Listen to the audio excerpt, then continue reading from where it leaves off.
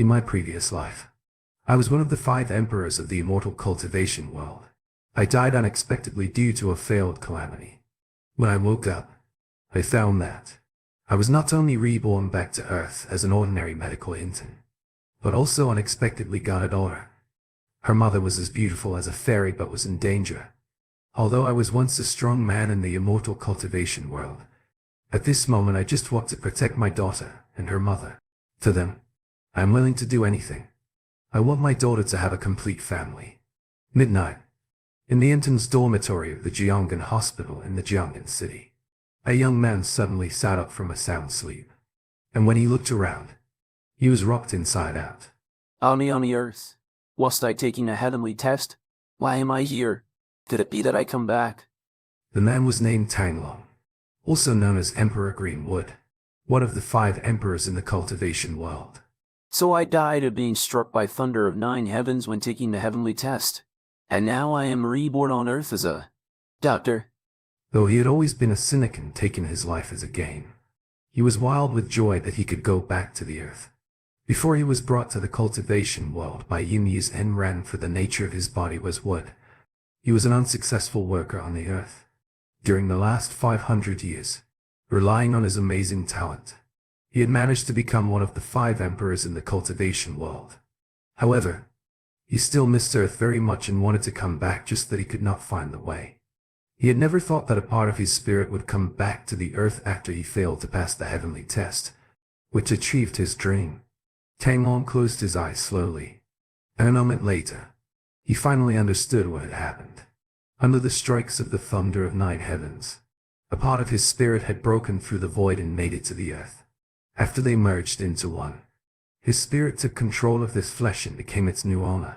The soul of the owner did not disappear but merged into Tanglong's.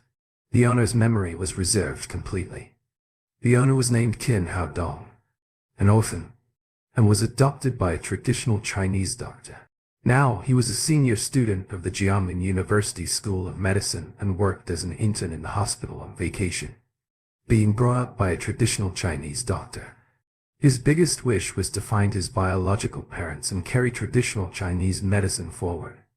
A confident smile appeared on Tanglong's face.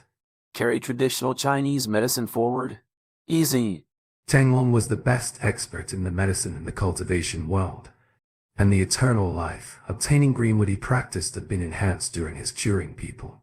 However, finding Qin Hao Dong's biological parents would be a long course, which would totally rely on an opportunity.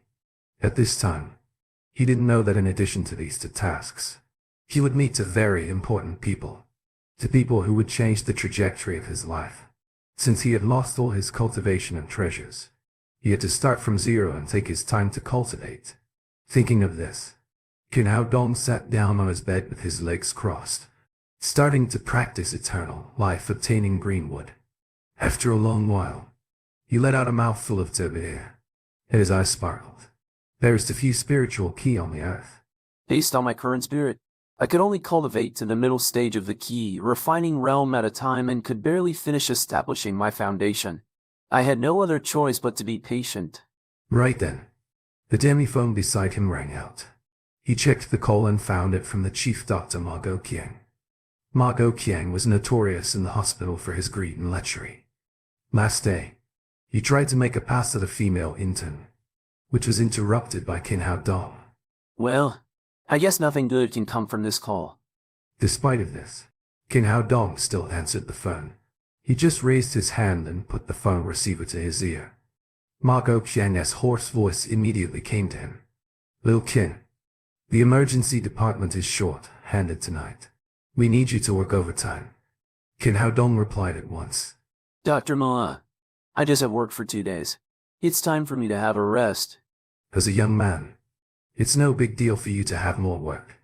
You have to deserve the internship we offer to you. We'll give you good remarks on your reports.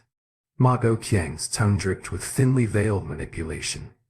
After saying this, Ma Qiang hung up the phone. Qin Hao Dong understood that this dirty man was trying to make trouble for him. By mentioning his report, this man also tried to threaten him. However, Qin Hao Dong had to obey Ma Qiang as he would have to get his internship report from him. Moreover, He had decided to develop traditional Chinese medicine. Thus, he could not leave a stain on his career just as he had taken over this flesh. He got up, changed his clothes, and made his way to the emergency room.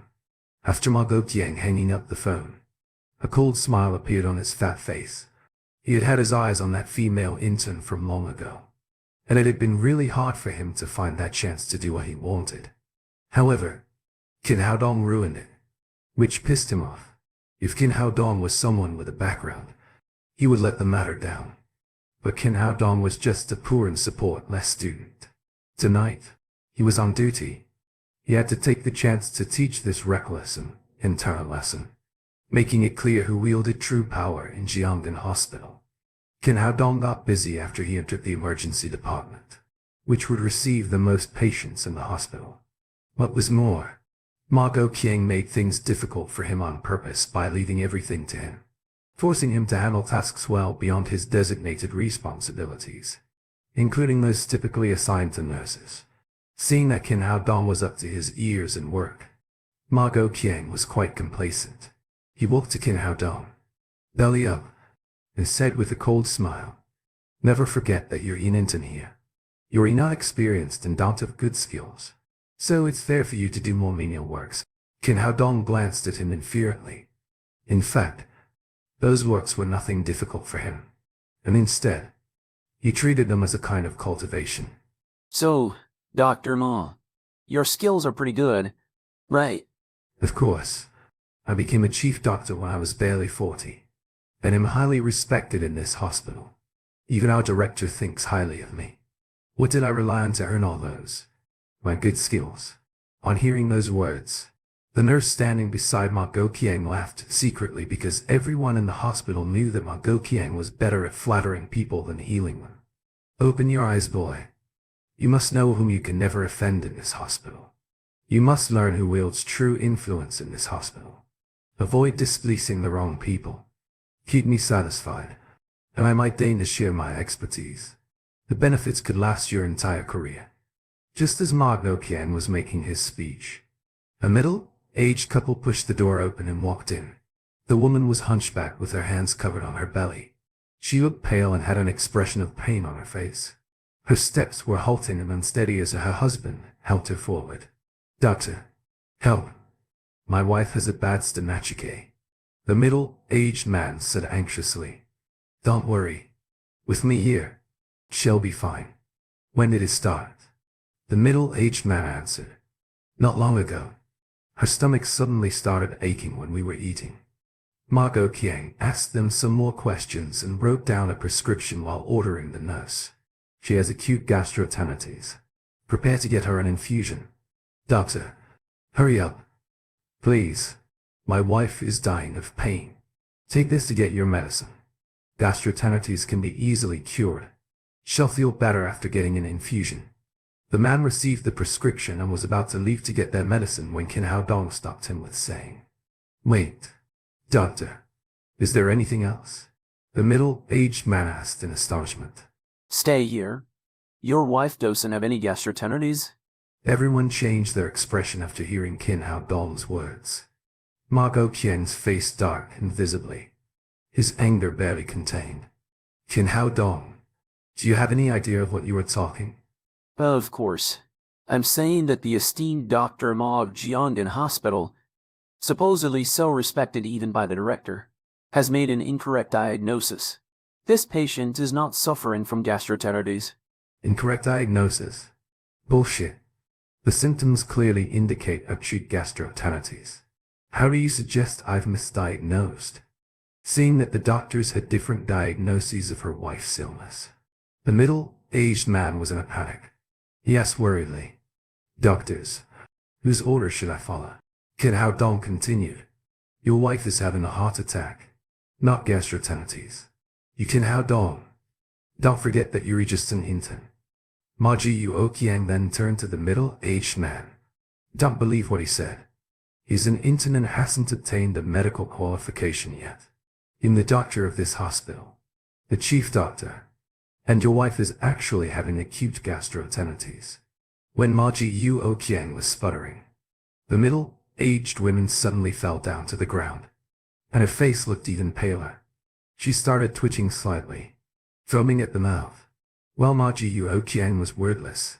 No matter how stupid he was, he could tell that the women did have a heart attack instead of gastroenteritis at the moment.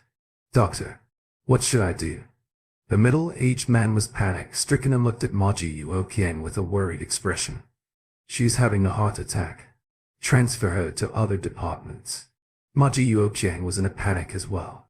If the woman died of a heart attack because of his misdiagnosis, he would be responsible for it. It's too late. Qin Hao Dong took out a bag from his pocket as he said so. He unfolded it, revealing hundreds of silver needles in it. With the speed of lighting, he inserted a dozen needles into the ACU point on the woman's chest. He always carried silver needles with him as he had studied traditional Chinese medicine since he was a child. "Qin Hao Dong, what are you doing?" Ma Ji-Yuo-Qiang asked and was about to stop Qin Hao Dong. However, he saw that the woman's symptom was relieved after getting Qin Hao Dong's treatment. She looked rosy a little bit, and her breathing became steady. She stopped foaming at her mouth, and her pain had gone less. Ma Ji-Yuo-Qiang. The middle-aged man and the two nurses were dumbfounded to see this. None of them had thought that the young Qin Hao Dong had such an amazing medical skill. Though the woman's heart attack was in a sudden, it was not serious. She was in a normal physical condition again after Qin Hao Dong helped her open her blood vessels. Putting back the needles, Qin Hao Dong took the prescription from the man and wrote down another prescription. "Your wife's heart attack hasn't been cured. Take medicines as the prescription says and she will be fine after half a month." After looking at his wife, who looked normal again, the middle-aged man said to Qin Hao Dong with great gratitude, "Thanks, Dr. Qin. Thank you for saving my wife's life." "You're welcome. It's what a doctor should do," Qin Hao Dong said. "Dr. Qin, there is one thing I can't understand. I was having a stomachache. But why did I have a heart attack?" The middle-aged woman asked curiously. What she asked confused Ma Ji-Yuo-Qiang as well. He was wondering how this woman had a heart attack but showed a symptom of a stomachache. Qin Hao Dong answered, "Our hearts are connected with our abdomens as well as our small intestines. Isn't it simple knowledge that every doctor should know?" "You're great, Dr. Qin. So young and so skilled." As the middle-aged man said so, he turned to look at Ma Ji-Yuo-Qiang. Not like someone else who claimed to be a chief doctor. "Bullshit. Let me say. He's just a quack." After saying this, the man and the woman thanked Qin Hao Dong again before leaving the emergency room together. When they left, the room was filled with an awkward atmosphere. The two nurses could not help but look at Ma Ji-Yuo-Qiang with strange expressions, being slapped on the face in front of others after boasting his skills. Ma Ji-Yuo-Qiang was flushed with embarrassment. He felt ashamed. He thought that the intern should be to blame for everything. After a moment of silence, he was shamed into anger and shouted, "Qin Hao Dong, you just treated a patient as an intern. You broke our rules. You'll report this to the director, and you'll be kicked out from our hospital. Do you really dare to do that?" Qin Hao Dong looked at Ma Ji-Yuo-Qiang with a smile. "I'm just an intern, and it doesn't matter if he'll have to leave Jiangnan Hospital. I can find another hospital to gain an internship. However, as a chief doctor, you misdiagnosed the heart attack as acute gastroenteritis, nearly causing a serious medical accident. If our director gets to know this, what do you think of whether you can continue to be a chief doctor here or not?" This Ma Ji-Yuo-Qiang was speechless.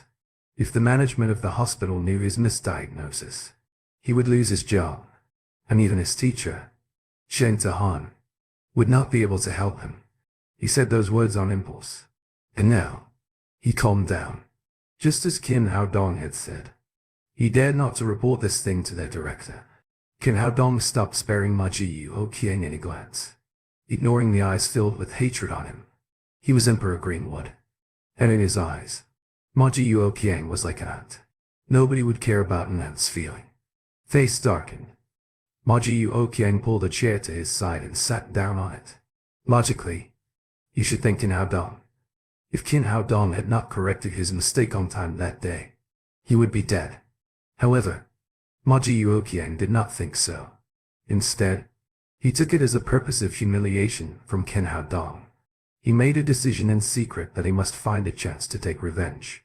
Since both Ken Hao Dong and Ma Ji Yuoqiang remained silent, the two nurses did not know what to say to them.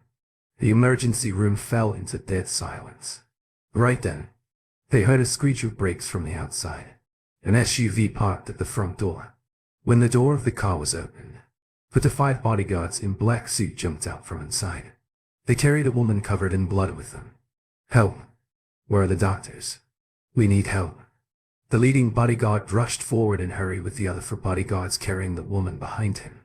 They ran into the emergency room. "What has happened to her?" Ma Ji Yuoqiang immediately walked to them. He could tell those men were not normal people, so he took them very seriously. The leading bodyguard continued shouting, "Hurry! Save her! If anything unfortunate happened to my boss, you'll all be dead." Right then, Ma Ji Yuoqiang could see a line of words on the name tags on the bodyguards' collars, which were read as Security Department of Lin's Group. Ma Ji Yuoqiang was frightened to quiver. Lin's Group was a leading financial group in Jiangnan City, and the chairman of this group was Lin Zhiyuan, which meant that the wounded woman was his daughter. The group was rich, powerful, and would donate many medical devices to Jiangnan Hospital every year. Thinking of this, Ma Ji Yuoqiang immediately ordered the nurse near him, "Take her to ICU and get her an examination. You'll connect with my teacher right now." The hospital was always fast in dealing with patients with special backgrounds. In less than 20 minutes, the examination result of the woman was sent to Ma Ji Yuoqiang's desk. Reading it, Ma Ji Yuoqiang was shocked. The woman was wounded badly. She broke her both legs and 5 ribs, and one of the broken bones was stuck into her lungs. It was a miracle that she held on for so long. "Are her wounds serious?" the leading bodyguard asked worriedly. "Yes, very serious. She needs an operation right now." "Then, what are you waiting for? Doctor, why don't you start operating?" the bodyguard shouted angrily. "Start operating? I have to be good enough for that first." Ma Ji Yuoqiang knew very well about his own skills. The woman was wounded so badly, so even if Sheng Tahan carried out the operation, he would only have 20% of certainty of success. Of course, Ma Ji Yuoqiang dared not to speak out what he was thinking. He wiped off the cold sweats on his forehead and said, "The patient's wounds are too serious, and it will be a messy operation. The chance of success is little in our hospital. So I suggest that you should transfer her to other hospitals." Transfer to other hospitals. The leading bodyguard was nearly mad after hearing those words. He shouted with his eyes red, "This is the best hospital in our city. Where else can we transfer her to? The chance may be bigger in our capital." Ma Ji Yuoqiang answered, shivering, "Capital? Are you a fool? Don't you know how distant is the capital from us?" The leading bodyguard thundered. If it were not for that he still counted on Ma Ji Yuoqiang to save his boss, he would have beaten him. Ma Ji Yuoqiang replied in a hurry, "Relax. I've notified my teacher of this. He will arrive soon, and he must know what to do." Ma Ji Yuoqiang squealed in secret for his bad luck tonight. Bad things came to him in succession. The leading bodyguard seemed to calm down a little after hearing Ma Ji Yuoqiang's reply. However, the wounded woman suddenly began to cough violently and spat out mouthfuls of bloody foam. Following which, the monitoring device started making ear-piercing sounds. Ken Hao Dong had been watching aside all the time, and he frowned at the moment. The woman's injuries were very serious, and her breathing was dying out. If she could not get treatment timely, she would die. Right then, a woman in a business suit ran in with a 4 or 5-year-old girl in her arms. The girl was pretty, wearing a white dress and looking like a princess in the fairy tales. She carried a pink school bag on her back. So cute and lovely. The woman was named Imbiru, the assistant of the president of Lin's group, and the little girl was the wounded woman's daughter. Tang Tang. Imbiru shouted at the leading bodyguard, "Shang Di Shang. Why hasn't boss gotten treatment yet? You neglected your duty." "Miss Anne, boss is wounded too badly, and the good-for-nothing doctors here called and carry out an operation. We're waiting for experts to arrive. We can't wait. Just waiting will kill her." and Biru thundered. Seeing the woman on the bed, the little girl was puzzled for a moment before crying out, "Mommy, wake up. I need your hugs." Tang Tang had seen many babies who were left alone because their mothers died on TV. Thinking that she might lose her mom, she cried even more sadly, and Biru immediately comforted her. Staring at the crying girl, Qin Hao Dong narrowed his eyes. His spirit was very strong that he sensed a familiar bloodline from the girl which was deeply rooted inside their bones. This feeling was more accurate than DNA. Is she my daughter? Qin Hao Dong was too excited to speak while looking at Tang Tang. How could this be? How can I have a 5-year-old daughter? Suddenly, he recalled the night before he left the earth. Visit Novi 3 pound and CM for new OVL. Back at that time, Tang Long was frustrated when trying to make his career in the capital. Upset, he went to a bar to drink wine and met Lin Momo, who was upset as well and got drunk for the first time in her life. They spent a romantic night together. That midnight, Lin Momo woke up first and left the hotel in a hurry. Tang Long tried to find her outside the hotel after he woke up but was taken away by Yin and Ren. Tang Long had been depressed by this thing for a long time. For his first girl was someone he did not know. He never expected that he would find his daughter by chance that day, from which he finally realized that the wounded woman on the bed was the girl he met in the bar. Since he had known that the woman was that girl, he could no longer remain calm. He turned his gaze away from his daughter and walked to Lin Momo's bed, starting feeling her pulse with his fingers. "Qin Hao Dong, what are you doing?" Ma Ji Yuoqiang shouted in horror. "This woman is dying. How dare this little intern to make trouble for us? Who will take responsibility if anything bad happens? She's the daughter of the Lin family. Dr. Ma, she needs an operation right now, or she will die," Qin Hao Dong shouted. Ma Ji Yuoqiang was burning with anger inside. "You're talking nonsense. I know she badly needs an operation. But who will do it for her? You?" Unexpectedly, Qin Hao Dong continued saying, "He'll operate on her. Don't disturb me." It was a matter of life and death of his child's mother. So he wasted no words on Ma Ji Yuoqiang and pulled Lin Momo's bed into the operating room. "Stop there!" Ma Ji Yuoqiang immediately ran over, trying to stop them. Qin Hao Dong did not have time to explain further and just pushed him out the room. Bastard! Qin Hao Dong did not use too much strength when pushing him away. So Ma Ji Yuoqiang quickly rose to his feet, wanting to break into the room again. But right then, he was struck by an idea and paused his steps. In his thought, the woman's situation would probably go worse. If she died of lacking a timely treatment, he would have to suffer the anger from the director and the Lin family. However, if she died in Qin Hao Dong's operation, he would not be the one to blame. For him, it was a good thing. Thinking of this, Ma Ji Yuoqiang gave up stopping Ma Ji Yuoqiang and shouted to him outside the room. "Qin Hao Dong, you have to take responsibility for whatever happens." Qin Hao Dong ignored his words and turned back to shut the door of the room. And Bira was confused by what was happening. She asked with amazement, "Who is he? Is he also a doctor of your hospital?" "He's named Qin Hao Dong. He is just an intern here," said Ma Ji Yuoqiang in embarrassment. "What? A little intern dares to operate on our president? Open the door now. Tell him to stop." And Biru shouted crazily, "This kind of door is locked inside and no one can open it from outside. I'm going to find the director now." After finishing the words, Ma Ji Yuoqiang ran out of the emergency department to the director's office. "Tonight, this happened when I was in the first or second year of junior high school. I think I was about 13 years old. I grew up in Mitoto side when Chang Jian was on duty. So, Ma Ji Yuoqiang rushed to report it to him in order to remove responsibility completely. If anything wrong happens to our president, I will tear down your hospital." Seeing Ma Ji Yuoqiang's fading figure, Ambir stamped with rage but was unable to do anything else. Mommy, Tang Tang cried again. Ambira had to placate her, waiting for the emergency room to be opened. In the emergency room, Qin Hao Dong began rescuing Lin Momo. He took out his needle bag and shook it out lightly. The needle bag extended out with hundreds of various silver needles packed in it. With a deep breath, Kin Hao Dong ran his green with genuine key inside and transfused it into the silver needles in his hands. He pricked silver needles into Lin Momo with his hands alternately.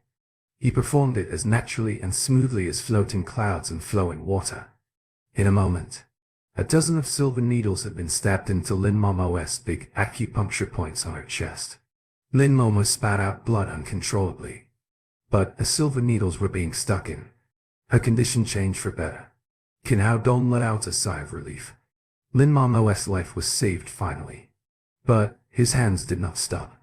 His green with genuine key turned into an invisible hand, drew out carefully her rib that had inserted into the lung, and repaired the injured tissue with his retrieving needle.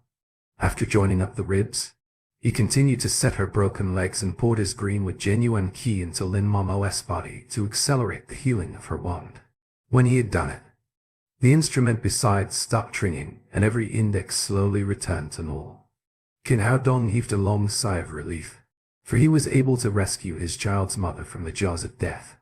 After the initial first aid was accomplished, Kin Hao Dong raised his hands to withdraw the silver needles in Lin Momo, and took another silver needle to prick into the anti-ACU point on her belly. The cure for Lin Momo had just achieved the first step. She was not completely out of danger and her injured tissues had not been repaired thoroughly. The silver needle he used this time contained the essence of green with genuine key, which could help to restore the injury continuously. After everything was done, Kin Hao Dong walked out of the emergency room hurriedly, because the child's mother had been fine while the child was wailing outside. And Beer was waiting anxiously at the door of the emergency office when the door opened suddenly and the intern stepped out of it. Hardly had Kin Hao Dong come out when Zhang Disheng and other men surrounded him, and Beer called out, "What did you do with the president?" "She's fine now."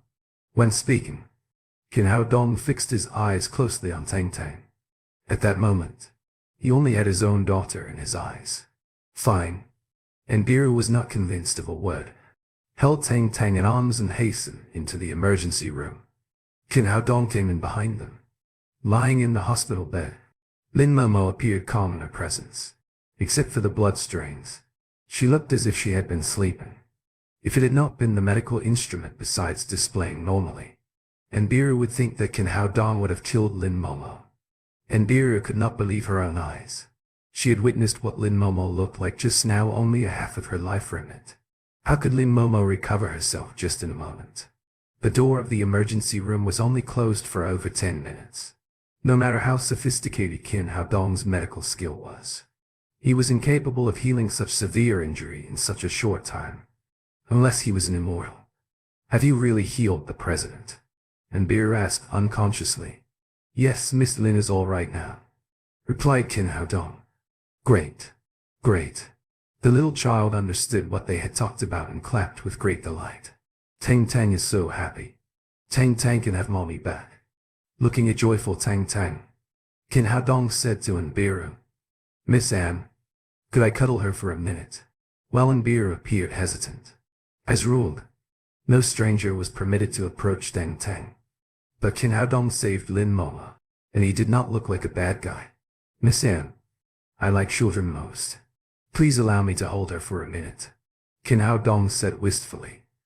This happened when I was in the first or second year of junior high school. I think I was about 13 years old. I grew up in my daughter's side. Hug me. This happened when I was in the first or second year of junior high school. I think I was about 13 years old. I grew up in my daughter's side. Hug me. Tang Tang could not stop crying a moment ago, but now, she reached out forwardly her puppy, fat hands to Kin Hao Dong. And Beer was a bit surprised. She knew that Tang Tang was fastidious and reluctant to have strangers hug her, so it was confusing that Tang seemed well disposed toward the young man. She glanced at several bodyguards standing at the door, sure that nothing would go wrong. Then, she gave Tang to Kin Hao Dong. "Daughter." Kin Hao Dong let out a cry inwardly and cuddled Tang tightly in his arms. A feeling of flesh and blood ties welled up in his heart. For 500 years, he had been playing through life and never expected he would have a daughter. Now he was not the all-powerful Emperor Greenwood any longer, but just a father who loved his daughter ardently. Elder brother, You look so handsome. Tang Tang stretched out her little hands and held Qin Hao Dong's cheeks as she said that. I'm not your elder brother. I am your uncle. Qin Hao Dong corrected Tang Tang. His daughter called him brother. How weird the generational descent was. But my mommy said, a person with beards is uncle. And without beards is brother. You don't have beards. Schultz might call you brother. But Qin Hao Dong felt awkward at her words. This flesh is good. But looks too fair and fresh with faint beards. It is not that way. You should call me uncle. That's okay. Handsome uncle. What's your name? Asked Qin Hao Dong. Tang Tang. The words of his daughter's name touched Qin Hao Dong's heart with warmth. With Lin family as power, it was not difficult to check his identity. Most valuably, Lin Momo had his daughter follow his family name. Handsome uncle. Have you saved my mommy? The little child wound her arms around Qin Hao Dong's neck and asked yes. Because she's Tang Tang's mother. I must save her. Qin Hao Dong answered familiarly. Well, why did that person stop you from saving mommy? Because he is a fool. He could not save your mommy and thought I could not as well. Fool.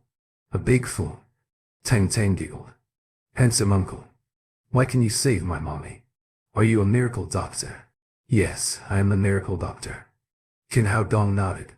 In cultivation world, he was a far-famed medical saint. And no one but he could deserve the title of miracle doctor. You're so awesome. Uncle. Could I call you Dr. Magic? Of course. Dr. Magic. When can mommy talk to me? When can she take me to kindergarten? Tomorrow. Tomorrow. Your mommy can talk with you and send you to kindergarten. That's great. Thank you. Dr. Magic. The little kid gave a kiss on Qin Hao Dong's cheek as she said, My God. My heart is beating fast.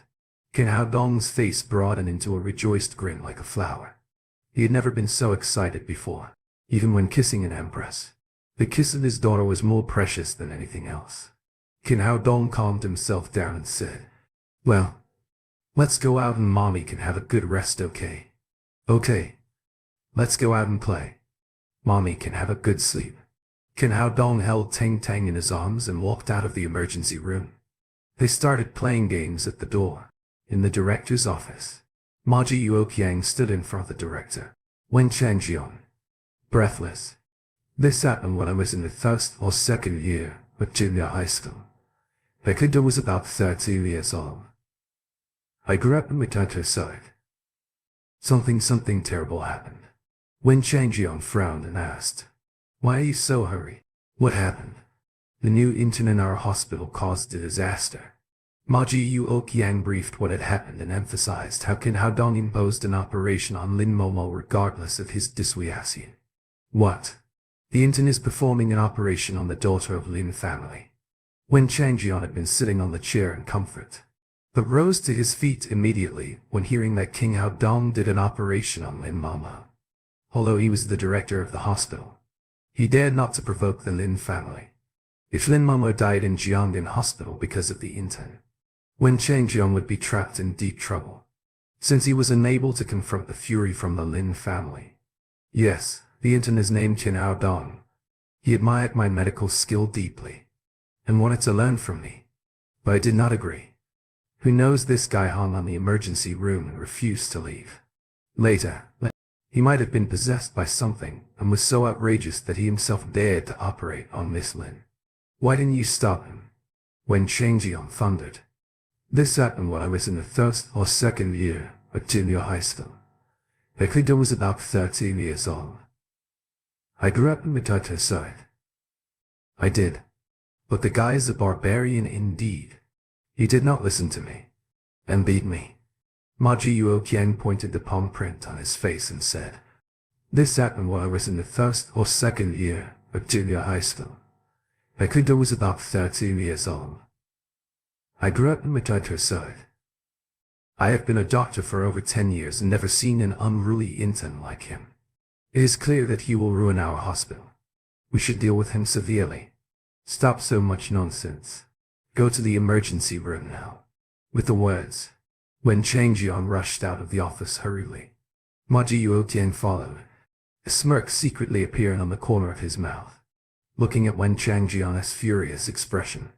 Ma Jiuqiang knew that he had shifted responsibility to Qin Haodong successfully. A tiny intern dared to cause me trouble one after another. Let's wait and see how I persecute you miserably. Both of them stepped out of the office building.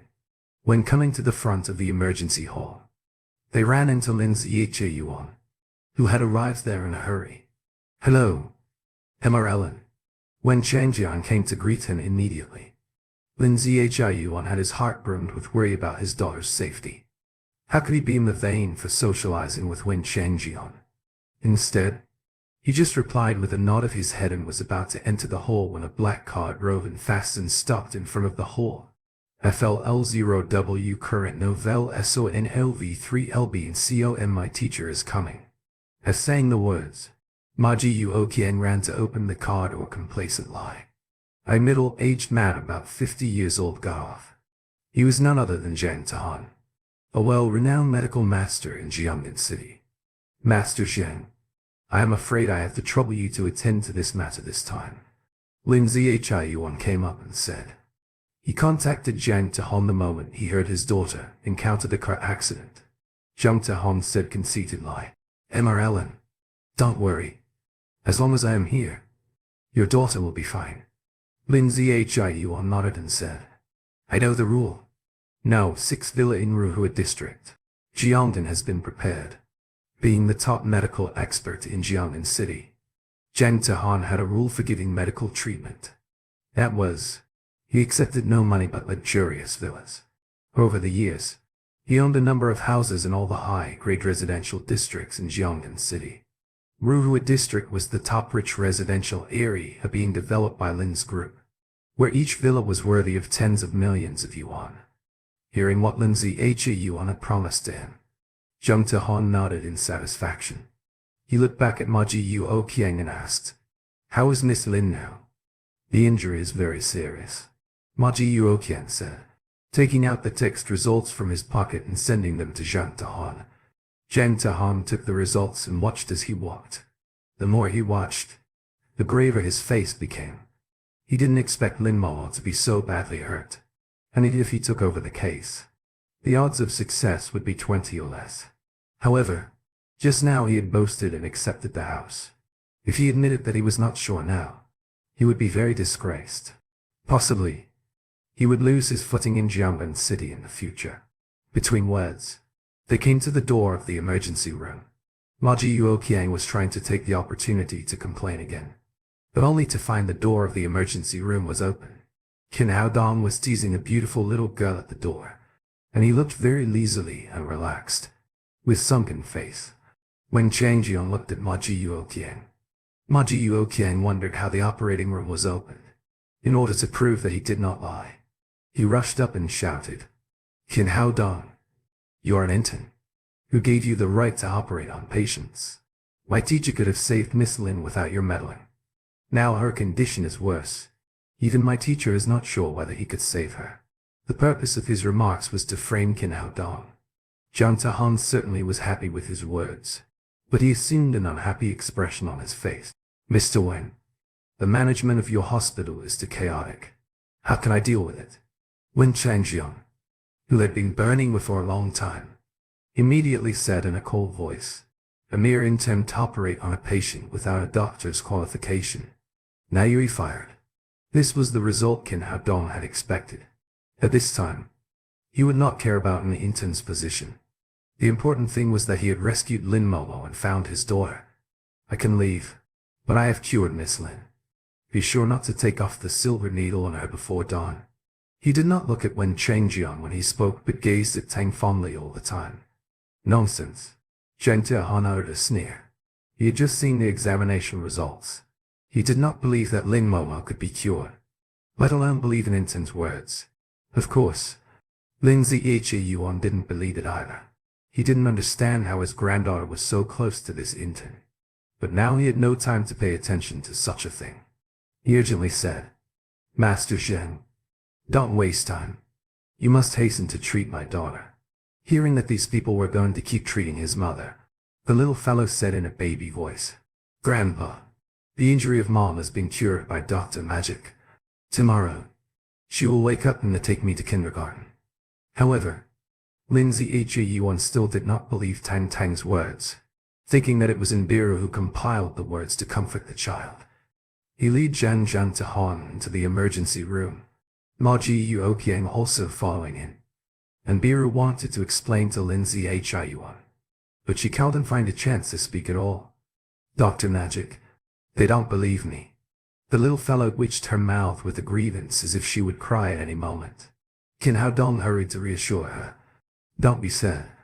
They don't believe you because they are all idiots. Grandpa is not an idiot, the little fellow said. It seemed that she had deep affections for Lin Ziyuan. Yes, Grandpa is not an idiot, but he has been deceived by idiots. The person that you saw just now is a big idiot, and now he has brought an old idiot here. Haha, big idiot. Old idiot. Two idiots are so funny. The little fellow immediately cheered up. Dr. Magic, I'm hungry. Can you take me to eat something delicious? The little fellow just came back from kindergarten and had not eaten yet, so she was hungry. Since you are hungry, Uncle will take you to buy delicious food. Goody. Goody. I'm going to have something tasty. Although Qin Haodong wanted to be alone with his daughter very much, he knew that it was impossible in this situation. He said to Inbiru, let's go together.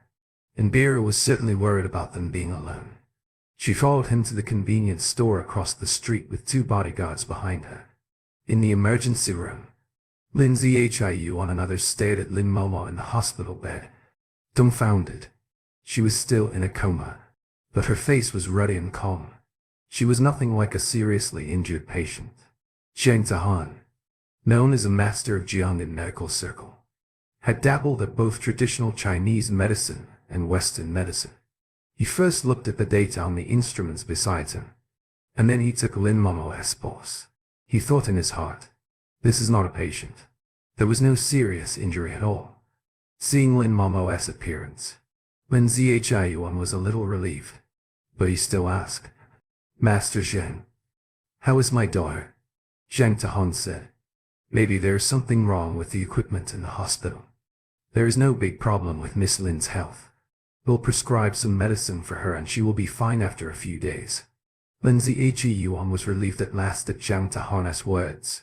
Seeing the silver needle in Lin Momo's abdomen, Ma Jiuoqiang said to Zhang Tahan, Teacher, this must be the silver needle like I mentioned. It's ridiculous that an intern who knows nothing dares to teach the teacher how to treat disease. I really don't know who gave him the courage. Zhang Tahan said. Just small tricks meant to mystify us. Miss Lin is not injured at all. Pull it out. Lin Ziyuan, a very shrewd businessman, seemed to have realized something and said, Master Zhang, this needle is negligible. Maybe we can let it stay there. Ma Jiuoqiang was scared by Ma Jiuoqiang to nearly wet his pants just now. With hatred in heart, he was eager to embarrass Qin Haodong ruthlessly. He said, Mr. Lin, my teacher said that the intern was just playing tricks. You mustn't believe him. Lin Ziyuan cowed and say anything more.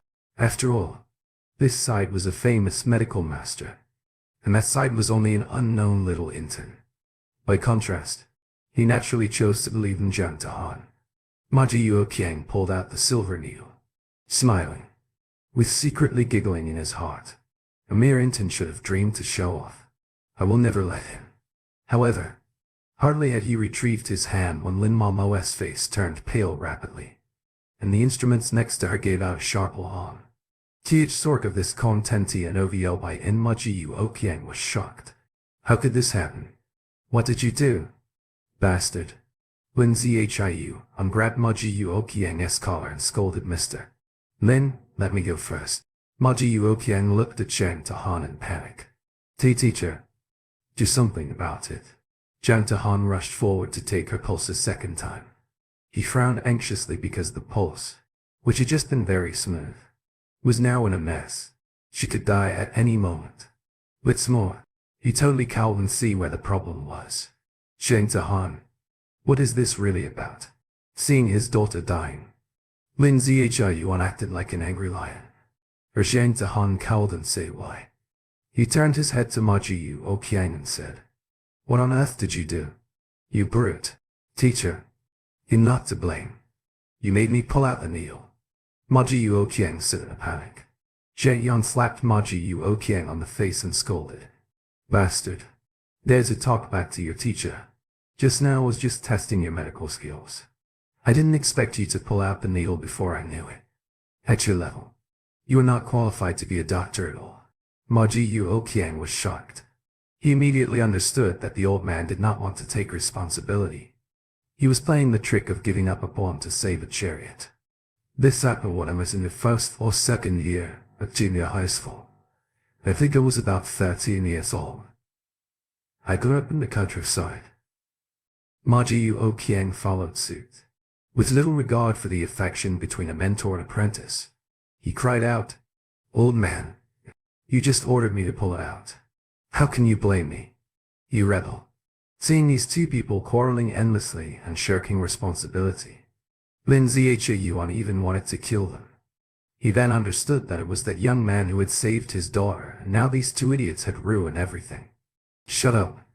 If anything happened to my daughter today, you both have to be buried with her. Jen Tahan was shocked all over. He had rescued many senior officials in recent years and had close relations with some upper-class figures in Jiangnan City. However, these were nothing in the eyes of Lin's group. It was as simple as killing a chicken for Lin's you want to kill him. Ma Ji-Yuo Qiang also realized that he had caused the catastrophe. In frantic, he said, "Shall I put the needle back again?" Lin Zhiyuan slapped him on the face. "Do you know where to insert it?"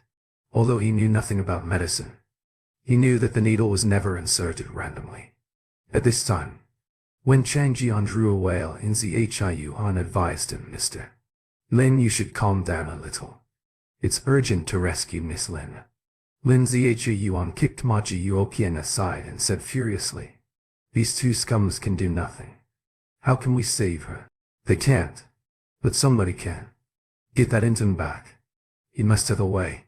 When Chang Jian had been looking on silently, as the director of the hospital, he still had some basic vision. He had seen what was going on. If they wanted to save Lin Momo again, asking Qin Haodong back was the only solution. Lin Zhiyuan thought of this too. He hastily said, Yes. He'll send for him now." Ma Ji-Yuo Qiang came forward and said, "He'll go and ask him back." Before Lin Zhiyuan could speak, he turned and ran out. He was not foolish. He did not think that Lin Zhiyuan was joking just now. If Lin Momo really died, Zhang Tahan's relationship in Jiangnan City might save his life. But he was nothing. It would be a dead end for him. Asking Qin Haodong back was the only chance for him to stay alive. Qin Haodong took Tang and a beer to the convenience store opposite and bought some snacks.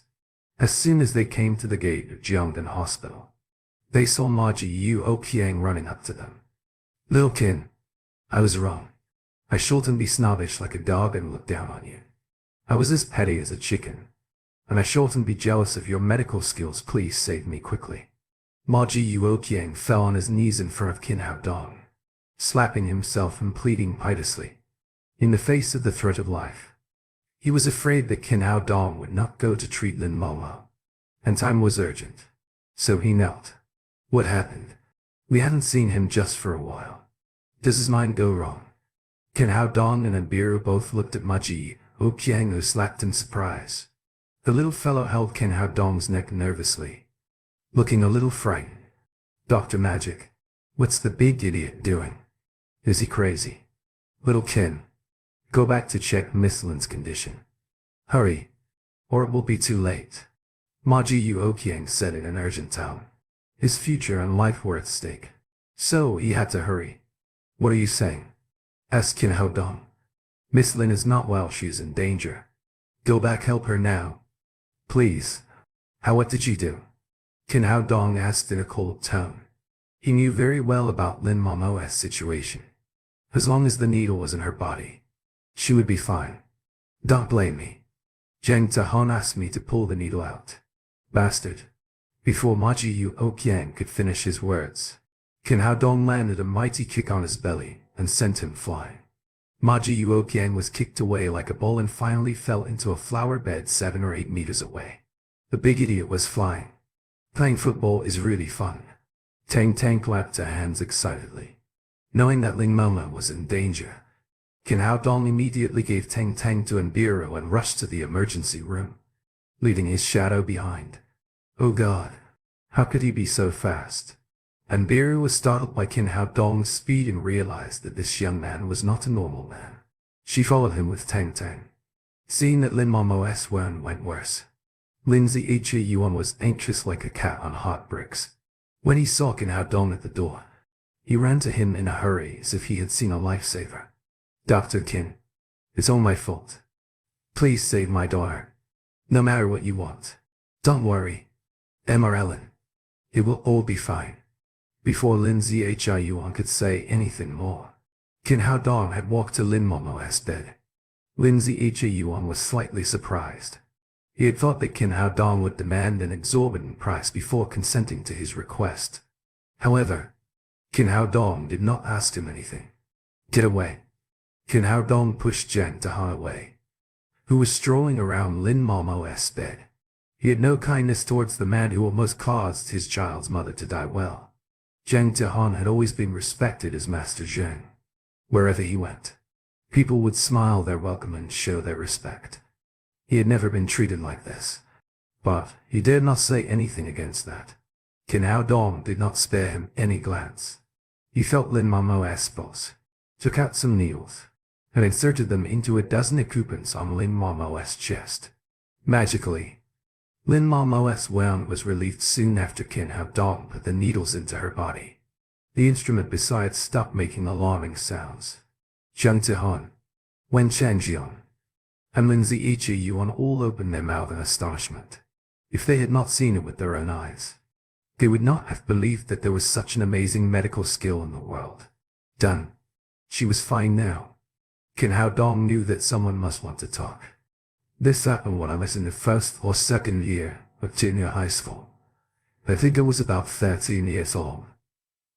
I grew up in the countryside. He waved his hands and said, "Let's talk outside. Miss Lin needs a good rest." They left the room together, and when they walked out, Lin Ziyi Yuan held Qin Hao Dong's hands and said with gratitude and tears, "Dr. Qin, thank you. I really appreciate what you did. You're too welcome. Ellen. That's what I should do." Qin Hao Dong answered. DC for W stories on no e-pound in CON. Lin Ziyi Yuan did not know the deeper meaning of Qin Hao Dong's words, so he spoke again. "Momo is my only daughter. Saving her means saving my whole family." Qin Hao Dong replied, "Though Miss Lin's condition is stabilized now, in case of any contingency, please allow me to stay here to look after her tonight. Are you okay with that? It'll be so good if you do like to do so." "Thank you so much." Concerned with his daughter's safety, Lin Ziyi Yuan had been worrying about how to ask Qin Hao Dong for help. He had not expected that Qin Hao Dong would offer to do so. "Dr. Qin, these are the keys of the No. 6th Villa of the Ruhua district. From this moment on, this villa is yours." While speaking, Lin Ziyi Yuan handed a bunch of keys to Qin Hao Dong. Qin Hao Dong received them without hesitation and put them into his pocket. Emperor Greenwood was a distinguished person. In the cultivation world, someone had even given him a whole city in order to seek his treatment. This happened when I was in the first or second year of junior high school. I think I was about 13 years old. I grew up in the countryside. A house was not a big thing in his eyes. Zhang Tehan regained his sense from the astonishment of Qin Hao Dong's magic skill. He put on an ingratiating smile and walked to Qin Hao Dong while saying, "Mr. Qin, I'd like to be your student if you would teach me your medical skills."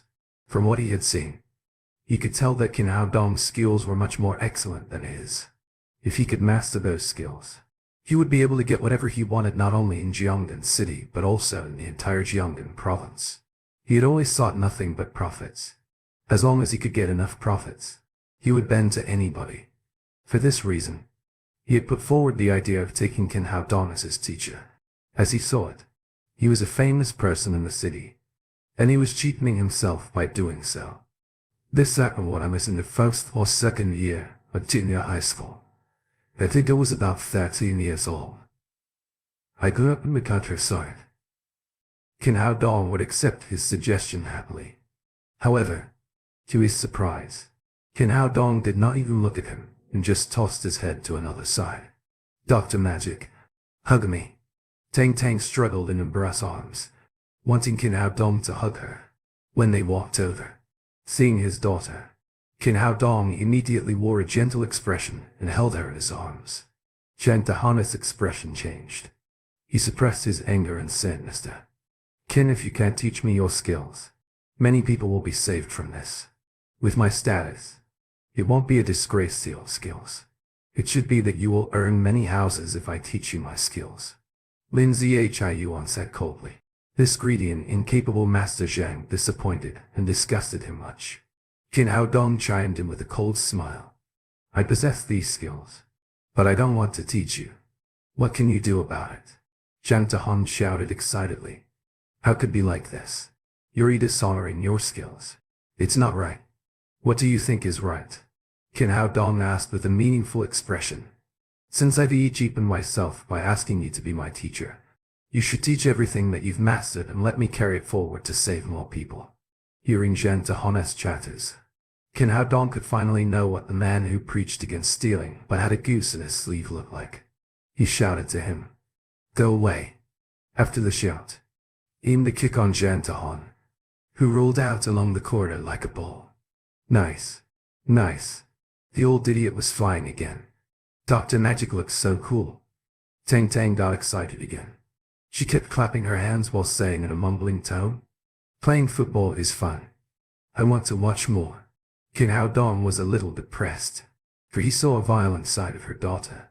However, he also thought that he should satisfy her if she had asked so. Ma Ji Oqiang ran to them with dusty and dirty in his appearance and grass leaves on his head. But before he could say something, he was kicked out by a big foot and sent flying. Just as Zhang Tahan rose to his feet, he was knocked down again by the flying Ma Ji Oqiang. The two rolled on the ground like calabashes. "Bravo! Bravo!" The big idiot was flying again. "That's so funny." Tang Tang giggled. Right then, when Chang Jian came to Qin Hao Dong and said, "Little Qin, would you like to work in a hospital? As long as you say yes, you'll be our regular doctor immediately." Lin Zhiyuan chimed in, "Mister, when Dr. Qin's skills are so excellent, isn't it a waste to let him be a normal doctor here?" Yes, and so stupid that I didn't make myself clear." Before when Chang Jian could finish his words, Ma Ji Oqiang went back rolling and crawling. Zhang Tahan was not a doctor of Jiangnan Hospital, but Ma Ji Oqiang was. This happened when I was in the first or second year of junior high school. I think I was about 13 years old. I grew up in the countryside. He could not go away just like the crestfallen Zhang Tahan did. He had to make a living in this hospital. The director. Before Ma Ji Oqiang could finish his words, when Chang Jian said to him in a deadpan, "Don't call me director. From this moment on, you're not the doctor of this hospital anymore. You're fired." This happened when I was in the first or second year of junior high school. I think I was about 13 years old. I grew up in the countryside. Please don't do so. I beg you to give me a chance. Ma Ji Oqiang begged when Chang Jian. But the latter did not look at him at all and just turned to Qin Hao Dong with a full smile while saying, "Little Qin, as long as you do like to work here, you can replace Ma Ji Oqiang to be a chief doctor." Ma Ji Oqiang looked gloomy. He did not expect that he would lose his position to Qin Hao Dong so quickly, which he had gained through hardship over the past years. If he had foreseen this, he would not have gone to the director and complained to him. Now he went for wool and came home short. However, the previous position as a chief doctor in Ma Ji Oqiang's eyes was nothing in Qin Hao Dong's eyes. Qin Hao Dong wanted to carry traditional Chinese medicine forward, so he had no intention to work as a doctor in that hospital. "Thank you, Mr. Wen. But have you not graduated yet? So I don't plan to work now." When Chang Jian did not expect the answer and said again in a hurry, "Little Qin, please think again. As for your diploma, I can't read it as a special case. No, I really don't want to work now." Kin Hao Dong refused again without hesitation. When Chang Jian shook his head with pity, he had realized the value of Kin Hao Dong's medical skills. If he could have Kin Hao Dong as a doctor in his hospital, the future of Jiangdan Hospital must be promising. However, Kin Hao Dong did not accept his olive branch. Get lost now. Don't stay here and bring shame to yourself. When Chang Jian turned around and took his anger out on Ma Ji Yuo Qian, he threw him out of the hospital and arranged someone to bring Lin Momo to a VIP room before leaving. It was 10 at night. Tang Tang yawned continuously. Obviously, she was sleepy. Lin Zhi Yuan said, Dr. Qin, I'm going to take Tang Tang home for a rest. Please take care of Momo. Thank you. Kin Hao Dong answered. It's okay. Rest assured. We'll take care of Miss Lin. I don't want to go home, I want to play with Dr. Magic. Tang Tang said, arms around Kin Hao Dong's neck. Tang Tang, go home to have a sleep first, or you'll be too tired to play with me tomorrow. Kin Hao Dong tried to convince her. Okay. You'll go home. Dr. Magic, don't forget to play with me tomorrow. Yes, he'll go to see you tomorrow. Let's make a pinky promise. Tang Tang reached out her pinky. Sure. It's a pinky promise. Kin Hao Dong reached out his little finger and hooked it with hers. Dr. Magic, see you tomorrow. Tang Tang kissed Kin Hao Dong on the cheek before going back to her grandpa's hug reluctantly. Lin Zhi Yuan left with Tang Tang and left Imbiran to bodyguards there. The VIP room was well equipped. Kin Hao Dong fetched a pot of hot water to clean off the blood stain on Lin Momo's body with a towel. MRQN. Let me help it, said Imbiran. No, you don't know where her injuries are. You would easily touch them. After refusing Imbira's help, Kin Hao Dong started cleaning Lin Momo. Imbira did not say anything more but stared at the young man in front of her. His moves were so gentle and his expressions were serious, as if he was wiping a precious treasure.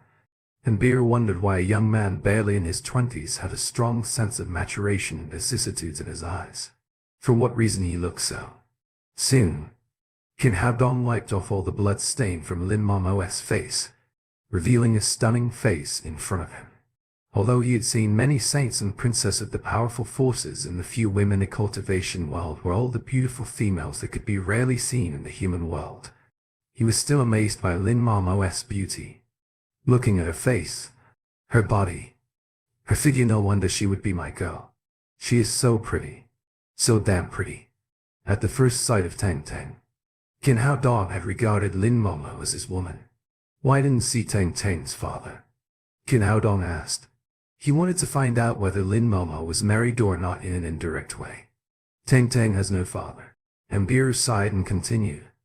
Boss never told us who Tang Tang's father was, and that man didn't show up even once. Momo might have a reason to do so. But that cold-blooded man has never come to see his own daughter for so many years. If I know who he is one day, he'll whack his ball. Imbiru said angrily. She was not only Lin Momo's assistant but also her good friend. So she had been defending her against that man all the time. Kin Hao Dong coughed, almost choked by his own saliva. Dr. Qin, are you okay? Imbiru asked, looking at him with amazement. I'm fine. Kin Hao Dong clamped his legs subconsciously and changed the topic. Miss Lin is such an outstanding girl. There must be many people wooing her. Didn't she consider to get married again? No, she might be deeply hurt by that cold-blooded man. Ever since she has Tang Tang, her character has changed so much and she has become aloof to everyone. She didn't even have any boyfriend, let alone get married. Kin Hao Dong felt relieved after hearing the answer, and a sense of pity for her rose in his heart. He continued to ask, what has happened today? How did she get injured? He questioned his doubt. In view of Lin Momo's status and the bodyguards with her, she shouldn't have suffered such a serious accident. Imbiru answered. Boss and I was on the way to Tang Tang's kindergarten to take her home. However, when we were crossing a road, a black car without any licensed tag suddenly ran over to us and bumped into Momo. Kin Hao Dong frowned and asked, did you find out the driver? No, that kid didn't even stop after hitting us and just sped up to escape away. I felt that it was not just a normal accident.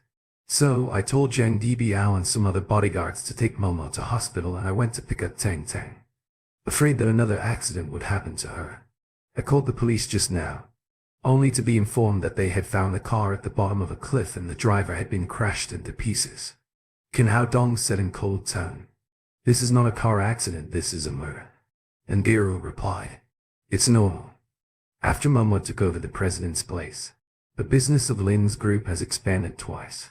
It affected others' interests. So, naturally, there are some people wanting her to die. What's more, our group is not peaceful internally. Many people are coveting the president's position. Whoever dares to hurt my girl will be thrown into the bottom of the hell. Qin Hao Dong snorted in secret. A cold atmosphere immediately filled the room. What's happening? Is the temperature on air conditioner too low? The Icestians EuroVLBIN. For the BS novel reading experience. And Biru closed her collar more tightly and went to crank the heat up by 2 degrees Celsius. In the morning the next day, Qin Hao Dong pulled the needles in Lin Momo's abdomen out. After a night of nourishment of green with genuine qi, most of her wounds were healed, which was a miracle in the history of modern medicine. However, Qin Hao Dong still shook his head at it. My cultivation is too low now, which restricted my medical skills. If I still possess the cultivation world, the Hadami cultivation world, I can cure her in seconds. After Qin Hao Dong pulled the needle out of her, Lin Momo soon opened her eyes and sat up. Though she was badly injured last night, she still had her sense. So, she knew everything that had happened later and that the man inferred from the gate of hell. She said to Qin Hao Dong, "Thank you, Dr. Qin." Qin Hao Dong observed Lin Momo, who gave him an aloof feeling from head to foot. He could not feel any warmth from her words and could hardly attach her to the enthusiastic girl he met that night. "You're too welcome, Miss Lin. That's what I should do," Qin Hao Dong replied, seeing that the intern closely stared at her. Lin Momo frowned slightly. She did not like being stared at. "Sister, write Dr. Qin a check of 1 million RMB as a token of my appreciation," Qin Hao Dong said. "No, you don't need to do so. As Mr. Lin has paid me with a house. That's my father's gift, and I have mine for you. After all, nothing can worth more than my life." Lin Momo was really feared after the car accident. If she really died in the accident, Tang Tang would be left alone without mother. Thinking of this, Lin Momo was frightened. And Biru, standing beside Lin Momo, was astonished. Last night when Qin Hao Dong told Tang Tang that Lin Momo would recover the next morning, she thought it was a lie to comfort the child and did not expect it to be real. This young man's skills are extraordinary. He cured a dying girl in just one night. She was lost in amazement until she heard Lin Momo's words. After taking out a checkbook from her bag, she wrote a check of 1 million RMB and handed it to Qin Hao Dong. "Miss Lin, I've told you that I can't accept this." Qin Hao Dong did not take the check. Lin Momo asked, "Well, Dr. Qin, is it too few for you? Tell me a number and I'm sure I can satisfy you." "It's not about money," Qin Hao Dong said. "Miss Lin, if you really want to thank me, comply with my request." Lin Momo wondered what requests could be more precious than 1 million RMB, and when she thought of how Qin Hao Dong stared at her, she seemingly guessed what he wanted. She immediately replied, "Dr. Qin, if you think that you can have designs on me because you saved me, you're wrong. Give up your impractical plans." She should not be too blamed for her misunderstandings about him, as the men wing her all those years were like the flies that she could not drive away. She had had it enough, and that was why she always looked unapproachable. "What?" Qin Hao Dong was slightly surprised but immediately understood what she meant. He quickly said, "Miss Lin, you misunderstood me. It's not what you thought. It's just that I found Tang Tang congenial to me. So I want to be her sworn father. I just have this only request." Although he also wanted to win Lin Momo's favor, he knew he should be patient. What was more urgent was to let Tang Tang call him father, as he was upset to be called uncle by his own daughter. Sworn father was also a kind of father, and this was the best idea he could think at that moment. It was better to be called uncle. "Seriously? You want to be Tang Tang's sworn father?" Lin Momo was slightly surprised. and her face was flushed after she realized she was wrong to think that Qin Hao Dong wanted to woo her. Yes, I really like Tang Tang. Qin Hao Dong continued. If you allow me to be her sworn father, I can promise you that she won't fall ill for the rest of her life. This Lin Momo hesitated. It had always been a painful thing that Tang Tang did not have a father. That hateful man disappeared after that night and no news of him could be heard. Tang Tang had cried looking for her father many times and asked Lin Momo why she did not have a father, to which Lin Momo did not know how to answer. Having a sworn father is better than having no father. This may comfort Tang Tang a little. Lin Momo had the similar thought like Qin Hao Dong. What touched her most was that Qin Hao Dong promised her Tang Tang would not fall ill for the rest of her life. Every parent hoped that their children could be healthy. After the accident, Lin Momo knew more about how precious one's life was. Okay, if Tang Tang won't disagree, it's fine for me. Great. Thanks, Miss Lin. Qin Hao Dong suppressed his excitement for fear of arousing Lin Momo's suspicion. As for Tang Tang, he was sure that she would be happy to accept him as a sworn father. Right then, Enbiru chimed in. Dr. Qin, can you tell me the further treatments on President? Well, she needs no more treatment. She can leave the hospital right now. Really? Are you saying that President recovered? Enbiru asked in astonishment. It was already beyond her expectation that Lin Momo could recover to what she looked now. It would be little short of a miracle if she recovered totally. Well, Qin Hao Dong regained his manner from excitement and answered at once. I mean that she doesn't need any treatment in hospital. She looks fine in appearance, but her internal organs need nourishment still. She can receive her treatment at home, and she will be fine after I do her some acupuncture and massage every day. In fact, Lin Momo was recovered totally and needed no more treatment. The reason why Qin Hao Dong said those words was that he wanted to create some chances for himself to stay with Lin Momo. He wanted to win Lin Momo's heart as soon as possible and would not miss any chance to do so. Dr. Qin, how long will the acupuncture and massage treatment take? Lin Momo asked. A first estimate would be a half-month, and it will also depend on how she recovers in the following time. Qin Hao Dong did not give her a certain answer and left himself with some leeway, for he knew that a girl like Lin Momo would not give him any chance to enter her house if she no longer needed his treatment. Lin Momo got out of bed and stretched out her stiff limbs. She felt her body had recovered to the same level as before the injury. Qin Hao Dong was right. She could actually leave the hospital. So she asked Enbiru to sign the discharge papers. As they got to the gate of the hospital, they saw several limos parked in front of the gate. At the sight of Lin Momo, Zhang Dibia came up to her with a dozen bodyguards. After the incident yesterday, Lin Zhiyuan sent bodyguards to strengthen protections for her daughter. To Qin Hao Dong's disappointment, he saw neither bodyguards and no sign of the little girl. Luckily, he just laid the groundwork, in the name of going to Lin Momo's house for treatment. He got into the car with Lin Momo, otherwise he could not see his daughter today. At the gate of the Lin's villa, Enbiru went back to work, and Qin Hao Dong followed Lin Momo into the house. As soon as they entered, they saw a mess. Lin Zhiyuan was holding Tang Tang in his arms and rushing to the door in panic. Behind him was a lady doctor in a white coat and a big mask. The little kid in Lin Zhiyuan's arms looked listless and green, devoid the vitality of the day before. Dad, what's going on? Lin Momo hurried to them and asked, have you really recovered? No. Lin Zhiyuan was startled to see his daughter. Then he explained the situation to her. Tang Tang is sick with a high fever. I'm going to take her to the hospital. What happened? Tang Tang is always in good health. Why did she suddenly fall ill? Lin Momo inquired in an anxious manner. BISSDN's EROVLBIN. For the BS novel reading experience. She came back from the hospital last night with a fever. Maybe she caught a cold there. Dr. Gao gave her some medicine, but it didn't work.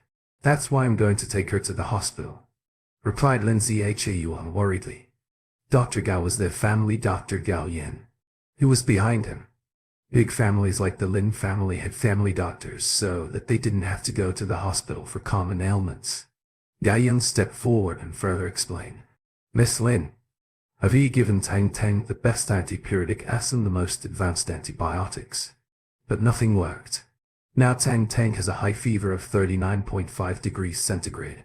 I suspect she is infected with a new virus, which isn't readable in our family as medical conditions. This happened when I was in the first or second year of junior high school. I think I was about 13 years old. I grew up in the countryside. We have to send Tang Tang to the hospital for a blood test and make a diagnosis as soon as possible. What? You gave Tang Tang antibiotics? Don't you know that antibiotics are harmful to children? Hearing her words, Qin Hao Dong lost his temper. The little girl was his lifeblood, and he would not allow her to be harmed in any way. Are you questioning my medical skills? I treated Tang Tang in advance according to the most advanced treatment in M country, retorted Gao Yan before she noticed Qin Hao Dong behind Lin Momo. Who are you? Do you know anything about medicine? Why question me? She snarled. Lin Momo quickly introduced Qin Hao Dong. Dr. Gao, this is Qin Hao Dong. Dr. Qin. Gao Yan was always arrogant and cold. Noticing that Qin Hao Dong was only about 20 years old, she gave him the cold shoulder. Miss Lin, you know my medical skills. It's not just any doctor can question, she stressed scornfully.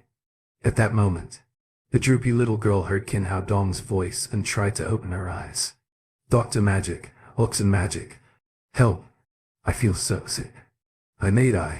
She cried weakly. As Lin Momo was the current president of the Lin's group, her injury was highly confidential, and Gao Yin did not know about it. When the little girl called Qin Hao Dong Dr. Magic, her expression grew even more disdainful. Dr. Magic? How ridiculous. You can only fool kids. She didn't speak very loudly, but everyone in the room heard her. Lin Zhiuan's and Lin Momo's face flickered, afraid that Qin Hao Dong would be irritated by her. Qin Hao Dong ignored the smug woman and took the little girl from Lin Zhiuan's arms. Mister Lin, give Tang Tang to me. Even in the hospital, she could not be cured. He had seen that the little girl was not infected with any new virus at all. Actually, it was the evil spirit that Tang Tang caught in the hospital last night that caused her fever. After all, kids were vulnerable to the evil spirit. Her health would be greatly affected if the evil spirit in her body were not removed soon. Please, Dr. Qin, said Lin Zhiuan politely. He was now in complete admiration of Qin Hao Dong's medical skills. No, mister. Lin, Tang Tang is in a very dangerous situation. There is no time to lose. She must be taken to the hospital at once. Gao Yan cried out, trying to stop them. Dr. Gao. Dr. Qin is highly skilled in healing. He is sure to cure Tang Tang. Lin Zhiuan explained. By this time, Qin Hao Dong had put Tang Tang on the couch in the living room, and then took out the needle bag from his clothes. His cultivation hadn't recovered much yet. If he were in the foundation realm, he could have cleaned the evil spirit from the girl's body with a simple incantation. But now he had to resort to acupuncture to achieve this effect. What? Are you a traditional Chinese doctor? As soon as Qin Hao Dong reached for his needle bag, Gao Yin immediately stood between him and Tang Tang, and persuaded Lin Zhiuan and Lin Momo. Mister Lin, Miss Lin, traditional Chinese medicine is a trick. You must believe it. If you allow him to do this, Tang Tang will get worse. Qin Hao Dong's face instantly darkened. This woman hadn't given up trying to stop him yet. You are not qualified to question Chinese medicine. Get out of my way. He rebuked her coldly. Lin Momo came up to them and said, Dr. Gao, you can rest assured that Dr. Qin's medical skills are really good. Miss Lin, please respect science and don't be blinded by your feelings. Tang Tang is so young. She can't be hurt because of your personal feelings. In her opinion, Qin Hao Dong was Lin Momo's new boy toy, and that Lin Momo believed this man was quite out of personal considerations, rather than Qin Hao Dong's medical skills. How could Lin Momo, the company's overbearing president whose words carried weight, bear to be accused by a small family doctor? Her face fell. Dr. Gao, I have the right to choose who is going to cure Tang Tang. Please step aside. She snapped. No, I'm a family doctor, and it's my job to be responsible for my patients. I won't let him touch Tang Tang as long as I'm around unless you fire me. Gao Yan had been working as a family doctor in the Lin family for more than 3 years and was respected by Lin Momo and Lin Zhiyuan, which contributed to her pride. She took it for granted that Lin Momo would choose her between Qin Hao Dong and her. After all, she was a doctor of medicine who returned from studying in M country. Both her education and medical skills were very convincing. Well, you're fired now, said Lin Momo, a little crossly. What? Gao Yan then realized what a foolish thing she had done. She turned quickly to Lin Zhiyuan, hoping to get a turn from him. Dr. Gao, you've been working for this family for several years. He'll give you another chance.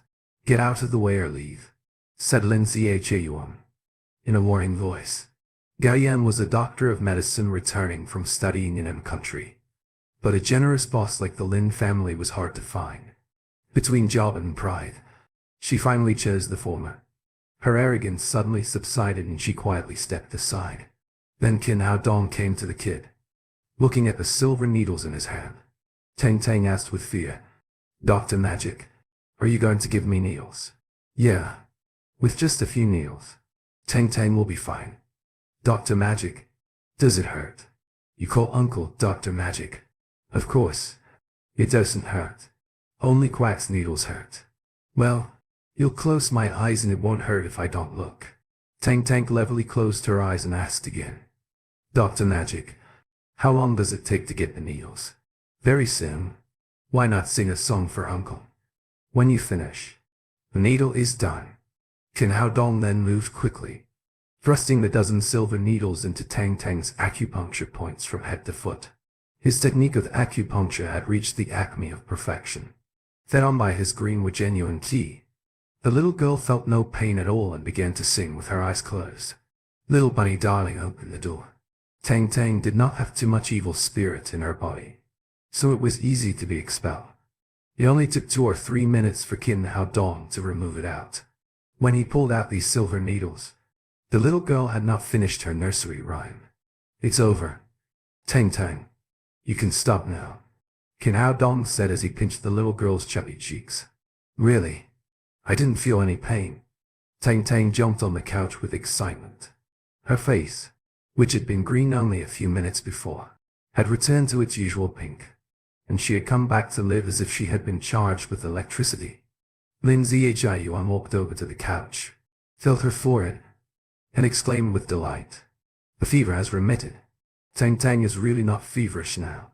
Although he knew that Qin Hao Dong's medical skills were amazing, he was not expecting that he could cure Tang Tang so quickly. After all, the little girl was terribly hot in his arms. Dr. Magic, you are so great. You cured Tang Tang so soon, the little girl shouted, jumping on the couch cheerfully.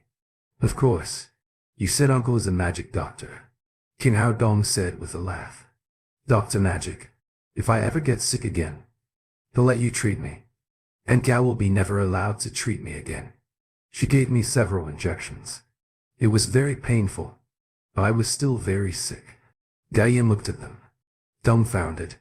As she heard Tang Tang's words, she came to her mind and barked. This is impossible. It must be the medicine I just gave Tang Tang has worked. Traditional Chinese medicine is a fraud.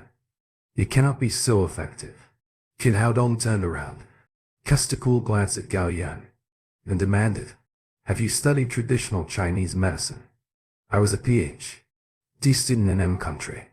How could I learn such a fraud? Gao Yan yelled with a look of disdain. Do you know traditional Chinese medical science? Why should I know that kind of thing? Qin Hao Dong took 2 steps forward, glared at Gao Yan, and argued, what the hell is wrong with you? You have neither learned a traditional Chinese medicine nor know it. In short, you do not even know what it is. Then how could you claim that traditional Chinese medicine is a fraud all the time? Yet my professor told me. He said traditional Chinese medicine is not scientific at all. It is a superstitious thing left over from the feudal society. It cannot cure diseases at all. Traditional Chinese medicine can't cure disease. Then how was Tang Tang cured? Qin Hao Dong grimaced. A cloud of anger rose within him. There were some people who knew very little of Chinese medicine, liking to denigrate it rightfully without basis. As I told you, Tang Tang must have been cured by me. It has nothing to do with you. Only Western medicine is the right way. Western medicine therapies are the most scientific. Qin Hao Dong sneered. Since Western medicine is so scientific and effective, why doesn't it cure what in your mouth? What are you talking about? Gao Yan took 2 involuntary steps back. I said it's smelly. You know what I mean. Madeline's EHIU on Noa Lin Mo understood what Qin Hao Dong meant. They mistakenly thought Qin Hao Dong was mad at Gao Yan for being rude and insulting traditional Chinese medicine. However, the little girl hopped and cried, I know. And Gao's breath really stinks. Once she did not wear a mask. Her breath smelled like fart and made me lose my appetite. Lin Zhiyuan and Lin Momo then realized that Qin Hao Dong meant that Gao Yan had halitosis. Not her offensive words. They had thought Gao Yan had been wearing a big mask because of her doctor's obsession with cleanliness. But now they knew that she was covering up her bad breath. Although there was no offense at Tang Tang's words, Gao Yan was so ashamed that she wished she had disappeared. She didn't have bad breath as a child, but somehow developed it in high school. In order to cure this unspeakable disease, she chose a medical school in her college entrance examination and later took the Doctor of Medicine of her country. Over the years, she had seen numerous well-known doctors, but halitosis was still not cured and even got more and more serious. For this reason, this pretty woman, in her early 30s, had yet to have a boyfriend. No man could stand her smelly breath. Don't you believe in Western medicine? Why can't you cure yourself? Qin Hao Dong addressed this question again. Gao Yan gave him a bitter look and replied, So what? Western medicine is scientific. But there are also difficult and complicated diseases that it cannot cure at present. You can't deny the role of Western medicine just because of this. Difficult and complicated disease. Qin Hao Dong snorted with laughter. Your halitosis is obviously caused by heavy stomach fire and gastrointestinal heat. In traditional Chinese medicine, this is a problem that can't be smaller and can be easily cured. Not only do you not believe in traditional Chinese medicine, but also you denigrate it.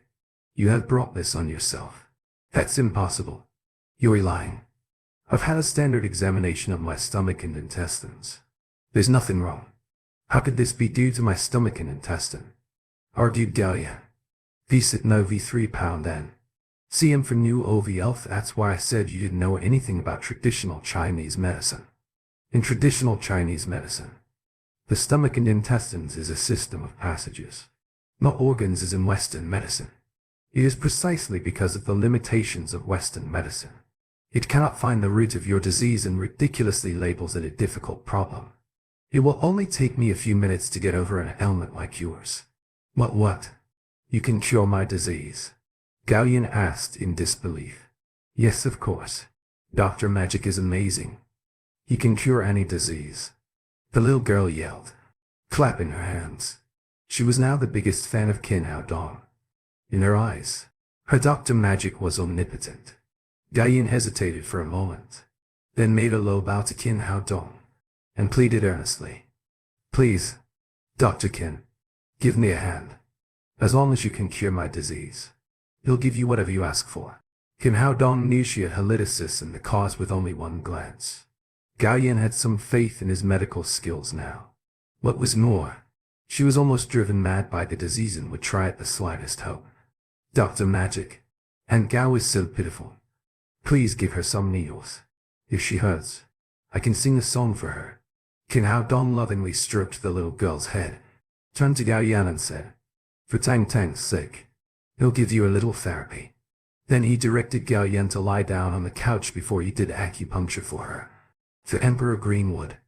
To heal the gastrointestinal blockage was a piece of cake. 5 minutes later, he put away his needles. It's over. Try and see if you still have bad breath. So sing. Gao Yan hesitantly took off her mask. Then she put her hands together, breathed into them, and sniffed. She used to frown at her bad breath when she did this. But this time she did not smell anything. Is it true that the disease that has bothered me for more than 10 years was cured in the last few minutes? She wondered in shock. With an unbelieving expression, Gallium breathed again into her palms. Still, there was not any of the original bad breath. The little girl ran to Gao Yan, offered with a silly look. And Gao, let me smell it. With that, she lifted her face close to Gao Yan's mouth, her lovely little nose sniffing, and then clapped her little hands and shouted, "No bad smell. No bad smell." And Gao's mouth no longer fogged. Gao Yan wept with emotion. Having suffered from halitosis for so many years, only she knew the bitterness and humiliation. "Thank you, Dr. Qin. Thank you very much indeed." Gao Yan fell to her knees in front of Qin Hao Dong with a flop. "I was wrong. I was short-sighted. I apologize to you. To Chinese medicine.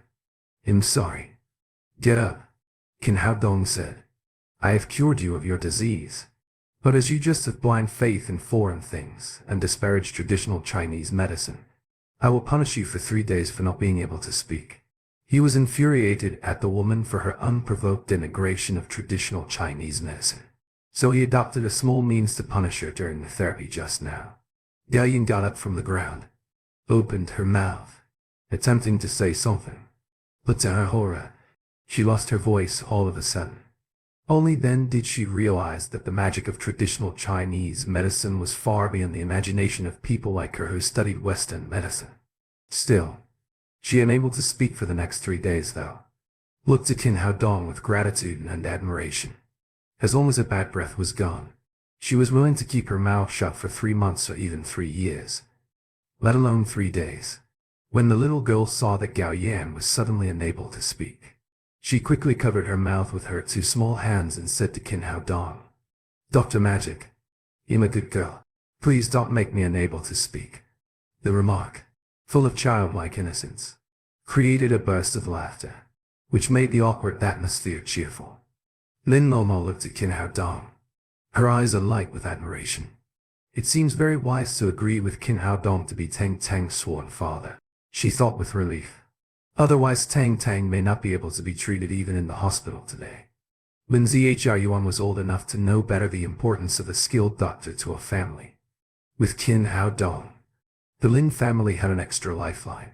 Thus, his enthusiasm for Qin Hao Dong was tinged with respect. "Dr. Qin, thank you for helping Tang Tang recover. Your medical skill is such an eye-opener to me." Now, none of the Lins dared to question Qin Hao Dong's medical skills. They had just made such a noise that their cook and nanny came into the living room to see what was going on. As this matter had been over, the cook Shang Dafu came to them and asked, "Mr. Lin, breakfast is ready. When do you eat?" Lin Zhiyuan was not in the mood to eat a few minutes ago because of Tang Tang's illness. Now Tang Tang's recovery made his mood lighten, so he decided to have breakfast immediately. "Thank you very much, Dr. Qin. Please come and have breakfast with us." He then politely invited Qin Hao Dong into the dining room and offered him his seat of honor. "I want to sit next to Dr. Magic," the little girl cried as she climbed into a chair next to Qin Hao Dong's seat and holding his hand lovingly. "Mama, sit here," she said to Lin Momo, patting the chair beside her with her little hands, to take care of her daughter conveniently. Lin Momo took the seat.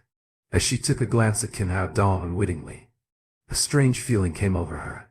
It was like a family of 3 sitting together for breakfast.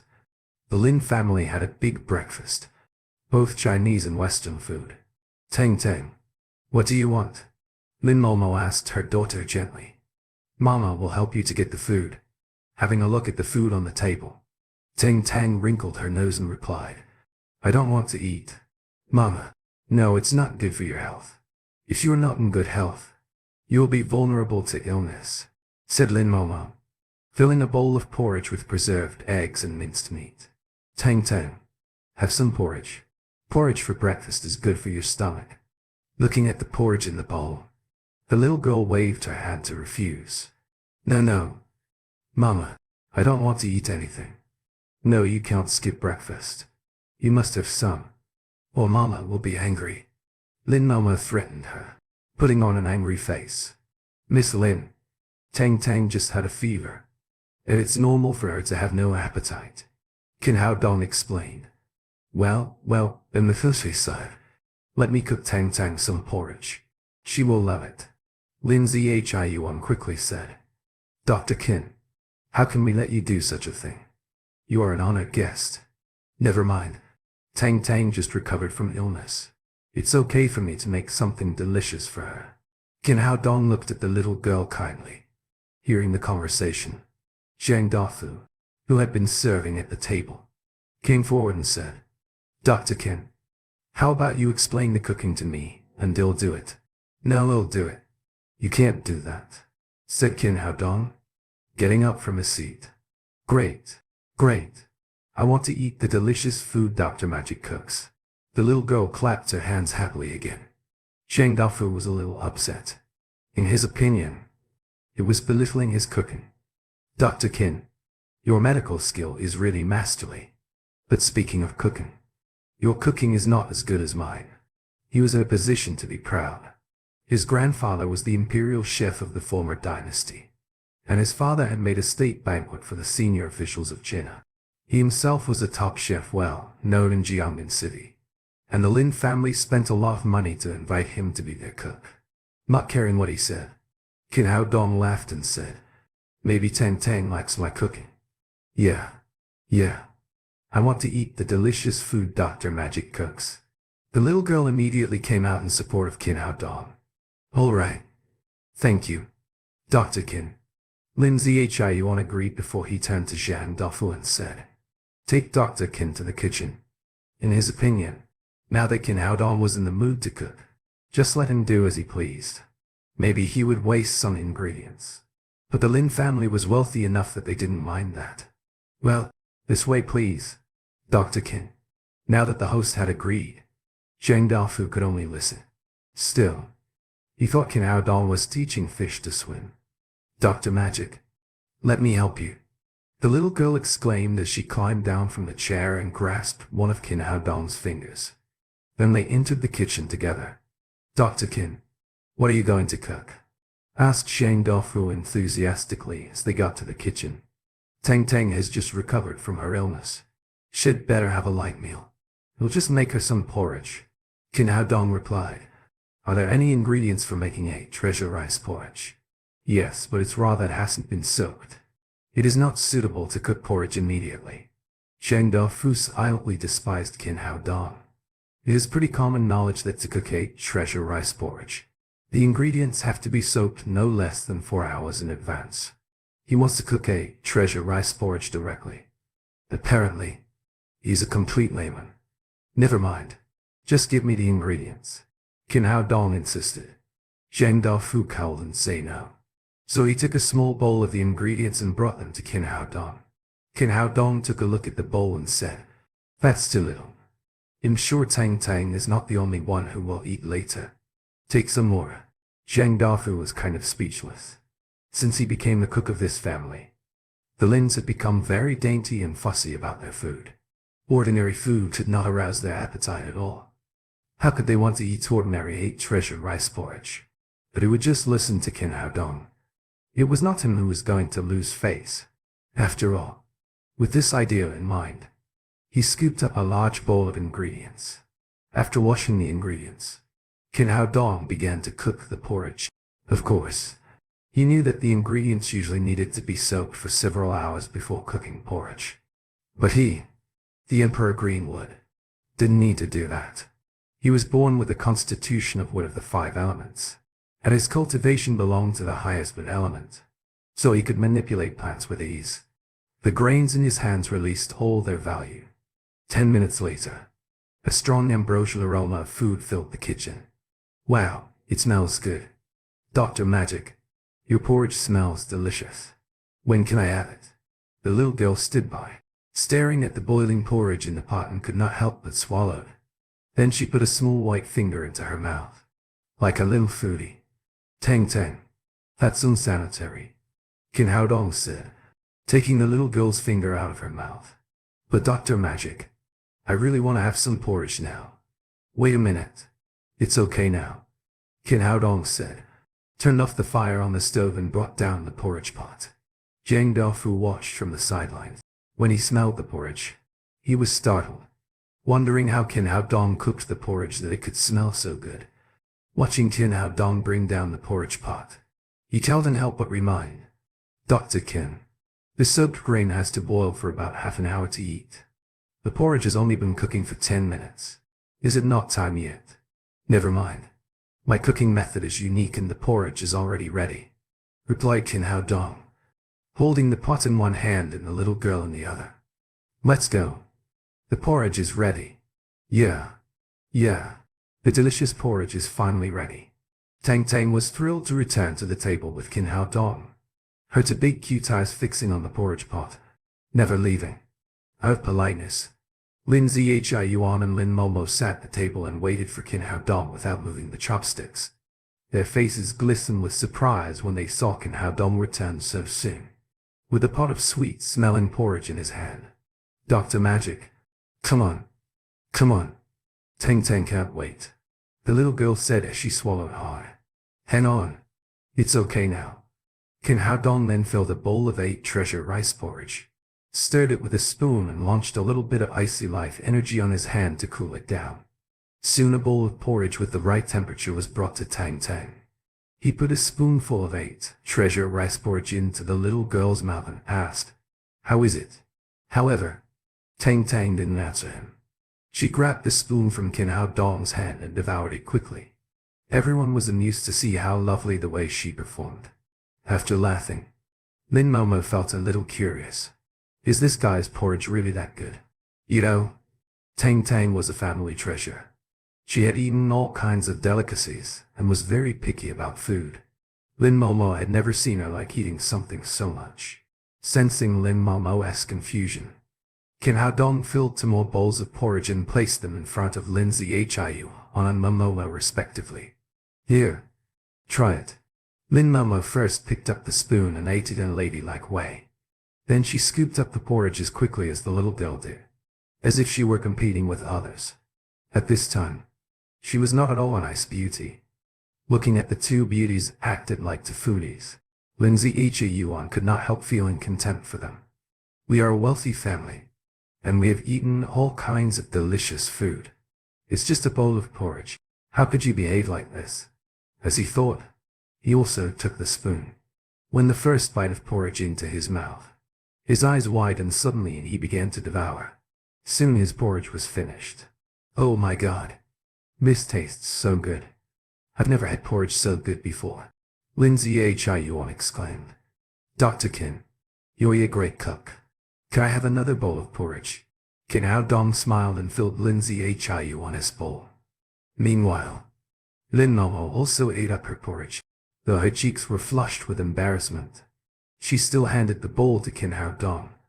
Visat Novi £3 NCM for new OVL. Kin Hao Dong also filled her bowl with porridge. At this time, the little girl became anxious. Leave some porridge for me. Leave some porridge for me. Dr. Magic, leave some porridge for me, she slurred as she ate. Kin Hao Dong tingly patted her little head and said, Don't worry. There is more. Dr. Kin, can I have a taste? Kin Hao Dong looked over his shoulder. It was Zhang Dafu, the chef. Zhang Dafu was full of curiosity. He had never seen the Lins eat with complete disregard for their images. If it wasn't for Lin Zhiyuan being a billionaire, he'd really think he was Kin Hao Dong's capper. It's just a bowl of 8 treasure rice porridge. Aren't you too exaggerated? He wondered. At the same time, he was curious to have a taste of Kin Hao Dong's porridge. Okay. Welcome to give advice, Kin Hao Dong said and gave Zhang Dafu a bowl of porridge. Zhang Dafu put a spoonful of porridge into his mouth and immediately felt a strong aroma hitting his taste buds, 1,000 times stronger than what he had just smelled. This is the delicate fragrance of dried longan. This is the rich fragrance of dates. This is the sweet koax seed. He chewed slowly, enjoying the satisfaction the 8 treasure porridge brought to his taste buds. At this time he finally understood why the Lins were so obsessed with this porridge. The 8 treasure rice porridge cooked by Kin Hao Dong was awesome. Unconsciously, Zhang Dafu felt hot tears on his cheeks. Yes, he did burst into tears. Because of the palatable porridge, Lin Zhiyuan glanced at Zhang Dafu with renewed disdain. You're a chef. How can you cry over a bowl of delicious porridge? What a shame. Thought with this in mind, his hand did not rest. Soon he brought the empty bowl back to Qin Hao Dong. Zhang Dafu quickly finished his porridge too. Although he wanted to have another bowl of porridge. As a cook, he could not fight over the food with the host. So he could only reluctantly put the bowl on the table. He had no idea how Qin Hao Dong could make such toothsome treasure rice porridge. He watched the whole cooking process and did not see him use any special techniques. Pressing down on his doubts, he said to Qin Hao Dong, "Dr. Qin, I've eaten all kinds of delicacies in my life, but I've never tasted such tasty porridge before. I'm impressed with your cooking. I apologize for what I said." He was now convinced by Qin Hao Dong's cooking. Just now he claimed that Qin Hao Dong's cooking was not as good as his. Now he knew he was too confident in his own cooking. Zhang Dafu then bowed apologetically to Qin Hao Dong and continued, "Dr. Qin, I think you are more talented in cooking. If you want, I can recommend you to the capital right now. With your skills, you will definitely become a top chef of China, even an imperial chef." After that, he looked at Qin Hao Dong longingly. But Qin Hao Dong just smiled. How could he, the Emperor Greenwood, possibly be a cook? Only his relatives were entitled to his food. "Thank you, Chef Yang, but I prefer to be a doctor. But Dr. Qin, please reconsider it. It's really a pity not to be a chef with your talent." Zhang Dafu continued with persuasion. "There's no need to think about it. I just made Tang Tang something to eat. I'm not interested in being a cook." A hint of disappointment appeared on Zhang Dafu's face, and he said quickly, "Dr. Qin, since you don't want to be a cook, could you teach me how to cook? I am willing to worship you as my teacher." Qin Hao Dong waved and said, "You can't learn my cooking." It was not that his cooking skills could not be passed on, but Zhang Dafu really could not learn them. He, the Emperor Greenwood, was the only person in the world who could use it. Well, the disappointment on Zhang Dafu's face grew, but he could not say anything. He retreated to the side silently. "Dr. Qin, is there any porridge left?" Lin Zhiyuan asked, holding up his bowl again. "No more, Emma Ellen," Qin Hao Dong answered. He had deliberately overcooked the porridge, but he didn't expect it to be eaten up so soon. Lin Zhiyuan reddened as he realized that Qin Hao Dong hadn't eaten yet. At this time, the little girl patted her round belly and said, "Dr. Magic, Ultra Magic, your porridge is so yummy. I want more. You have just recovered from your illness. You must not eat too much at one time. I'll do it for you another day," said Qin Hao Dong. "All right then," said the little girl obediently. "Dr. Magic, can you send me to the kindergarten?" "Not today. I have something to do later. We'll send you to the kindergarten tomorrow." "Okay." Qin Hao Dong did have something to do. Lin Momo had agreed to let him be Tang Tang's sworn father. When her daughter called her father for the first time, he must give her a gift anyway. That was why he did not mention it this morning. He was going out to get a present for Tang Tang. "All right, Dr. Magic, keep your word. Let's pinky swear," the little girl said, putting out her white little finger and entwining it with Qin Hao Dong's. After breakfast, Lin Momo took Tang Tang to the kindergarten, and Qin Hao Dong left the Lin family. Tang Tang's fever reminded him that little kids were weak and prone to get sick. The best way to change this situation was to remold the kid thoroughly. So he decided to give Tang Tang a marrow cleansing pill. Refining marrow cleansing pills was a simple matter for him. All he had to do now was gather up the herbs. After leaving the Lin family, he came to the medicine market located in the western suburbs of Jiangnan City. The market was very big. There were small stalls nearly 2 kilometers long at the entrance. Behind them was a huge medicine wholesale market. In the wholesale market were large-scale wholesalers of medicinal materials which are high quality, so the prices were naturally higher. The stalls outside were all medicinal materials picked from the mountains by nearby medicine farmers. Their prices were relatively lower, but with good and bad materials mixed together, it was easy to get fake medicines. Qin Hao Dong didn't need to worry about these. As a practitioner, he was very sensitive to spiritual qi. He could distinguish the authenticity and the year of the medicinal materials at a glance. The most important medicines for the preparation of marrow, cleansing pill were polygonal multiflora and ginseng, which were hundreds of years old. He walked slowly along the stalls outside and still got nothing after walking half the way. After all, there were too few wild herbs in this era. Little unprecious herbs of hundreds of years old. The scattered stalls were coming to the end. Suddenly, Qin Hao Dong's eyes were caught by 100 years of polygonal multiflora in a stall. The stall owner was a middle-aged man about 40 years old, who looked very different among many other vendors. It was midsummer of Jiangnan. Other vendors wore very little clothing, with some even stripped to the waist. But he wore long clothes and trousers with his body all covered up as if he was afraid of catching a cold. Even so, the middle-aged man still looked pale and fatigued. "How much is this?" Qin Hao Dong asked, pointing at the 100-year-old polygonal multiflora at the vendor's feet. The vendor got some spirit when business came to the door. He opened his small eyes and said, "This polygonal multiflora is aged. It costs 20,000 yuan. 20,000. Qin Hao Dong was surprised and said, "Isn't it a little too expensive?" BISSTN's Euro VL, BIN for the BS novel reading experience. In fact, he was just surprised that the price was too low.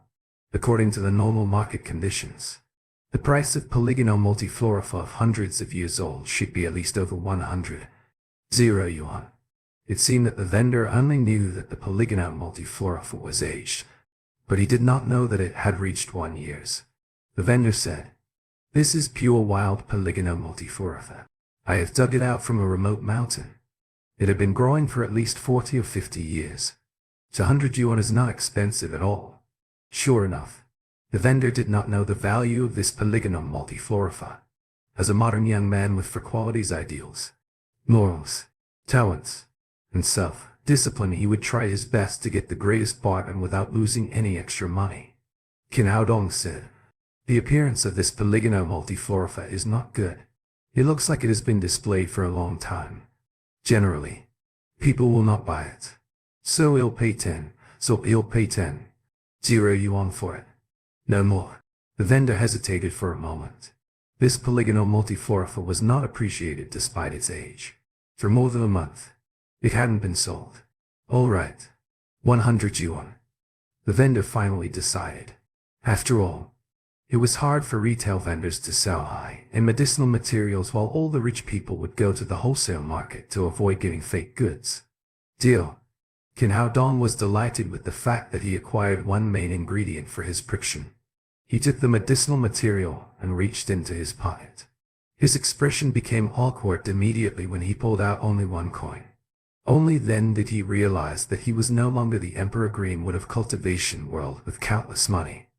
This 1 yuan coin was his only property left over from his previous life. "What's wrong?" Seeing him look so strange, the vendor asked, Can you sell it to me for 1 yuan? Qin Hao Dong asked, holding up the coin in his hand. Seeing the coin in his hand, the vendor almost fell to the ground. He had seen stingy people but never seen one as stingy as him. "Are you crazy? Spent 1 yuan at medicinal material which worth 10,000 yuan. I don't think you're here to buy medicines. You're trying to make trouble. Go away, or I'll call the police." He immediately grabbed the polygonal multiflora from Qin Hao Dong's hand. "I don't have any money, but I think you should sell it to me." Qin Hao Dong looked at the vendor and said, "Are you awake?" The stall owner glared at Qin Hao Dong. "This aged polygonal multiflora costs at least 10,000 yuan. Now you want to buy it with 1 yuan. You must be sick in your mind. Hurry home and take some medicine. Don't go out without taking any medicine in the future." Qin Hao Dong said faintly, "You're not sick, but you are sick. You're sick. All your families are sick." The vendor was thoroughly enraged. "Don't be angry. I really want to buy this polygonal multiflora," Qin Hao Dong said in a calm voice. "Although I have no money, you're not a troublemaker. Believe it or not, you will be willing to sell it to me and even give it to me for free." "Free? Are you talking in your dreams?" The vendor laughed with anger left behind, looking at Qin Hao Dong as if he were looking at someone who had mentally ill. This guy must be mentally handicapped. Otherwise, a normal person would never buy things without money and dream to get things for free. I'm not mad. Why would I give it away for free? The vendor thought. Qin Hao Dong looked at the vendor with a playful face and said, "Are you afraid of cold and Dakin wasted me recently?" The vendor was stunned for a second. But then he figured it not surprising to find out he was afraid of cold since he wore most in the whole medicinal material market. But he was shocked by what the young man said next. "If I'm not mistaken, you had this symptom for about a month. The general manifestations are chills, soreness of waist and knee, weakness of limbs. These are secondary. The most important thing is that your little bro has not worked recently." Right. The vendor was completely shocked. The physical symptoms could be guessed, but the period of 2 months was definitely hard to guess. As for the issue about little bro, other people didn't know about it except himself and his wife. The young man must be unusual. "How did you know that?" he asked in surprise. "I'm a doctor of Chinese medicine." "Of course. I can see it," Qin Hao Dong said faintly. "I also see that you went to a very cold place before you fell ill. Since then, you've had this disease, haven't you?" The vendor's expression was duller. People like him often wandered around in whenever high mountains or vast marshlands. Once he went to a small valley, which was very strange. It was clear that winter had passed, but it was barely cold. Although he picked a medicinal herb and quickly retrieved, he got this strange disease since then. He had never said anything about it to others. How did the young man know about it? Well, am I not right? Qin Hao Dong knew that he was right from the expression of the vendor. With pity on the face, he said, "I will not take this medicinal material if I was wrong. But you will lose the only chance to cure your illness if I leave. You may have to go to the palace to serve the emperor, but don't blame me for not reminding you. Don't go. Buddy, don't go." On hearing that his illness could be cured, the vendor took hold of Qin Hao Dong and asked eagerly, "Buddy, can you really cure my illness?" For a man, nothing was more tragic than the breakdown of little bro. Having earned some money by picking medicines over the years, he had just married a wife more than 10 years younger than him. They were happy and harmonious in their lives before things changed since that time. His wife quarreled with him every few days. He was faced with divorce or being cuckolded. He also took a lot of medicine and saw a lot of doctors in vain recently. Some people even advised him to cut it simply. Little did he think that today he should accidentally meet a young customer who not only spoke of his symptoms but also said that he could treat him. He could hardly believe what had happened. Qin Hao Dong said, "I only treat people who are related to me by fate. I won't push you whether you believe me or not, but I certainly have ways of treatment since I can tell your illness." "I believe you. I believe you." The vendor grabbed Qin Hao Dong's arm as if he were grabbing a life-saving straw, and said, "Buddy, as long as you can cure my illness, let alone this polygonal multiflorifa, all the medicinal materials here offer you." Qin Hao Dong looked at the vendor and said, "If I'm not mistaken, the place you went to was very shady, where the yin qi was too heavy. Luckily you stayed there for only a short time. If you stayed a little longer, you may lose your life. Still, your kidney has been seriously damaged. I'm afraid you only have 2 years to live if not treated in time. What should we do then?" "Buddy, you must save me. I can spend as much money as you want." Qin Hao Dong's detailed description made his face grow even paler with fear. "Don't be nervous. As long as the cause is found, the illness is still easy to treat," Qin Hao Dong said, taking a needle bag out of his pocket. "Let me acupuncture you, and your illness will be cured." "Really?" The vendor doubted. After all, his illness hadn't been cured, although he had seen many famous doctors and spent a lot of money. "You'll know it's true or false only if you try it. I didn't ask you for money." Qin Hao Dong was only being patient for the sake of the polygonal multiflorifa.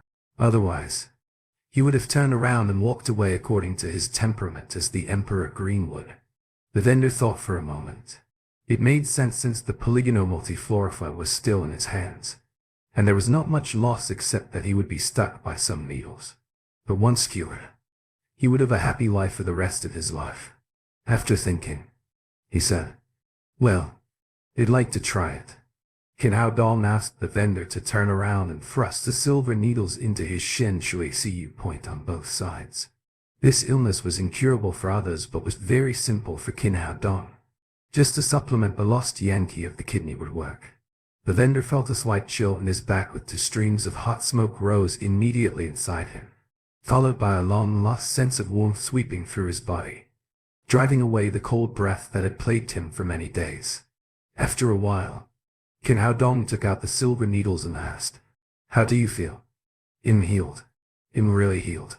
The vendor was so excited that he almost jumped up. Although he had not done any examination, he was full of strength. The most important thing was that his little bro got worked again. All these proved that the young man was not deceiving him. "Thank you, buddy. These medicines are yours." The vendor's eyes were shining excitingly, and he almost kneeled down to Qin Hao Dong. His illness had always been an anxiety to him, which denied him the interest in life. He had never expected that his illness would be magically cured today. "I can't take that much. I'll just choose a few." Qin Hao Dong took a bag from the stall. He put the 100-year-old polygonal multifluoraphan and other needed medicinal materials into the bag. "Sorry, buddy. I misunderstood you just now. I was too ignorant to recognize your ability."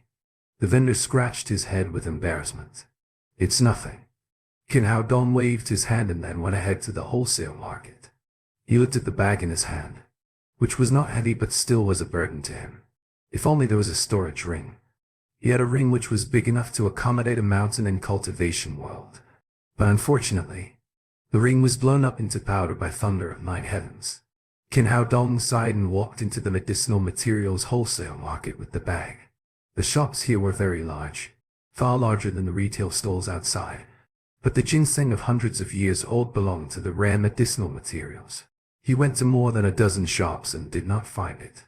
A kind-hearted shopkeeper said to him, "Buddy, if you want to buy this rare medicinal material, you can only go to Shennong Pavilion. They sell wild medicinal materials, among which many are vintages.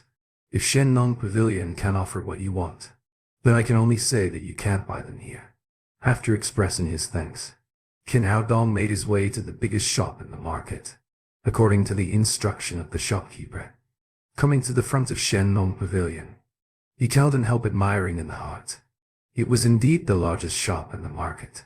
The strong aroma of herbs greeted him as he went through the door. Above the broad gate of the shop hanged a huge gold-plated plaque with 2 large words Shennong Pavilion, which looked like dragons flying and phoenixes dancing.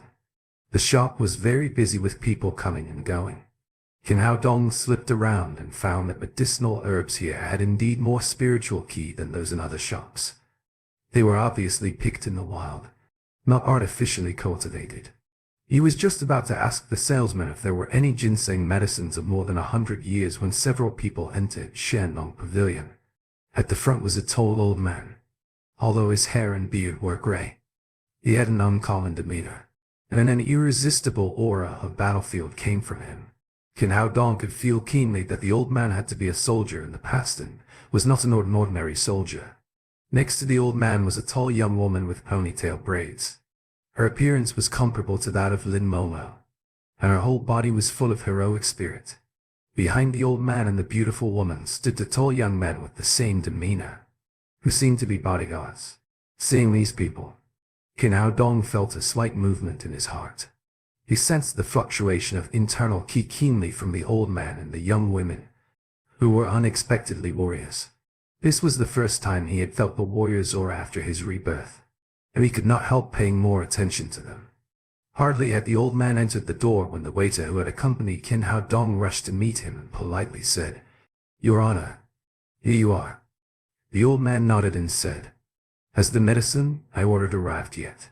"Yes, please go to the VIP lounge to have a rest first, and I'll get it for you."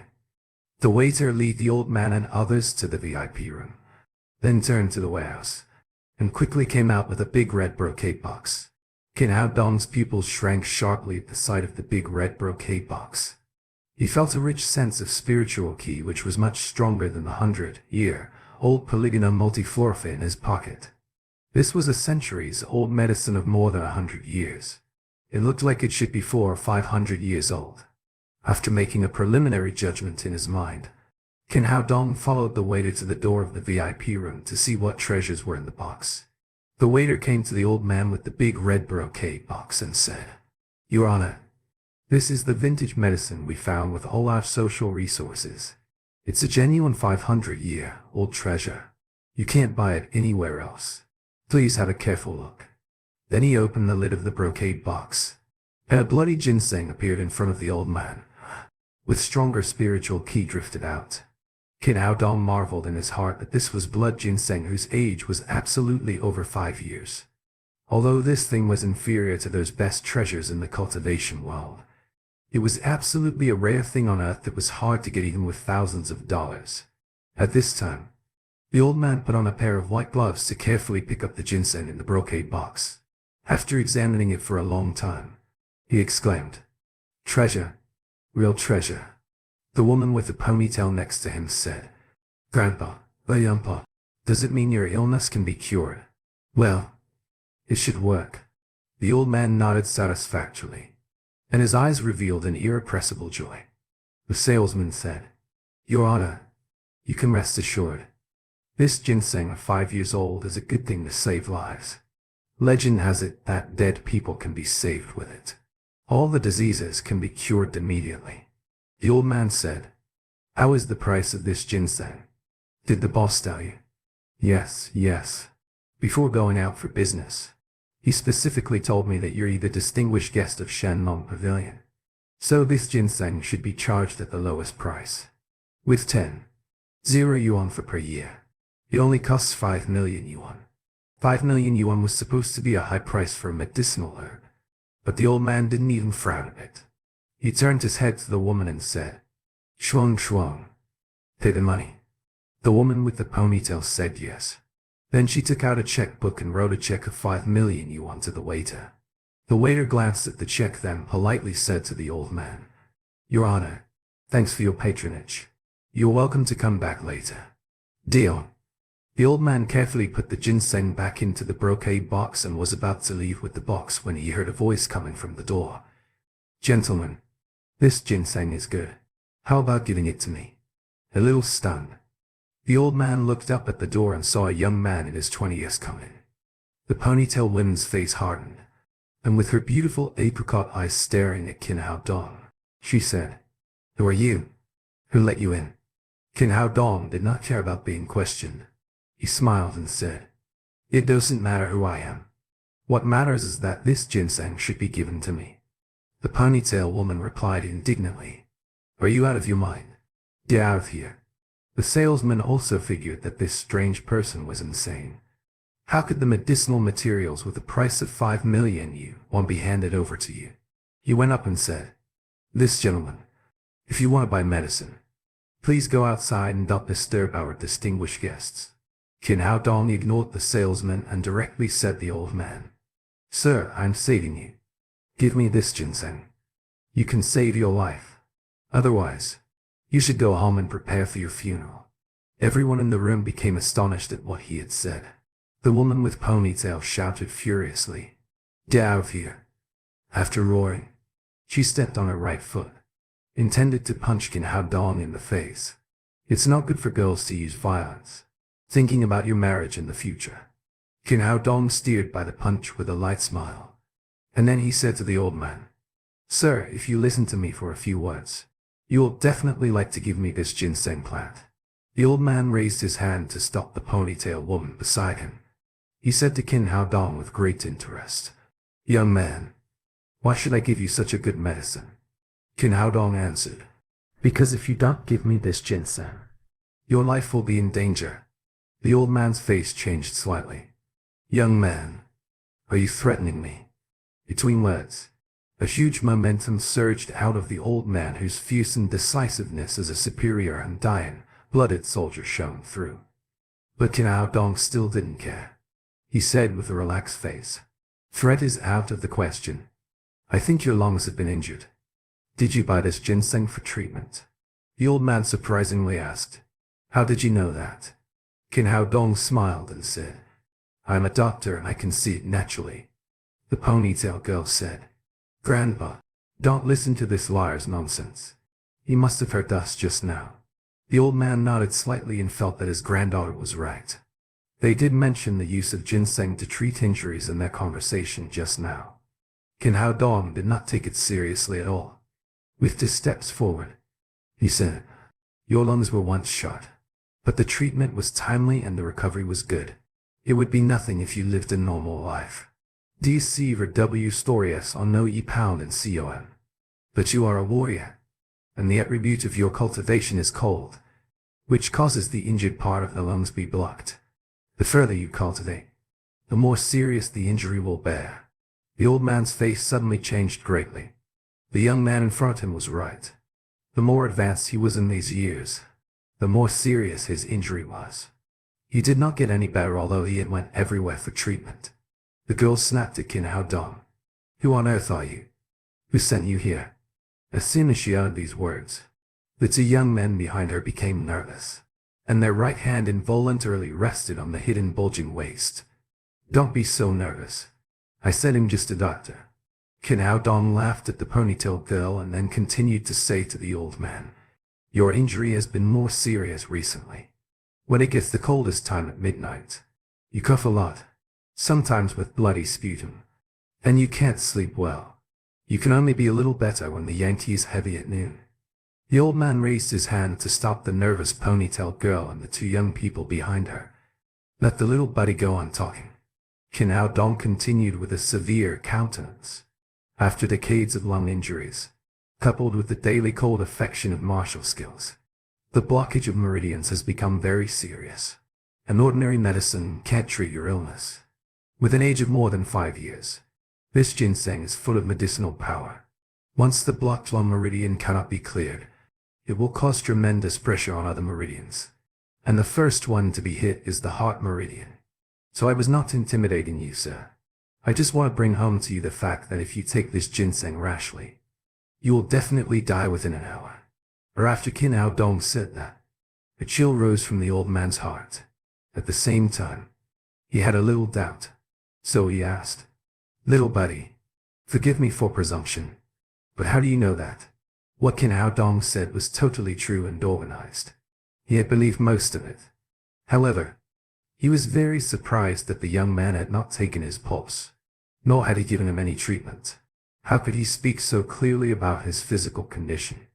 "I'm a doctor of traditional Chinese medicine.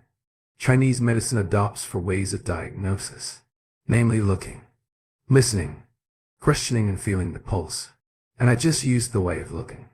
"Grandpa, don't listen to his nonsense," said the woman with the ponytail. "There isn't any Chinese medicine doctor that is so young.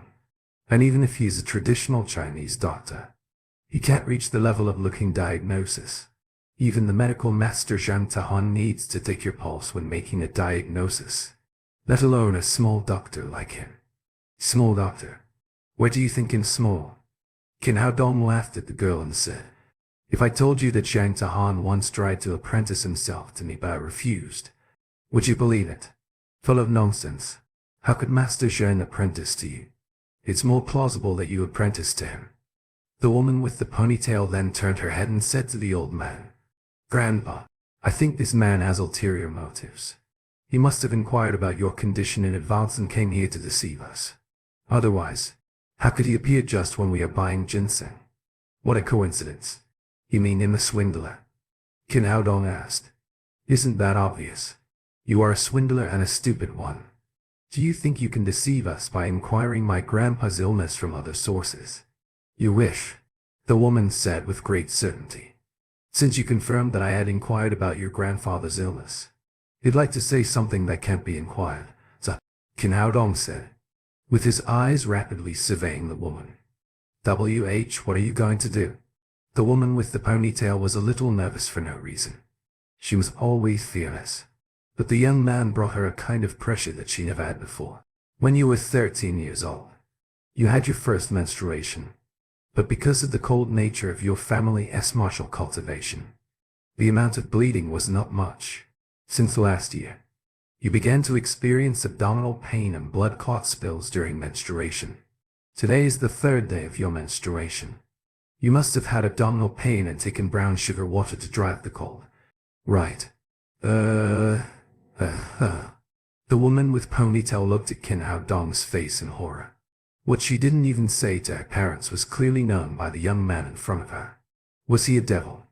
How about it? Am I right? Or do you still think I've inquired about it? Kin Hao Dong said with a grin. Bastard. The woman blushed as she was shocked. How could such a thing be inquired? She was so bashful and angry, but she could not vent herself. This happened when I was in the first or second year of junior high school. I think I was about 13 years old. I grew up in the countryside. She stepped aside and stopped talking. At this time, the old man had seen that Kin Hao Dong, with such amazing medical skill, was by no means an ordinary person. As a decisive person, he immediately made a decision. Little buddy, I was too blind to recognize you. Sorry for having offended you just now. He took up the big red box on the table and sent it to Kin Hao Dong. Little magic doctor, thank you for saving my life. This ginseng is just a little token to show my respect to you. Please accept it. Kin Hao Dong took the box without hesitation and thought, the old man had good luck today. He happened to encounter me. Otherwise, he would really lose his life. So it is natural for me to accept the ginseng. The salesman next to him was muddled. Who was this young man? With only a few words in less than 3 minutes, he took away the ginseng that worth 5 million yuan, which was even offered with both hands. The old man said in all smiles, my name isn't Alan G. This is my granddaughter and Alan W.S. Huang. May I have your name? Please. My name is Kin Hao Dong. And Alan G added, little magic doctor, please help me to see what my condition is now. Kin Hao Dong said, your lung meridian stagnation has reached a very serious level. And now there are symptoms of cough with bloody sputum. If you do not get effective treatment, you can only live for 3 months. 3 months. Even though Alan G was no longer concerned about life and death, he couldn't help but feel lost when he heard that he had only 3 months to live. And Alan W.S. Huang no longer suspected Kin Hao Dong at this time. She went forward and urgently said, Dr. Kin, please, save my grandpa. As long as you can cure my grandpa's illness, I will satisfy you whatever you ask for. Kin Hao Dong gave her a meaningful look, which made her blush again. She realized what she said was ambiguous and easy to arouse reverie. She hurried to add, I mean, no matter how much money you want, my family can satisfy you. Although Alan W.S. Huang had corrected her ambiguous words, Kin Hao Dong cowled and helped looking at her for a while longer. He had to admit that her figure was quite attractive despite her shrewish personality. Without distracting thoughts now, Alan W.S. Huang looked at Kin Hao Dong eagerly and expected his answer. Do you see Rick W. Storius on no ye pound and COM? Since fate made us to meet, I'll help you this time. Kin Hao Dong said lightly. Little magic doctor, do you mean that you can cure my illness? Alan G asked in surprise. Kin Hao Dong laughed and said, since you have called me little magic doctor, won't it break my reputation if I cowed and cure your illness? Great. Little magic doctor, when can you start to cure me? Alan G asked eagerly. You have too much cold in your body now. In this case, the treatment won't be very effective. Well, he'll write you a prescription with which you can buy all the medicines. And then you go back to take a medicated bath for 12 hours. You'll go back to dredge your meridians early tomorrow morning after your body's cold have been emptied. Then Kin Hao Dong wrote a prescription and handed it to Alan G, giving him the instructions of the medicated bath. Medicines are a piece of cake since they can be bought in Shennong Pavilion, Alan G said, handing the prescription to the servant next to him, asking him to fill the prescription. Then he said to Kin Hao Dong, little magic doctor, you are also here to buy medicine. If you need anything, you can take them here. He'll pay for you. Kin Hao Dong said in secret that the old man was quite capable of buttering up others. He just needed to buy the medicines for the making of marrow, cleansing pill and qi, nourishing pill. Now he could get them all at once in Shennong Pavilion. After buying the medicinal materials, Alan G went back to have a medicine bath eagerly, with two bodyguards following. and Alan W.S. Wang had to undertake the mission to drive Qin Haodong home. Following in Alan W.S. Wang to a red Hummer, Qin Haodong said in secret, "This girl is really fiery. She has got such a powerful Hummer while other girls usually get a sports car or something. Where are we going to?" After boarding the car, and Alan W.S. Wang asked, "Find a good hotel and get a room." Qin Haodong's words sent Alan Wushuanjia's hands a shock when she had just started the car, which nearly led it to the collision with the guardrail next to them. "What did you say? Who's going to get a room with you?" And Alan W.S. Wang cried with shame and anger. Qin Haodong said with a smile, "Didn't you just say that as long as I can cure your grandfather's illness, you can satisfy all my requirements? If you can't cure my grandpa, he'll kill you." And Alan W.S. Wang then stamped on the accelerator, and the Hummer rushed forward in the fiery roar of the motor. "What does it mean?" She just agreed. Now it was Qin Haodong's turn to be confused. He was just kidding. Did this girl really want to get a room with him? Soon, the Hummer pulled up in front of a five-star hotel, and they went to the reception together. Qin Haodong looked at the furious Alan W.S. Wang and said, "Don't hesitate. Hurry up and get a room. Can't you do it yourself?" And Alan W.S. Wang said sulkily, "I don't have money." Qin Haodong said boldly, and Alan W.S. Wang suppressed her anger because the man in front of the hope of curing her grandpa's illness. She picked up a bank card from her bag and flapped it on the reception. The receptionist looked at Qin Haodong with strange eyes, as he had never seen a toy boy live off a woman being so bossy. Soon the room was booked, and an Alan W.S. Wang went into the room with Qin Haodong. After the door closed, she became nervous immediately. Does this guy really want to do that with me? If he threatens me with Grandpa's illness, should I submit or resist? If I resist, will he not treat Grandpa? She thought, just as she was struggling in her mind. Qin Haodong turned around and said, "Why are you still here? This is my room. You don't want to stay here, do you?" What do you mean?" And Alan W.S. Wang stunned for a while. "Miss, I want to get a room." "Not we get a room. I take you here only because I don't have money. Now I have got my room and I have things to do. You can go now."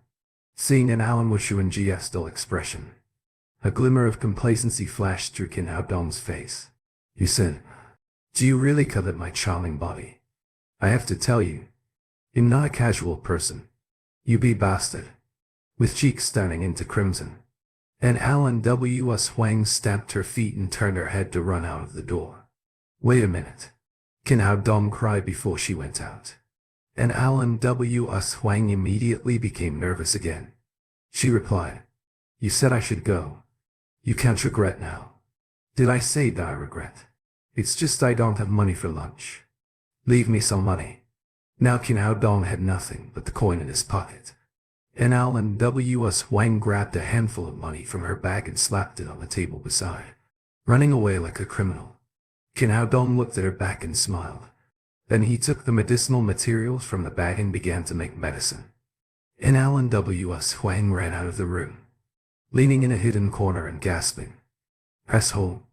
How dare you play with me?" She scolded in her heart. She was always the one to play with men.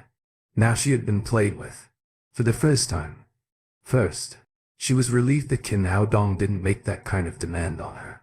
But then there was a slight disappointment in her. "I'm so pretty. Why didn't this guy make that demand? Is it because I'm not attractive?" Normally, there were as many men around her as flies, who worshipped her as their goddess. But today she was driven out by Qin Haodong, which made an Alan W.S. Wang, who had always been arrogant, somewhat unconvinced. After some indignation, she left the hotel. Qin Haodong began to be occupied in the room. The reason why Qin Haodong came here to get a room was to refine the pills, as a gift to his daughter. It was inconvenient if he went to the Lin family to refine the marrow cleansing pill. As for the Villanelle 6 given by Lin Ziyuan, he didn't know where it was now, so the most suitable place was the hotel. Th Sork of this content and OVL Bayan, as the Emperor Greenwood. These low-grade pills were easy for him to refine, All he needed to do was to extract the essence of various medicinal herbs and make pills. An hour later, 12 crystal clear mara, cleansing pills and 9 key, nourishing pills were placed on the hotel's tea table. The time was still early. There were a few hours before Tang Tang could leave school. After simply eating the meal he ordered in the hotel, Qin Hao Dong began to practice and improve his cultivation. Although the spiritual key on earth was poor, with the support of key nourishing pills, his breakthrough on cultivation would become much simpler to make. After continuously swallowing 3 key nourishing pills, Qin Hao Dong heard a crackle sound, as if something had been broken. And then he felt the genuine key in his body was like the water of Yangtze River flowing on without stopping. What's more, it was more than twice as powerful as before. Qin Hao Dong opened his eyes and found that his cultivation was in the late stage of the key refining realm, which was still a short step away from the foundation realm. It seemed that cultivation on the earth would only rely on pills. But the blood ginseng and the 100-year-old polygonal multiflora cost more than 6 million yuan.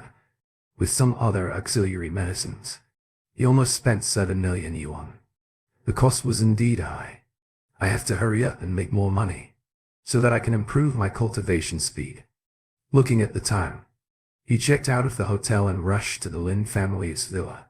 Lin's guards had already been told by Lin's Yijiayu and that they could let Qin Hao Dong directly enter the hall if they saw him. Dr. Magic. As soon as he entered the door, he saw Tang Tang, like a happy little swallow, rushing to him. Qin Hao Dong reached out and picked up Tang Tang for rounding in several circles and then hugged her in his arms. The little girl giggled. Then she kissed on Qin Hao Dong's neck and said, Dr. Magic, I really miss you. Lin Momo looked at the side with secret jealousy. She thought that she had raised her daughter for so many years, but she was closer to an outsider than to her. Lin Zhiyuan smiled and said, Dr. Qin, Tang Tang clamored for you when she came back from kindergarten. Fortunately, you come in time. Otherwise she is going to roll back the roof of the house.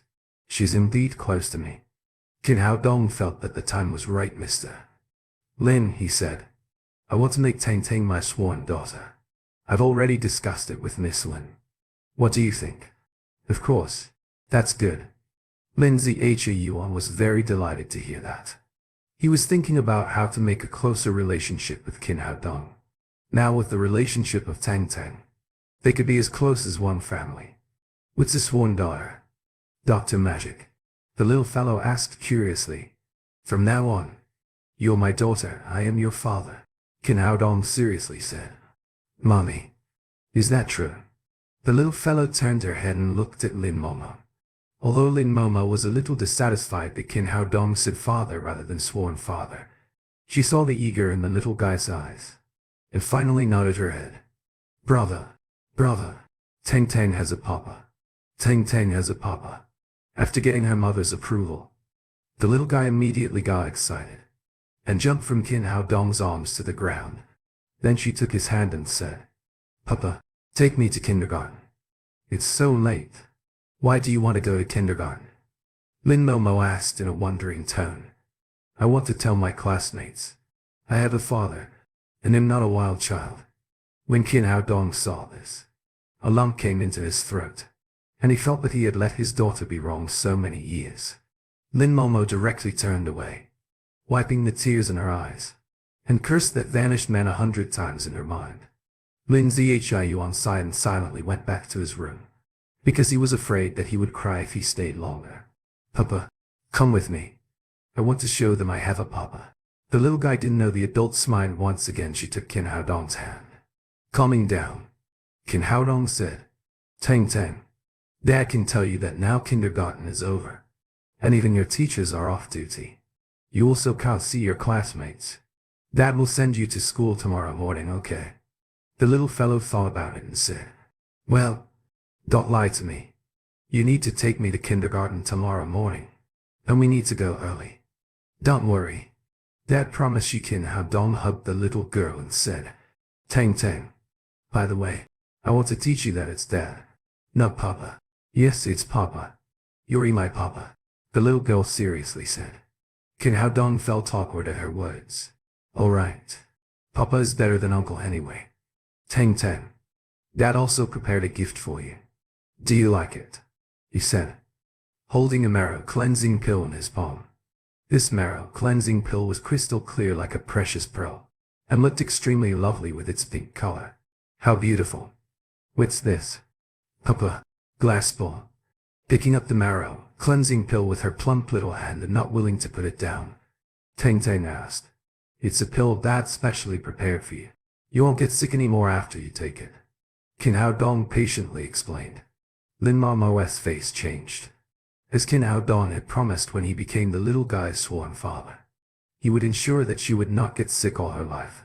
She didn't expect him to start fulfilling his promise so soon. Looking at that beautiful marrow cleansing pill, she was curious. If she had not seen Qin Hao Dong's amazing medical skills, she would not dare to let the little girl eat this kind of unbranded product. But now she knew that it was absolutely a good thing, which was hard to buy even with thousands of dollars. Really? I hate sickness. It's very uncomfortable. The little girl took the medicine in her hand and showed a vexed look. But Papa, I think it's so beautiful. I can't bear to eat it. That's all right. That is Dr. Magic. I still have some pills here, Qin Hao Dong said, taking another marrow cleansing pill from his pocket and giving it to Lin Momo. He laughed and said, you have one too? Momo. How can you talk in that way? Lin Momo stared at Qin Hao Dong angrily and charmingly. But she still took the marrow cleansing pill. Qin Hao Dong smiled and said, taking this pill will change your body, and you won't get sick anymore.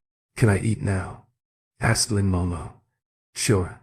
But marrow cleansing pill will remove impurities from your body. You'd better go back to your room to eat and take a shower, Qin Hao Dong said. You go back to take the pill, but I take Tang Tang to her room. After all, she's a little kid, I want to take care of her beside. Well then, if there's anything you need, just call me back. Lin Momo then hurried back to her room. She knew that Qin Hao Dong would never boast about his medical skill, and she did not worry about giving Tang Tang to Qin Hao Dong. As a mother, she could clearly feel Qin Hao Dong's love for Tang Tang. It was the most sincere emotion from the bottom of his heart, without any impurities. Qin Hao Dong returned to Tang Tang's room with her in his arms. He put the little girl on her bed and said, Tang Tang, do you want to be smarter? Of course. My teacher said that both Papa and Mommy like smart children. Dad will tell you a way to be smarter. Do you want to learn it? Yes, I want to be smarter. Qin Hao Dong saw the success of his induction and continued. Later, Osa, your belly will feel a little hot. And then you should seriously think about it and follow the heat wherever it goes with your mind. Okay. Can I be smart then? The little girl asked in a cutesy voice with her big eyes wide open. Of course. How could Dad lie to you? Bravo. Bravo. Papa. Let's start. The little girl excitedly cried. Qin Hao Dong let the little girl eat the marrow cleansing pill and then lie in her small bed with her eyes closed. He put his right hand on the girl's pubic region and injected a little bit of green with genuine key into it. What he just taught the little girl was not the game of becoming smart, but the Xuanian Sutra from Emperor Su Antian of Cultivation World. As the daughter of the Emperor Greenwood, the little girl would not be an ordinary person. Qin Hao Dong would take her to practice. After the green with genuine key was injected into the little girl's pubic region, Qin Hao Dong said, Tang Tang, let's start. Pay attention to the heat on your belly. Then he began to use his green with genuine key to guide Tang Tang to practice Xuantian Sutra according to its method. Tang Tang, however, did what Qin Hao Dong said wholeheartedly. She was very serious and cautious, fearing that she could not become smart if she was not careful. After 3 circles of practice, he not only established the basic practice line of the Xuantian Sutra in Tang Tang's body, but also helped her assimilate the marrow cleansing pill thoroughly. This absorption method was much better than direct swallowing of the pill. After the improvement, the meridians in the little girl's body were not only nearly 1 times wider than those of the ordinary people, but also very resilient. It would absolutely help her and make rapid progress in practice. Okay. You can get up, Tang Tang. Then Qin Hao Dong took back his right hand. The little girl jumped out of bed and asked with eager in her eyes, Papa, I was very serious just now. Have I become smarter now? Qin Hao Dong laughed and said, Tang Tang, it is impossible for people to become very smart suddenly. You have only become a little smarter today. If you follow this method again tomorrow, you'll be a little smarter again. After a long time, you'll become the smartest child. So you must persevere in it.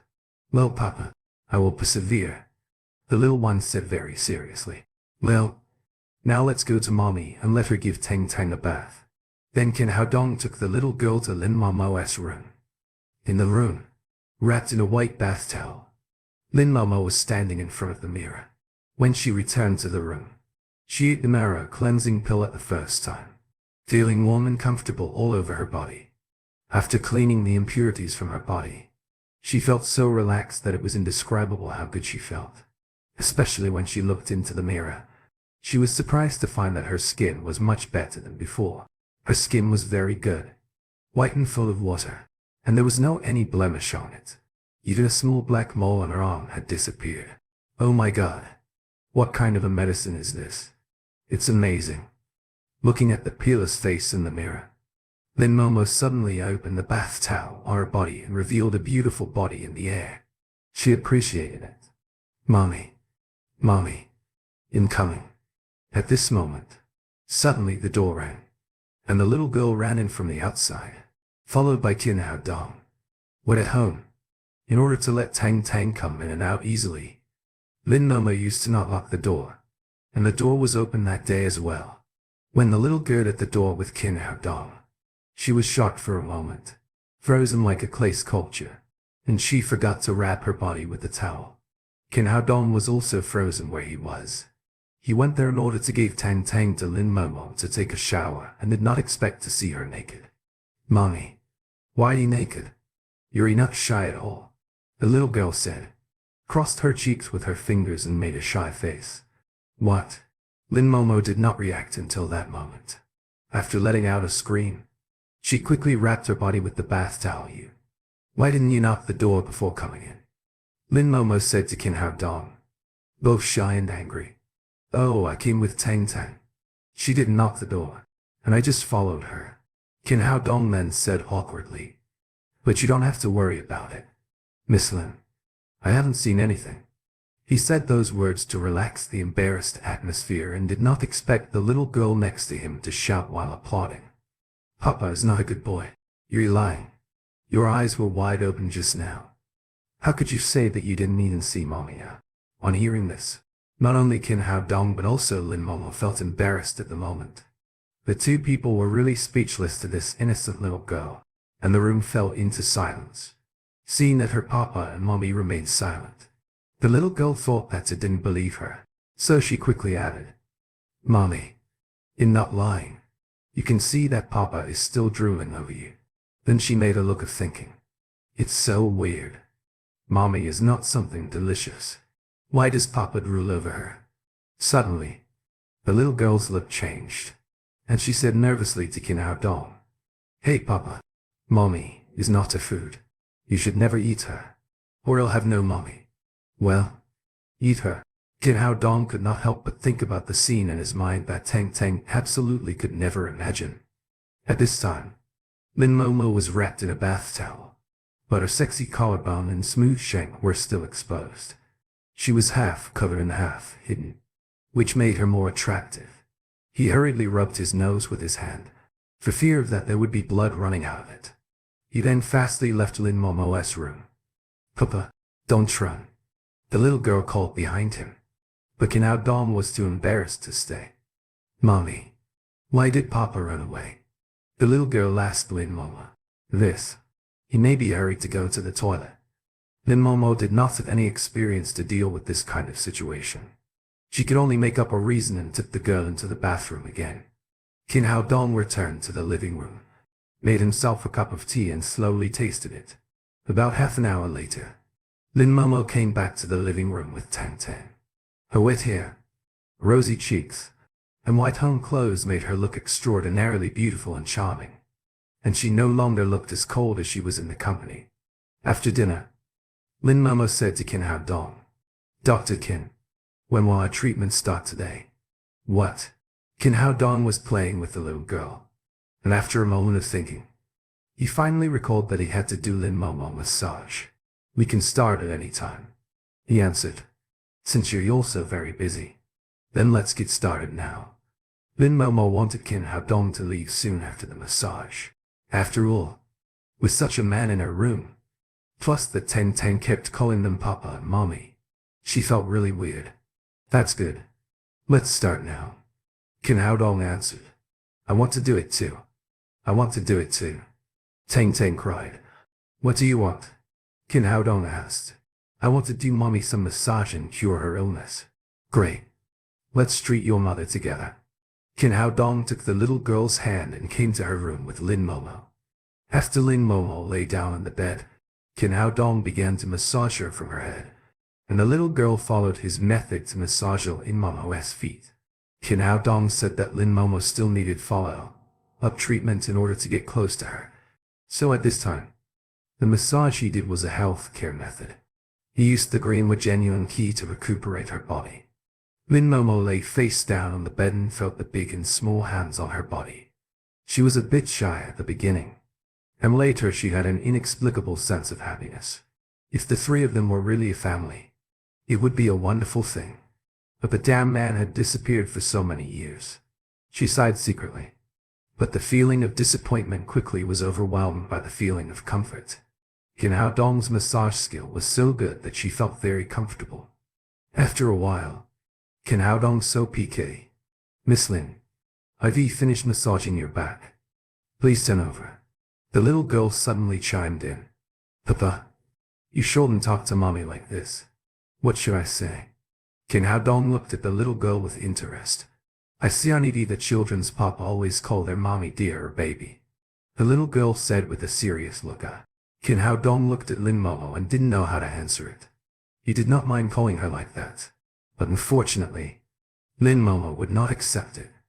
Lin Momo's cheeks turned red, and she said to the little girl, "Tang Tang, what you have seen on TV are not real, and it's all for the need of acting, so you can't take it seriously. But in our kindergarten, kids' papa don't call their mommies miss," said the little T-girl. This. Lin Momo originally wanted to tell Tang Tang that she and Kin Hao Dong were different from other parents. But when she saw the little girl's eager look and knew that she just wanted to have a normal family and a couple of parents that loved her, she finally hesitated and said nothing. After a moment of hesitation, Lin Momo turned to Kin Hao Dong. "Dr. Kin, what about you call me Sister Lin from now on?" Before Kin Hao Dong could speak, Tang Tang said again, No, he can't call you sister. Our teacher has said that close relatives can't get married. Moreover, Mommy, you can't call my papa Dr. Kin. It sounds estranged and not like a family."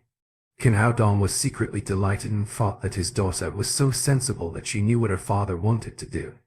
"What do you think we should do? Anyway, we can't call each other all like the couples on TV." Lin Momo said with annoyance she did not know how to deal with this little girl. Tang Tang seriously thought for a moment about it and said, "Mommy calls Papa Lil Dong Dong, and Papa calls Mommy Lil Momo. Then, we could sound like a family. And Lil Dong Dong." Lin Momo was embarrassed. She could not utter such an intimate name. No, this name does not work." She hurriedly rejected the little girl's proposal. "But it was you who let me think of a name. I did what you said, but you won't listen," the little girl said and puckered her mouth with grievance, and it seemed that she was about to cry soon. "Don't cry, Tang Tang. Papa will think of a way to solve it." Kin Hao Dong appeased the little girl and turned back to Lin Momo. "What about you call me Hao Dong and I call you Momo from today?" Looking at the little girl who was about to cry beside, Lin Momo nodded helplessly. "Well, let's do what you said." Kin Hao Dong looked at the little girl and asked, "Tang Tang, is that okay?" "Yes, it makes us like a family." The little girl immediately changed her look of despair and jumped up again happily. Since the matter was solved, Kin Hao Dong continued to give Lin Momo a massage. This time, Lin Momo lay face up on the bed. Her delicate face and tempting figure made Kin Hao Dong feel hot in the heart. He hurriedly swallowed a few times. If Tang Tang saw him drool over Lin Momo again, he would be very embarrassed. There were many taboos to do massage on one's face side than on the back side. Kin Hao Dong controlled his hands with great willpower and avoided to touch her sensitive parts as much as possible. Dad, you are not careful in massaging, you haven't massaged here. The little girl patted Lin Momo's chest. I want it but your mom won't allow me to. Kin Hao Dong thought to himself. Papa, press here. It feels so good. I always put my hands here when I sleep at night. When the little girl finished her words, Lin Momo's face was almost as red as blood. She could not wait to turn her body over and hide her face. It was too embarrassing. However, Kin Hao Dong showed a look of envy. It will be so good if I can do it as Tang Tang while I sleep at night. Lin Momo wanted to give up the treatment and massage, but afraid that it would affect her recovery. She said to the little girl helplessly, Tang Tang, go to find your grandfather to play with him for a while. Will you? The little girl answered. I don't want to play with Grandpa, I want to do you massage to cure your illness with Papa. It seemed that if Tang Tang did not leave, the massage treatment would not go well. Kin Hao Dong bowed down to whisper in Tang Tang's ear. And then, the little girl said happily, Okay. I'm going to play with Grandpa, and you have to hurry up, Papa and Mommy. After saying this, the little girl ran out of the room and shut the door. Okay, let's start treatment. Kin Hao Dong continued to massage Lin Momo as he finished his words. Lin Momo was very curious about what Kin Hao Dong had said to the little girl. So she asked, What did you say to Tang Tang? Nothing. Just some casual words. Impossible. Tell me what you said to her. Lin Momo had a bad feeling in the heart. If Kin Hao Dong really just said something casual, Tang Tang would not have left so quickly. Are you sure you want to listen? Kin Hao Dong asked with a meaningful expression on his face. Of course I need to know. I told Tang Tang to play with her grandfather first, and I would discuss with her mom when to have a little brother for her. Lin Momo could hardly describe her feeling at this moment. She had just known Kin Hao Dong for less than 2 days, but she had been shy more than ever. Her unemotional image as an iceberg was completely destroyed. How can you talk to a child like that? If I didn't say that, Tang Tang would not have left. How could I continue to treat you without her leaving me? But you can't cheat a kid, can you? Lin Momo said with shame and anger. Do you mean we should really have a baby brother for Tang Tang? Kin Hao Dong laughed. What? Lin Momo was so bashful that she stopped talking to Kin Hao Dong and closed her eyes directly. But her heart was beating violently. Finally, after the massage, Kin Hao Dong and Lin Momo walked out of the room and returned to the living room. While playing game with the little fella, Lindsay Hyuan glanced at Lin Momo and Kin Hao Dong with strange eyes. Seeing them, the little fellow immediately ran over and asked happily, Papa, Mama, have you worked out the result? When will you have little brother for me? With cheeks blushed again, Lin Momo gave Kin Hao Dong a vicious look. I have discussed with your mom, and we agreed that we don't need a little brother since Tang Tang is so cute. Kin Hao Dong could only give the little fellow a made-up reason. But I still want a little brother. The little fellow looked like she would never let go unless she got her way. Tang Tang, let's talk about the little brother later. Papa's going back. Kin Hao Dong looked up and said to Lindsay Hyuan and Lin Momo, It's late. I'm going back. Before Lindsay Hyuan and Lin Momo could speak, the little fellow cried out, Where are you going? Papa, you'll go home today and play with Tang Tang tomorrow. Okay, Kin Hao Dong asked. Not okay. Not okay. You liar. The little fellow burst into tears at once. Tang Tang, Papa didn't lie to you. I'm sure he'll come to take you to the kindergarten tomorrow. No, it's not like this. All the children in the kindergarten live with their parents. You are my papa now. Why do you still have to go? The more she cried, the more sad she became. If Papa doesn't live with Mama and me, what shall I say to my friends tomorrow? They would say I'm bragging and keep calling me a wild child. Kin Hao Dong turned his head to Lin Momo. This problem could only be solved by her mother. Lin Momo crouched down and comforted the little fella. Tang Tang, Papa still has something to do. Let him go for the moment. Will you? Tomorrow I'm sure he will send Tang to the kindergarten early in the morning. No. I just want to sleep with my Papa and Mama. I don't want to be a child without Papa. The little fellow kept crying. Lin Momo didn't know what to do. She turned to Lin Zhayuan for help. I'm old. I need to go to bed early. You guys have fun. I'm going to bed. Lin Zhayuan ignored his daughter's appealing eyes and turned back to his room. But there was a slight smile on the corner of his mouth. Lin Momo's marriage had been his worry over the years. She had long ago reached the age of marriage. But she was as unemotional as ice, taking no man in the eye. Today, he was surprised to find that Lin Momo had changed a lot since Qin Hao Dong appeared, which made him very happy. Qin Hao Dong was absolutely worthy of Lin family with such excellent medical skill. The most rare thing was that he was very close to Tang Tang. So Lin Zhayuan was more than willing to see his daughter find the happiness belonging to her. Seeing Dad running away, Lin Momo looked at the weeping little beauty with pain. Finally she said, "Okay. Don't cry, Tang Tang. Papa and Mama will sleep with you tonight. Not only today, but forever. I will always be a kid with a papa," said the little fella. "Okay, you are Mama's boss." Lin Momo had no choice. Goody. Goody. I can finally sleep with Papa and Mama. Seeing Lin Momo promised, the little fellow immediately broke into laughter, holding Qin Hao Dong in one hand and Lin Momo in the other, happily walking toward the bedroom. The bed was so big that it was not crowded at all for the three people lying side by side. Lin Momo's heart beat so hard because it was the first time she was lying in bed with a man since that night. "Tang Tang, Mama has done as you said. Go to bed quickly." Lin Momo intended to make the little fellow fall asleep early so that Qin Hao Dong could leave early. No. I want Papa and Mama to sleep with me. Aren't Papa and Mama sleeping with you?" Lin Momo said. "No, not exactly. Mama has to wear pajamas when sleeping. Just the one you wear every day. Visit Novi 3 pound in. See him for new OVL." The little fellow's words made Qin Hao Dong's heart tremble. He wondered what she would look like when she put on pajamas. He could not help thinking of the scene where Lin Momo was just wrapped in a bath towel. Lin Momo hesitated though. Her nightdress was very sexy. She didn't feel anything in front of the little fellow at ordinary times. But how embarrassing it would be in front of Qin Hao Dong.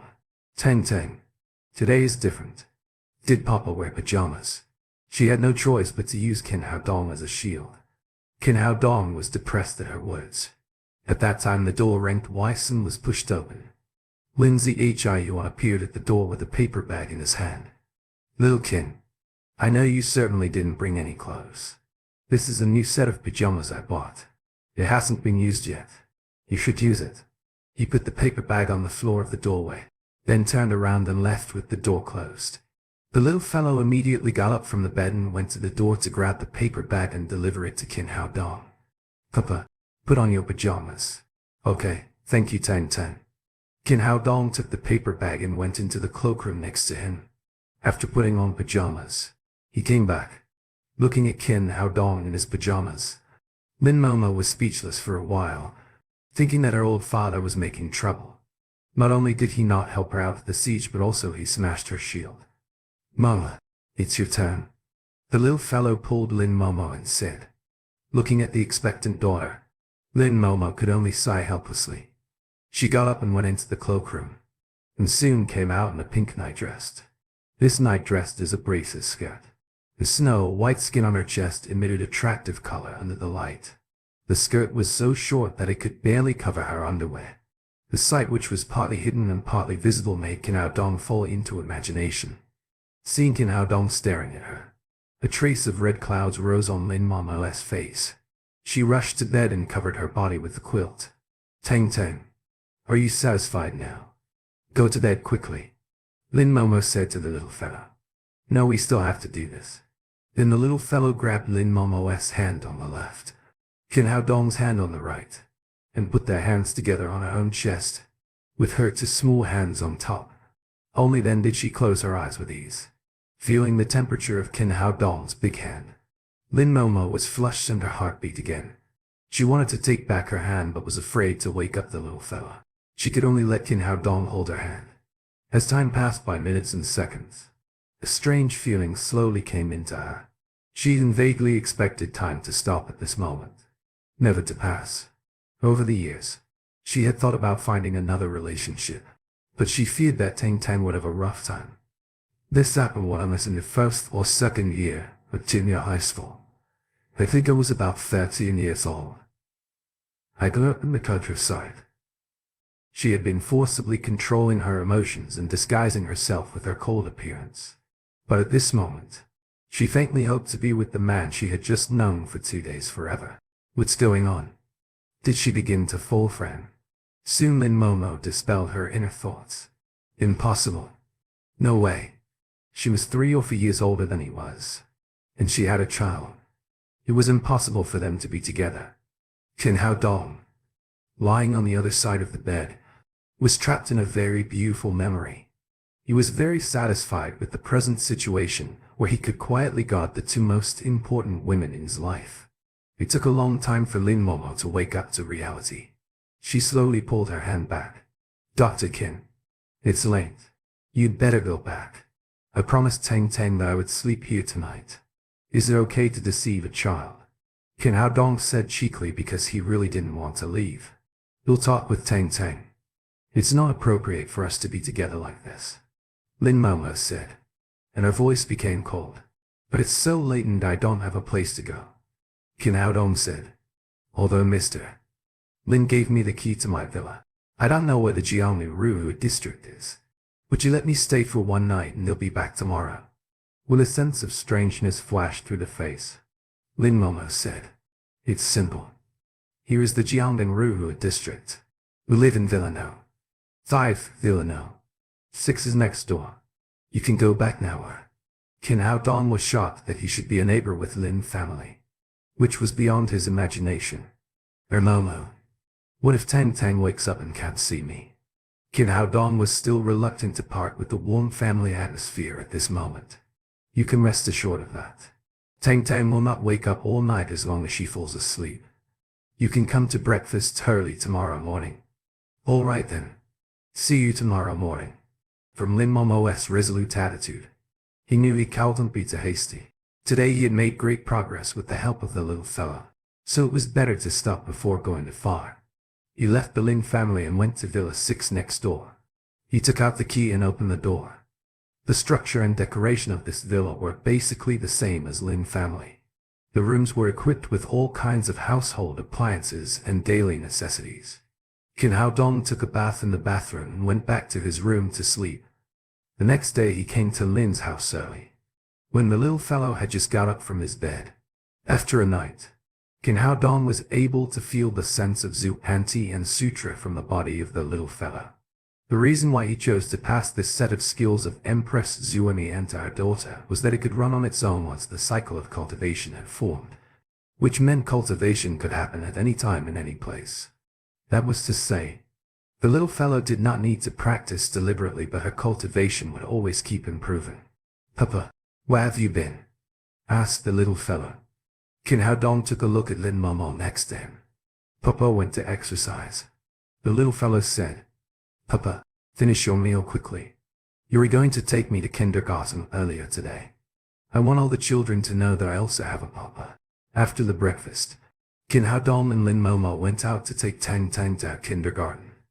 The kindergarten Tang Tang studied in was named Gold Branch and Jade Leaf, the kindergarten of the highest level in Jiangnan City. The children studied there were as noble as the school's name. Every one of them was either of a rich family or of a royal family, for a normal family could not afford the fee. Tang Tang did not hurry to enter her classroom when they arrived at the school, and instead, she waited at the gate, holding Qin Hao Dong's hand. Look, Shang Dao Du. This is my papa Wang Mengmeng. I have papa. Likeji. I have papa. So, don't call me wild child anymore. Looking at Tang Tang's childish and serious face, Qin Hao Dong and Lin Momo were filled with a sad feeling. Xiao Liu. Look, this is my papa, Tang Tang said to the child who held a lady's hand. Wow, it's real. Your papa looks so handsome. Even more handsome than my papa. The little girl stared at Qin Hao Dong while saying, Yes, my papa looks so cool. He's the best, Tang Tang said with a proud face. Xiao Li's mother was named Xiao Lily. She glanced at Qin Hao Dong, and there was a glint of jealousy in her eyes. She then said, Tang Tang's mom, I heard that you raised Tang Tang alone. It's really hard for you. But is this gentleman really Tang Tang's father? On hearing her words, Tang Tang and Liu all stared at Lin Momo, waiting for her answer. Lin Momo saw the expectation on her daughter's eyes, and she hesitated for a little while before answering. He is Qin Hao Dong, and it's true that he is Tang Tang's father. If he is Tang Tang's father, why his first name is Qin? Isn't he your new boyfriend? A cold smile appeared on the corner of Xiao Lily's mouth. Though she did not know Lin Momo, she could tell that she was a rich woman from her dress and manner. This happened when I was in the first or second year of junior high school. I think I was about 13 years old. I grew up in the countryside. She took it granted that Qin Hao Dong was Lin Momo's toy boy, who looked so handsome and made her envy. This Lin Momo could not find a word to answer, for she never considered this matter. This is because I followed my mother's first name, and my father's first name is Tang. So I gave the name to my daughter. Is there any problem with that, madam? Qin Hao Dong said while glaring at Xiao Lily. No, of course not. I have nothing to do with who Tang Tang's father is. Just that there are so many children who don't know their father. I was afraid that Tang Tang might make a mistake. Xiao Lily wore a sarcastic expression. Obviously, she did not believe Qin Hao Dong's words. A flicker of anger crossed Qin Hao Dong's face. He was a humorous, cynical man and sometimes liked to prank on others. But his woman and daughter were never to be offended or sneered in front of him. Never. Moreover, the loquacious woman was obviously trying to make him trouble. She carried smells of two men, which meant she had slept with 2 men last night. The woman was so shameless to sneer at others. You're right. You should mind your own business only. Qin Hao Dong pointed at Xiao Lily's pants and continued. Why your pants get wet? Did you pee in it? What? What are you saying? The woman looked down and found her fashion low-rise jeans wet in many places. What happened? Did I really wet my pants myself? How could it be possible? Xiao Lily could not understand. She might have a casual sexual relationship and got some gynecological diseases, but she absolutely had no urinary incontinence. How could she suddenly wet her pants? Leo, your mom is smelly. Tang Tang covered her nose with her hands and hid behind Qin Hao Dong. Xiao Lily screamed and gave her child to the teacher of the kindergarten before running away. A weird look came over Lin Momo's face. She did not see how Qin Hao Dong made it, but she knew Qin Hao Dong had something to do with it.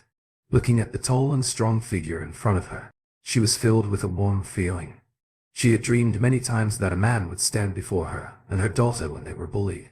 Xiao Lily's embarrassed look made Tang Tang laugh out. Papa, why this aunt wetted her pants? Qin Hao Dong put on a meaningful smile and answered. I don't know. Maybe she drank too much water. After that, he stayed at the gate of the kindergarten for a while and did not leave Tang Tang to the teacher until most of the students came to the school. After waving goodbye to Tang Tang, Lin Momo said to Qin Hao Dong, have you just played a trick on that woman? What? I don't know what you're talking about. Although he knew Lin Momo was talking about Xiao Lily, Hd bad pretend not to know it. Don't pretend to be innocent. I know it must be you. After saying this, Lin Momo bit her sexy lips and continued. Thank you. Qin Hao Dong understood the meaning behind those 3 words. He said seriously. From today on, with me here, no one can greet you and Tang Tang rough. Looking at the handsome and determined face, Lin Momo had an impulse to run into Qin Hao Dong's arms, but she finally suppressed the feeling. She lowered her head and adjusted her bang while calming herself down. She then asked, where are you heading for? I can ask my driver to give you a ride. No thanks.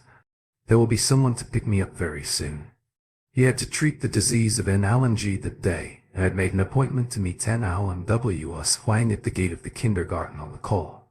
Just as his words fell, roars of the motor came to them, which were followed by a black Audi A6. As the window of the car rolled down, a stunning face appeared before their eyes. An Al and W.S. Huang called out, Get in, you big liar. Qin Hao Dong was wordless. Why did you call me a big liar? Have I cheated on you out of your money or your beauty? My wife may misunderstand your words, okay? However, she still said hello to her and sat down on the co-pilot seat of the car. Who is this woman? What's the relationship between them? Seeing Kin Hao Dong's fading back, Lin Momo was upset. Maybe they are made for one another. In just a mother of a child. Thinking of this, she got into her car with Shang Dibiao and headed for her company. At the same time, Xiao Lily changed her wetted pants and took a medical examination in Jiangnan Hospital. The result was just as she had thought. She had no urinary incontinence apart from some gynecological diseases, which were caused by her overindulged life. What's going on? Why I lost control of urination at that time? Xiao Lily recalled what had happened from the beginning to the end and suddenly came to a conclusion. That toy boy must have something to do with this. He played a trick on me. Though she did not see how Kin Hao Dong did that, she believed that Kin Hao Dong had something to do with it. Bastard. How dared you to play a trick on me? Wait for me. He'll make you pay for it. Why is that woman more beautiful than me? Why she could have a toy boy? Why that little girl is lovelier than my daughter? How could all this happen? Xiao Lily was a jealous woman. Plus that she was in a great rage. She almost lost her mind. Thinking of those things, she took out her mobile phone and called her husband. Honey, I was bullied. You must take revenge for me. NL and WS Huang did not drive her Hummer out that day. And instead, she drove her old Audi 6, which was cheaper than Hummer but was more useful with a special license Stag of Jiangnan Army on it and a pass paper attached to its window. She could drive this car to every place in Jiangnan City and even in the whole Jiangnan province without anybody stopping her. Who is NLNG? It seems that he is powerful in the army. NLMWSU and GS6 arose Kin Hao Dong's curiosity. He took out his mobile phone from his pocket and started trying to search this name on internet. Reading the results, Kin Hao Dong was surprised. NLNG indeed had a powerful background. According to the information on the internet, NLNG had made many military achievements during the war between their country and them country and therefore became the youngest general of that time. He even had received commendation from the first president of their dynasty. In the later war with an country, he was one of the most important generals that fought at the front line and was known as the brave workaholic among the army. The information on various forums showed that although an LNG no longer served in the army, his power was still with him and his background had to be shocking. More than that, NLNJIES children were all outstanding people. Some of them had high positions in the army while some of them were new stars in government. In view of their descent and background, the Allen family was indeed the top family in Jiangnan province. Allen W.S. Huang remained at deadpan after Kin Hao Dong got into the car. Obviously, she was still angry about the things that happened the day before. She was concentrated on driving her Audi 6 and keeping it speeding up, which gave her a feeling that she was driving a sports car. She thought that seeing her driving skills, even though Kin Hao Dong would not pee in his pants, he would be frightened. However, Kin Hao Dong was absorbed in playing with his phone and did not notice how fast they driving. Hey, what are you doing? Allen W.S. Huang could not help but ask him and lowered the speed of the car. After all, it took much energy to drive so fast in the urban area. Nothing. In watching a very popular female streamer on the internet, Vulgar, Allen W.S. Huang turned up the whites of her eyes at Kin Hao Dong and asked, "What were you doing in the kindergarten? What can an adult go to the kindergarten for? Of course, they are taking their children to school. What? Are you married?" Kin Hao Dong's answer was beyond Allen Wushuanjia's expectation. Her hands shivered, due to which they almost hit a big truck coming in the opposite direction. Luckily, Kin Hao Dong had sharp eyes and acted so fast to control the steering wheel, which saved their lives. "What were you doing? Why were you so excited?" Kin Hao Dong said with a smile before continuing. "Good news for you. I'm still single and you still have a chance to be my girlfriend." When he was talking, his hands were still on the wheel, beneath which were Allen Wushu and GS white and soft hands. "Take your dirty hands off me." Allen W.S. Wang also realized that she overreacted. Her face turned flushed, and she shook off Kin Hao Dong's hands. "It has nothing to do with me whether you're married or not. She paused for a while and continued asking, "Since you're not married, why do you have a kid?" Kin Hao Dong answered with a smile, "Who tells you that one must get married before having a child? Can't I be unmarried while having a child?" Yuan Alan W.S. Huang was both angry and amused. She asked again, "Who is the lady that stood beside you just now? She looks so pretty." She was always proud and never took other women seriously. However, the woman she just saw was so different, with elegant manner and beautiful face, that even she could not help but take more glances on her. Kin Hao Dong explained to her, "She's my kid's mother." "You're such a liar," N. Alan W.S. Huang said with anger. "Why did you say that? I'm such an honest guy, and I can guarantee you that all I said was true." "Visit Novi £3 N. See him for new OVL," Kin Hao Dong said with grievance. "Then how old are you?" 21. "How old is the kid you mentioned?" "This happened when I was in the first or second year of junior high school. I think I was about 13 years old. I grew up in the countryside." "So you've been in a relationship for 5 years?" "No, we met each other only 2 days ago." "You're just talking nonsense." "You was..." N. Alan W.S. Huang would have kicked the slick guy out of the car if she weren't driving. How could the guy be so serious while making up all those stories? "I am not talking nonsense. I am telling you the truth," Kin Hao Dong said innocently. In anger, N. Alan W.S. Huang closed her mouth because she knew she would totally lose it if she didn't stop talking to him. The Audi A6 darted out of the city and finally pulled over at the gate of Big Yard. "This happened when I was in the first or second year of junior high school. I think I was about 13 years old. I grew up in the countryside, with large brick walls and houses with fancy tiles. It was the special sanatorium set by Injiangdin military force. It was said that all the residents here are military leaders above divisional commander level." Nanlan W.S. Huang parked the car and led Kin Hao Dong into the yard. Kin Hao Dong checked out the sanatorium while he was walking. It was a nice place with much more spiritual care around than the urban area, making it the best place for recuperation.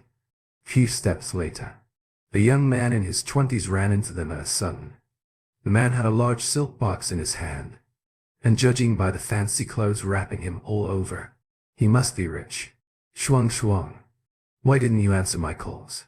The young man ran to N. Alan and smiled flatteringly. "Zhang Dazi hi. I told you not to harass me if you have nothing important," N. Alan W.S. Huang said with resentment. "Yes, I do have something important," said Zhang Dazi hi, who was apparently afraid of N. Alan W.S. Huang. He raised the silk box in his hands and said, "I heard that you're looking for 1,000-year ginseng for your grandpa. I happen to have a friend who runs their business. I asked him for help, and this is the best Korean ginseng he found for me. I heard it was 100-year one, so I bring it here to give it to your grandpa as a gift." After he said that, he opened the box with a flattered smile. There was a snow-white Korean ginseng lying inside. At first, Kin Hao Dong didn't care about Zhang Dazi hi at all, because he found him no more than another admirer of Nan W.S. Huang, and it seemed that she hardly had any interest in him. But by the time when he saw the Korean ginseng, he couldn't help but widen his eyes. What a nice ginseng it is. The Korean ginseng and his blood ginseng would make up the 2 main ingredients of his foundation core. This good stuff has to be mine. Kin Hao Dong had every reason to be desired, because the 600- or 700-year-old Korean ginseng was giving out very thick spiritual ki. It was a nice gift, only to be sent here at the wrong time. He sighed for Zhang Dazi hi in his mind because he knew it must have taken him a lot of efforts to find such an old-aged Korean ginseng. And Alan W.S. Huang would have treated him in a totally different way if he was here 2 days earlier. But now, she wouldn't even bother to look. And Alan W.S. Huang barely took a look at the Korean ginseng in the box. She stared at Zhang Dazi hi and said, "I don't need it. Just take it away." Well, Zhang Dazi hi was confused. He took it as the best chance to flatter N. Alan W.S. Huang when he heard that she was looking for 1,000-year ginseng. He had used all his social connections to find the ginseng, and it cost him more than 10 million yuan to take it out of Korea. He did all this to win the beauteous laugh. Nanlan W.S. Huang didn't smile at all. Instead, she was becoming colder and colder to him. Shuang shuang. Don't be so impulsive. This Korean ginseng will help cure your grandpa. I said I don't need it in Alan W.S. Huang interrupted Chen Die's Ehai before he could finish. She knew the better the ginseng was, the more harm it would do to his grandpa. So now she didn't bear any good feeling toward Zhang Die's Ehai at all. She also knew that if she didn't make it clear to Zhang Die's Ehai, he would keep her asking him. She then pulled Qin Haodong and said, "My family has already invited Dr. Qin for grandpa. You can keep your hands away from this." Zhang Die's Ehai took a look at Qin Haodong and said to the angry Alan W.S. Huang, "He must be one of the gigolos of yours. How could he be a doctor?" "Watch your mouth, Zhang Die's Ehai," said an Alan W.S. Huang, a quick-tempered one who had already lost her patience. She asked with a cold face, "How does it have anything to do with you if he was a gigolo of mine?" Qin Haodong felt awkward. He was such an innocent victim. Because he was here just to cure. Now for no reason. He had become the idiot's rival in love, and had been demeaned to be a gigolo. You can get hurt by just walking in the streets. Shuang shuang. How can you not know my feelings for you after such a long time? We'll make a perfect couple. What's good in this gigolo? He was too pale and tender to look like a real man. I think he may be gay enough. Before he could finish it, and Alan yelled in anger, "Zhang Die's Ehai, shut your hole, you." Zhang Die's Ehai was so angry that his eyes were glaring. But he was too afraid to flare up in front of the Alan W.S. Huang. The reason he pursued an Alan W.S. Huang was partly her beauty and partly her powerful family. But all in all, he feared Miss Anne Allen because she was so quick-tempered. He couldn't afford to irritate an Alan W.S. Huang. But at least he could irritate Qin Haodong. Stay away from Shuang Shuang, you gigolo boy, or you wouldn't have known how you died. Seeing the idiot getting more and more ignorant, Qin Haodong felt annoyed, so he said coldly, "Get out of here." "What? How dare you speak to me like that? It'll disable you for your tongue." Zhang Die's Ehai jumped at Qin Haodong while he was speaking. And Alan W.S. Huang then moved in front of Qin Haodong. She said in anger, "What are you doing? Zhang Die's Ehai. H.E.S. a guest of my family. Now get out of here while I still act in manners." She had been suppressing the anger inside. She would have already punched Zhang Die's Ehai if their father weren't good friends. Seeing that Alan W.S. Huang was nearly rampaging, Zhang took a few steps backward. He certainly knew how capable the woman could be. He might have learned taekwondo for a few years, but he was no match for her. If the fights broke out, he would be slaughtered. But he still didn't give up. He pointed to Qin Haodong and yelling, "Gigolo boy, no man would hide behind a woman. I dare you to come forward and have a man-to-man fight with me." He thought Qin Haodong was a coward gigolo who wouldn't dare to his challenge. The moment Qin Haodong quailed, quick temper and Alan W.S. Huang would favor him. Qin Haodong had a flash of wit. He was just considering how he could get the ginseng for himself. And now the idiot came to send it by himself. He lifted his hand and pushed 10 Alan W.S. Huang aside. Then he smiled and said to Zhang Die's Ehai, "You want to fight? I bet you will. No hide behind a woman if you are a real man." He was so confident because he had been learning wushu since he was young. He knew he was definitely no match for an Alan Yan. But he believed to beat the gigolo before him would be simple enough. "Why wouldn't I dare?"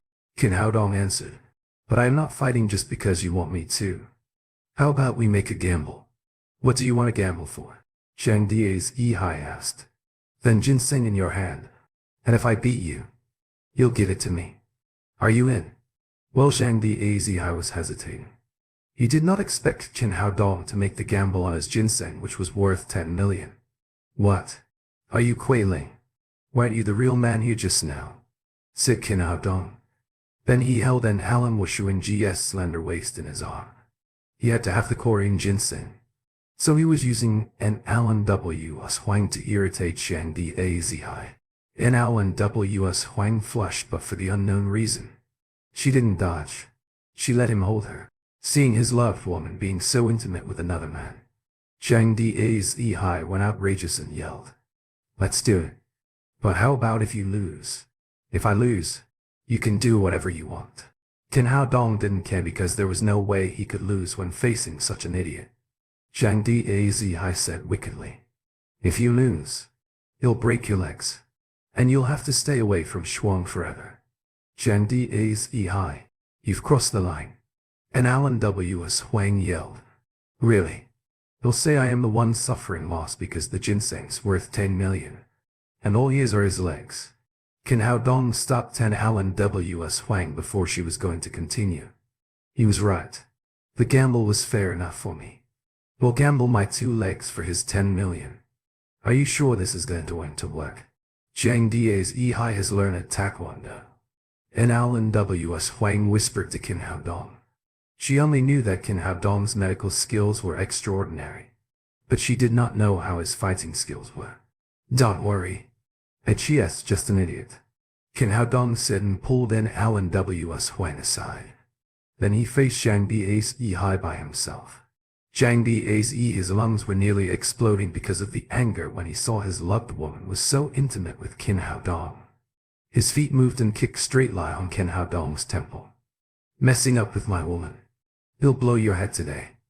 As his left foot got closer and closer to Kin Hao Dong's head, a cold but proud smile emerged at Zhang Dazhi's mouth corner. But before he finished laughing, he felt like a train had run into his chest, and his ribs were almost crushed by the power. He flew backward like a cloth bag, then fell heavily on the ground. It's mine. Kin Hao Dong ran over happily after he kicked Zhang Dazhi away, picking up the silk box in his hand. And Alan W.S. Huang was shocked inside seeing Kin Hao Dong defeated Zhang Dazhi so easily. Because it wouldn't be such an easy job even if she did it by herself. What kind of freak was he? His medical skill was amazing. So was his fighting skills. You bastard. How could you play tricks on me? As stupid as Zhang Dazhi might be, he could figure out that Kin Hao Dong had set him up. He struggled to pick himself up from the ground, but he failed after trying several times.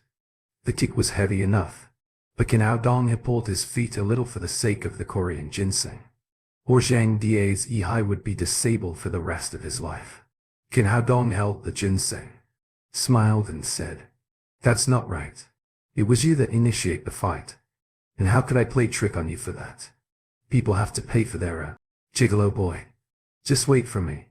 This is not over yet." Zhang Dazhi shouted as his face was twisted. "You want to mess up with me? Fine, fight was in first. But next time I won't show any mercy except you send me ginseng as good as this one." Surely.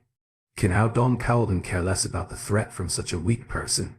At the same time, several guards of the military area ran over here. They noticed Zhang Dazhi lying on the ground, and asked Alan W.S. Huang, "Miss Alan, what has happened here?" And Alan W.S. Huang waved her hand and said, "It's not your concern. Just go and do what you have to do." Zhang Dazhi finally picked himself up from the ground after the guards left. He glared at Kin Hao Dong with grudge and said, "How dare you hit me?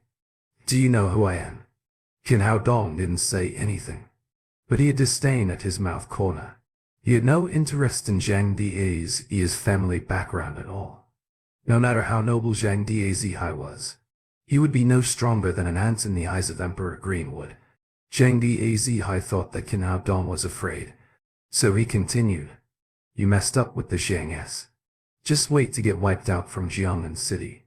And Alan W.S. Huang looked sharp, and she said, "Zhang Dazhi, Dr. Qin is an honored guest of my family.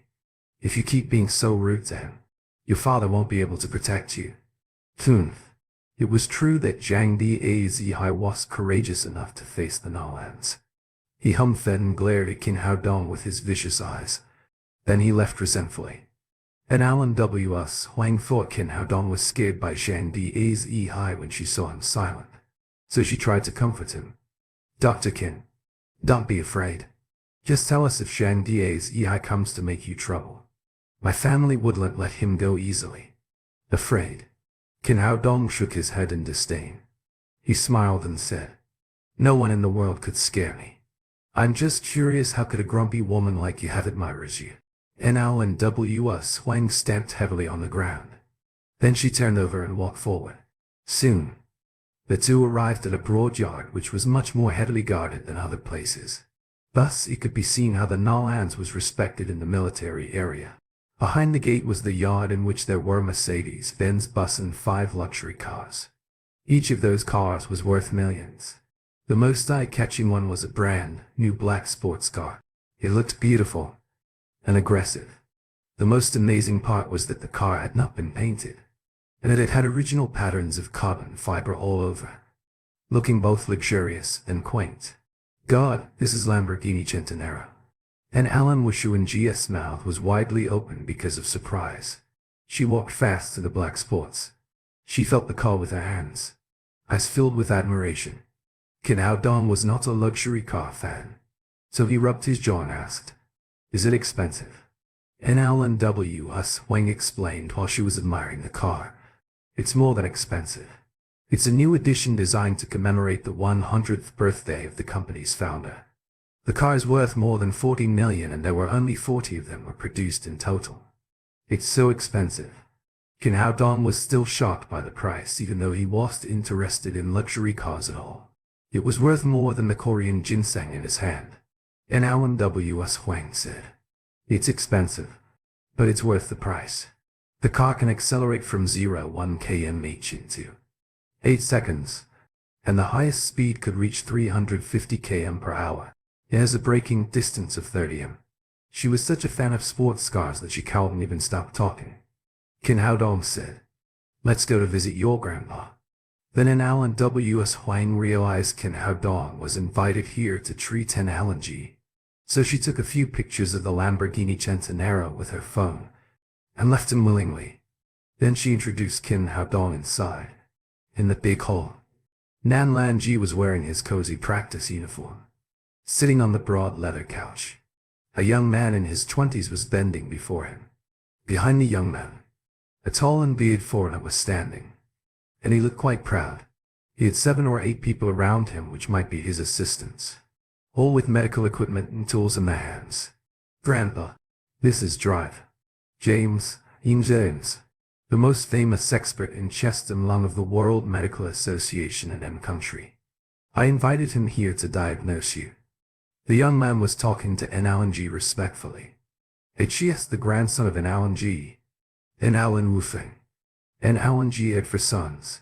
The oldest son, N. Alan Hong Fia, was a politician in the central government of Jianghan province. The second son, N. Alan Hong Xian, and the third one, N. Alan Hong Shen, had taken their own positions in the army. And the youngest one, N. Alan Hong Yi, ran a business worth millions. And Alan Wufeng was son of an Alan Hong Xiang, and also the eldest grandson in the family. But he had neither learning or skills. He did nothing but drinking, eating and playing every day. So an Alan G didn't like him.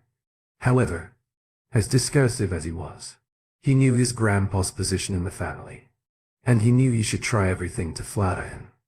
That was why he spent so much inviting Dr. James from home country to cure his grandpa's disease. "Forget it. My disease is out of his capacity. I've already had Dr. Kin here. Just let Dr. James go back," said N. Alan G. With the financial resources of the Nolans, they had invited numerous famous doctors these years, but all of them were at the end of their wits when facing an Alan J. I's disease. He had lost his patience on those so-called experts. And Alan Wufeng felt nervous upon hearing he said that. He explained in a hurry, "Grandpa, Dr. James is not an ordinary one. He is the core member of the World Medical Association. I used a lot of connection to invite him here. He's way better than those ordinary doctors. Just let him treat you, please." It had cost him countless efforts and money to invite James to Huaxia. He promised $1 million USD for the consultation. He would let his efforts lead to no end, so he shot a glance to Wang Dai, a health doctor standing behind N. Alan G. Wang Dai read the glance and bent to whisper to N. Alan G. "Dr. James was indeed famous. I've read lots of his papers on journals, and he specialized in treating lung disease. Just let him try, or you let Wufeng down."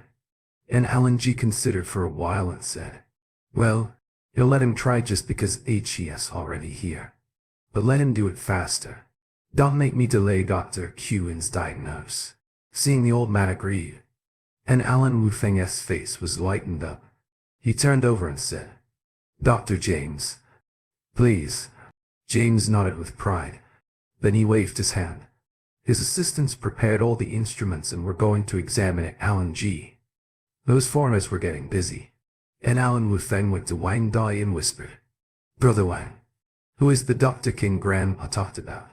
And Alan Wu Feng felt curious by the second time that Alan G mentioned Dr. Kin, because he had never seen his grandpa trust and respect the doctor so much.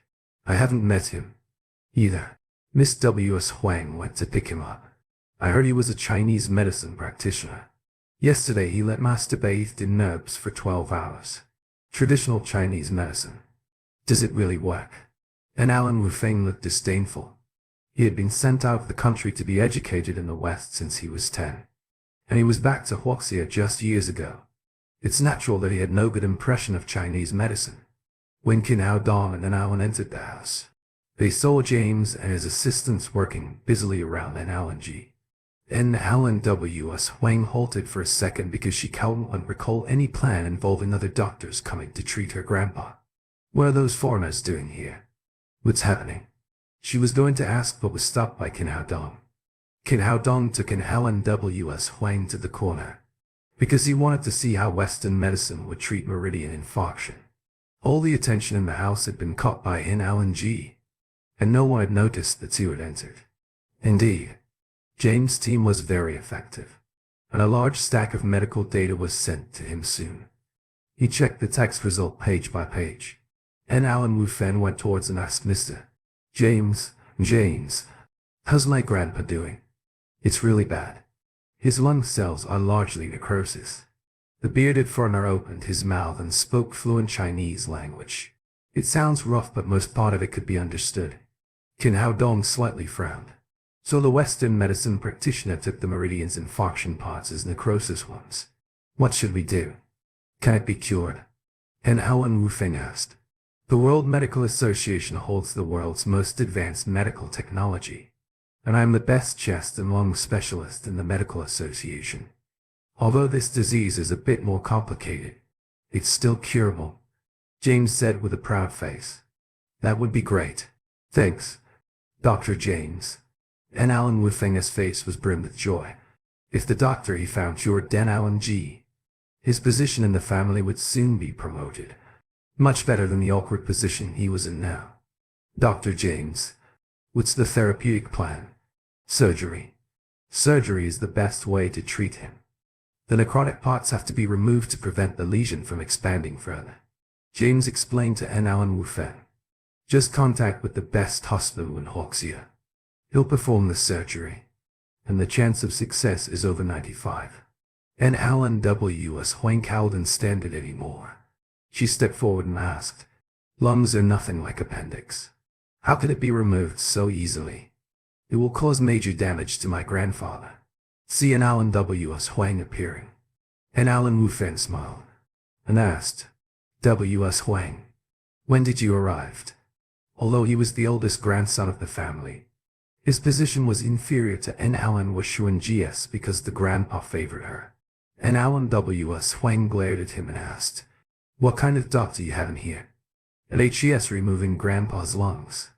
Before Alan Wu Feng could speak, James said, "My beautiful lady, you don't know about medical knowledge at all. Everyone has 5 pulmonary lobes, and it would do little harm if 2 or 3 of them are removed. Just take some rest and take good care. Moreover, his condition is so serious that he would have 3 to 6 more months to live if we don't perform the surgery in time." And Alan Wu Feng added, "That's right, W.S. Huang. Dr. James is the best in the world. So will be his plan." "We hear it," said an Alan G who had been irritated. He sat on the bed and asked, "No major damage. Can I still practice wushy with half of my lungs?" "I'm afraid you can't.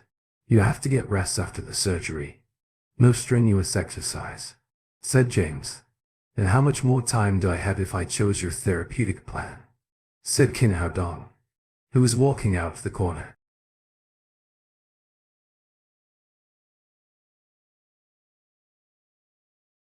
Although James did not know who the young man was, he answered, "If let me do the operation, I could maintain at least a 3 years life span for him." Qin Hao Dong looked at him and sneered. "What a joke. You leave such great harm to the patient, removing half of the lung lobes and only keeping his life for another 3 years. How dare you claim to be the best thoracic and pulmonary doctor in the world? Who gave you the courage? I would say you are totally a quack." James got suddenly furious and his face turned red. It was the first time for years that one dared to call him a quack doctor. He stormed to Qin Hao Dong. "Who are you? Do you know anything about medicine?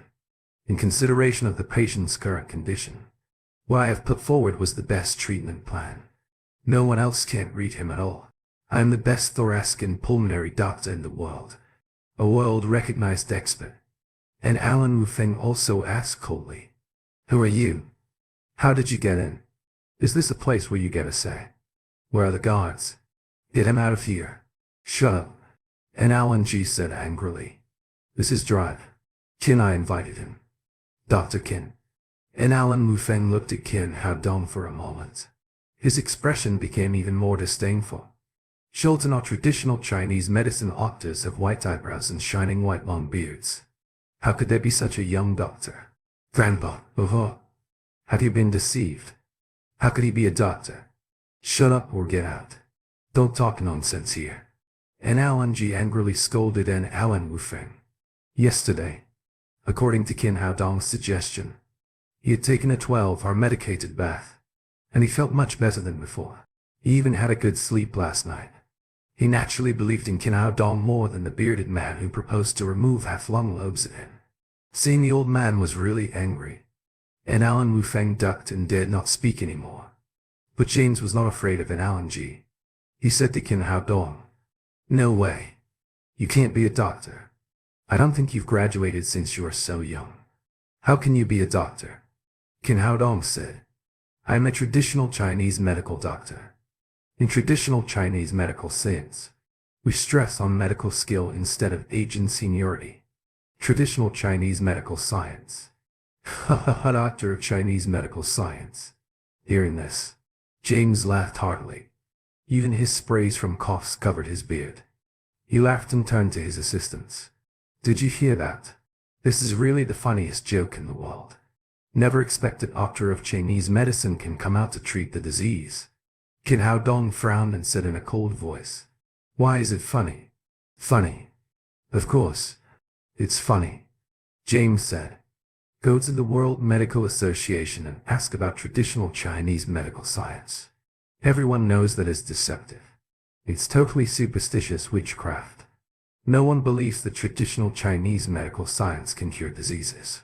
If you don't believe in traditional Chinese medical science, you are ignorant." Qin Hao Dong turned around and pointed to N. Alan G and said, "If I use traditional Chinese medicine to treat Mr. Nala Njai's disease, we will not only have not to cut off the lungs, but also can make him recover completely. What's more, at least I can extend a 10-year lifespan for him. I just heard one of the funniest jokes in the world, and now here comes the biggest boast. Is that called kuianayu in your Chinese language? I've heard that you Chinese like to brag, but today I finally see it." As James shook his head and spoke kuianayu in his stiff Chinese, which sounded extremely harsh, his assistants laughed again. Qin Hao Dong buttonholed an Alan W. S. Huang, who was about to lose her temper, and said to James coldly, "Since you don't believe in traditional Chinese medical science, let's make a bet." "Bet, okay. How do you want to bet?" James was famous for his arrogance in the World Medical Association, and at this time he did not take Qin Hao Dong seriously. "Just bet on Mr. Nolan's disease. I can say that I could cure him in half an hour." "No way. It's absolutely impossible. His disease is impossible to cure even in half a year, let alone half an hour. Traditional Chinese medicine can't cure diseases at all. Why can't you Chinese change your boasting habits?" James shook his head and the disbelief spread over his face. Qin Hao Dong said coldly, "Just answer me, dare you to bet or not?" "Of course. Why not? Go ahead. What do you want to bet on?" "This Korean ginseng is worth 10 million yuan. If you win, You can take it away. Otherwise, you shall kneel down and take me as your teacher in public. Meanwhile, you should apologize to traditional Chinese medical science on the world-famous press. James glanced at the ginseng in the big red brocade box. Although he was a doctor trained in Western medical science, he also was aware that the ginseng was absolutely first class and very valuable. Are you sure you want to bet with me on this? James said incredulously. In his opinion, he was sure to win the bet. He does not understand why the Chinese people play for such a high stake. Sure. Today I will let you ignorant people see what is called traditional Chinese medical science. Well, I agree with all the terms you said, but don't renege when you lose. Although Qin Hao Dong's terms would make him lose face and were a bit harsh, James immediately accepted the bet, because he never thought he would lose. He had seen the medical examination report of Analogy just now. He believed even God could not completely cure him. Then Qin Hao Dong didn't talk to the foreigner anymore, but turned his head to Alan W. Huang. Now I'm going to treat Mr. Alan. Use your mobile phone to make a video. In case of this foreigner's disavouer. Alan W. Huang nodded, and took out a mobile phone to record a video. Qin Hao Dong let Alan G get up and sit down on a stool. He first took an Alan J's pulse to make sure that the cold key in his body had been cleared through the medicated bath, and then took out a marrow cleansing pill for the old man to eat. After all, Alan J's meridians were blocked for a long time. As his martial cultivation ability was cold, his meridians had been eroded by cold key for a long time. It was quite fragile. If Qin Hao Dong forcibly unblocked the meridians, it was very easy to cause a rupture of meridians. This marrow cleansing pill could increase the tenacity and strength of his meridians. After doing all this, Qin Hao Dong took out the needle bag and quickly stabbed 40 or 50 silver needles in Alan J's chest. With the efficacy of the marrow cleansing pill, he began to dredge the blocked meridians of the lungs. Alan G had been injured for a long time, with a serious congestion of his meridians. Qin Hao Dong did not dare to treat him in high intensity, so the treatment was time-consuming and laborious. About 20 minutes later, fine beads of sweat began to ooze from his forehead. Suddenly, Qin Hao Dong raised his hand and clapped it on Alan J's back. Alan G opened his mouth and spat a mouthful of black blood. The black blood smelled terrible immediately after it fell to the ground, and if you look carefully, there were some black lumps in the blood. Alan Wu Feng had been watching nervously beside him. Seeing Qin Hao Dong clapped on Alan G and made him spit blood, he immediately cried, "What's the matter? How do you treat? Why did my grandpa spit blood? If you don't understand, don't talk nonsense. If he didn't spit out the extra VA-sated blood, can he recover?" Qin Hao Dong raised his hand and took back all the silver needles on Alan J's chest. Then he turned to James and said, "Had he finished my treatment? It's time for you to keep your wager." "What? No way. I suspect that your casual treatment has aggravated the patient's condition. It's just a mess. I have never seen a treatment like this. If you are in our own country, you're guilty of hurting people by needling them like this. You should be arrested and put into prison." James looked excited and his beard shook as he spoke. He lived in his 40s, and never saw a doctor treat his patient by touching wrist, pricking needles, and finally making patients spit blood.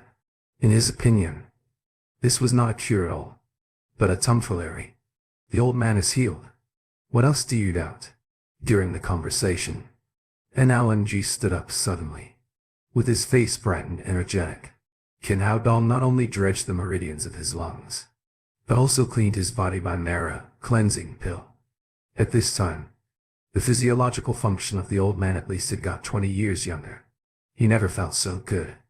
Alan G turned to Qin Hao Dong and said, "Thank you, little magic doctor. Thank you so much." Alan W. Huang and Alan Wu Feng were struck dumb, gaping but speechless. In just 20 minutes, Grandpa was like another person. "It's incredible," James shouted. No, you are a group. You are acting.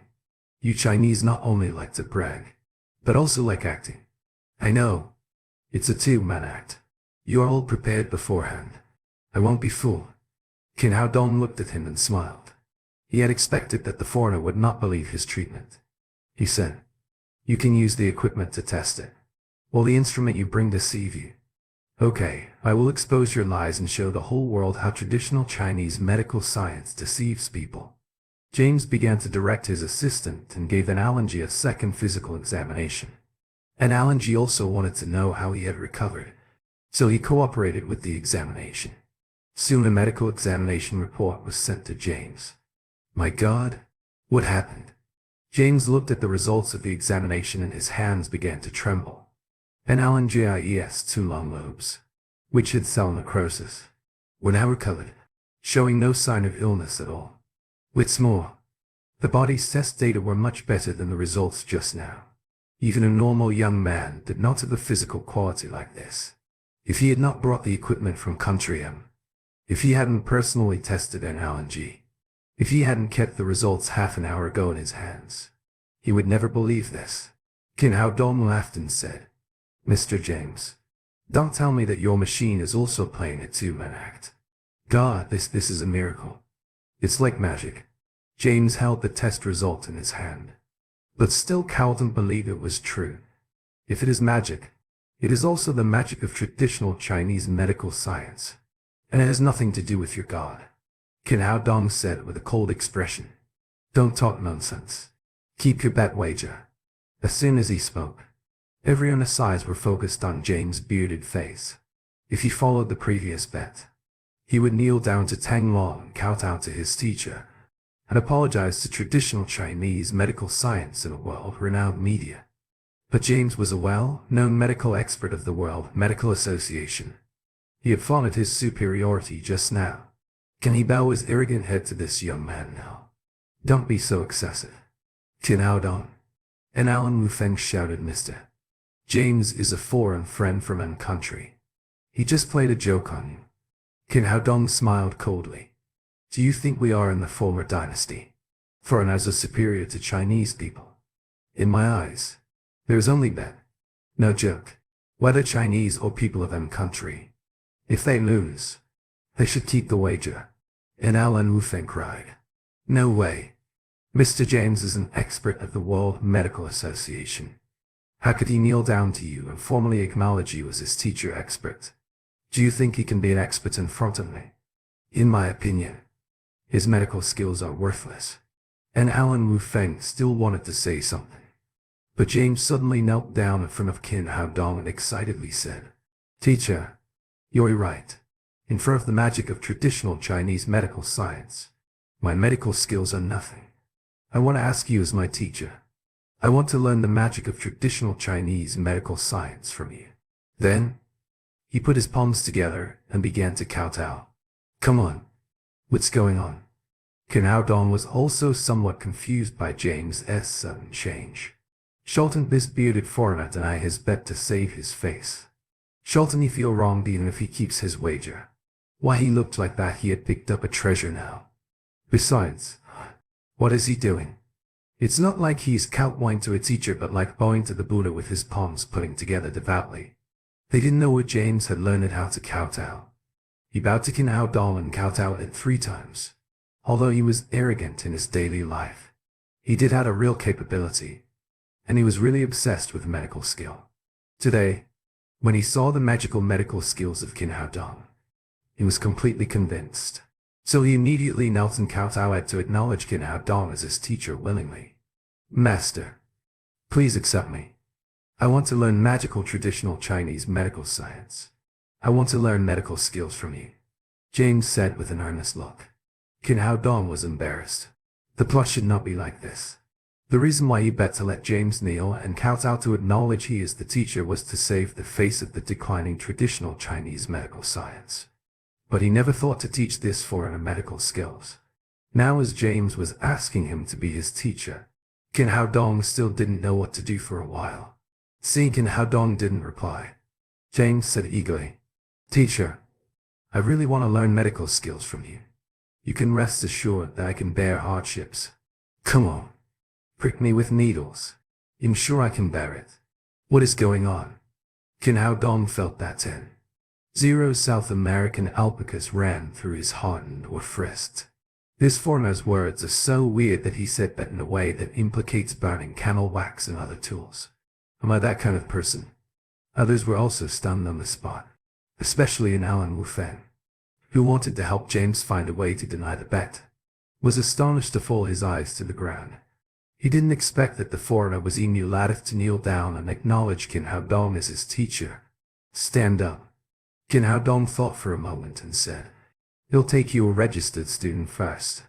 But if you want to learn Chinese medicine, you must first learn Chinese well. When you learn the Chinese language well, then come to me to learn medical skills." The reason why Qin Hao Dong just proposed to take James as his student was to borrow his fame to improve the status of traditional Chinese medical science. He knew that traditional Chinese medical science was declining, and he wanted to improve its fame and status. Now the authority of the World Medical Association acknowledged a Chinese doctor as his teacher, which would inevitably cause a great sensation in the medical community. "Teacher, my wife is a Chinese. We talk in Chinese in everyday life, so my Chinese is very good. I can learn now." James stood up from the ground, but still looked eager.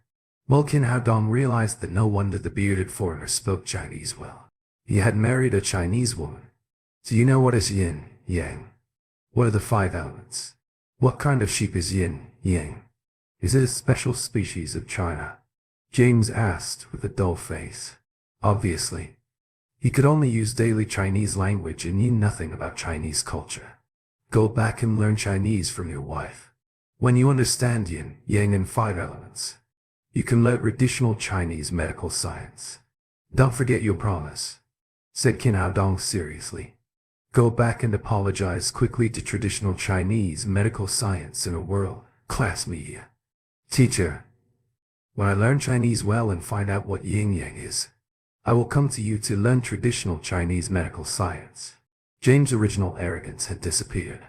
At this time, he said respectfully, "Teacher, you can rest assured that I will fulfill my promise as soon as I return to M country.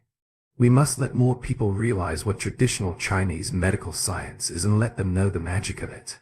Then, he turned to Alan Wufen and said, "Myrtle, send me back quickly. I'm going to find those who slander traditional Chinese medical science to square accounts. It's damn they should call such magic medical science a cheat." And Alan Wufen was depressed for a while. He did not expect that the world-famous expert he had paid a lot of money for had not cured his grandpa's illness, but had become Qin Hao Dong's student. But things would happen and be changed. He took out a car key with a Lamborghini logo and said to Alan G, "Grandpa, I sent Mr. James home. It's my Woxie sister's birthday a few days later. I bought a car for her as a gift. Let me put it in your place first." And Alan W.S. Huang now realized that the Lamborghini was a birthday gift for her cousin Alan Woxie, the daughter of their uncle Alan Hong Fei. He must want to curry favor with his uncle by giving such a valuable gift. Then Alan Wufen put the car key on the tea table next to him, and then left with the James and his assistants. After they left, Alan G asked even the healthcare nurses and security guards out. Again respectfully said, "Young magic doctor, you saved my life, and from now on you are Weird Allen family's great benefactor." "Never mind." Qin Hao Dong nodded slightly and said, "The blocked meridians in your lungs have been dredged, but don't practice cultivation skill anymore. The attribute cultivation skill of your family is cold. If you practice further, it will continue to hurt this part of meridians." And Alan J.'s face changed. He had practiced this cultivation skill for many years. He had reached the realm of small success. It was really unwilling to give up. Whoever once been accustomed to possessing power beyond ordinary people, he would be painful when he lost it all of a sudden. Qin Hao Dong looked at Alan W.S. Huang and said, "There is indeed something wrong with your family's inner cultivation skill. You should not practice it anymore, or you will never be a mother in your life." And Alan Wishuanjia's lip changed. She was infatuated with martial arts since childhood, so she pestered her grandpa to teach her how to practice this skill. But as a woman, she also didn't want to lose the right to be a mother. And Alan G said eagerly, "Young magic doctor, I know you are a very capable person. Can you consider ways of that?" We in Alan family shall never forget your great kindness. Although an Alan W.S. Huang didn't speak, she also looked eagerly at Kin Hao Dong. Well, Kin Hao Dong hesitated for a moment. He felt that Alan G and his granddaughter were really good people. He said, "Well, I'll listen. Let me have a look at your cultivation skill." Seeing that Kin Hao Dong promised to help, Alan G immediately sat cross-legged and began to practice the Alan family's cultivation skill with a happy expression. About half an hour later, Alan G had run his genuine key for a circle. Kin Hao Dong basically looked through where the problem was. No wonder this cultivation skill could do so much harm to the human body at the many weak points. "Well, in the first side, stone," he said to Alan G. "Your family's cultivation skill is defective." Alan G said, "There are indeed defects. Our ancestors have mentioned that.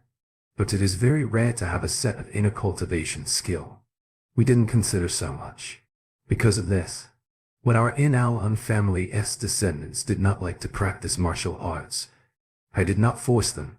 Only W.S. Huang and Wuxia girls like to play with spears and sticks from their childhood, and asked me to teach them.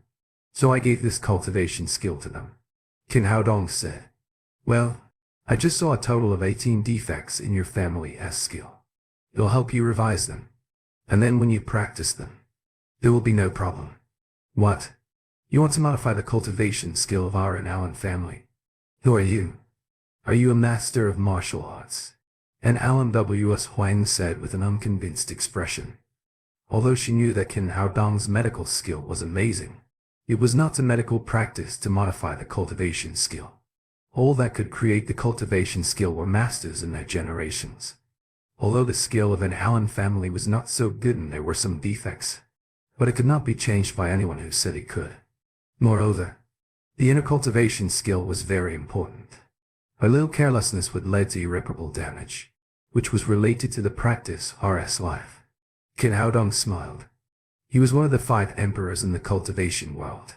His knowledge was far beyond ordinary people's imagination.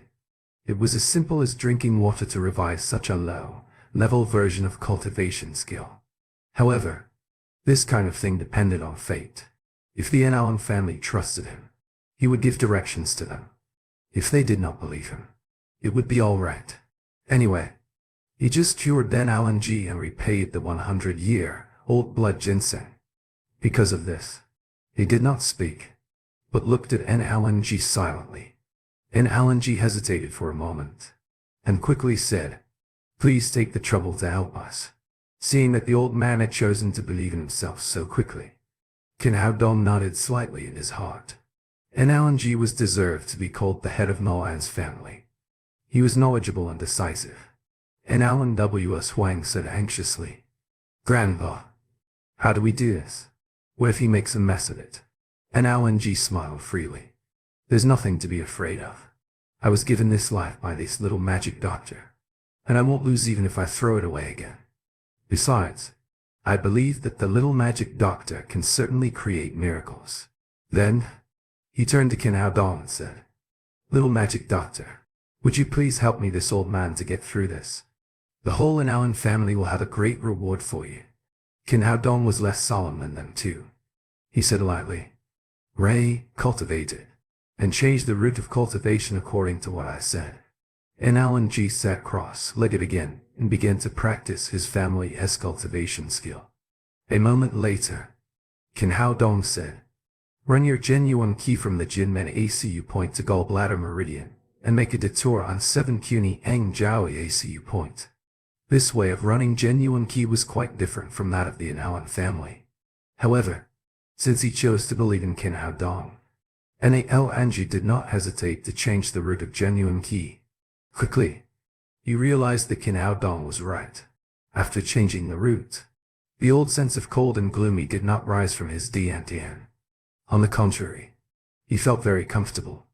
This change made Alan G more confident in Hao Dong, and he changed his route of the rest 17 defects completely according to Kin Hao Dong's instructions. After running a large circle of vital energy, he ran twice in accordance with the new line again. He felt not only the key of cold and gloomy disappeared, But also the genuine key became more and more thick and pure. Suddenly, there was a click inside him. He had broken through. Miracle. I managed to break through. And Alan J.I.E.'s old face, which was sedate as an ancient well, suddenly changed dramatically with huge excitement. Originally, he thought that he could only stop his present cultivation in this life. Unexpectedly, under the guidance of Kin Hao Dong, he easily broke the bottleneck of the past and reached a realm of hidden force. From now on, you're the great benefactor of our N. Allen family, little magic doctor. And Alan G stood up and bowed deeply to Kin Hao Dong. It's nothing. A mere trifle, Kin Hao Dong said casually. He accepted an Alan J.I.E.'s salute without hesitation. Such an almost impossible thing in the eyes of others was insignificant to him. Grandpa, didn't you pay too much respect to him? And Alan W.S. Huang was very surprised at Grandpa's performance. Normally with his status, nobody in Jiangnan region or in the whole country could afford to accept salute from him. At the same time, she stared at Kin Hao Dong with eyes full of blame. How could he let the old man bow to him? And Alan G turned back and said, What do you know? The magic doctor's favor to our Allen family totally deserves my bow. You come over and pay respect to the little magic doctor. Ren Allen W.S. Huang became dull, regretting having talked too much. Now she herself had to bow to this fellow. She was in a dilemma. On the one hand, she was grateful for Kin Hao Dong's rescue of N. Allen G. On the other hand, she was annoyed that she had been teased by him repeatedly, which made her rather unwilling to salute him. Nevertheless, she dared not ignore N. Allen J.I.'s words and had to bow to Kin Hao Dong. Today, she wore a white t-shirt with a round collar. When she stooped down, the spring landscape burst out from her collar, which caused a throb in Kin Hao Dong's heart. He thought that the girl was really hot. N. Allen G took the car keys left by N. Allen Wu Feng and sent them to Kin Hao Dong. Little magic doctor, you have helped our N. Allen family so much. Please accept this car. N. Allen W.S. Huang could not help exclaiming, Grandpa, this car can't be given away. It's left to my little sister by cousin. With face sunken, N. Allen G said, It's just a car. There isn't anything I can't give away. I'm in charge. Then he took out a purple gold card from his pocket and sent it to Kin Hao Dong. Little magic doctor, please accept this card as well. And Allen W.S. Huang was shocked. Grandpa, this is your exclusive gold card. How can you give it away? Now she even suspected that Grandpa's brain was injured during the treatment. Otherwise, why would he give away such heavy gifts one after another? And Allen G said, What's the use of this for me? Who doesn't know me in N. Allen family? Do I need to use this card? This exclusive gold card was specially made by N. Allen family for N. Allen G as a symbol of identity. The one who owned the card could enjoy for free all the products of Nolan's business empire, and had all the priority and cash withdrawal rights. The card could be used to withdraw $100 million from N. Allen family as property at any time.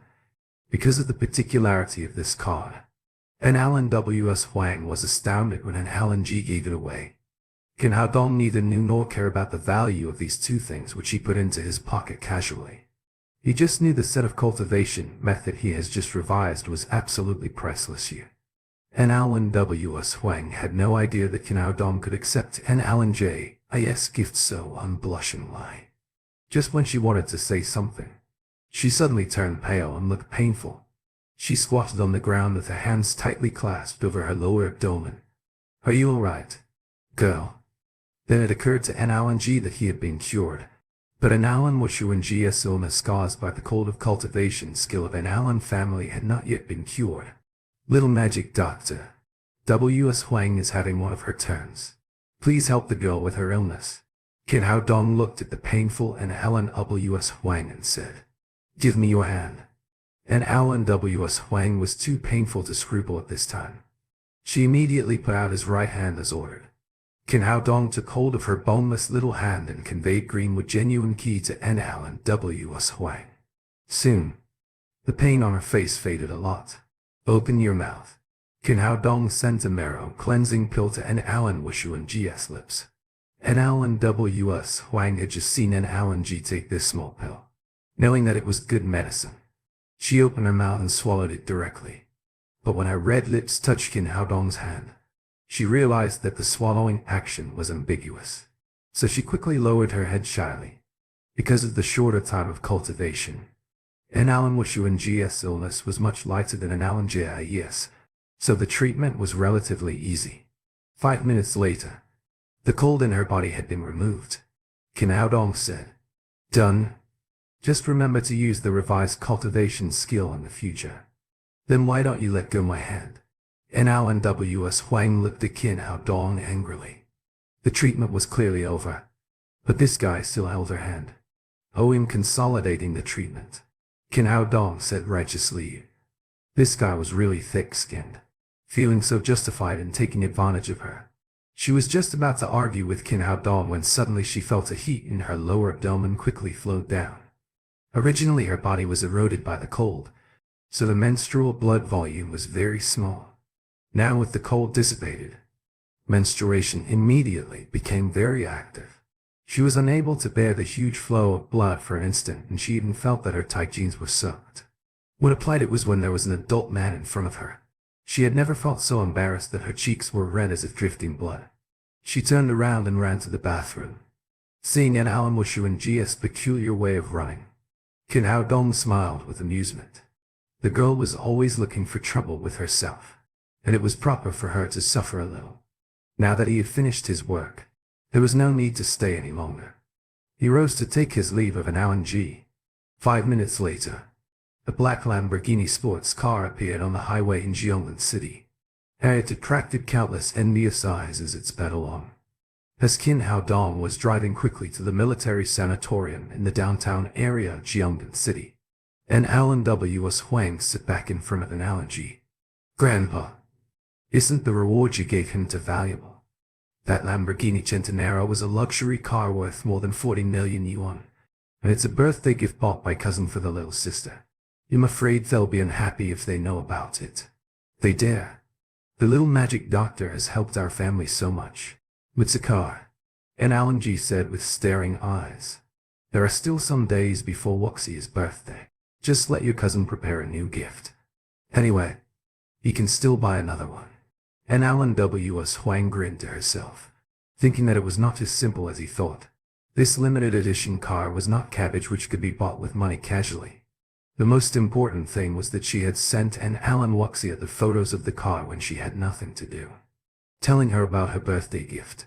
Now this car was given to Qin Haodong by an Alan G. Nanlan Wuxia would certainly get mad with the personality she had. She dared not do anything to an Alan G, but Qin Haodong would be in trouble. Nevertheless, she could only hold these words in her stomach. Otherwise, she would surely be reprimanded. "Grandpa, although he cured your illness, even a TCM national champion worth only 1 million yuan. Last time the imperial doctor from the capital came to see you, you only gave him 100 yuan. Qin Haodong is only a small doctor. Does he deserve such a heavy reward? This car can make sense. After all, there was a price of it, but that exclusive gold card could not be measured by money at all." And Alan G said, "You're still too short-sighted to see how much the little magic doctor has brought to our Allen family. The value of his revised set of cultivation skills alone is far more than that of the exclusive gold card. Just fixing a few flaws. Should it be so exaggerated?" And Alan W.S. Huang said in surprise, with excitement flashed in eyes. And Alan G said, "It's not as simple as you said. We in Allen family's cultivation skill has not only been modified by the little magic doctor, but also has been upgraded by at least 2 grades. Do you know how important an inner cultivation skill is to a family? It's absolutely priceless. Otherwise, the cultivation skill of our Allen family wouldn't be handed down for so many years despite its defects. If we publish this skill, there are absolutely countless families willing to pay a high price to buy it, which is not a car or a card can compare." And Alan W.S. Huang opened her mouth in surprise. She had never thought that the cultivation skill had doubled its value after Qin Haodong's random instructions. So it's we in Allen family that had taken advantage of that guy. Of course, little magic doctor cured you and me. Only the 2 pills he gave us are worth thousands of dollars. Coupled with this set of priceless cultivation skill, our Allen family has benefited a lot. We can't be too grateful for what he did for us. Allen W.S. Huang nodded slightly and asked, Grandpa, there is one thing I still don't understand. It's clear that he didn't learn our Allen family's mental cultivation methods. How could he find out the defects? Allen G said, This is the genius of the little magic doctor. We in Allen family had been working hard on this skill for hundreds of years, and we couldn't find any clue to make up for it. But little magic doctor saw through everything just after seeing me cultivating for a circle and created a complete version in a twinkling of an eye. Such ability is horrible. Terrifying. If you're not mistaken, he must have a very high level of cultivation, or he has a very great teacher. Such a figure we in Allen family must try our best to make good with but not to neglect. If we offend him, there must be a disaster of extinction. O.H.N. Allen W.S. Huang responded softly. Unexpectedly, Qin Hao Dong had such a heavy weight in Grandpa's mind. No wonder he gave away big gifts one after another. And Allen G took a deep look at an Allen W.S. Huang and said, Girl, I think you and the little magic doctor are well matched. If he can accept you, it's absolutely the greatest chance for we in Allen family. We must grasp it. Grandpa, what are you talking about? And Allen blushed and whispered.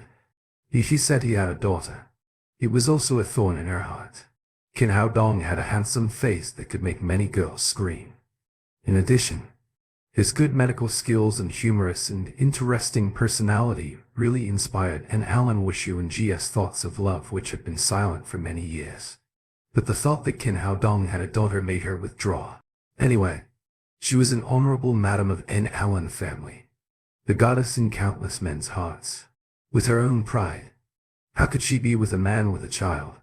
And Allen G said inferently, A man can't live without a few wives and concubines. A good man is naturally loved by many women, and it's normal for a man to have more than one woman. Beggars on the roadside are single and childless, but who would take a fancy to them? I have come across countless people over the years. The little magic doctor is absolutely a rare elite among dragons and phoenixes. Such a man will slip away if you don't take the chance. And Allen W.S. Huang Calvin speak for a while. Grandpa's words were beyond her expectation. Just a few days ago, a son of an imperial family went to N. Allen family to propose marriage and was refused by N. Allen G without the slightest hesitation. It was unexpected that he valued Qin Hao Dong so much today. How should an Allen W.S. Huang face it? Qin Hao Dong was driving Lamborghini Centenaro at a rapid speed, and really felt the joy of driving. But when he arrived in the city, he had to slow down the speed of the car.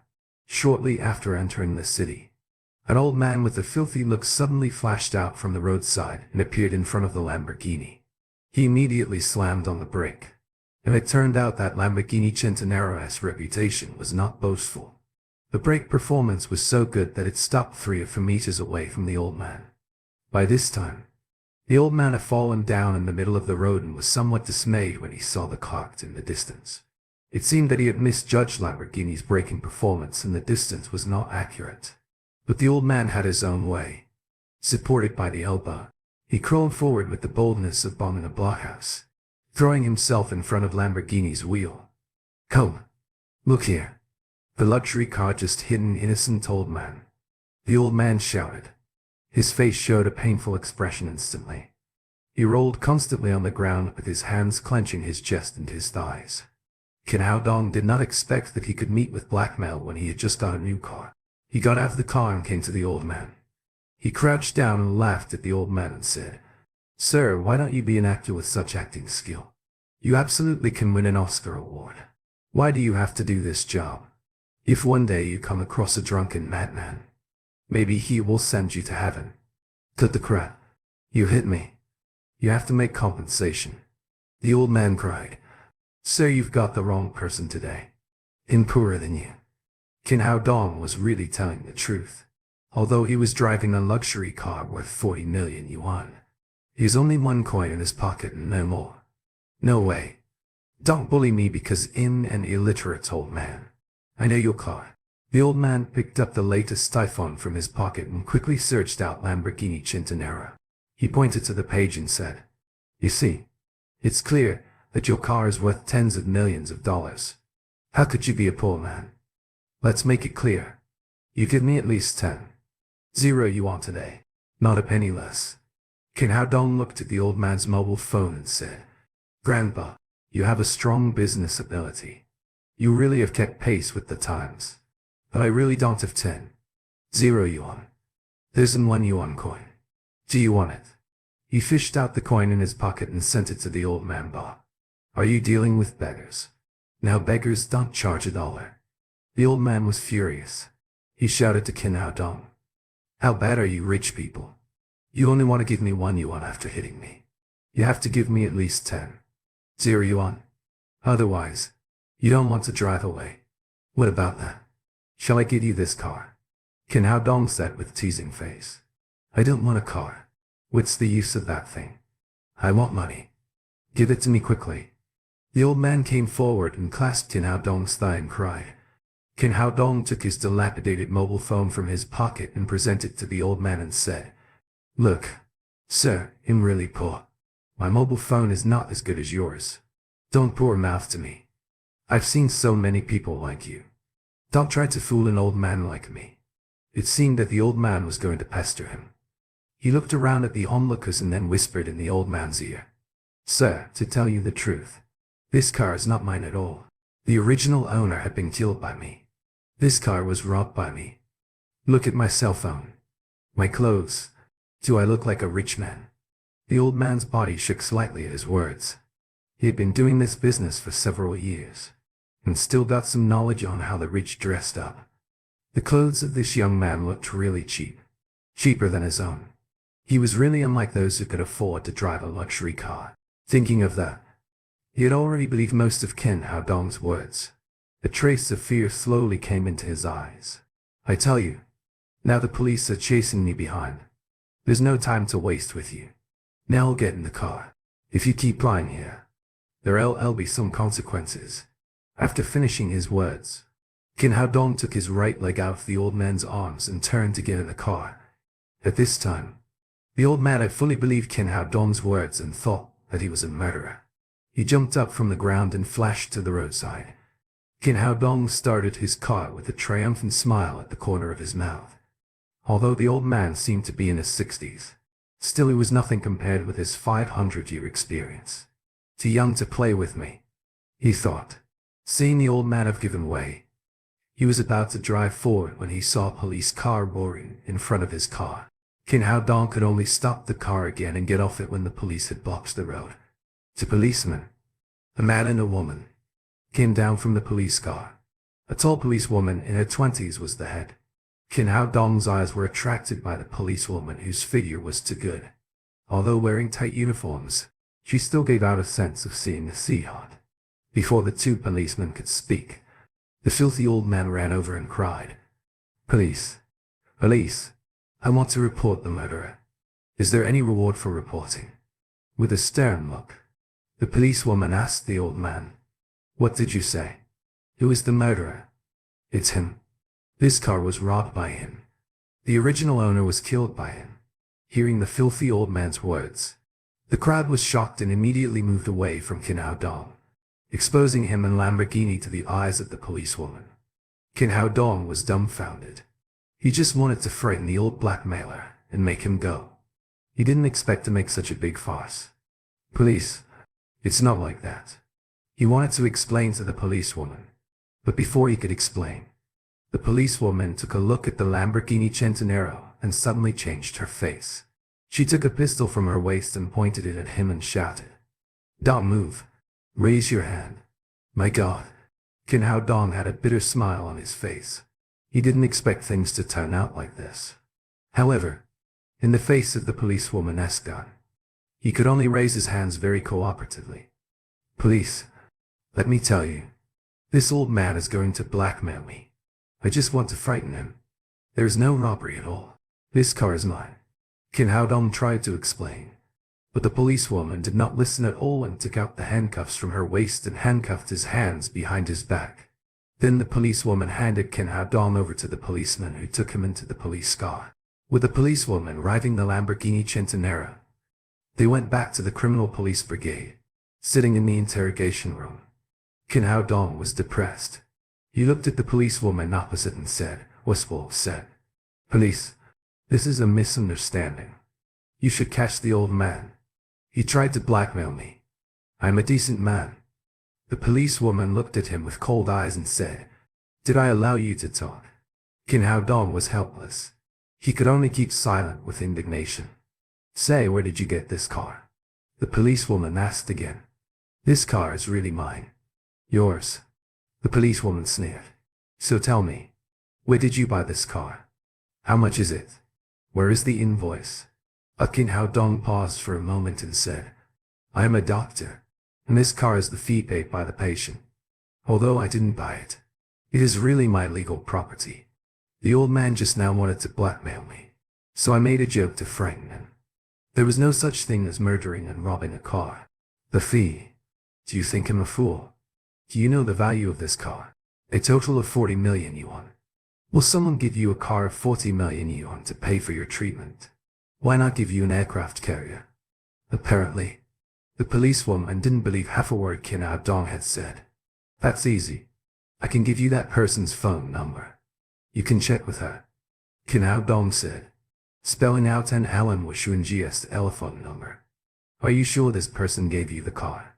The policewoman stared at Kin Hao Dong and asked. "You can know it simply by asking." Kin Hao Dong was full of confidence. He felt that Alan W.S. Huang would surely testify for him as long as he called. The policewoman looked at him with strange eyes, then took out her cell phone and dialed the number. But the phone rang for a while and nobody answered. The policewoman called again, but still, no one answered. Alan W.S. Huang was in the bathroom cleaning the dirt discharged from the effect of the Mara cleansing pill, and did not hear the telephone outside. The policewoman put down her cell phone, grabbed Kin Hao Dong's collar and shouted, "Say, what have you done with my cousin?" Alan W.S. Huang is your cousin." Kin Hao Dong then realized that no wonder the policewoman immediately took him to the criminal police brigade without any inquiry after seeing the Lamborghini Centenaro. She was Alan Wishuanji's cousin to whom Alan Wufeng wanted to deliver the car. Alan was on duty today. She just received the photos from her cousin saying that Alan Wufeng was going to give her a Lamborghini Centenaro as a birthday gift. However, just after a while, she saw the car in the photos appeared on the road. The Lamborghini Centenaro was a limited series of only 40 cars worldwide. It was absolutely impossible for Jiangdim to have another one. So she did not hesitate to bring Kin Hao Dong to criminal police unit. In her opinion, Kin Hao Dong's car was either stolen or robbed. By no means it could be obtained by legal means. At the moment, she was a little panicked that Alan W.S. Huang did not answer her phone. Thinking that it was Kin Hao Dong who killed Alan W.S. Huang and got the car from her, Kin Hao Dong realized that the misunderstanding was getting worse and worse. He tried to explain. "To tell you the truth, I just cured your grandfather's lung disease. He gave me this car as a medical fee. Your cousin may be busy now. Would you like to give your grandpa and Alan G a call? It seems you don't want to tell the truth." And Alan Wuxia became angrier and angrier. She had rather die than believe that the young man had cured grandpa's illness. All these years, and Alan G had been seeking medical treatment everywhere in vain. How could he be cured by this young man in an instant? "It's true. I'm a Chinese medicine practitioner. I just cured your grandfather." Kin Hao Dong tried his utmost to explain. "You dare to claim that you are a Chinese medicine practitioner when you haven't grown a beard yet. You are not good at telling lies." And Alan Wuxia no longer wanted to waste time with Kin Hao Dong when Alan W.S. Huang was at risk. She turned her head and waved to the policeman behind her. "You go up first and turn off the electronic monitor." "Yes, Captain Alan." The policeman answered and glanced at Kin Hao Dong with pity in his eyes before going out. And Alan Wuxia was the vice captain of the criminal police brigade. She was famous for her ability to fight in the whole criminal police unit. Everyone called her Tyrannosaurus Beauty behind her back. Because of this, the policeman felt that Kin Hao Dong was doomed. Moreover, the crime had been committed at the home of Tyrannosaurus Beauty. How miserable would it be? The policeman closed the door of the interrogation room. and soon the red light of the monitor in the corner was extinguished. Apparently, the monitor had been shut down. Kim Hao-dong sighed. Today's issue was really troublesome. He just wanted to frighten the old man, but instead, he caused so much trouble. It was all caused by lying. And Alan Wuxia grabbed a black baton on the wall as she stared at Kim Hao-dong coldly. With sharp voice, she said, "Say, what did you do to my cousin?" "Officer, I've told you several times that I haven't done anything to her. And Alan W.S. Huang is safe and sound. It seems that you won't tell the truth unless you suffer a little." And Alan Wuxia raised the baton in her hand and thumped it toward Kim Hao-dong's shoulder. But the baton was caught in mid-air by a big hand and could not move for a bit. She looked at Kim Hao-dong in surprise, and saw that the handcuff had fallen to the ground. Kim Hao-dong's hands had relieved intact, and his right hand was holding her baton. And Alan Wuxia was an experienced policewoman. After a short period of astonishment, she came to realize that the young man in front of him was not easy. She retreated rapidly, dropped her baton and reached for the pistol at her waist. But she found that she could not move at all when she had just got the pistol. A shining silver needle was on her chest. "What are you going to do?" And Alan Wuxia began to be really scared, looking nervously at the young people in front of him. Kim Hao-dong subdued Alan Wuxia with a silver needle and then circled around her, thinking that the girl was really in good shape and would surely bind countless men if she changed into a bikini. "Let me go at once. What on earth do you want to do?" The less Kim Hao-dong spoke, the more nervous Alan Wuxia was. "Miss, it's not what I want to do. It's what you want to do," Kim Hao-dong said sulkily. "I was unfortunate to meet with a blackmailer when I was driving my own car. You didn't interrogate the blackmailer. Instead, you brought me to the criminal police unit and tried to beat me without reason. Now you ask me why. Are you that kind of women who have nice breasts but have no brain? Nonsense. Your problem is much more serious than that, the blackmailer. Let me go or you shall not get any leniency." "To hell with your leniency." Kim Hao-dong was so angry that he raised his hand and slapped Alan Wuxia's well-toned butt. "This car was given to me by your grandfather. I didn't steal it or rob it. Why are you bothering me? Damn it." And Alan Wuxia was furious with her eyes flaring. As a famous female tyrannosaurus of criminal police unit, she used to be the one who abused others. Who could have imagined that today she was spanked by someone? She was so ashamed and angry, but she couldn't move. "You let me go." "Well, the truth came out if I let you go." Kim Hao-dong then took the needle bag from his pocket and put it on the desk beside. When the needle bag was opened, hundreds of silver needles were exposed. Seeing these silver needles, Alan Wuxia became more nervous, regretting that she was left here alone, and regretting that she had let the policeman turn off the monitor in the room. Otherwise, she would not have been so passive. She tried to shout, but she finally managed to hold back, because this interrogation room was specially made with excellent sound insulation effect. Even if she exhausted her voice yelling, no one could hear it outside. "What the hell are you doing?" And Alan Wuxia got goose flesh at the sight of the shining silver needle in Kim Hao-dong's hand. "Officer, can't you change your question? Always asking the same question. You'll know what I'm going to do right away."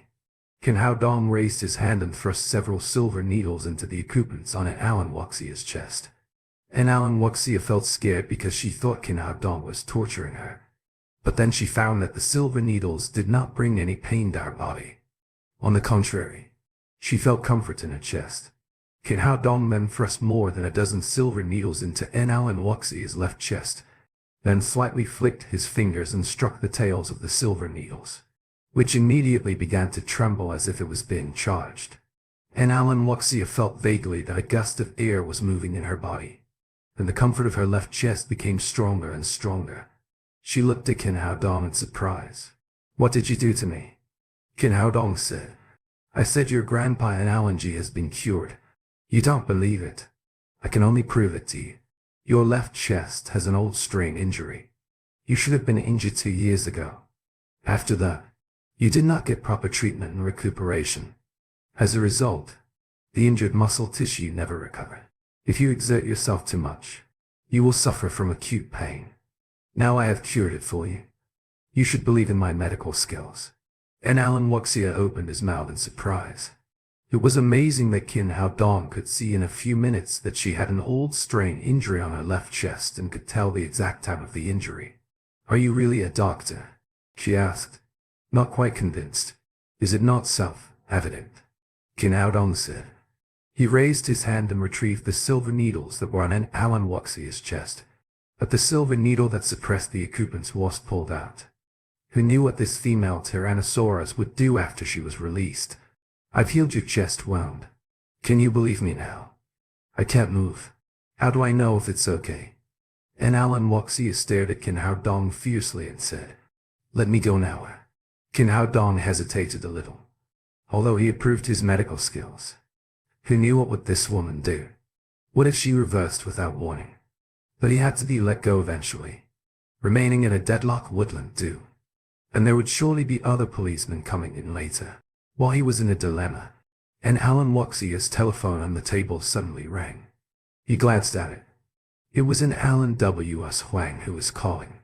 Hello. What have you just done? Why don't you answer the phone? Qin Hao Dong asked with indignation, thinking that if an Alan W.S. Huang had just answered the phone and explained the matter clear, he would not have had such trouble. I was taking a shower. I didn't hear you. Why are you with my sister? And Alan W.S. Huang immediately recognized Qin Hao Dong's voice. It was weird that Qin Hao Dong was answering the phone when she had clearly dialed Dan Alan Wuxia's number. You have the nerve to ask why. You think I was willing to be here? Qin Hao Dong explained in brief how he met blackmailing, and how he was misunderstood by Alan Wuxia, and how he was brought into the criminal police unit. Explain it for me quickly, or I'll be in big trouble. Your sister will send me to prison.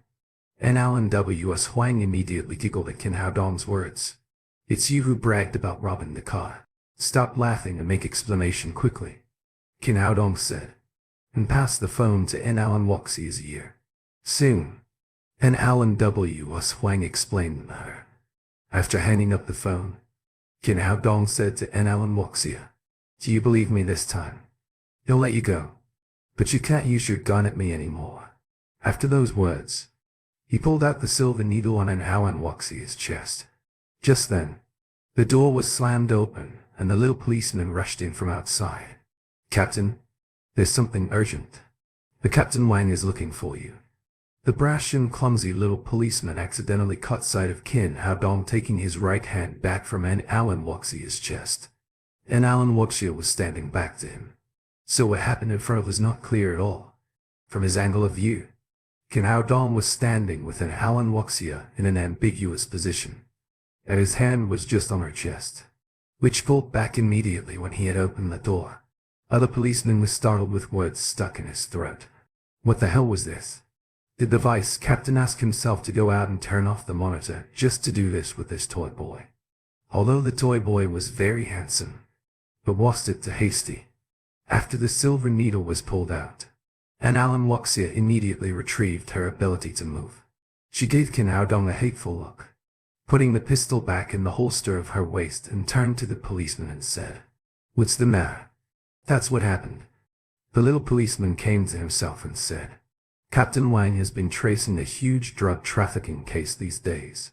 Just now came a message that 2 hours later, the drug gangs will make a transaction.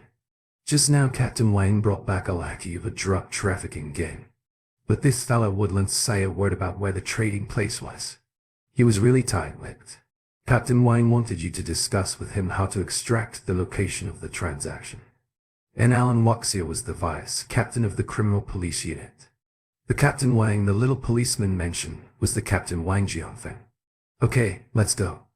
And Alan Wuxia was hurried to leave with the policeman. Qin Hao Dong said in haste, Hey, how about giving me back my car? And Alan Wuxia turned back and said, Why did you get this car? Didn't I explain it clearly? Your grandfather gave me that car. Qin Hao Dong didn't realize that things had been explained clearly. And Alan Wuxia still didn't want to return the car to him. He had planned to take the little girl for a ride in the evening. So what?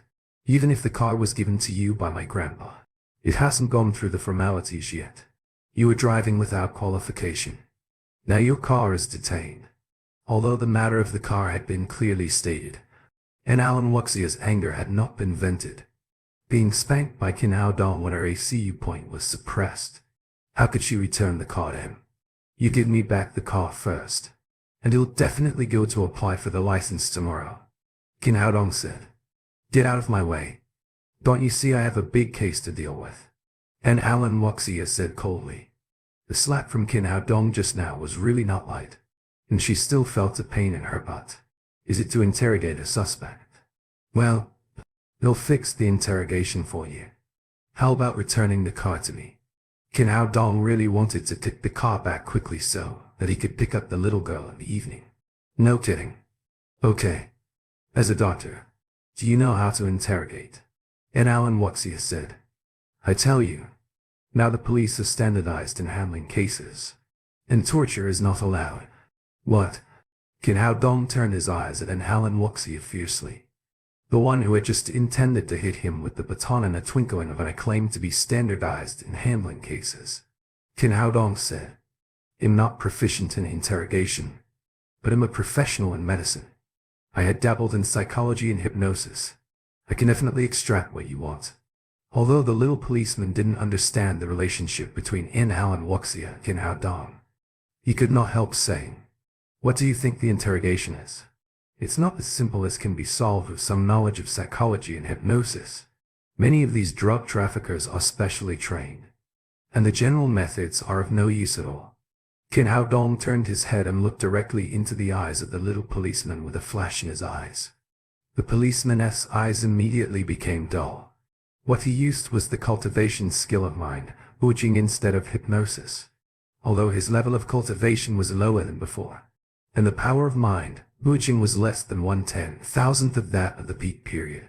Still it was more than enough to deal with ordinary people. But it was inconvenient to say out this skill. It can only be said to others as hypnosis. After controlling the little policeman's mind in an instant, he asked, what do you think of Captain Alan? Hey, what are you doing? And Alan Wuxia had no idea what Qin Hao Dong was going to do. How did he suddenly begin to ask his subordinates such questions? At that time, the little policeman said, Captain Alan is very beautiful but ill-tempered. Proudly we call her female Tyrannosaurus.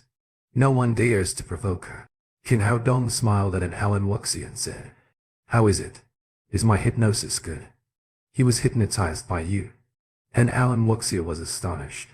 Although she knew that some people in private called her female Tyrannosaurus, no one dared to mention it in front of her. Don't you believe it? Then he'll show you again. Qin Hao Dong said to the little policeman again. Have you ever thought about courting Captain Alan? Qin Hao Dong. What are you talking about? And Alan Wuxia slightly blushed. How could Qin Hao Dong ask his subordinate such questions? She could not help staring at him fiercely. However, the little policeman did not care about Alan Wuxia's attitude and said, never. Captain Alan is beautiful, but still too violent. I'm afraid she'll kill me if we get married. Qin Hao Dong burst into laughter at the words of the little policeman. Did you hear him? If you keep going on like this, you really won't get married in the future. You be bastard. And Alan Wuxia felt that her lungs were going to explode.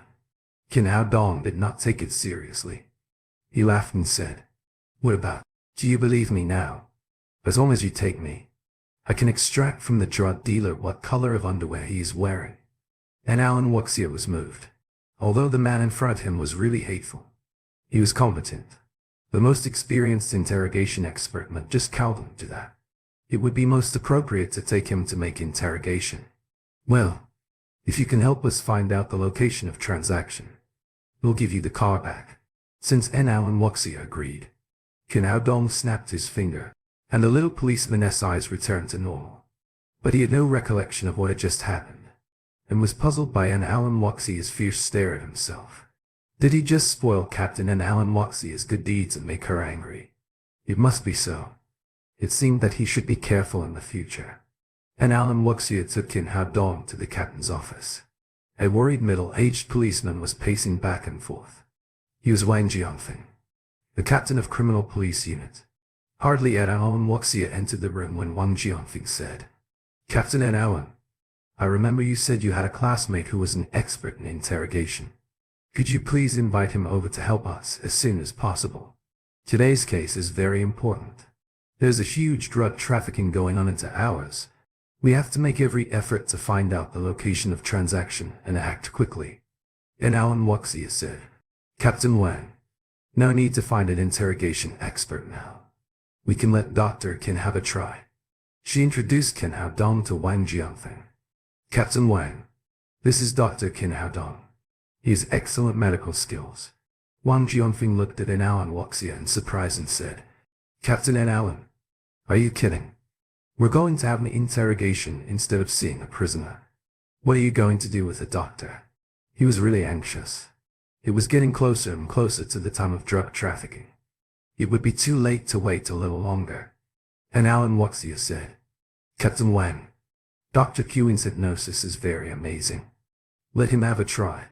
Captain Alan, the issue has been urgent now, and we have no time to waste. We must invite a training expert to come right away. Wang Jianfeng apparently did not take Qin Haodong in his eyes, although he had heard of successful cases of hypnosis in helping interrogation. He did not think that the young man in his 20s had such ability. Qin Haodong got hold of an Alan Wuxia who wanted to refute, and then he walked to the desk to fetch a piece of paper and a pen. He turned to Wang Jianfeng and said, Tell me your cell phone password and bank password. Wang Jianfeng answered, The mobile phone password is 6666, and the bank card password is 666,888. Qin Haodong wrote these numbers on the A4 paper, waved his hand to relieve his mind, bewitching, and then present the A4 paper in his hand before Wang Jianfeng. Wang Jianfeng felt dizzy for a moment. He didn't know what he had just done or what the young man by giving himself a piece of paper. He took a look at it and was shocked. He asked with staring eyes, How did you know my mobile phone password and bank password? Surely you yourself told me. I'm not a god. Otherwise how I come to know it? Qin Haodong smiled slightly. Now Captain Wang should believe in my hypnosis. Right. That's amazing. Wang Jianfeng was really shocked by Qin Haodong's capability. He never thought that someone would bewitch his mind in a flash. Even the bank card password was told out obediently. Without time to scruple now, he quickly went up and grabbed Qin Haodong's hand and said, Dr. Qin, I'm sorry. I was wrong just now. Please give us help. This case is really very important. According to the information we have, the number of drugs traded tonight can reach hundreds of kilograms, which will do great harm to our country if so many drugs really get spread out. Don't worry, Captain Wang. Now take me there. I promise to extract all his passwords. Thank you, Dr. Qin. Really thank you. Wang Jianfeng's attitude took an about turn, which greatly contrasted his previous indifference. After that, he and then Alan Wuxia took Qin Haodong to the adjacent interrogation room. On the iron stool sat a young yellow-haired man in his 20s, wearing nose rings and earrings. The man had an image of a hooligan, although he looked up with his face full of defiance and irony. After entering the room, Wang Jianfeng said to Yellow Hair, This is the last chance for you to get leniency. Will you confess or not? Yellow Hair glanced at Wang Jianfeng, and then looked at an Alan Wuxia standing next to him with obscene eyes. He laughed and said, Do you try to tempt me by bringing such a beautiful policewoman? If she can go to bed with me all night, I will consider telling you. Do you want to die? Raising her hand, and Alan Wuxia tried to slap Yellow Hair on the face, but Wang Jianfeng quickly took hold of her. Yellow Hair said very arrogantly, What's wrong? Don't you dare hit me. I know you don't have any evidence at all. You're going to let me out in 24. I will kill you if you really hit me. Before he could finish speaking, he was slapped massively. He became dizzy and spat out a mouthful of blood mixed with his teeth. Yellow Hair turned his head and saw a very handsome young man smiling at him. He did not wear a uniform and did not look like a policeman. Wang Jianfeng didn't expect Qin Haodong to be so hot-tempered that he used violence without warning. He hastened to say, Dr. Qin, don't be impulsive. Hearing that Qin Haodong was a doctor, Yellow Hair immediately scolded, WTF. A little doctor dared to hit me, you shall wait to be killed once I get out. Before he could finish scolding, Kin Hao Dong slapped massively on the other side of his face. Boy, although you're not a policeman, I can send you to prison. Do you believe it? Yellow hair glared at Kin Hao Dong and was about to say something.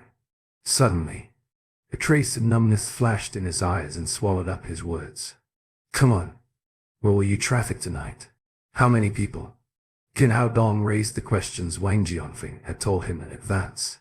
And Alan Wuxia and Wang Jianfeng both looked nervously at Yellow Hair and wondered if Kin Hao Dong's hypnosis would work. We will traffic in an abandoned chemical plant in the western suburbs of Jiangnan City. There are 12 people on our side. On the other side, Yellow Hair revealed what he knew without the slightest hesitation. Then Kin Hao Dong asked several questions related to the case, which he answered cooperatively. Wang Jianfeng was overjoyed. He was surprised that the question he kept asking in the afternoon had been solved by the young man in merely 3 sentences. He said to Kin Hao Dong again, Dr. Kin, now that it's less than 2 hours before they start the trade, and it will take us longer than that to find the chemical plant, can you let this guy show us the way? No problem. Kin Hao Dong agreed without hesitation. Though mind bewitching would do damage to the brain of the bewitched, the damage could be negligible if the bewitched one was a drug dealer. The whole criminal police unit moved fast after given the direction. 20 fully armed criminal police boarded onto buses, with Kin Hao Dong and Yellow Hair sitting in the front. They drove fast to the western suburbs of Jiangnan City, under the guidance of Yellow Hair. It hadn't taken long before Kin Hao Dong and others drove out of the urban area of Jiangnan City and reached near a remote chemical plant. It was an isolated plant with no buildings or residents around. There were almost no pedestrians or cars passing by, even it was right at noon, which made it the perfect site for drug deals, in case that they should alert other people. Wang Jianfeng ordered the 2 buses to stop beside a little forest. Then he said to Kin Hao Dong, Dr. Kin, we appreciate your help, but the actions next will be risky. You have to stay inside the car, for it's safe here. After he finished, he assigned 2 young police to watch Yellow Hair. That made Kin Hao Dong the 4th people in the bus, and Alan Wuxia threw the key to the Lamborghini to Kin Hao Dong and said, Thank you. You can drive it away later. But remember to come back tomorrow so I could help you get it registered. Kin Hao Dong took a look at an Alan Wuxia, only to find a red light flashed in her OPH Ryan. Other people would never find what was going on with an Alan Wuxia, but not Kin Hao Dong, who had the powerful spirit of Emperor Greenwood. He was so good at divination that he immediately realized the red light was a sign of extremely bad luck. Or to be simplified, bloodshed. What has happened? She was just fine when she was in the criminal police station. And how could she run into a bloodshed incident so soon? Is it because of the cases they're faced with now? Kin Hao Dong was calculating in his mind. He bent his fingers to divine. And then he frowned. He was right. The violent girl was running into bloodshed, and it was highly possible that she would get herself killed. 1 second. Kin Hao Dong stopped an Alan Wuxia who was getting off the bus, and said, Something's wrong with the case. Most drug deals are made at night. Why they chose to do it at noon today? Wang Jianfeng answered before an Alan Wuxia could speak. Then you're an outsider for this now. Dr. Kin. The drug dealers were too often the foxy. They don't have a schedule, so it's no surprise they choose noon today. The head of the drug deal this time was called Sad Dog and was one of the most notorious drug dealers. In a siege last year, his 5th brother had been shot by Captain N. Allen. But Sad Dog got away. The guy was murderous and foxy. He had escaped arrests many times, and it's highly possible that he was playing reverse psychology this time. Kin Hao Dong thought for a moment and said, Captain Wang, can you bring me there? I want to see how you arrest drug dealers. And Alan Wuxia said, You think this is like the TV show that you can go there and enjoy it as you like? Those are murderous drug dealers with guns in their hands. Just stay in the car as we've told you. She did have watched the magic tricks Kin Hao Dong played in the interrogation room, but she still didn't believe that he could handle drug dealers armed with guns, because no matter how powerful a man was, he could never be the match of a bullet. Wang Jianfeng added, It's true. Dr. Kin, you'll be safer in the bus. Just wait for us to come back. After that, He and Alan W.S. Huang took their people out of the bus and sneaked to the chemical plant. Can Hao Dong frowned while watching those people leaving. And Alan G had dedicated his life to Huaxia, and he was a hero of the country. And Alan Huaxia might have made some troubles for him today, but she was a nice policewoman. Can Hao Dong cowled and watched her getting herself killed. Since she met Can Hao Dong, that might be the indication that it was not her last day yet. He needed to help her. When the idea came to his mind, he told the two policemen he was going out to pee, and then he sneaked to the chemical plant. However, he didn't meet Ten Alan Huaxia and other people there. He hid in the dark. Alan Huaxia and Wang Jianfeng sneaked into the chemical plant with their fellows. Soon they found many cars parked in the factory. They confirmed that this was a drug deal scene, which meant that yellow-haired didn't lie. They sneaked into the plant. This was an isolated and shabby place. In the center of the factory was a wide patio hall, and on the second floor, there was a circle of winding corridor. In the patio, two groups of people are staring at each other. One of them was led by one-eyed dragon, with 10 more people standing behind. Several hatchet men were holding bulging cases, and it seemed that there were plenty of things inside. On the opposite side, 5 big guys in black suits were standing. Their head was a bald one, with several bulging bags behind him. And Alan W.S. Huang and Wang Jianfeng stared at each other. It looked like this was really a drug deal scene. But they couldn't find Sad Dog here. And Alan Huaxia whispered to Wang Jianfeng, "Captain Wang, one-eyed dragon had 12 fellows," which was exactly the number Yellow Hair said. "But we don't know where Sad Dog is." Wang Jianfeng frowned and said, "Just let everybody hide. We'll watch and act." After that, he made a few gestures to the people around to let them hide. All the police hid patiently. On the other side of the hall, the one-eyed dragon said to the bald man, "Third brother, you are here just in time." The bald man scratched his head. Then he smiled and said, "Of course, I am as honest as I always am. But where is Sad Dog? Why is he absent?" "He had something emergency to do, so he let me bring you all stuff," one-eyed dragon said while waving to one of his hatchet men behind. The guy opened a suitcase and took out a bag of white powder. Then he sent it to the bald man. The bald man picked up the bag and spooned it with his fingernails. He breathed some of it in, and then looked extremely enjoyable. He sneezed and said, "Nice stuff." One-eyed dragon said, "Of course it is.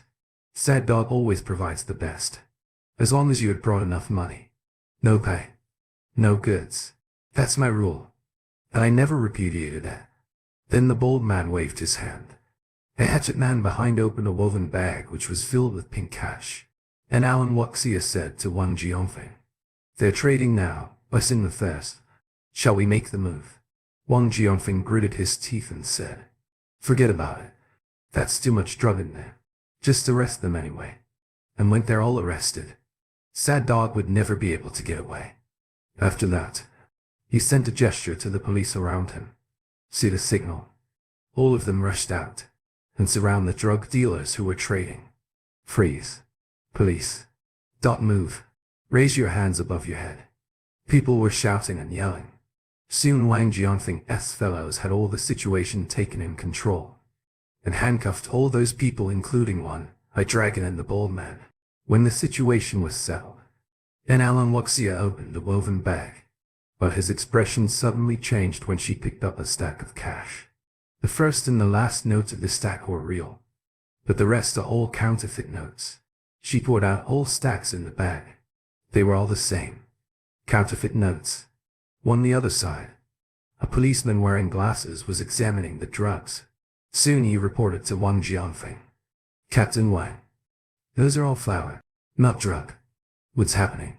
Wang Jianfeng and Alan Huaxia looked at each other in the eyes. They all felt that something odd was going on. And Alan Huaxia stepped forward and kicked on the belly of the bald man. And then she asked sternly, "Tell us what's going on." Her kick was so vigorous the bald man immediately squatted with his hands covered on his belly. He protested loudly, "What? Why kick me like that? We were just putting on a show. Why did you kick me that hard? And the script doesn't go like that. Why aren't you going by the script? You amateur. Who are you playing with?" And Alan Wuxia stared at the bald man in surprise. Okay. Stop playing that hard. You don't have to work so hard for the 2 daily wage. Now just open it. I am done with it. One-eyed dragon and other people yelled after the bald man finished.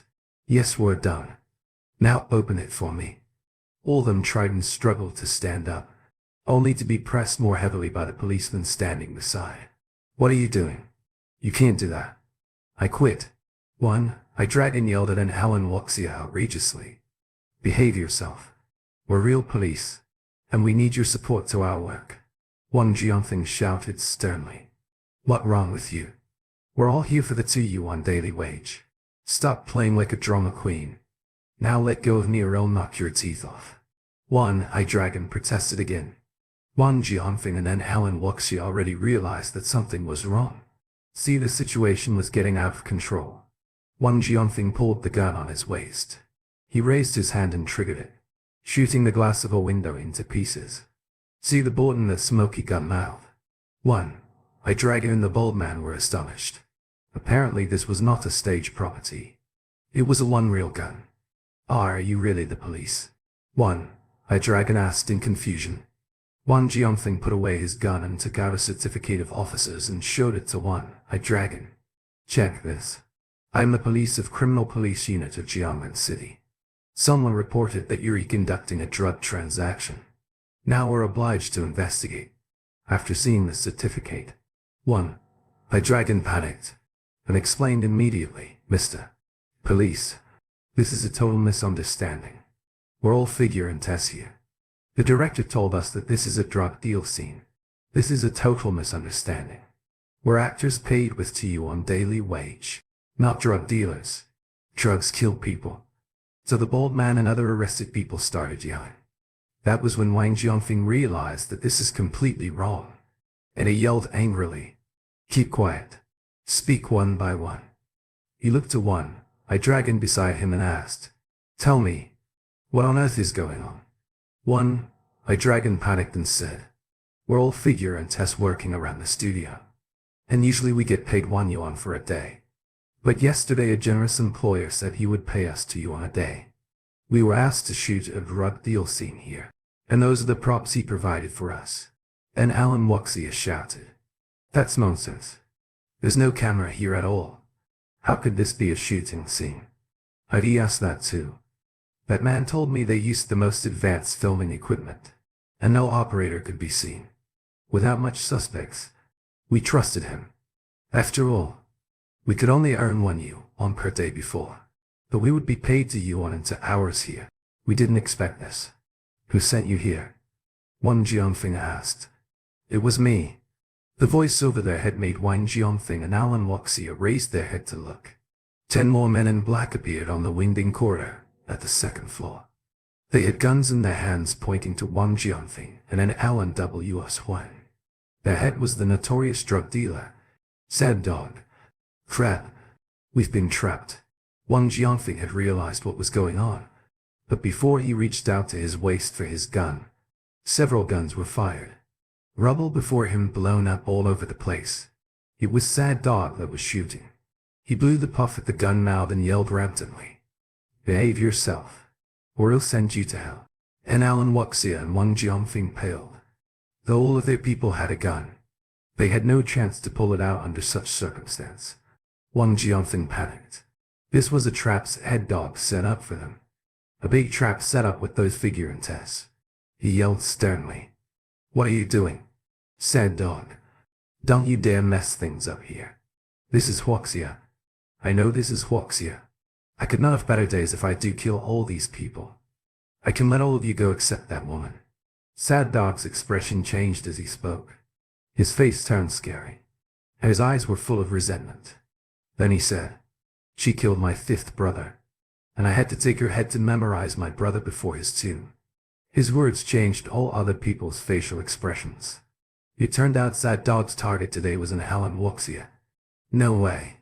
Other policemen surrounded Alan Wuxia as Wang Jianfeng shouted, you don't believe I dared to do anything to you, do you? It's no big deal. He'll just go abroad and never come back to Wuxia, said Sad Dog with his red eyes. He'll count to 3. Either you get out of my way, or I'll shoot you into sins. After that, he started counting down with a gun in his hand. 3. To stop it.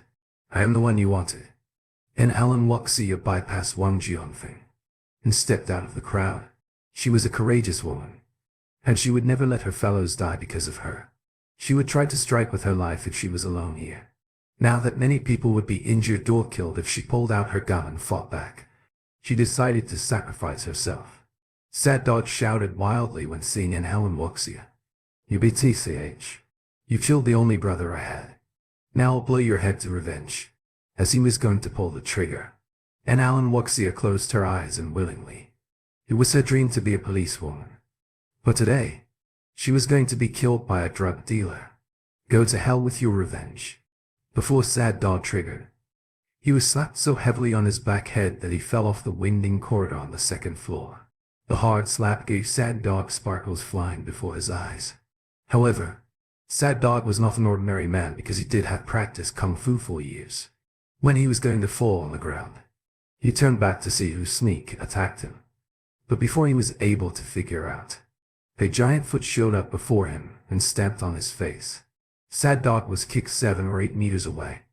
He picked himself up from the ground with his face covered with blood and a big footprint.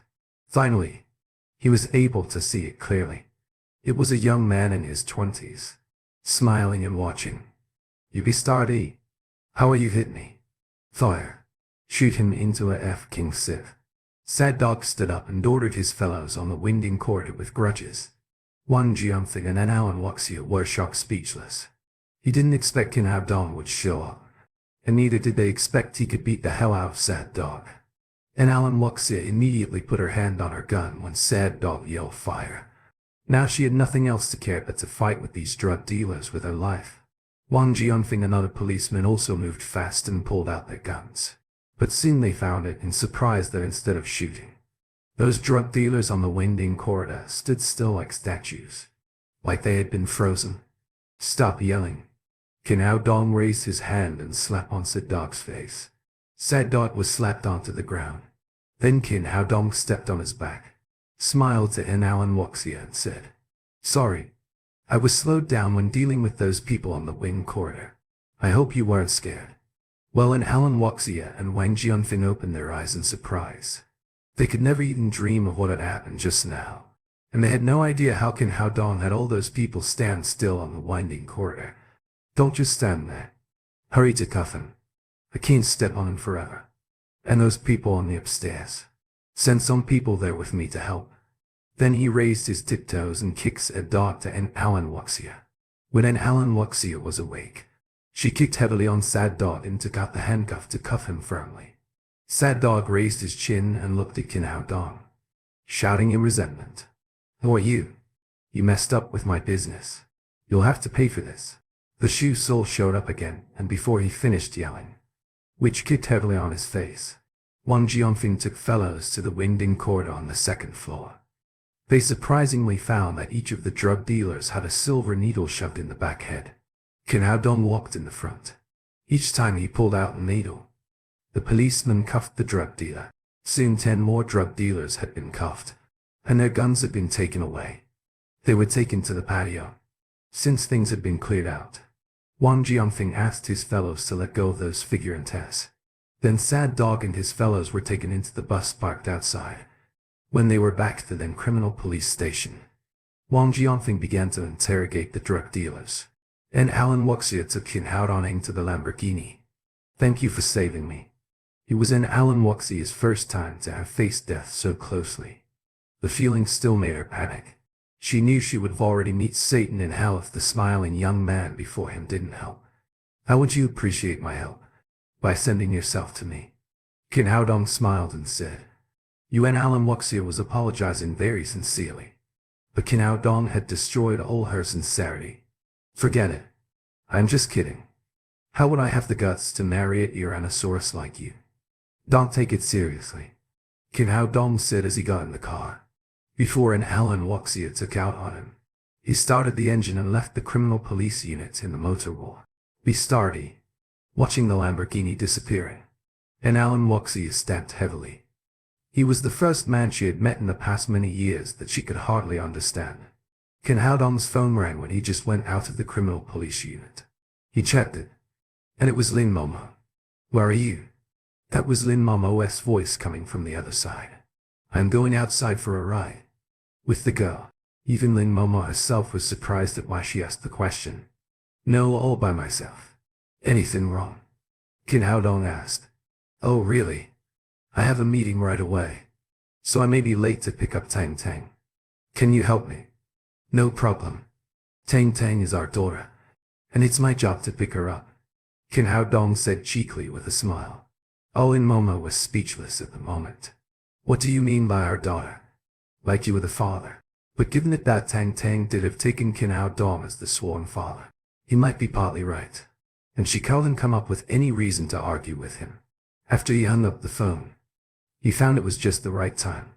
So he drove to the direction of Golden Branch in Jade Leaf Kindergarten. Kin Haodong parked at the parking lot, the school gate. Then he walked into the kindergarten and found Tang Tang's classroom. "Sir, who are you looking for?" asked a young female teacher in her 20s in the classroom. The teacher looked quite pretty. She was tall, hair to her shoulder.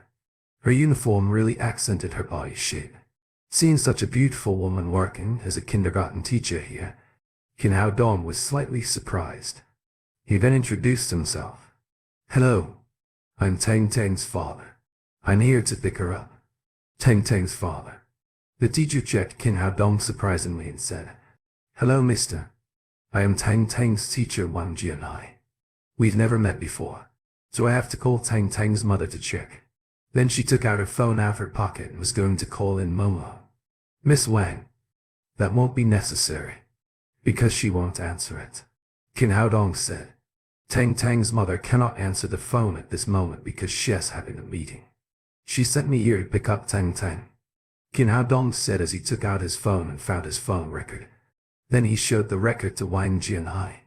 "Papa, you're here to pick me up." The little girl ran cheerfully out of the classroom as she saw Kin Haodong. Then she jumped up into his arms.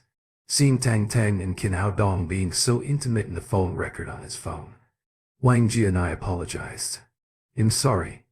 I was asking because I've never met Tang Tang's father before." "It's okay. You were just doing your job." In Kin Haodong. "And we'll get familiar in the future." Kin Haodong liked this responsible and beautiful teacher. After greetings, he took Tang Tang out of the gate of the kindergarten. When he just got out of the gate, a group of people rushed to him and completely surrounded him. He looked at the people around and found the woman was Xiao Lily, the one who wetted her pants in the morning because of him. A man in his 30s was standing beside her. He looked distinguished because of the luxury suit he was in. The 10 more strong middle-aged men standing beside Xiao Lily and that man looked wicked, like they would start a fight anytime soon. The little girl had no idea what was happening, but she did have recognized Xiao Lily as Xiao Le's mother, so she greeted nicely. "Hi, auntie." Xiao Lily ignored the little girl and held the arm of the young man. She raised her hand and pointed it at Kin Haodong. "Clamoring. Honey, he's the one bullying me in the morning, and you have to teach him a lesson for me." The little girl didn't expect that Xiao Lily would act like this. She was scared and turned back to hold Kin Haodong's neck, and said with her eyes widely open, "I'm so scared, auntie is so fierce." Kin Haodong patted the little girl on her back and said, "Tang Tang, remember what I've told you. There's nothing to be afraid of as long as Daddy's here." "Oh, I remember that. Papa's awesome. I don't need to be afraid." The little girl repeated it in her soft voice. Kin Haodong nodded with satisfaction. No one could bully Emperor Greenwood's daughter. Not in this world. At the moment the young man at the opposite looked at the careless Kin Haodong and asked in a cold voice, "Young boy, are you the one messed up with my wife?" "Your wife?" Kin Haodong moved his sight from the little girl to the young man.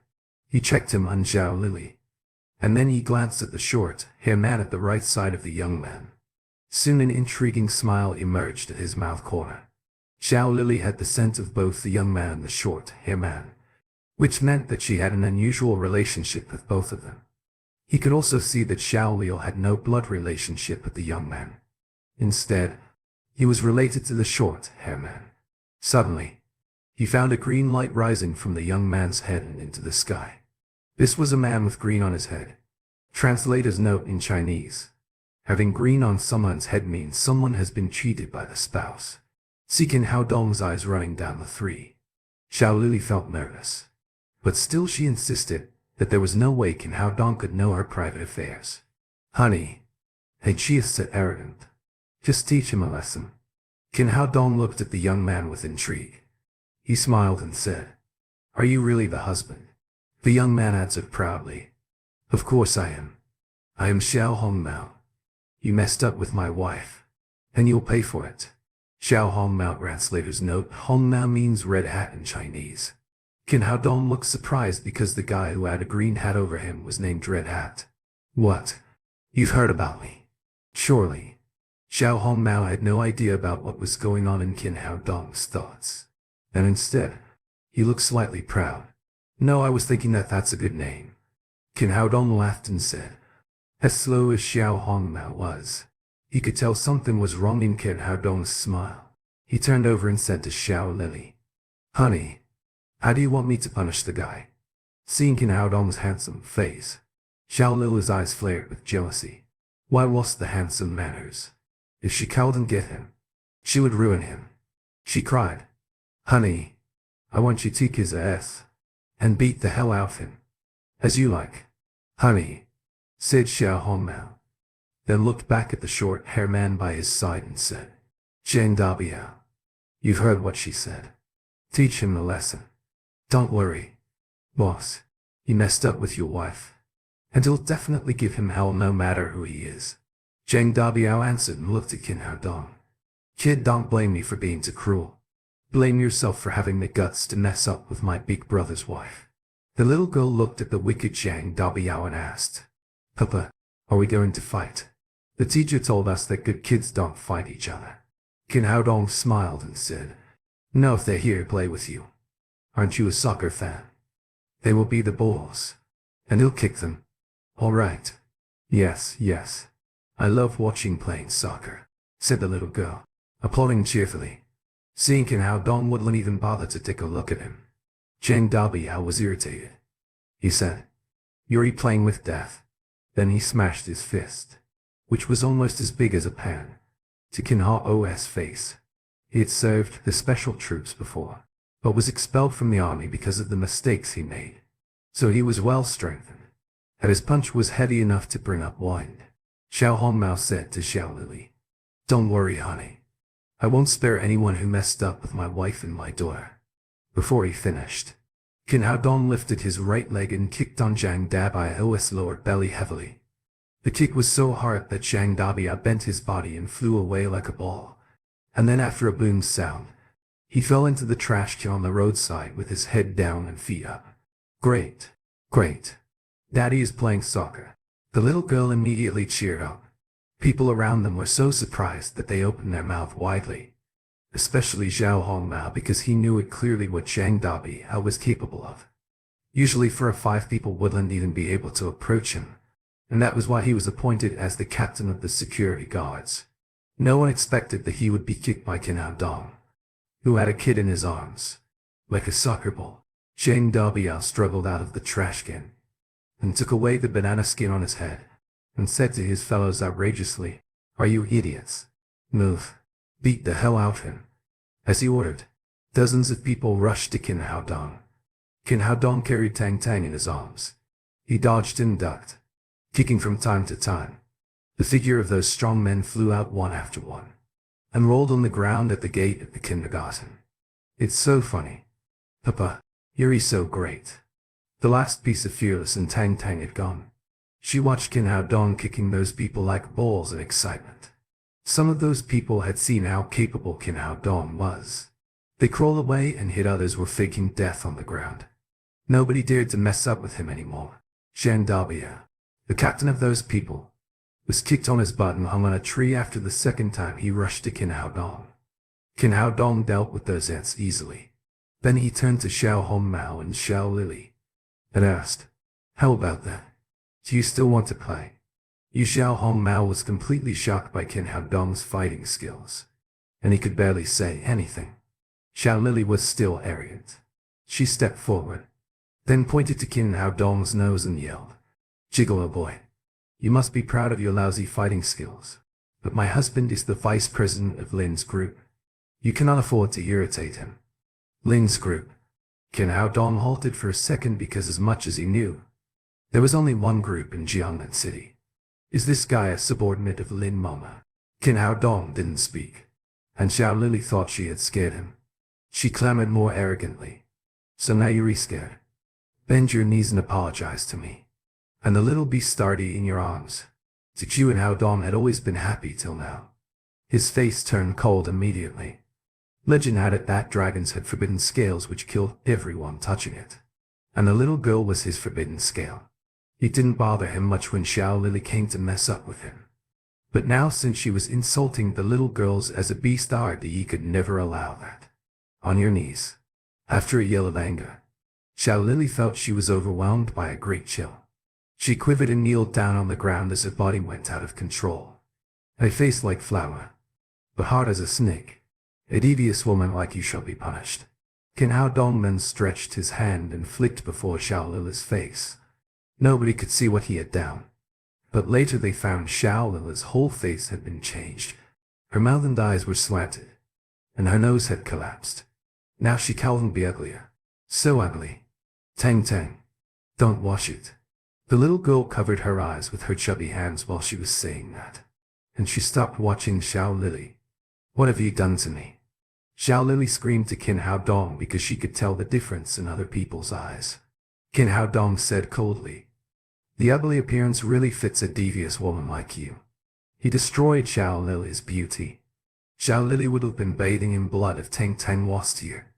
What have you done to me?" Xiao Lily was completely panicked. She took the cosmetic case out of her bag and looked into it. Seeing the ugly face in the mirror, she screamed miserably. Her beautiful face was what she had been living on. She played with men. Now it had been destroyed. And everything was over. "Honey, revenge for me. Kill him for me. Kill him." Zhao Hongmao glanced at the disgusting face and couldn't help but feel chilled. He said to Qin Hao Dong, "What have you done to my wife?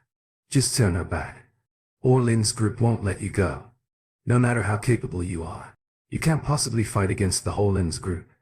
Qin Hao Dong looked at him disapprovingly and said, "Aren't you a great talker? Are you the representative of Lin's group?" "Of course I am. He'll tell you what. I am the vice president of Lin's group. I am the representative." Zhao Hongmao was going to Qin Hao Dong by telling him his position, and forced Qin Hao Dong to turn Xiao Lily back. At the moment, a Bentley limousine pulled over at the gate of the kindergarten. "When did you become the representative of Lin's group?" "When the door opened." Lin Momo, with her cold face, came out of the car like a queen. Zhao Hongmao didn't expect that he would run into Lin Momo here. His heart pausing for a second. Bad feelings arose inside him. Mommy.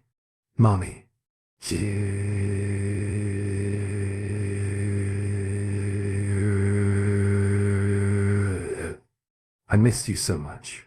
The little girl cried and jumped into Lin Momo's arms. President Lin. Now Xiao Hongmao was totally stunned. And so were Zhang Dabiao, who had just got off the tree, and all the rest of his fellows. They all belonged to the security department of Lin's group, and Zhang Dabiao was the captain of the department. Xiao Hongmao was on good terms with Zhang Dabiao. So Zhang Dabiao didn't think twice when he was asked to teach a poor boy some lessons today. He grabbed a suit and came out. But he had never even dreamed that the guy they were going after was a family of Lin Momo's, the president of Lin's group. Now he wished he was dead. Lin Momo held the little girl in her arms, looking at Xiao Hongmao and Zhang Dabiao coldly. She said, "What's going on? Can you give me an explanation?" Well, now Xiao Hongmao was completely stunned. He was going to steal the security guards for a while to revenge for his wife. But he didn't expect that he would run into Lin Momo. He didn't know how to explain this. Zhang Dabiao and other people's heads were even lower. They wished they could bury their heads in their hands. And what was worse, they might lose their job for this. "Mommy. I know." The little girl started speaking while others remained silent.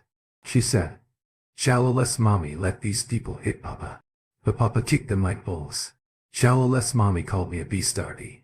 So Papa used magic to turn her so ugly.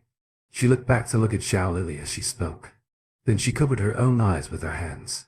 She looked so adorable that all people around laughed. Lin Momo was slightly surprised when she heard the little girl speaking. The ugly one before her turned to be Xiao Lily, who she had met in the morning. She now understood what was going on. The woman must be messing up with Qin Hao Dong. But they had no idea Qin Hao Dong could be. So they had been taught an expensive lesson. I'm sorry, President Lin. I don't know they're your husband and daughter. Bowing down and an apology was the only thing Xiao Hongmao could do when the situation ended up like this.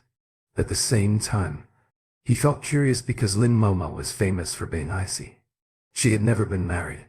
So where did this husband and daughter come from?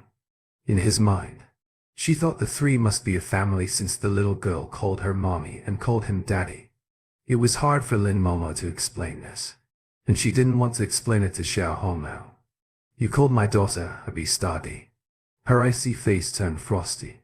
She hated it most when others called her kid a wild kid, or a beastardy. I'm sorry, President Lin. We don't know she's your daughter. Xiao Hongmao did have backgrounds, but he had to apologize because it was his fault today. Vice President Xiao, the security department belongs to the company. They are not your private property. You cannot mobilize them as you like, or let them fight to revenge for your wife. Lin Momo said it coldly. Your abuse of power this time has done great damage to the company. So now you are suspended. After that, she turned back to Zhang Dakbiao and others. You're no longer the employees of Lin's group. Now get your stuff and leave. Lin Momo looked quite stern and angry, but she was happy inside. Xiao Hongmao's father, Xiao Zongchen, was director of Lin's group, as well as a major shareholder. Relying on his father, Xiao Hongmao had been competing with Lin Momo for power for long. He constantly made trouble for her, but today, she finally had the chance to teach the guy a lesson. At the same time, the Department of Security was in the charge of Xiao Hongmao, so Zhang Dabiao and other people were all his clique.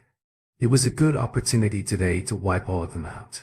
That was to say, Qin Hao Dong happened to have helped Lin Momo to finish the thing that she had always wanted to do. Zhang Dabiao and other guards knew that what had happened could never be corrected, so they accepted it and left regretfully. Xiao Hongmao sighed and said, President Lin, I admit the mistake I made today, but please tell your husband to show some mercy. Please forgive my wife. Xiao Lily knew she had made big trouble today, and she had nothing more to lose. She begged Qin Hao Dong miserably. Please, I know I am wrong. Please forgive me. Just once. Please turn my face back.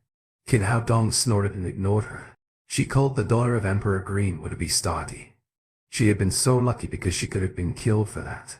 Seeing Qin Hao Dong ignoring her, Xiao Hongmao's expression changed, and he said, ruining other people's appearance is a felon. I'm going to call the police. Qin Hao Dong smiled and said, call it as you like, but I suggest you take your daughter to the hospital to do a DNA test. What do you mean? Qin Hao Dong said, you don't know what I mean. He'll tell you, for you looked really pathetic. You'll know everything once you read the DNA report. Xiao Hongmao turned back to Xiao Lily immediately. He had always been confused because his daughter didn't look like him at all. He became suspicious as soon as he heard what Qin Hao Dong had said. Honey, you cannot listen to what he said. Bless your daughter. And you don't have to do the test. You BTCH? Let's go home first. Xiao Hongmao turned around and left after that. He was taking his daughter to do the DNA test. Xiao Lily had no time to beg Qin Hao Dong. She hurried to catch up because she knew clearly whose daughter the girl was, and everything would be over once the test was done. The crowd had dispersed after they left. Papa, you're amazing. I love you. The little girl gave a wet kiss to Qin Hao Dong's cheek. Hao Dong, just be careful. You destroyed that woman's appearance. You would get in trouble if you call the police. Lin Momo looked worried. It's okay. All the hospitals would identify that face as an innate one. There's no use calling the police. Qin Hao Dong didn't care at all. He looked at Lin Momo, grinning cheekily, and said, I got a new car today. How about taking you and Tang Tang for a ride? Great. Great. I want to see Papa's new car. The little girl was cheered up immediately. Lin Momo asked, "Where's your new car?" Qin Hao Dong pointed to the Lamborghini Centenaro parked by the roadside and said, "There it is." At the moment, the car was surrounded by 6 or 7 car fans, who were judging and discussing the excellent performance of this car. "Papa, your car is so beautiful. I want to ride." The little girl liked the Lamborghini very much too. Lin Momo frowned and asked Qin Hao Dong in cold face, "Is it a gift from that woman?" "Well, sorta." Lin Momo interrupted when Qin Hao Dong was about to explain. "How could you do that? You can tell me if you don't have enough money. How can you do that?" "What did I do?" Qin Hao Dong understood it finally when seeing Lin Momo's angry face. It looked like the kid's mommy thought he had been kept by a woman as a gigolo. "You thought I'd been kept by someone, haven't you? Who else would send you such an expensive car? Don't try to fool me. This is a Lamborghini Centenario worth more than 40 million. It looks like the Nababas was surely willing to spend money for you." For no reason Lin Momo was so angry, and even herself didn't realize how angry she was. "You misunderstood me. The car was paid as my diagnose fee, and I earned it by myself." Qin Hao Dong grinned and said, "No one could afford to keep me, but I'll give you a 20 off if you want to." Lin Momo felt released, like a stone had been removed. The Lin's family gifted Qin Hao Dong a car, and of course, the other family could give him a car. Her expression eased. She rolled her eyes to Qin Hao Dong and said, "Stop showing off. No one wants to keep you." I want to keep Papa," the little girl yelled, and then she asked, "Papa, what is keep?" Qin Hao Dong hugged Tang Tang in his arms. Their hands touched Lin Momo's plump chest. Lin Momo flushed. Qin Hao Dong took the advantage of her unexpectedly, so felt happy inside. But outside, he looked serious and explained to the little girl, "Keeping means you feed someone, giving him clothes and money." "Oh, so mommy is keeping me. Daddy and mommy are supposed to raise you. So that's not keeping," said Qin Hao Dong. He knew it would be tricky to explain it to the little girl, so he changed the subject. "Tang Tang, how about I take you and mommy for a ride?" Lin Momo said, "It's fine. We've already wasted too much time. And it's almost time for dinner. Tang Tang must be hungry. Let's go home first." She didn't go back to her own Rolls Royce as she said that. She hugged the little girl and sitting in the co-pilot of Lamborghini, Qin Hao Dong drove the family of 3 to the villa of Lin family. Dinner had already been served when they came home. Lin Zihiu was waiting for them to be back. After dinner, he looked at Qin Hao Dong from time to time as if he had something to say to him. Qin Hao Dong liked this father-in-law, so he asked, "President Lin, do you have anything to say to me?" "Well, it's hard to say," Lin Zihiu said, and looked embarrassed. "President Lin, we're family now. If you want to say something, just say it." The little girl yelled as Qin Hao Dong finished. "Yes, Grandpa. We're family. Family." "Then he'll say it." Lin Zihiu looked quite embarrassed, and he finally continued. "I have a good friend who happened to hear that your medical skills have cured Momo, so I'm asking you for a favor. That's simple. I am the doctor. It's my duty to cure patients, let alone that he's a friend of yours." "No problem." Qin Hao Dong agreed without much hesitation. At the same time, he was wondering why Lin Zihiu had to beat around the bush instead of saying it straightforwardly. "Well," Lin Zihiu's face turned red, and he said, "It's not a patient, and it's a dog." When he finished, Lin Momo yelled before Qin Hao Dong opened his mouth, "Dad, what are you saying? Hao Dong is a doctor, not a vet. How could he treat it all?" After that, she stared at Qin Hao Dong secretly. Other people with so brilliant medical skills would surely be irritated if they were asked to treat a dog. Qin Hao Dong didn't feel angry. He felt funny. No wonder Lin Zihiu was hesitating. It turned out that he wanted Qin Hao Dong to treat a dog. What a strange father-in-law. The little girl yelled, "Doggy, doggy. Tang Tang likes it." Lin Zihiu said, Dr. Kin. He'll be straightforward. I won't be asking you if it's an ordinary dog. Upon hearing that, Kin Hao Dong looked at him with great interest and asked, "What's special in this dog?" Lindsay Yuan said, "My old friend is called B.I. Ziping. He runs a large dog fighting ring and is known as King of Dogs in Jiangnan City. Not long ago, he bought the purebred snow mastiffs from Tibet, which cost him more than 30 million yuan. So expensive." Lin Mamo's eyes were wide open. Although she was in charge of the billionaire assets of the Lin's group, she never thought that 2 dogs could be sold at such a high price. These are purebred snow mastiffs. The price of them is naturally expensive, and when the mother snow mastiff was bought, it was already pregnant. When she gives birth to a little baby mastiff, it will worth a lot of money. Lindsay Yuan sighed and said, "B.I. Ziping has planned very well." But he didn't expect the 2 snow mastiffs to be very sick after coming to Jiangnan. They have been all the time. Although 2 puppies were finally born 2 days ago, they are also sick and do not know how to feed themselves. Although he has invited many well-known veterinarians to treat them, it doesn't work at all. If things keep going like this, I am afraid that the adult and baby dogs will die. Yesterday, I talked about your great medical skills when rinking with him. So he wanted to ask you to treat these snow mastiffs.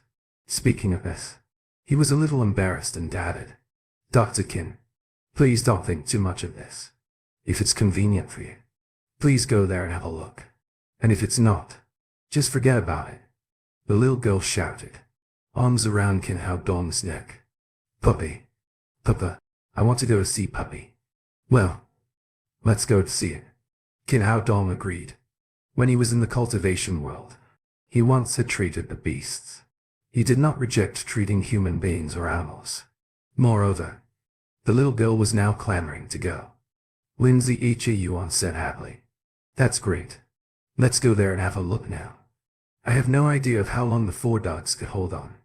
Kin Hao Dong nodded, holding the little girl and walking behind Lindsay Yuan. Lin Mama had some things to deal with, so she did not follow them to the dog fighting ring. After leaving home, the 3 got into Lin's Yuan's off-road vehicle and headed to the outside of the Jiangnan city. Half an hour later, the off-road vehicle went out of the city and arrived at a crossing 50 km north of Jiangnan city. It was already very remote. After driving onto a small road, they encountered 2 picket posts in succession before they could get far. One of them checked their license plate and the other checked the trunk of their car. Lindsay Yuan was afraid that Kin Hao Dong would be displeased and quickly explained, "It took B.I. Ziping 5 years and 100 million of yuan to build up this dog fighting ring. Naturally, it is necessary to make some restrictions on the people who come here. If it is really going to make trouble, it won't just be a matter of money." Fortunately, those who checked them were familiar with Lindsay Yuan. After a brief check, they let them go soon. After driving for about 10 minutes, they finally arrived at the dogfighting ring.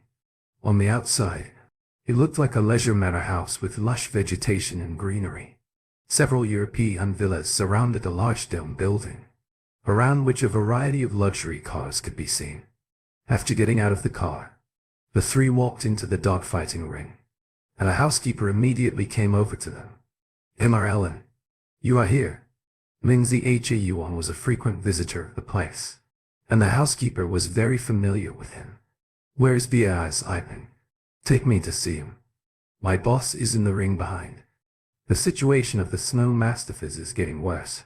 The 2 baby puppies are dying. He has just invited a famous veterinarian from the capital to treat them, the housekeeper said while leading the way with Kin Hao Dong, Teng Teng, and Lindsay Yuan following him. The dome building was the dog fighting ring, behind which was a large dog raising area. The kennel was built with a very unique style, and a variety of precious dogs could be seen everywhere. Teng Teng was very excited after seeing these dogs, screaming, "Dogs! Dogs! It's fun. Papa, I want a dog pet." Kin Hao Dong replied, "Well, be good and quiet for a while. Later, I know where it was in the first or said, later, he'll get you one of the most beautiful and cute dogs." "Okay. Okay." I'm finally going to have a dog. The little girl's face was full of excitement. The dog fighting ring was very large that they walked for 10 minutes before coming to the front of a large kennel. If the other kennels in the front were ordinary houses, then this kennel was a luxury villa. It was not only over 1 square meters large but also a fully enclosed fiber, reinforced plastics building with excellent lighting and air conditioning in it. Although it was midsummer in Jiangnan City, the temperature inside the kennel was very low, only about 12 or 3 degrees. From the outside to the inside, the temperature changed a lot. After entering it, Lin Zhiyuan could not help but get a chill. Qin Haodong had genuine qi to protect his body, while Tang Tang's physique was greatly enhanced after she ate the marrow cleansing pill. Plus the Pazuantian Sutra was running inside her. She got used to the condition inside. After entering the kennel, they saw that the second fence door was all made of steel bars as thick as humans' thumbs. An imposing middle-aged man stood there and talked with the people wearing white coats. Inside the fence were 2 big and 2 small snow mastiffs. The 2 adult mastiffs were huge and had large heads and hoofs, which were comparable to that of the lions. The other 2 little snow mastiffs were born not long ago. They looked like 2 little white fluffy snowballs and lacked vitality. If they didn't tremble slightly when they breathed, others would think that they were dead.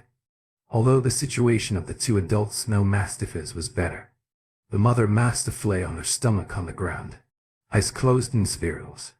The male mastiff looked better, and from time to time, he glanced at the door with his eyes full of vigilance. The middle-aged man was Biaziping, the owner of the dog-fighting ring. At this time, he looked gloomy. After seeing Lin Zhiyuan, he just nodded at him as a greeting and did not pay any attention to Qin Haodong. He had been running his dog-fighting ring for many years, which brought him with a lot of daily income. This happened when I was in the 1st or 2nd year of junior high school. I think I was about 13 years old. I grew up in the countryside. His whole family was very rich, and the 30 million yuan he spent on the mastiffs was nothing in his eyes. It was just that these 2 purebred snow mastiffs were extremely rare, and he was a man who loved dogs, so he was worried to see his dogs fall ill. As for the other 2 people who wore white coats, one of them was a 50-year-old bald man. He was the famous veterinarian Kuan Kai and was invited there from the capital by Biaziping. The man that stood behind him was his apprentice Liu Haben. Underneath Kuan Kai's white coat was an expensive suit, and on his wrist was a watch which worth hundreds of thousands yuan. He held a high-powered telescope to observe the situation of the snow mastiffs. Liu Haben stood by his side and waited carefully, holding a fan in his hand. Although the temperature in the kennel was already very low, he still went up and fanned him from time to time with a flattering expression on his face. Qin Haodong felt funny and thought in secret, "He's just a veterinarian. Why, he behaved like a stylish professor." Lin Zhiyuan saw that Kuan Kai was treating the dogs, so out of politeness, he did not speak, just stood by and watched. Puppies, so white. The little girl was very excited and pointed at the 2 baby snow mastiffs while saying, "Papa, why are the 2 puppies not moving? I want to play with them." "Because they are sick, and they can play with you when they are cured." Qin Haodong stood behind them and comforted Tang Tang. His voice was not high. However, at this time, Liu Haben, who stood beside Kuan Kai with a flattering expression on his face, was not happy to hear them. He looked back and shouted, "Shut up. Can't you see that my teacher is treating the dogs?"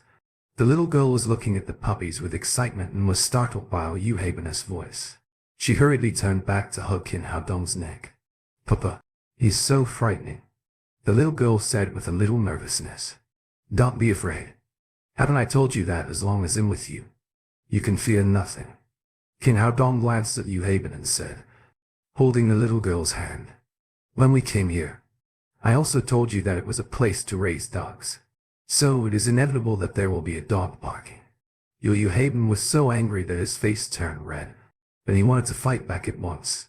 Right then, Kuan Kai put down his telescope and turned back to say, "Don't make noises."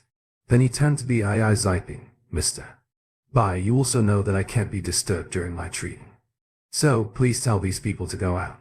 Seeing that both the master and apprentice were so pompous, Qin Hao Dong could not help but frown. He's just a veterinarian but requires others to leave and stay quiet.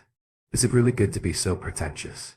It was until this moment that BAI's Iping finally noticed Qin Hao Dong and Tang Tang and knew that they were brought here by Lin Ziyuan.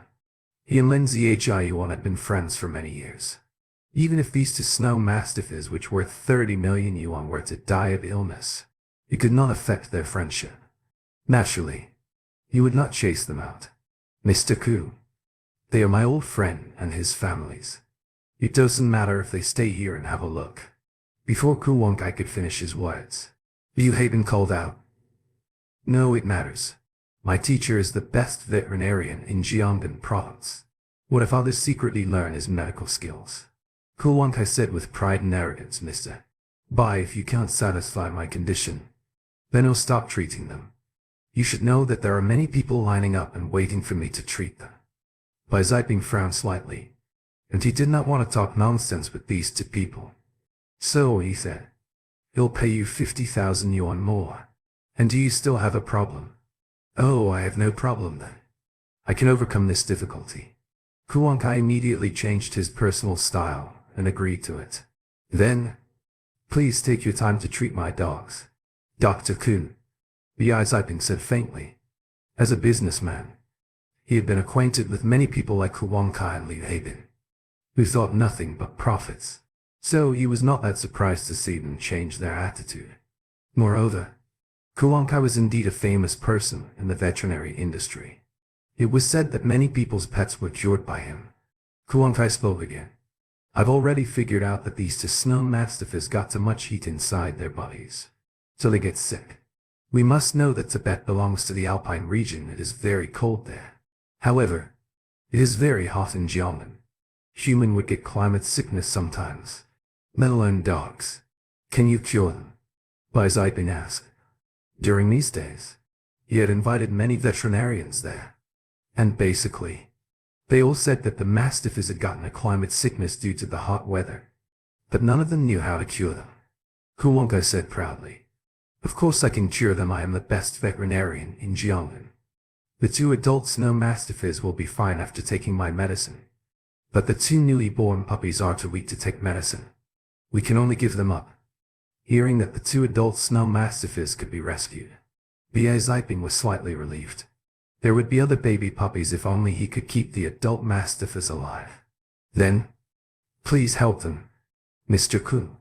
Ku Wonkai turned back to take 2 injections from Liu Haben and handed them to Bai Ziping while saying, "Let your dog trainers inject these potions into the mastiffs, and it will soon be effective." Bai Ziping frowned. "I'm afraid that it's not easy. Since the mother mastiff gave birth to the 2 baby puppies, the male mastiff has become very violent and aggressive. Even the dog trainers did not dare to go in. It would be very difficult to get them an injection. It's easy because I have a tranquilizer gun with me." As a professional veterinarian, Ku Wonkai was well prepared. He took out a tranquilizer gun from a Liu Haben's toolbox in his hand.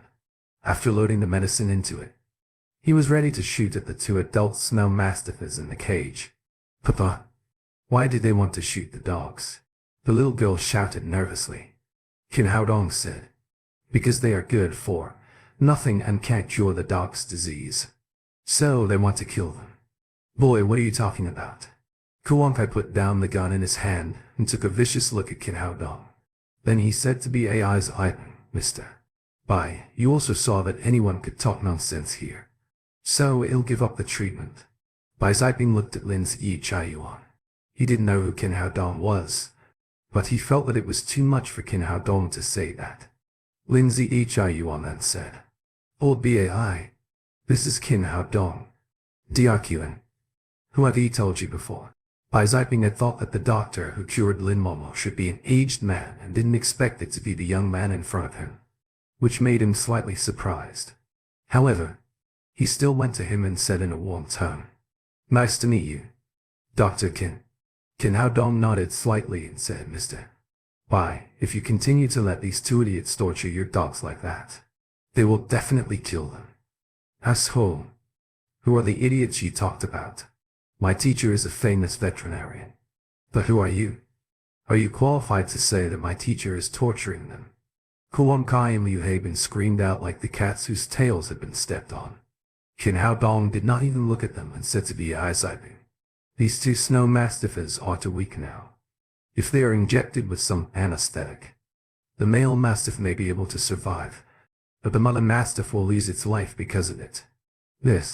On hearing Qin Hao Dong's words, the eyes-iping suddenly became nervous. Who are you? Why haven't I heard of you as a veterinarian in Jiangnan before? Kuon Kai asked coldly.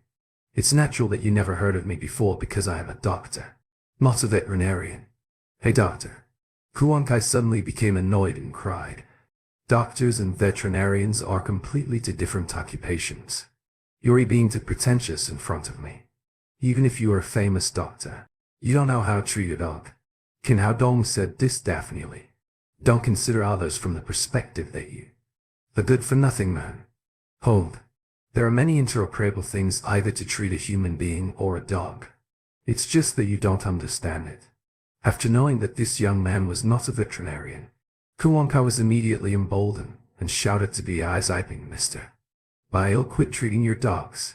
Qin Hao Dong knew it very clearly that this old guy just wanted to threaten be eyes-iping. So he said with a sneer. That would be better. Otherwise, these snow mastiffs will be killed by you. Liu Haben supported his teacher with saying, Don't talk nonsense. My teacher is the best veterinarian in Jiangnan province. Qin Hao Dong disdainfully smiled and said to be eyes-iping, mister.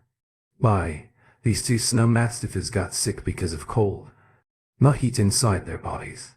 If you let these two idiots inject some medicine into the mastiffs to clear the heat inside them, the mastiffs will all be killed. Joke? What a big joke. Kuon Kai shouted. Kid, you know nothing. Mastiffs live in Tibet, an alpine region. They can survive at 60 to 70 degrees below zero. How can it be that they get sick because of cold? You should have some common knowledge before you talk nonsense, okay? Weisiping also frowned slightly. It was a common knowledge known by many ordinary people that Tibetan mastiffs get used to cold and fear hot. Because of this, he specially built this kennel and wanted to help the Tibetan mastiffs go through this summer with a conditioning. Qin Hao Dong said, It's true that Tibetan mastiffs live in alpine regions and don't fear cold. But the cold air that the air conditioners produce is synthetic and goes against the nature. This kind of cold air will make human get air-conditioned diseases, let alone the Tibetan mastiffs that are close to nature. He then turned his head to look at B.I. Ziping and said, Mr. B.I. tried to think about it. After these two snow mastiffs entered this air-conditioned room, have their condition gotten worse day by day? Moreover, the veterinarians you has invited to treat the disease of the dogs all used the medicine to clear the heat inside them. Does it work? If I didn't make a mistake, I am afraid that the mastiffs became weaker every time they took their medicine. Otherwise, they would not have become so sick. Why Zipping's look changed. As Qin Hao Dong had said, although the two snow mastiffs were not adapted to the condition when they just arrived in Jiangnan City, they were still healthy. Since they entered this air-conditioned room, they had become weaker and weaker. He then also had found some veterinarians to treat them, but the treatment had only made their illness more serious. All these people had thought that the mastiffs were suffering from heat and used some medicines to clear the heat inside them. Now it seemed that those treatments only worsened the mastiff's illness. No wonder the mother mastiff was dying now. It's really funny for you, a doctor who used to treat human, to come here to treat it all and say that I diagnosed wrong. Kuon Kai then said to be eyes-iping again. Everybody has his own specialization. So please don't listen to a doctor's nonsense. I'm a professional veterinarian. These two snow mastiffs got sick because of the heat of the summer. The reason why the previous veterinarians didn't cure them is that those people's skills are not good enough and they didn't choose the right medicine. As long as I inject these drugs into the mastiffs, it will definitely work immediately. Qin Hao Dong no longer spoke. He had said what he wanted to. How to make choices was left to be eyes-iping. If he chose to believe Kuon Kai, that was the snow mastiff's fate. All BAI. Listen to me. Dr. Qin's medical skills are very excellent. It's right to believe him. Lindsay Yuan was extremely convinced by Kin Hao Dong and had become a big fan of him. Papa is great. He will definitely cure the dogs, the little girl said in a childish voice. Bai Ziping hesitated for a moment, but quickly, he made a decision. He chose to believe in Kin Hao Dong, because the prescriptions that the veterinarians had prescribed before were indeed used to clear the heat inside the mastiffs and almost killed them. They did not have any effect at all. Dr. Kin, please help these two snow mastiffs. Seeing that Bai Ziping did not believe in him, Kuan Kai changed his expression and said, Mr. Bai, if you don't need me to treat them now, you'll have to pay me 10 times more money if you ask me to treat them later. In his view, Kin Hao Dong, a doctor who treated human, could not cure these two snow mastiffs. So later, Bai Ziping would definitely ask him to continue the treatment. This happened when I was in the first or second year of junior high school. I think I was about 13 years old. I grew up in the countryside. He did not leave right away but stood there, waiting to see Kin Hao Dong lose face with cold eyes and waiting for Bai Ziping to beg him. Kin Hao Dong said, Mr. Bai, I can cure these two snow mastiffs, but let's talk about the medical fee first. I don't want you to give me money, I want you to give me these two baby mastiffs. If you agree, we'll start to treat them right now.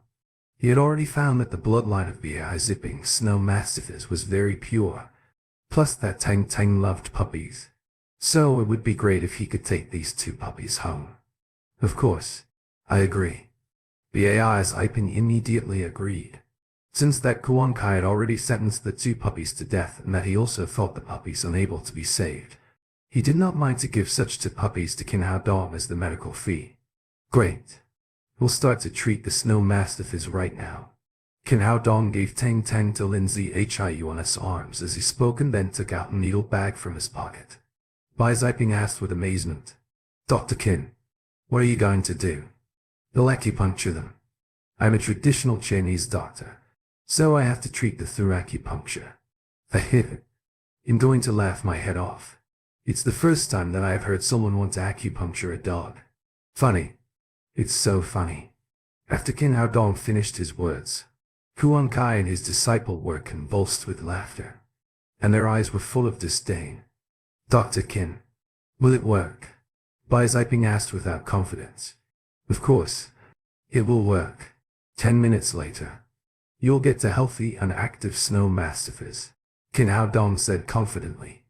In his eyes, there was not much difference between treating humans and dogs, and the silver needles were used to deceive others. What would really work was the grain with genuine key. Kid, haven't you just said that it's not suitable to use a tranquilizer gun? Now I want to see how you will deal with it, Liu Hayden said with a sneer. Without a tranquilizer gun, you'll see how you can acupuncture the snow mastiffs. Kuan Kai's expression showed that he was ready to take pleasure in Kin Hao Dong's misfortune. He watched aside, arms around his chest.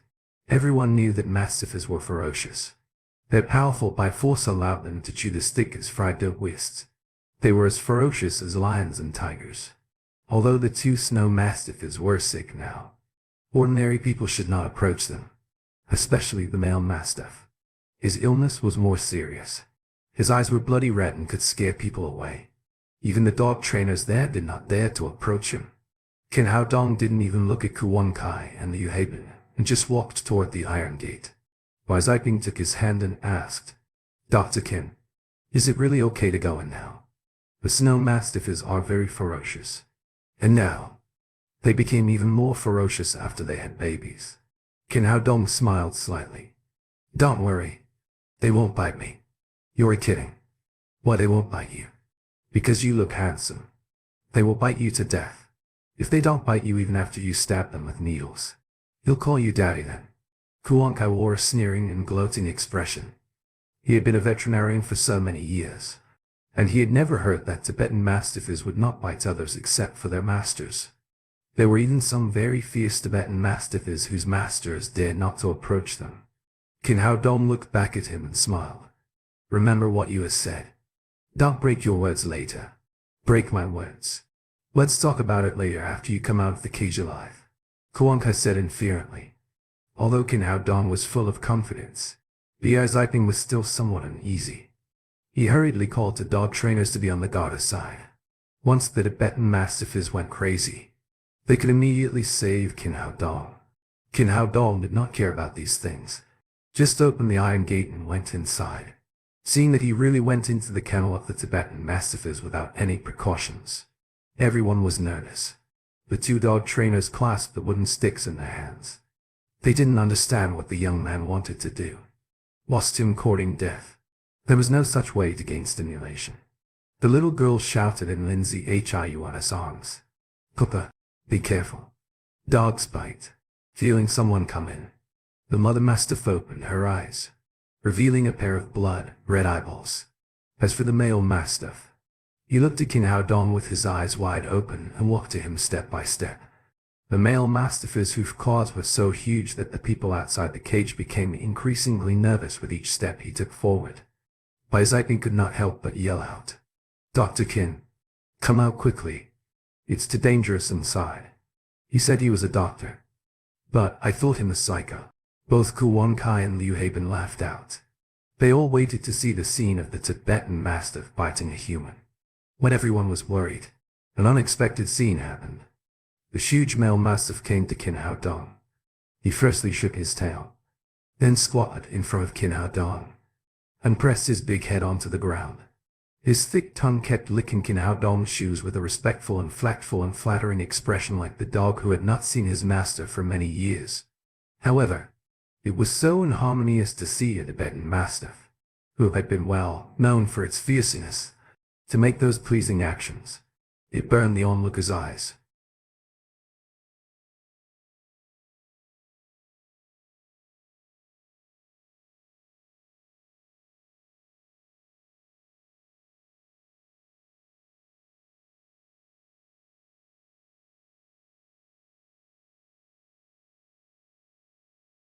Kuwan Kus and Liu Haben's eyeballs almost popped out of their eyes.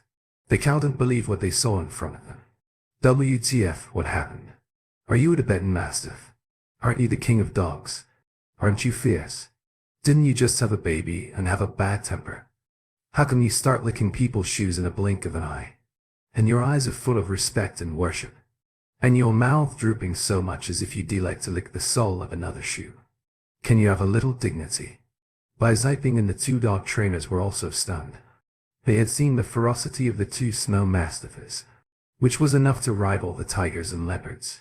They had never dreamed that this would happen. They rubbed their eyes hard to make sure they were not mistaken.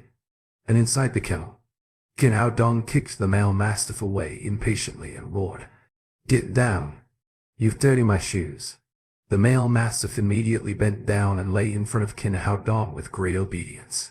Kin Hao Dong had the powerful spirit of Emperor Greenwood. The two snow mastiffs had instinctively felt his strength, thus having no intention of resisting. And Kin Hao Dong expressed his intention to treat them as soon as he had come in. So all the two snow mastiffs wanted to do was pleasing him, and the thought of attacking him was totally left behind. He took out the silver needles from the needle bag, and in the blink of an eye, he put more than a dozen silver needles into the body of the snow mastiff, and then wedged the blocked blood vessels in the body of the snow mastiff with Greenwood genuine key. 5 minutes later, Kin Hao Dong retrieved the silver needles from the male mastiff. At this time, the mastiff has been completely different from the just sagged appearance. As if got pumped up, the mastiff howled to the air like a male lion, making the kennel shivering. People outside the kennel opened their closed mouths to get amazement. It was totally unexpected that male mastiff was cured so quickly. Kuan Kai licked his dry lips, for he had never seen such amazing medical skills as a veterinarian for so many years. Was this man still human? Be good. Don't shout. Kin Hao Dong kicked the male mastiff away with one foot and then stepped towards the female mastiff. Generally speaking, the female mastiff's mood was more unstable after childbirth, but her response to Kin Hao Dong was similar to that of male mastiff. With flattering and respectful expression, she kept wagging her tails despite her weak body. As before, Kin Hao Dong used silver needles to treat the female mastiff again. Maybe because of her weak body, it took a little more time. The silver needles were not retrieved until 7 or 8 minutes later. As the silver needles had been retrieved, The female mastiff immediately stood up from the ground, first holding Qin Hao Dong's feet to please him, and then pulling his trouser legs toward the two little mastiffs. Obviously, she wanted Qin Hao Dong to treat the two dying little snow mastiffs. The two newborn little snow mastiffs were extremely weak because they had not eaten a single mouthful of milk, which made it a lot more trouble to treat them. Qin Hao Dong took out a marrow cleansing pill and broke it into 2 halves and fed it to the 2 little mastiffs. The marrow cleansing pill was precious, but the 2 little snow mastiffs were going to be Tang Tang's playmates and bodyguards, so it was worth investing a little. After the marrow cleansing pill was fed, Qin Hao Dong used Greenwood Genuine Key to help the young snow mastiffs dredge their meridians and accelerate the absorption of medicines. Soon, the 2 puppies, who were dying, stood up from the ground and opened their eyes. Bai Ziping was staring outside in bewilderment. He couldn't understand why. Generally speaking, puppies need 7 days to open their eyes. These 2 little snow mastiffs were born for only 2 days. Well, I'd saved your children, but I'm going to take them away. Qin Hao Dong patted the head of the female mastiff and the male mastiff, then picked up 2 little snow mastiffs and walked outside the kennel. Although the 2 snow mastiffs showed reluctance in their eyes, they only rubbed their heads on Qin Hao Dong's legs, as if they knew that the best choice was to let him take away the little snow mastiffs. Papa! Dog, I want to play with dog, the little fellow exclaimed excitedly outside. Since his daughter was happy, Qin Hao Dong did not close the iron door of the kennel, and brought out the 2 adult snow mastiffs directly. Seeing these 2 big guys go out of the cage, the others all retreated in panic, including the 2 dog trainers. It was generally known that even 10 people couldn't prevent an adult mastiff going mad. Qin Hao Dong first put the little snow mastiffs on the ground and then took the little fellow from Lindsay Hiuan's arms. Looking back at the 2 lion-like snow mastiffs, he said, "You 2 don't have a name. That's inconvenient. From today on, you will be called Big White and Small White respectively." He stretched out his hand and patted the male mastiff. "You are Big White," and then patted the female mastiff. "You are called Small White." The 2 mastiffs seemed to understand him, wagging their tails to express agreement. "This is my daughter. You 2 have to play with her. Did you hear me?" Big White and Small White immediately went up and licked the little fellow's feet with their tongues. The little fellow immediately grinned with the fear disappeared. Qin Hao Dong then put the little fellow on Big White's back. The little fellow grasped the long hair on Big White's neck and giggled incessantly. "Dog, run, run." The little fellow patted Big White's back excitedly, and the others were horrified. The Tibetan Mastiff, which was feared by people, now was ridden as a horse. Big White didn't show any dissatisfaction. He walked around with the little fellow. Small White followed closely, as if afraid that the little fellow would fall down. "Dr. Qin, isn't it a little dangerous?" Lindsay Hiuan was not at ease when seeing the little fellow playing with the 2 snow mastiffs because Big White and Small White could swallow the little fellow with their mouth easily. "That's all right. These 2 mastiffs are very clever." Qin Hao Dong was not worried. These 2 snow mastiffs were very spiritual and couldn't hurt the little fellow. Then he looked up and saw Kuang Kai and Liu had been moving slowly towards the door of the kennel. He said happily, "Where are you going, sir?" Seeing Qin Hao Dong had rescued the 4 snow mastiffs, Kuang Kai knew that there must be consequences for him if he stayed any longer. He wanted to steal away, but unexpectedly he was discovered by Qin Hao Dong. "It has been all right now, and hence we'd better go back." Kuang Kai answered shamefaced lie. "How could it be all right?" Qin Hao Dong looked at him playfully and said, "You just said that as long as I'm not bitten to death by the Tibetan Mastiff. You will call me Daddy. I suppose you couldn't forget it so soon." For the blood rushed into Kuang Kai's old face. He did say it, but he could not open his mouth to call a 20-year-old man his father. He said embarrassingly, "Diakulin, these are all jokes. We don't have to take them seriously, do we?" So Dr. Ku likes to play jokes very much. Qin Hao Dong spoke with a radiant on his mouth. "Yes. Yeah, I like to play jokes." Kuang Kai probably agreed, thinking that Qin Hao Dong was not going to take action against him. "That's good. In that case, he'll play a joke with Drive Kun." Kin Hao Dong waved to Small White next to him and pointed to Kuan Kai and said, "It's too hot. Tear down his pants." After hearing the order, Small White immediately growled and rushed towards Kuan Kai. Although Kuan Kai had been a veterinarian for many years, it didn't mean that he was not afraid of Tibetan mastiffs. He turned his head and ran. But Small White ran too fast. She knocked Kuan Kai down with one claw, crushed him to the ground, and then opened his big mouth and began to tear up his trousers. "Help!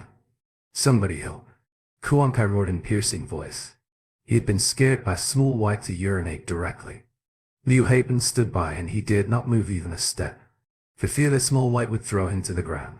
Tibetan Mastiff's teeth were sharp as a knife, so Kuan cut his jeans were torn into pieces by Small White. Fortunately, Small White executed the order very accurately. He just pulled off Kuan Kai's jeans. His red underwear was not torn though had been wet by urine, which could cover the key parts. The little fellow sat on the back of Big White, watching the scene before him. She cried excitedly, "Make it ass. Shame. Shame." Kin Hao Dong went over, squatted down and looked at the ghastly pale Kuan Kai with a laugh. "Dr. Ku, is this joke funny?" At this time, Kuan Kai could not laugh. Although Small White had left, his body still kept trembling. It seems the Dr. Ku didn't have enough fun. He ordered Small White again. "Pull down his underwear." "No, please don't. Father, my dear father, please let me off." Kuan Kai surrendered thoroughly. He looked at Small White's big mouth, thinking if his little buddy was bitten, he might have to go to the Imperial Palace as a eunuch. After all, no one could trust animals. "Why, Dr. Ku doesn't want a joke now?" Kin Hao Dong asked happily. No.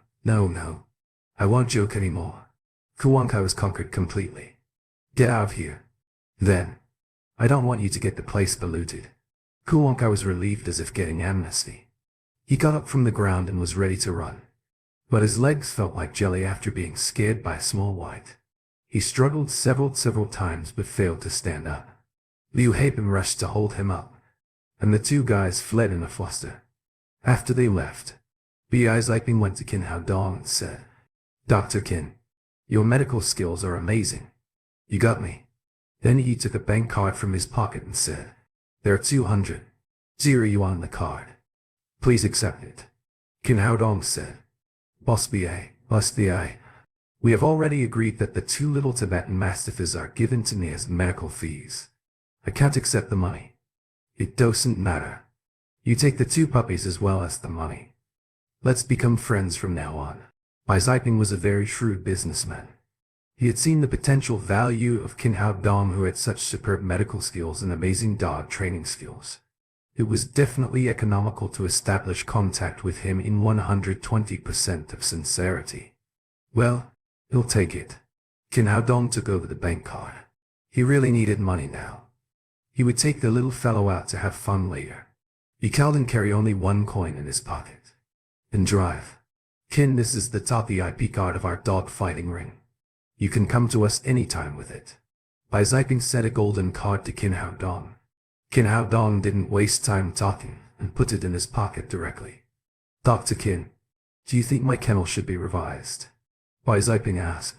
Although the kennel cost him nearly $1 million, he would not hesitate to demolish it if needed. Kin Hao Dong said, "No, Big White and Small White's diseases have been cured. It's almost impossible for them to get sick again in the future. It's just fine. Thank you. Thank you so much." Diakuan. Bai's Iping was overjoyed and thanked him again and again. After the matter was settled, Kin Hao Dong and Lin Zhichaiyuan left the dog fighting ring together with the little fellow, and took away the two little snow mastiffs. After they left, the dog trainer said to Bai's Iping, "Boss, the two little snow mastiffs are worth more than 5 million each. Aren't we losing too much just letting him take them away?" Biz shook his hand and said, "What do you know? If it weren't for Drive, Kin, the two puppies would have died. Not worth even $5. Now the big dogs have survived. We can have as many puppies as we want. And Drive, Kin is absolutely a master. We can't avoid troubling him in regard to dog fighting ring in the future. You remember, when you see Drive, Kin, you must be as polite as when you see me. If anyone dares to be a little disrespectful, he'll have to go right away. Yes, we know. Boss. The two dog trainers rushed to say yes. Bai Ziping really had a long-term vision. He might rely on Qin Hao Dong to help him in the future, whether in terms of the dog fighting ring or himself. Qin Hao Dong and the little fellow got on the car and rushed home. With the addition of the two small snow mastiffs, the atmosphere in the car suddenly became much more cheerful. These two little snow mastiffs were just born, so they are not big enough. Half a marrow cleansing pill was enough for them to complete their marrow cleaning. Not only their strength and toughness of the body had been greatly improved, but also part of their intelligence had been inspired. They were full of spirit and intelligence, so they had a lot of fun playing with Tang Tang. When they got home, the little fellow picked up a little snow mastiff and rushed into the room, shouting, "Mama, Mama, come and see the dog." Hearing her daughter's voice, Lin Momo came out of the room and was immediately conquered by the two little furry snow mastiffs when she saw their lovely appearance. Women are naturally fond of small animals.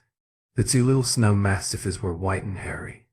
Their charmingly naive look would get everyone as like, "What a lovely dog." Of course, Lin Momo would not take the little snow mastiff from her daughter's arms. He went forward and took the one in Qin Hao Dong's hand, holding it in her arms with tender caress. "What kind of dog is this?" "Pekingese." "Pekingese." Qin Hao Dong was slack-jawed. "This is a Baton Mastiff, not a Pekingese."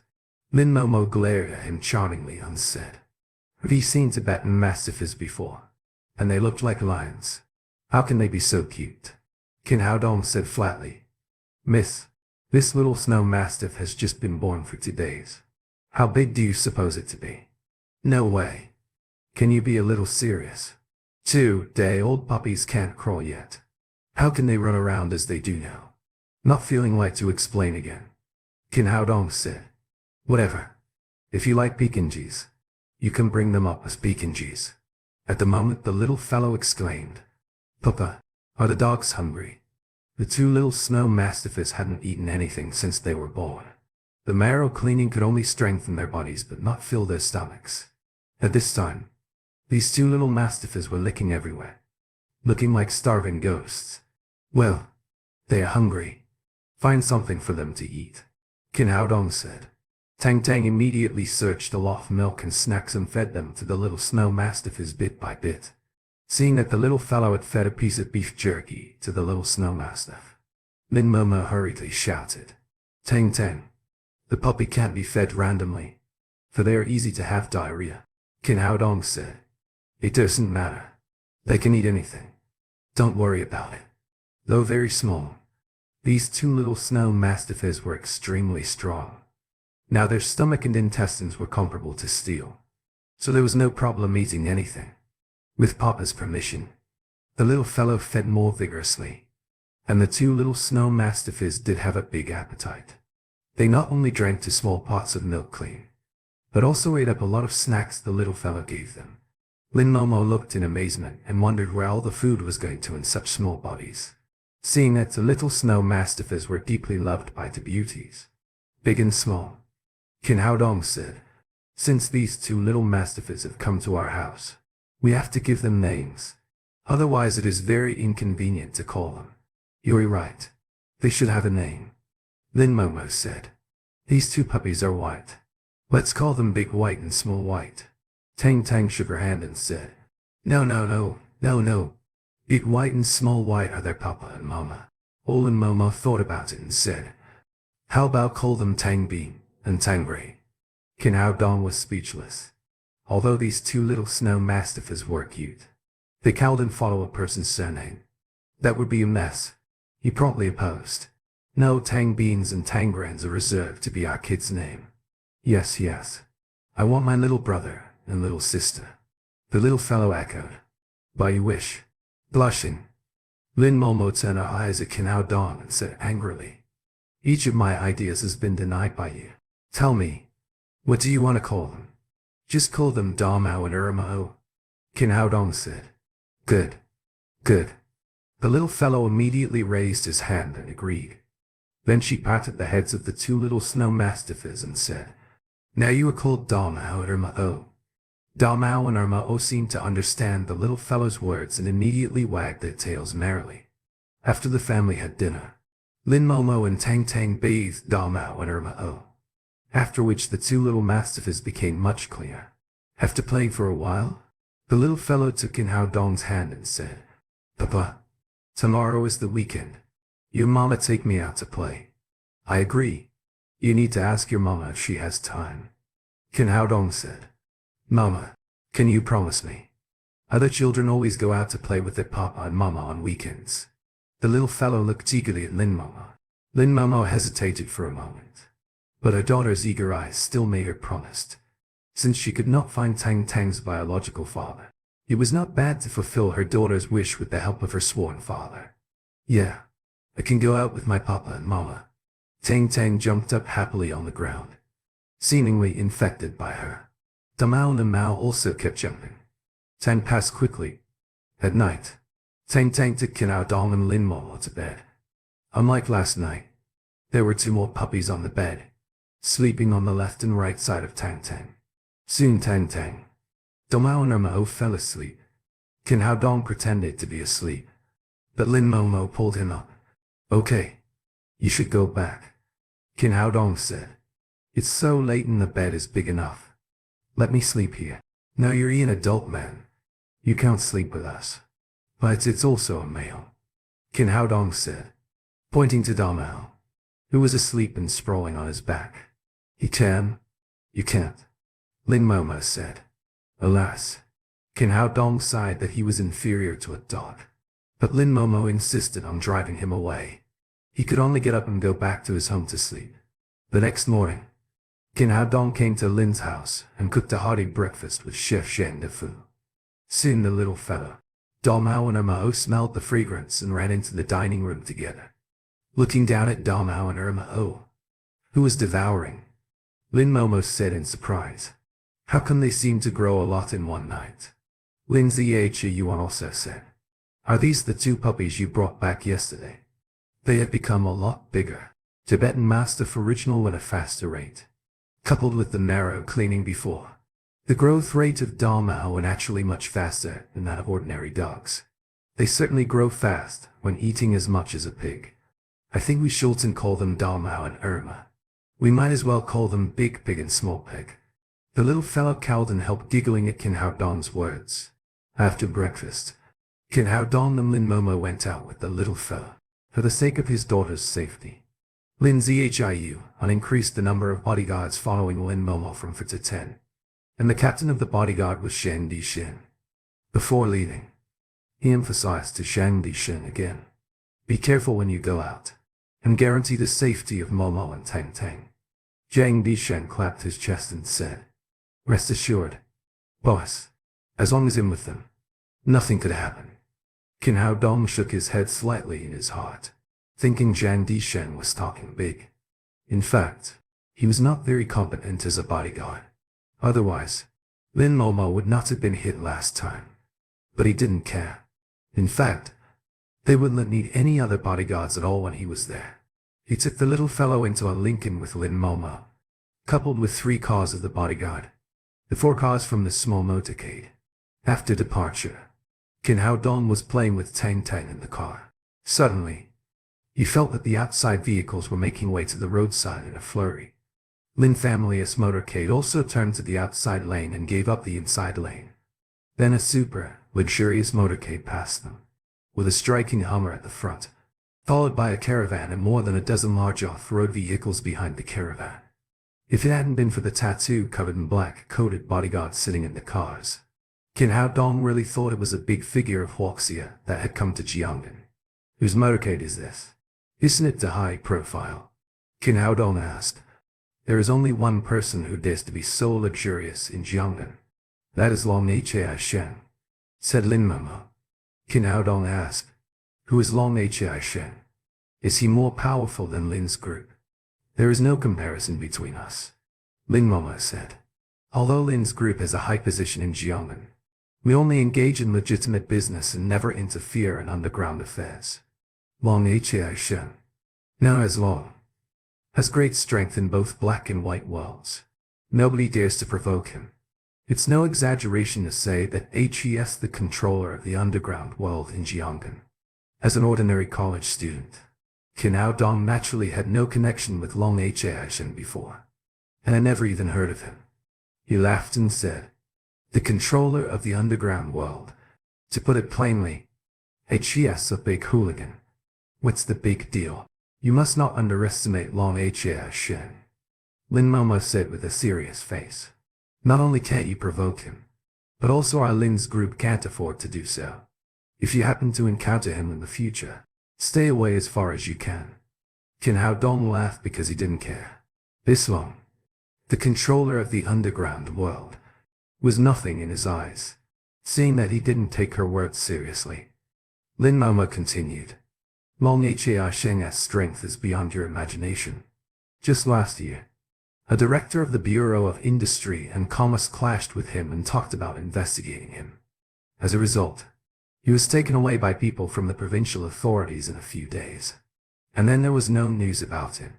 Moreover, a large company competed with Long Haishen for business some time ago.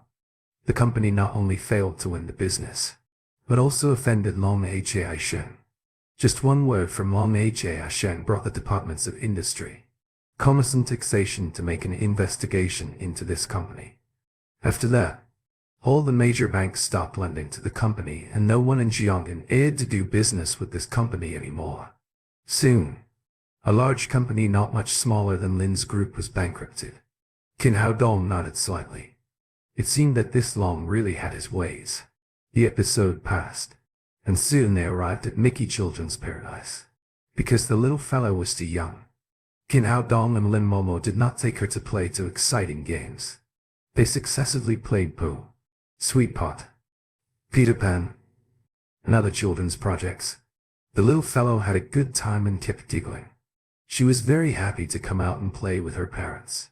"Papa, I want to play that." The little fellow pointed to the merry-go-round not far away. "Okay, Papa will take you there." The merry-go-round was the favorite of many children. It took about 20 minutes to line up for their turn. Qin Hao Dong put the little fellow on a red wooden horse, standing beside her with Lin Momo at the other side. While they were waiting for the merry-go-round to start, suddenly someone shouted, "Stop! Everyone get out of here." He looked back and saw a group of people standing outside the playground. A middle-aged couple with a boy of 5 or 6 years old were followed by 30 or 40 people in black, wearing Chinese tunic suit. The middle-aged man was neither tall nor strong, but he radiated a strong momentum. The middle-aged woman next to him was gorgeously dressed. The little boy in her arms was very thin and listless. He had a sick face and had no hair on his head. The one just shouted was a bald man with dragon teeth. He was fat and ferocious. Seeing the bald-headed man, people in the playground left one after another. After all, these people seemed to be of extraordinary origin. Ordinary people could not afford to provoke them. Seeing that the playground was cleared, the staff of the playground rushed over and said, "What's the matter, sir? Our young lord wants to play merry-go-round. We are now booking the whole playground and will pay the due price." The bald man took out several bills and threw them in the arms of the staff. "I'm not the one to be bullied. Why should we go?" A tattered middle-aged man shouted in disobedience but was slapped on the face by the bald man before he could finish. "Long as you're booking the playground, and it's not your turn to stand out." "Long? Which Long?" the middle-aged man asked, covering his face. The bald man slapped his mouth again and scolded, "Are you foolish? Is there a second person who dares to call himself Long in Jiangnan?" This time, the middle-aged man dared not say anything. He pulled the little girl next to him and left in a panic. Soon, all the people in the playground ran away except the 3 of them. Then Zhang Disheng rushed into the playground with other bodyguards and whispered, "It's Long Haishen out there. Let's go now." Long Haishen. Qin Hao Dong smiled a little. He didn't expect to meet the man they were just talking about so soon. "Are you afraid? If you're afraid, you can leave. It will take Tang Tang to play here." Qin Hao Dong disdained Zhang Disheng's panic-stricken appearance. Or Zhang Disheng looked anxious. As a bodyguard, he could not leave his masters and go for himself. But he was really afraid of provoking Long Shen. Miss Lin. He turned to Lin Momo helplessly. Lin Momo said, "How dong? Let's leave. If we provoke Long Shen, he will bring trouble to Lin's group." Qin Hao Dong did not take Long Shen in his eyes at all, but then he thought he was not alone. It would be bad to bring trouble to Lin's group because of a small trifle. After thinking, he said to the little fellow, "Tang Tang, let's go play something else first, and then come here to play the merry-go-round, shall we?" "Why, I have been waiting for a long time," the little fellow said reluctantly. "Because the little boy is ill. We should satisfy him if he wants to play merry-go-round by himself." Right. Qin Hao Dong had already known that the little boy in the arms of the middle-aged woman was seriously ill and that he was bald because of chemotherapy. Well, all right then. The little fellow nodded. Qin Hao Dong picked up Tang Tang and prepared to walk outside the playground. By this time, the middle-aged woman had stood at the entrance of the playground with the little boy in her arms. She shouted loudly toward the inside of the playground. "What's the matter? Why didn't you go yet?" Zhang Disheng rushed forward with a big smile and said, "We are from Lin's group." "Well, leave at once." "Well, leave at once." The reason why he first gave the name of Lin's group was that he was afraid that Long's men would suddenly use violence. Anyway, Lin's group was still very important in Jiangnan. It was estimated that Long Shen would show them a little respect. When the woman heard the name of Lin's group, she just hummed and shouted, "Get out of here." She was counting Long Shen's wife, and apparently did not take Lin's group seriously. Qin Hao Dong frowned and was about to break out. Lin Momo quickly held him back. It would not be a good thing for Lin's group if he offended Long Shen. Then the little boy in Cao Ying's arms saw Tang Tang and said, "Mom, that little girl is beautiful. I want to play with her." Cao Ying turned her eyes to the boy in her arms. Her fierce and arrogant face turned into a doting one. "Baby, your body is too weak. Shall we play by ourselves?" Then she turned to Qin Hao Dong and other people and shouted, "What are you doing? Hurry up and leave." "No, Mom, I'm going to play with that little girl. Her hair is beautiful." The little boy began to cry. Cao Ying turned to Tang Tang in fury. "Defy. Tear off the hair of that little BTCH lest she should seduce my son." Qin Hao Dong could no longer control his temper. He would tolerate nothing when in regard to his daughter Tang Tang. No one could let the little fellow suffer a little. Cao Ying was shouting loudly, but suddenly she felt a pain in her face and heard a snap where a big slap fell on her face. At this moment, the playground fell into silence, as if time was still. Zhang Disheng's open mouth was big enough to be stuffed with a steamed bun. He never dreamed that Qin Hao Dong would dare to hit Cao Ying. Cao Ying was Long's wife, the woman boss of the underground world in Jiangnan. Lin Momo was also shocked. She didn't expect Qin Hao Dong, who had always been easygoing, to be so fierce that he used violence without hesitation. But Qin Hao Dong, as if he had done something trivial, bowed his head and said to the little boy, "Kid, don't learn from your mother. Her mouth is so stinky. Son of a BTCH, you dare beat me." Cao Ying was stunned for a while before she regained her consciousness. He shouted hysterically, "Come on. Someone cut him off for me." Then the bald man called Defei came from outside, followed by the furious Long Shen. He stepped forward to Qin Hao Dong and said with a somber face, "Boy dared to touch my woman." Qin Hao Dong said happily, "Nothing. Your woman is too rude. Let me educate her for you." Zhang Disheng felt his legs begin to tremble. He suspected that Qin Hao Dong had gone mad. He not only hit Cao Ying, but also dared to tease Long Shen. They would be screwed. He didn't know if Long Shen would disable all of them in a fit of anger. He bowed and scraped. "Long, this is a misunderstanding. We are from Lin's group." "Lin's group?" Long Shen's face softened a little. He glanced at Lin Momo and said, "Well, I've had a drink with Lin Zhiyuan. All of you can go except Fan." Then he looked at Qin Hao Dong coldly. He was the controller of the underground world, and hence no one dared to humiliate him as such. Zhang Disheng was relieved at last. It seemed that Long Hai Shen was not as unreasonable as his wife, so he gave Lin's group an out. Zhang Dishen looked longingly at Lin Momo, hoping to take them out of here as soon as possible, before Long could repent. Lin Momo hesitated for a moment and did not leave. She took in Hao Dong's arm and said to Long Hai Shen, "I'm sorry, Long.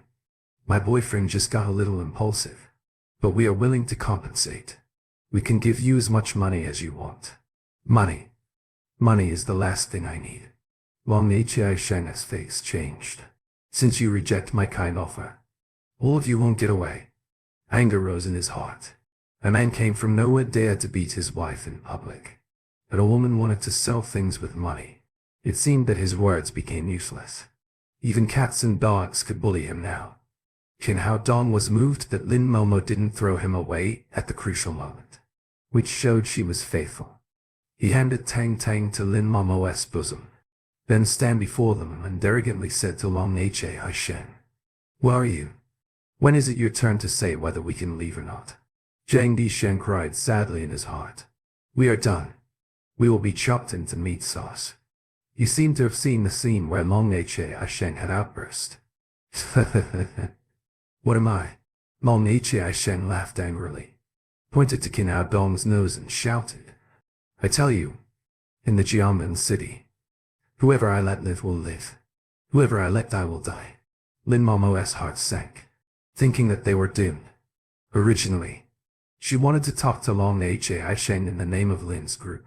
Now there was no hope of negotiation at all. It would be no use even Lindsay Hau on at present. She didn't understand. Qin Hao Dong was obviously not an impulsive person. Why did he challenge Long Hai Shen? Then Cao Ting came over and screamed sharply, "Honey, chop him to death. You must chop him to death." Long Hai Shen shouted angrily, "Day 5. He had started kill him for me." The bald-headed man had been waiting for a while, waiting for the master's order to start. As he clicked on his finger joints, he looked at Qin Hao Dong with a grinning look. "Boy, are you looking for death?" He was 9 meters tall, and his whole body was full of muscles, like cast iron, which made people scared. Zhang Dishen and other bodyguards could not muster up a little courage to resist. Day 5 was the one fighter of Long Hai Shen. He practiced martial arts when he was young and played black boxing for many years when he grew up. He was very skilled and hard-working. He had made great contributions to Long Hai Shen in these years. He once chased more than a dozen people by himself. No one dared to provoke him in the underground world. He punched toward Qin Hao Dong in a fierce way. His arm looked thicker than ordinary people's thighs. If he hit his face, he must be dead or disabled. Zhang Dishen and others were quite scared of the power of the punch. They involuntarily stepped back, fearing to be affected. The little fellow also seemed to feel something wrong. She cried out in fear in Lin Momo's arms, "Mama, I'm scared." Qin Hao Dong appeared as if nothing had happened.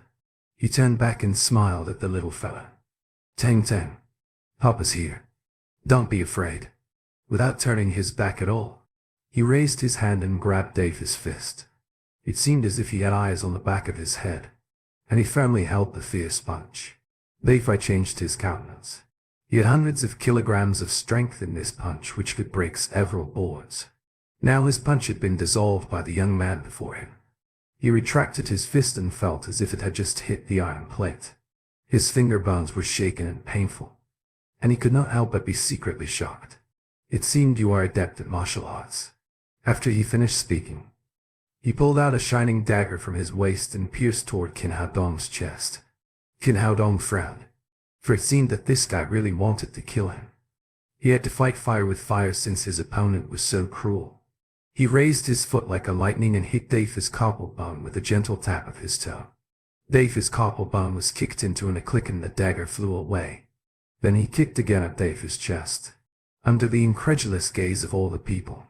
Dave's tall body flew out like a broken sack and collided fiercely with the wooden horse beside. "Dave, are you okay?" Long Hai Shen's face was gloomy. Dave was the first fighter under his command. Today, he was defeated by such a weak little white face. Dai felt that he was hit by a train. It seemed that all the internal organs had been displaced. He spat out a big mouthful of blood.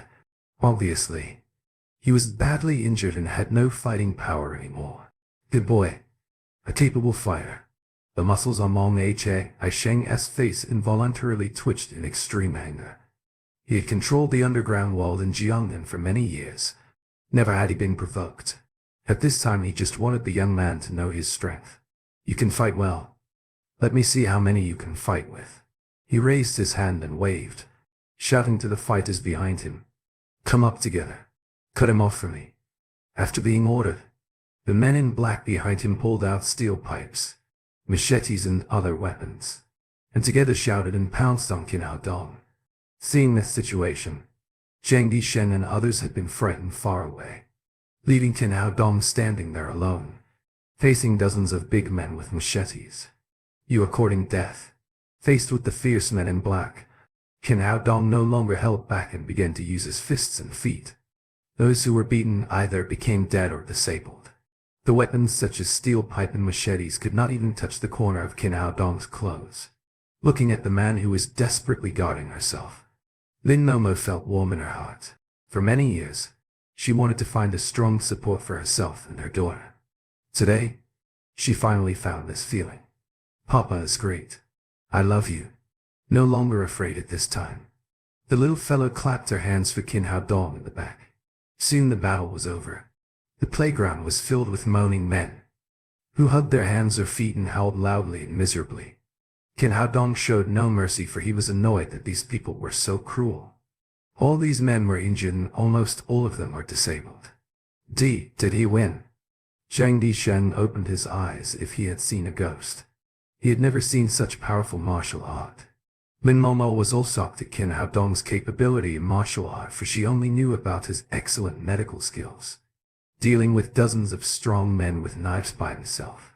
This kind of situation could only be seen in TV dramas before, but it happened before her eyes today. Qin Hao Dong clapped his hands and walked leisurely to Long Ha and counting. How about that? Can you still control my life and death now? Unexpectedly, all these competent subordinates were not Qin Hao Dong's opponents. Long Sheng's face turns blue. This terrible capability had been seen in few people in decades. But in any case, he was the controller of the underground world in Jiangnan, so he was not very panicked, although shocked. Boy, you really can fight. One person versus dozens of people. But can you resist a gun? I've seen a master before, but in the end the man was shot dead. Nowadays, it's no use in this society to rely on fists alone. Believe it or not, I can put you in prison with a phone call now. He was so proud that he seemed to regain the initiative. Long Shen could dominate Jiangnan City not only because of his men who could fight, but also because of the forces behind him. Otherwise, he would have been removed from power long ago. Qin Hao Dong smiled and said, "Believe it or not, I can kill you now." He really wanted to kill him. If he didn't get rid of this man, there would be a lot of trouble in the future. As the most outstanding doctor of traditional Chinese medicine, he had many means to make Long Shen die inexplicably. No one could find out the cause, though occupying a place in the society for so many years. Long Shen felt threatened by the young man before him. Although Qin Hao Dong was free and easygoing, his fierce eyes made people scared inside. Just then, a voice came out of the playground. "Dr. Qin, why are you here?" Qin Hao Dong turned his head and saw Bia Ziping coming in from outside. After seeing the wounded black men all over in the iron, blue-faced Long Shen, Bia Ziping asked in surprise, Shen, what's the matter?" His dog-fighting ring was an underground business, so he naturally connected with Long Shen, the controller of the underground world, who owned 30 of the share of the dog-fighting ring. And they were also relatives. "Cousin, do you know this man?" Long Shen asked. Shen, this is Dr. Qin, whom I mentioned to you. His medical skill is very superior. He can definitely cure Xiao Bao's disease. It turned out that Bia Ziping wanted to recommend Qin Hao Dong to treat Long Shen's little son Xiao Bao after he witnessed Qin Hao Dong's magic medical skill yesterday. and they two had made an appointment at the playground by telephone. But Bi Ziping came a little late. You mean he is the little magic doctor? Long Hai Shen asked incredulously. It's absolutely true. Dr. Qin's medical skill can only be described by the word magic, Bai Ziping said firmly. At first, he was not convinced when he heard Qin Hao Dong from Lin Zhi Yuan. But what he saw with his own eyes yesterday convinced him thoroughly. Although there were some gaps in the treatment of people and dogs, medical skills were still interlinked. Long Hai Shen's face had changed. His son was diagnosed with leukemia 3 years ago, and had barely survived to this day, relying on his family's huge financial resources. But doctors said he could only live for another 3 months at most. In order to cure his son, they had sought treatment all over the world in recent years, but no one could cure Xiaobiao's disease. When he heard about Qin Hao Dong's amazing medical skills, a glimmer of hope rose in his heart. It was unexpected that the two men should meet in this way. As long as you can cure my son's illness, today's incident will be cancelled, and you will be my friend in the future. For the sake of his son's illness, he finally put down his face. Qin Hao Dong smiled. If I'm not mistaken, your son had leukemia 3 years ago. He had 5 chemotherapy sessions, but the effect was not ideal. If he didn't get effective treatment, he could only live for 3 months. This time, not only Long Hai Shen, but also Cao Ting beside him has shocked greatly. He could tell Xiaobiao's condition so clearly that he was absolutely not an ordinary person. Bai Ziping asked, Dr. Qin, can you cure this disease? Qin Hao Dong said, leukemia is nothing serious. I can cure him if I want to. Long Hai Shen was overjoyed, and he said excitedly, Really? When will you cure my son? Qin Hao Dong said, I just said that I can cure your son. When did I say that I would treat your son? Long Hai Shen's face suddenly changed greatly. Bai Ziping said promptly, Dr. Qin, please help the child. No one in the world can save Xiaobao except you. I have the ability, but I'm in a bad mood and don't want to treat people. Then he turned to Lin Momo and said, Let's go somewhere else to have fun. Qin Hao Dong had always regarded treating patients and saving people as his duty. But these people had just used violence against themselves, especially the hateful woman, abused her little fella, and threatened to pull out her hair, which was unforgivable in any case. Long Hai Shen hurried up and said, Dr. Qin, it was just because I was blind that I offended you. Please forgive me and save my son. Qin Hao Dong said, You are Long, the underground world controller of Jiangnan City. You can have people live or die. You have countless subordinates. Why do you have to plead with me? Long Hai Shen was embarrassed. He knew that what he had just done had gone too far. He looked at Bai Ziping eagerly. He wanted Bai Ziping to help him to say some good words and persuade Qin Hao Dong. At that time, Cao Ting rushed to the front. She blocked Qin Hao Dong screamed, Say, how much do you want? Money is not a problem as long as you can cure my son. Qin Hao Dong looked at the unreasonable woman and said in a cold voice, Are you rich? Of course. Don't you just want money? I have plenty of them. In Cao Ting's view, the young man just wanted to take the opportunity to make a profit. Qin Hao Dong gave her a sneer. Since you have so much money, burn it to the king of hell to see if you can buy back your son's life. What do you mean? Do you know who we are? We have given you enough face. In Jiangnan City, countless doctors will rush to serve us as long as we say a word. That's good. Let those who are willing to serve to do the work. I won't do it anyway. Qin Hao Dong ignored the unreasonable woman and went out to the playground with the little fellow in his arms. Cao Ting turned pale with anger, and she cried, Young man, I tell you, you can't survive in Jiangnan if you offend Long. Qin Hao Dong stopped and looked back at her. He pointed to the wailing black men and said, Do you think you still have the ability to threaten me now? Cao Ting's face became dull. She was usually arrogant and used to threaten others. Then she realized how fierce the young man was. All her staff had been laid down. It was fortunate that he had let her off. Thinking of this, she involuntarily stepped back 2 steps. Just then, the little boy behind her said weakly, Mom, I feel so bad. Then he fell to the ground with a flop and began to convulse all over. His face was pale, which seemed his life was at risk. Xiaobao, how are you? Xiaobao, don't frighten your mother. Cao Ting rushed to the boy's side. But no matter how she shouted, he did not respond at all. She suddenly thought of Qin Hao Dong and turned around and cried, "You tell me, how much do you need to save my son?" Qin Hao Dong sighed. It seemed that the woman was hopeless. "Keep your money for yourself. I have to go." "Don't go. Don't go. I promise you anything if you will save my son." Cao Ting felt Qin Hao Dong's coldness and finally put her arrogance aside. Qin Hao Dong ignored her and continued to stride outside the playground. Cao Ting rushed up and lay on the ground, hugging Qin Hao Dong's calf. She cried loudly, "Dr. Qin, I know I was wrong. Please, please save my son. I deserve to die. But the child is innocent." As she spoke, she slapped herself, which looked very pitiful. Bai Ziping came over and said, "Dr. Qin, she has apologized. You can forgive her once." In fact, I knew Cao Ting very early. She used to be a gentle and kind woman.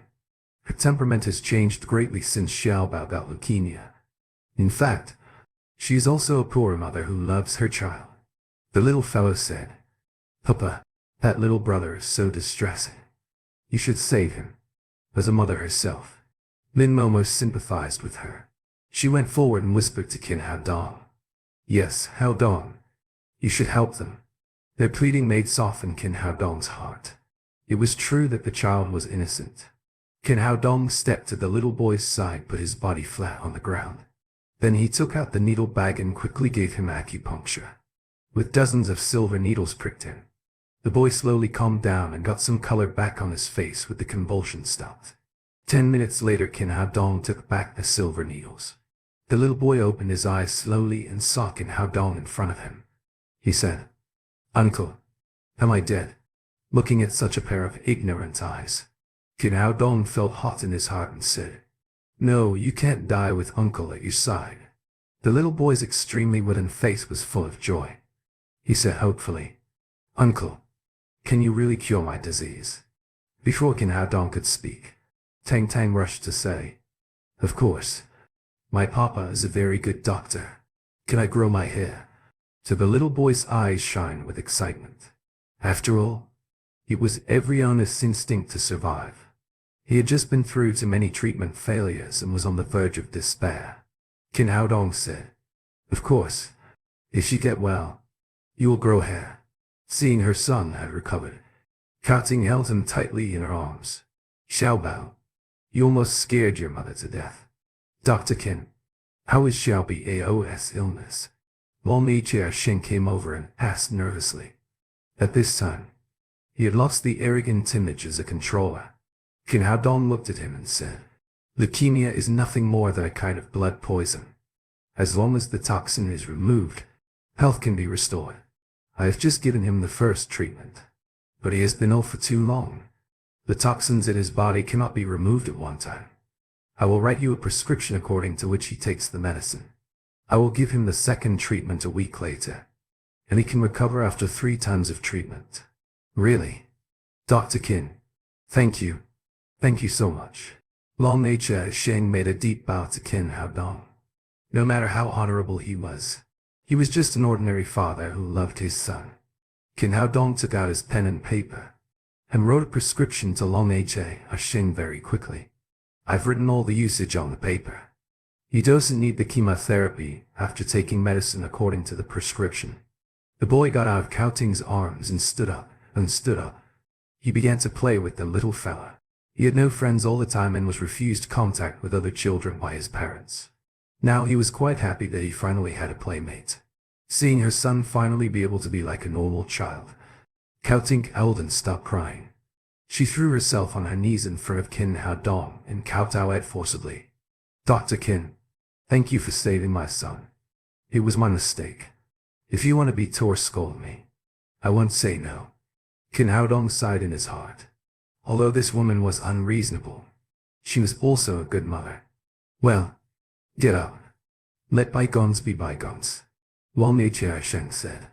"Dr. Qin, You are a great benefactor to me. Please come to me if you need any help. I will never say no to you. Qin Hao Dong smiled and accepted Long Ha Shenya's gratitude. He didn't want to set up such a powerful enemy for Lin's group, seeing that the two enemies had turned into friends. The AI typing pointed to the moaning men in black and said, Dr. Qin, do you think you can help him treat these people? The grievances between the two sides have been settled. Qin Hao Dong nodded. He stepped forward to Dai and grabbed the injured wrist, pushing and pulling. In a twinkling of an eye, the broken wrist bone was fixed. Dai did not expect to recover from the pain of his wrist in a twinkling of an eye. He said gratefully, Thank you, Dr. Qin. Don't exert yourself in 7 days. You'll be all right in 7 days. Then Qin Hao Dong walked to the next man in black. In less than 10 minutes, he had already treated all these people's injuries. Divine skill. What a miracle. Long Ha Shen said with admiration on his face. Dr. Qin, I have been out in the society for more than 30 years, and I have never seen such a magical medical skill. It's really admirable. After that, he took out a bank card from his pocket and gave it to Qin Hao Dong. Dr. Qin, this is 5 million yuan. Please accept it for a small gift. Qin Hao Dong was not at all polite. He took the bank card and put it in his pocket. Then he said, Your son has leukemia. In fact, it has something to do with you killing too much in recent years, which is harmful to morality. In the future, you two should do more good things. Otherwise, it may not be a disease, but a catastrophe next time. Long Ha Shen was shocked. He hesitated for a moment and then said, Dr. Kim wants me to give up the business and quit this circle. No, the underground world always needs someone to control it. You just need to remember to do more good works in the future. Qin Hao Dong knew very well that where there was sunshine, there was darkness. The underground world always needed someone to control. If Long Ha Shen really quit, the underground world in Jiangmen City would be chaotic, which was not good for the whole Jiangmen City. Long Ha Shen bowed and said, Thank you, Dr. Qin, for your advice. I have learned it a lot. After that, Long Ha Shen let all his staff leave the playground, and at the same time lifted the blockade of the playground. Like a pair of ordinary parents, they had a good time on the merry-go-round with Long Xiaobao and Tang Tang. Half an hour later, Qin Hao Dong and Lin Momo walked out of the playground with the little fellow and saw Zhang Disheng standing at the door with 10 other bodyguards in embarrassment. Miss Lin Wei, Zhang Disheng just wanted to say something. Lin Momo said coldly, Don't talk nonsense. I don't want to listen to anything. Now go to the company to get 3 months' salary. You are fired. What? Zhang Disheng was shocked. He thought he would be scolded. He didn't expect Lin Momo to be so straight that she fired them all from the Lin's group. Don't, Miss Lin. Give us another chance. After Zhang Disheng finished talking, the others behind him also begged. His bodyguards in Lin's group. They were well paid and well treated. And one could hardly find such a good job elsewhere. Lin Momo looked at them coldly and said, I don't want to say the same thing for the second time. Leave now. Seeing Lin Momo's firm attitude, Zhang Di changed his expression and said, There must be a reason to dismiss us. How can you be so shameless to ask me for the reason? Lin Momo looked angry, and she said, You're bodyguards, not spectators. Where were you when my daughter and I were in danger? You watched your masters running into danger, but you retreated. So why do I have to keep bodyguards like you? That was not our fault. It was all his fault. Zhang Dishen had come up with his excuses early enough. He pointed to Qin Hao Dong and said, We wouldn't have got into such huge trouble if he hadn't messed up with Long. Qin Hao Dong looked at Zhang Dishen for a moment, which reminded Zhang Dishen how ruthless Qin Hao Dong could be. So he backed up a few steps. You're the bodyguards of the Lin family? How could you be so scared when faced just against her? Shame on you to pass the buck on to others. You're well paid. But you couldn't even protect the young master when she was in the amusement park. And even if I would let that pass. But my daughter just got insulted and her hair almost got ripped off. When were you then? People like you aren't qualified for being a god, or even being a man. Now get out of here before I take it out on you. Yes, cowards. Cowards! Get out of here! Be quick! The little girl also yelled. Zhang Disheng felt his face burning. He knew he was in the wrong.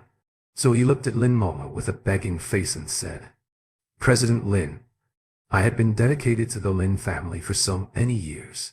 Please forgive me for the sake of my hard labor work for the Lin family in so many years. Lin Momo said in a cold face, I've been taking care of you enough for that. Or I would have reported what you've done to the Association of Bodyguards. And nobody would hire you in the future. Zhang Disheng's forehead was covered with cold sweat. The social circle of the upper class in Jiangnan City was small, and they would totally lose their career if Lin Momo publicized what had happened today because nobody would hire coward bodyguards. Get out of here before I change my mind. Lin Momo repeated. Get out! Get out! Yelled the little girl. Seeing that he had no way back, Zhang Disheng glanced at Qin Haodong viciously and left in resentment. Qin Haodong didn't care. He was just an ant to him. And if he dared to bite, Qin Haodong would smash him. Later Lin Momo and Qin Haodong took Tang Tan to other amusement parks. The three had a wonderful time. Like a family. The little girl enjoyed herself so much. She left the Mickey Children's Park so unwillingly till the sun went down. The three went to the parking lot and sat in the back of the car.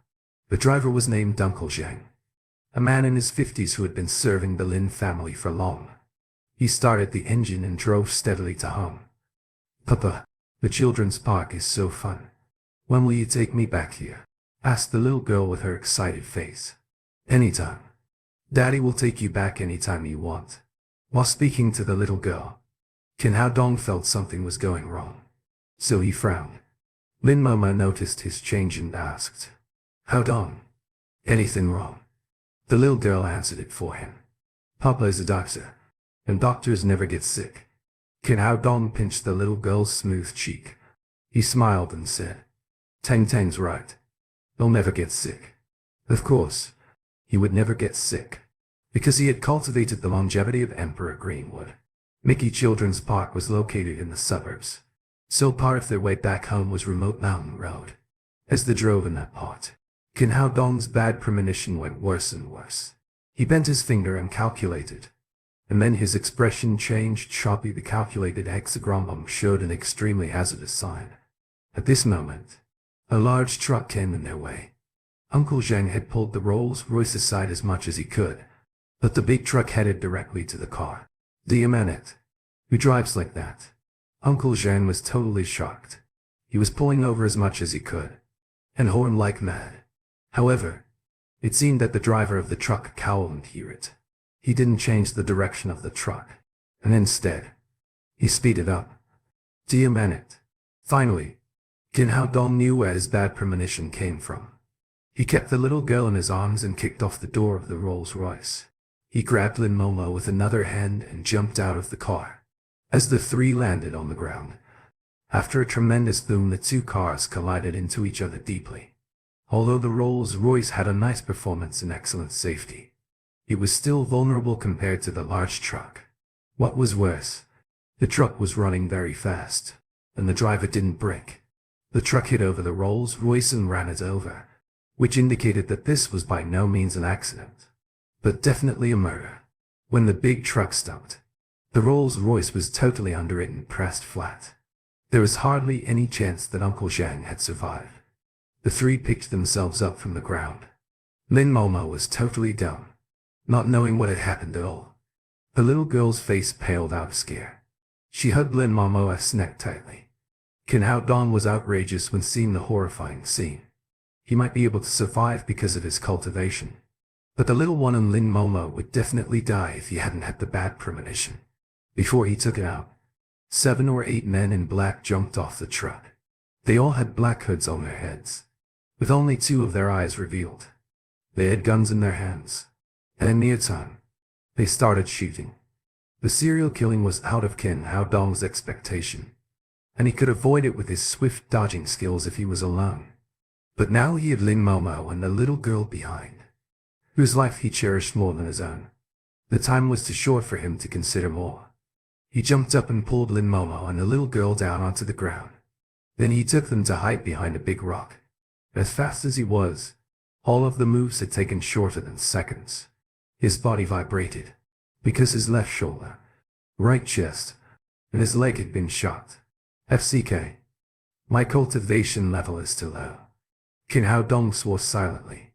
He wouldn't even care about these bullets if he had the cultivation in his previous life. But now was not a good time to complain. The crucial task now was to deal with these people. His cultivation was barely enough for him to protect the little one and Li Momo, let alone killing those people. Maybe it was time to ask for help now. He took his phone out of his pocket and dialed Dan Alan Wuxia's number fast.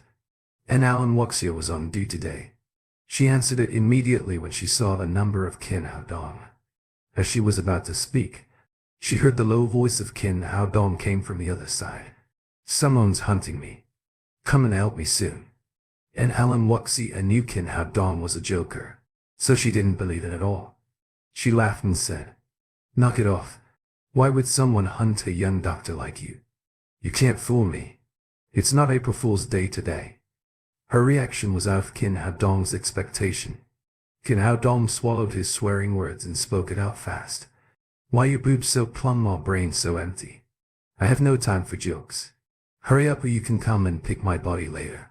And Alan Wuxia's face changed when she realized Qin Hao Dong was being serious. And she said, "Are you sure it's not a joke? I have 3 gun wounds on my body now. What do you think? I guess it was the fellows of Sad Dog coming back to us." Actually, Qin Hao Dong had no idea where these people came from. He guessed they were coming after Lin Momo. He made up the story about Sad Dog because he wanted an Alan Wuxia to believe it as soon as possible.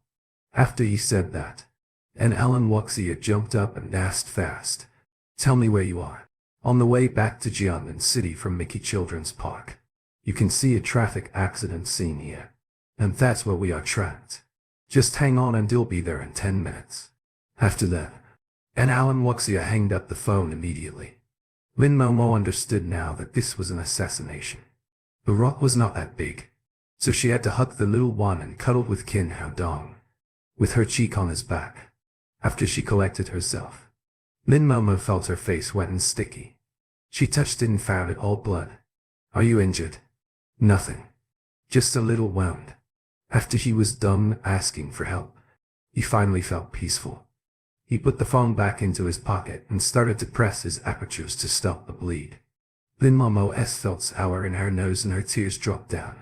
She knew Qin Hao Dong was injured because he wanted to save her and her daughter. "Papa, I'm scared." The little girl felt scared instinctively, though she had no idea what was going on. "Don't be afraid. Tang Tang. Haven't I told you that as long as I'm with you, you can fear nothing?" Qin Hao Dong covered her mouth after that, because his ear was sharp enough to hear the steps. Those men in black didn't give up, who were approaching as a circle. "Don't say anything. They are coming." After that, Qin Hao Dong gave Ting Tang to Lin Momo and took out the needle bag from his pocket. Then he calmed down and held his breath to judge the distance between him and those men in black by the sound of footsteps. With his current cultivation, the silver needle was effective in 20 meters. And the accuracy would be influenced if it was too far. The needles weren't as accurate as guns, so he had to wait until those people approached close enough. Those men in black seemed to have ignored Qin Hao Dong, and the 2 in the front arrived before the big rock soon enough. Qin Hao Dong didn't show up because he knew they had guns in their hands. He raised his hands and threw 10 more needles away to the directions judged by the voice he had heard. His silver needle would definitely lose accuracy as he couldn't see the enemy. But if one of the 10 more needles shot an enemy, he would be killed. As he threw out the silver needles, 2 men in black collapsed on the ground without a chance to scream. Those men in black behind didn't know what had happened, so they shoot and retreated, hiding beside the car. Seeing that these people were retreating, Qin Hao Dong was so relieved. The rock wouldn't be able to shield them from those men in black forever. When those men in black realized what had happened and surrounded the 3 from all directions, the rock wouldn't be able to protect them from the intensive shooting. He craned over and found an abandoned shabby house nearby. It was small, but was big enough to shield them from bullets. Qin Hao Dong held the little one in his arms again and said to Lin Momo, "He'll count to 3. Let's rush to the little house together. And move fast." "Okay." Lin Momo nodded. She was clear that the young man before him was her only hope to survive.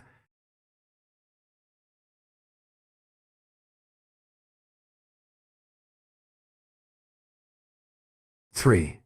To one, Kin Hao Dong held Lin Momo and rushed forward like mad after he had counted down. At first, Lin Momo was running after him. But soon, she was dragged and her feet left off the ground because of his high speed. They moved forward like flying. Those men in black didn't react until the three were on halfway to leave, and then they started shooting at the three. However, their bullets lost accuracy because they were not prepared. With shorter than an eye blink, Kin Hao Dong had already arrived before the small black house. He kicked off the shabby wooden door, and then the three of them rushed in. When they entered the house, he pulled Lin Momo to hide behind a wall. Bullets were coming behind off the wall, dirt and mud splattering. Luckily, nobody had been injured. The house was shabby. It was supposed to be the shelter of the mountain ranges, but was now abandoned. It was safer hiding here because there was no need to worry about being besieged by those men in black. But Kin Hao Dong's wounds had been torn up while he was running, and were bleeding like it never stopped. "Are you okay?" Lin Momo asked nervously. "I'm okay. Don't be afraid," Kin Hao Dong said while he was pressing his apertures to stop his bleeding. Those men in black were gathering, and then they surrounded the little house. But they dared not to come closer because they knew the weapon in Kin Hao Dong's hand was fatal. So they surrounded the house from afar, and some of them hid behind trees. One of the men in black, with his hoarse voice, yelled, "Hey friend, we don't mean to spite you.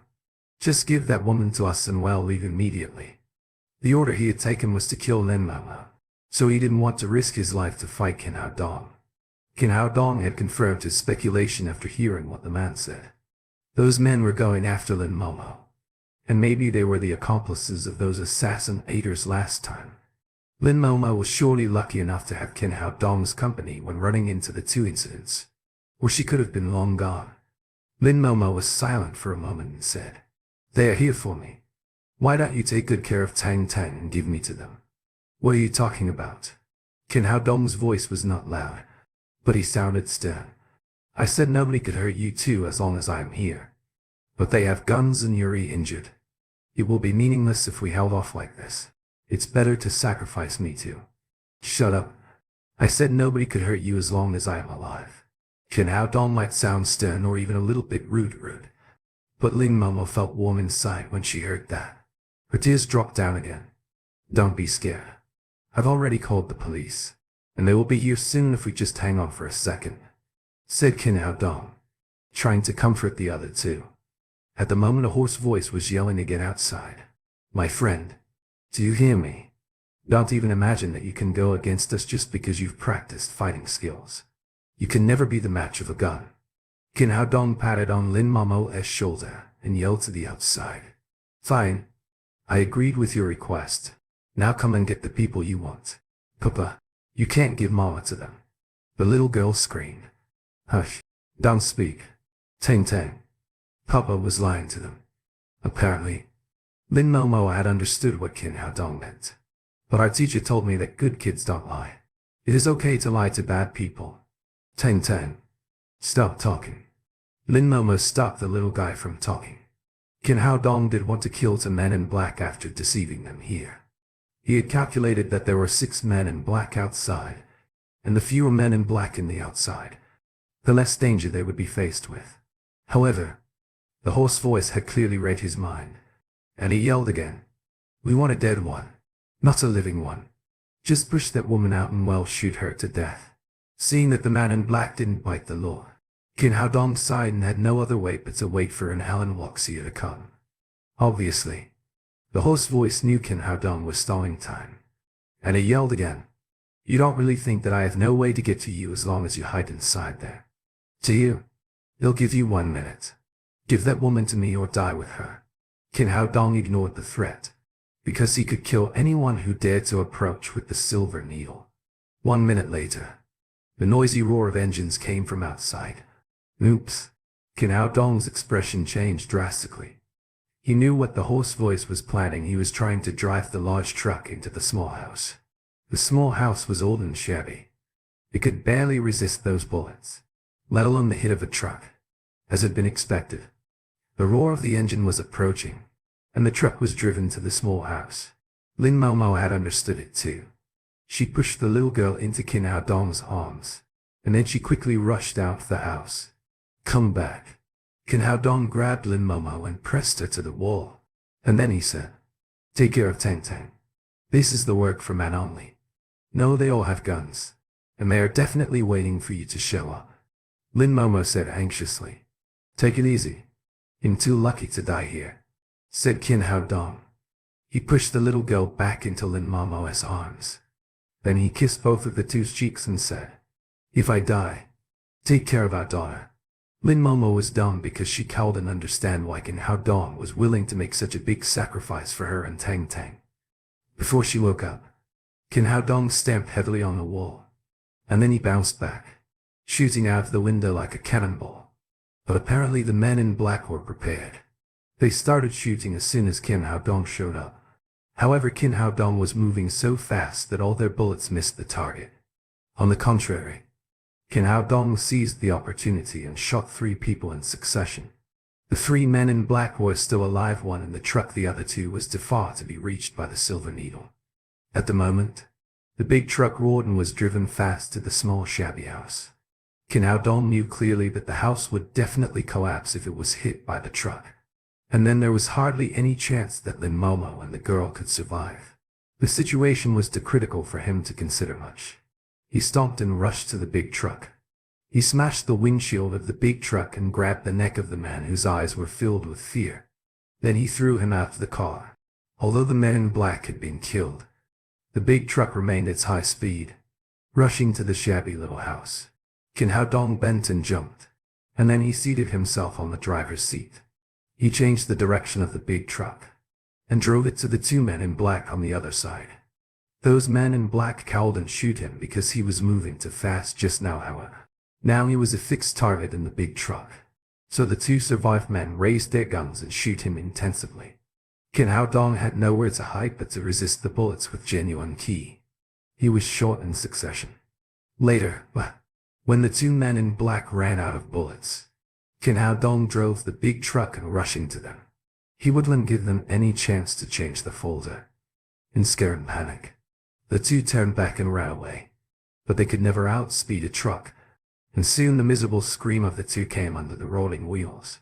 At the moment, with the siren coming closer and closer, 2 patrol wagons arrived. Qin Hao Dong felt released because he knew Alan Wuxia finally arrived. He collapsed on the chair and lost consciousness. When he regained consciousness, he was lying in the hospital. The rising sun rendered everything in the ward golden brown. Lin Momo was sitting on his bedside wearing a grief face. She must be kept up all night judging by the tiredness on her face. Qin Hao Dong opened his again. She said excitedly, "You're awake. Finally. You scared the hell out of me." Qin Hao Dong smiled and said, "Had he said that I have a tough life?" "Stop laughing." Lin Momo glared at him and said, "You scared me yesterday." "Yeah. The doctor had taken 13 warheads out of you. That's a lot.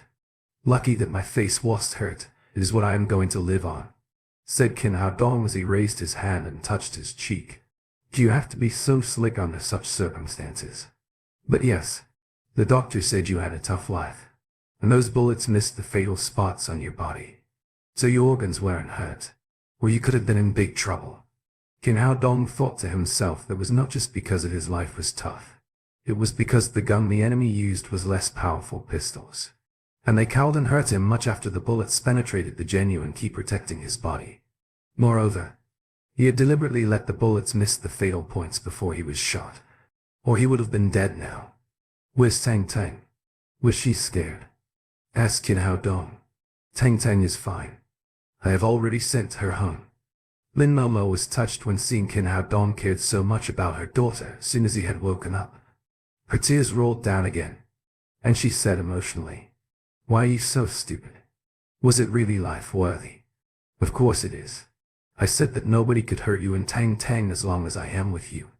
Qin Hao Dong raised his hand to wipe the tears on Lin Momo's face as he said that. Lin Momo grabbed his hand, sobbing and saying, "Hao Dong, thank you. In what way? Just for Bowie. How about devote yourself to me? You're so full of it.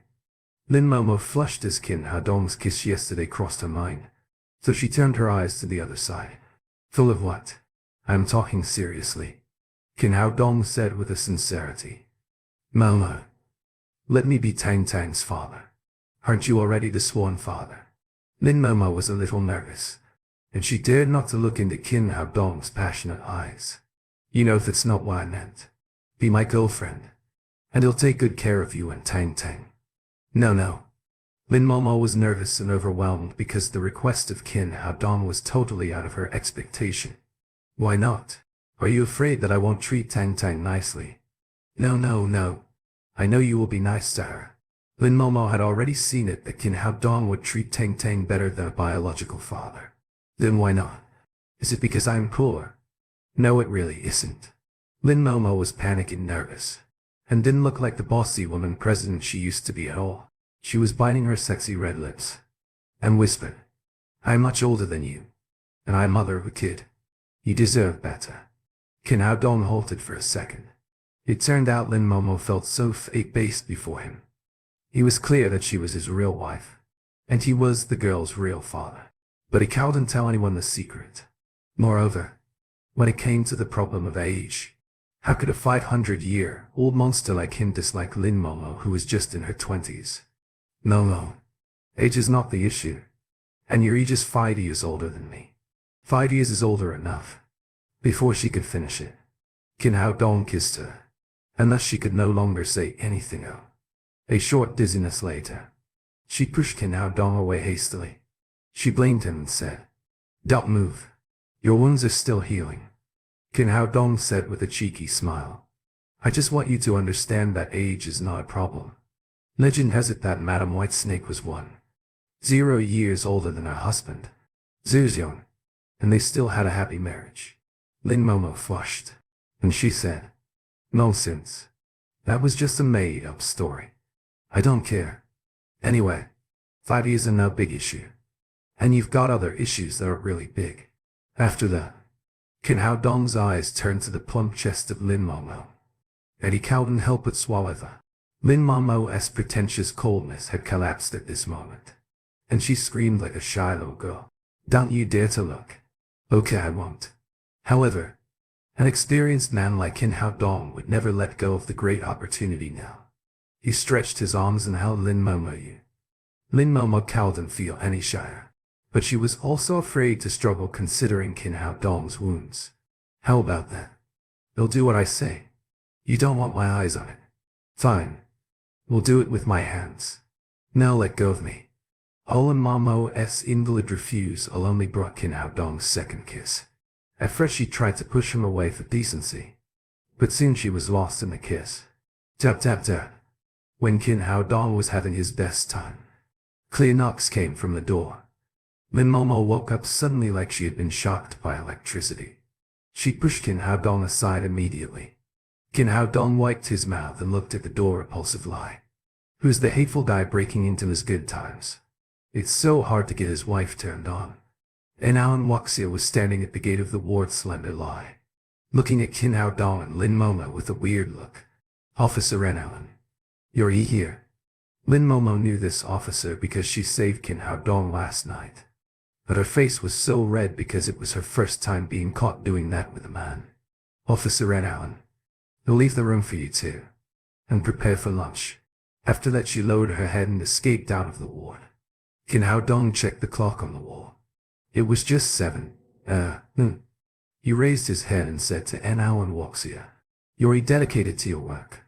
Officer Ren Alan. You're here so early. Not as dedicated as you.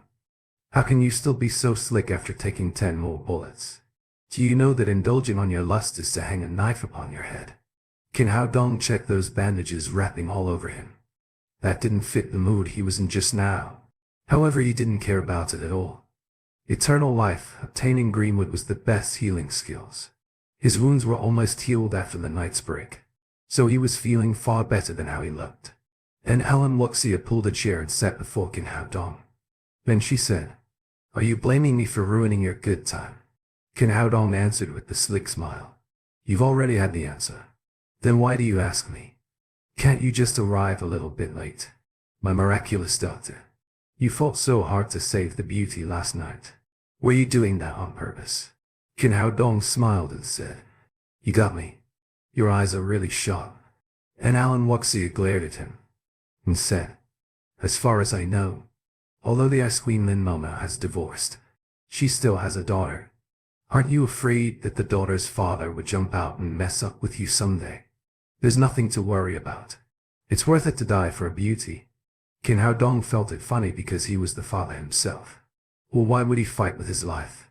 You and Alan Wuxia was irritated by Kin Hao Dong. She bit her lips and said, I don't know what you have in your mind. You can definitely find a perfect match for yourself given your medical skills and luck. And it's possible you can find a young lady from a rich family. Why are you doing all this? Kin Hao Dong thought it funny. It turned out the girl thought he wanted to live off a woman. I just remembered that Officer Ren Helen was a real beautiful rich girl. Are you saying that you want to keep me? Tell me the price, and he'll consider it if the offer is fair. Mama doesn't give a damn about you. And Alan Wuxia spit and said, I don't want to see you doing like that. As a friend, Kin Hao Dong felt it hard to explain. So he smiled and said, You misunderstood me. That's not what I'm thinking. Misunderstood. I bet you have the Oedipus complex. IWWL. Now Kin Hao Dong felt embarrassed. He thought Lin Momo and he was a perfect match, and there was no great gap in between. What? Is it true? I've learned psychology, said an Alan Wuxia with a proud smile emerging on her mouth corner. Like hell it can be true. Kin Hao Dong stared at an Alan Wuxia and said, I'm not as heavy, taste like you. I only have taste for the beautiful woman. Or other women like your type. Kin Hao Dong says he was checking on the curved body shape of an Alan Wuxia. Then he swiped the saliva at his mouth corner. You be stardy. Perverted. And Alan Wuxia felt she would lose her mind if she continued to hear the man's nonsense. She said to Kin Hao Dong sternly, Just go and love whoever you like. I'm here today for business. You mean what happened last night? You've done the investigation. Asked Kin Hao Dong. Not completely. But one thing I'm sure is that those men have nothing to do with you. And they're not sad dogs fellows. They were doing after President Lin. Kin Hao Dong's face didn't change much when he heard the investigation. He said slightly, You're surprisingly efficient. What do you mean? You've already known the result. And Alan Wuxia asked and stared at Kin Hao Dong. Of course I have. I knew they were going after Momo as soon as they made their first move. And you told me they are sad dogs fellows. That leads us to the wrong working directions. And many of our resources were wasted. You think that's fun? And Alan Wuxia grew angrier as she said that. And she looked like she was going to fight. She had every reason to be mad. Because she had been following Kin Hao Dong's testimony to investigate after she took over the case. She had been busy all night. Only to find those drug dealers totally silent. It took her long to find that those men were going after Lin Momo. And Kin Hao Dong was injured only because he wanted to be the hero of saving the beauty. That was not revenge from drug dealers. An officer must fight a patient. Just tell me what you want, and don't hit me, said Kin Hao Dong, begging for forgiveness from the angry Alan Wuxia.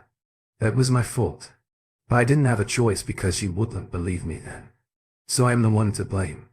You're the one who's always slick and lying. So I thought you were joking. And Alan Wuxia said with anger. But she withdrew her fury and sat down when seeing Kin Hao Dong wrapped in the bandage. That's because you don't know me well. I'm handsome and humorous. But I never make fun of serious business, pa. That's just your narcissistic fantasy, said an Alan Wuxia as she rolled her eyes to Kin Hao Dong.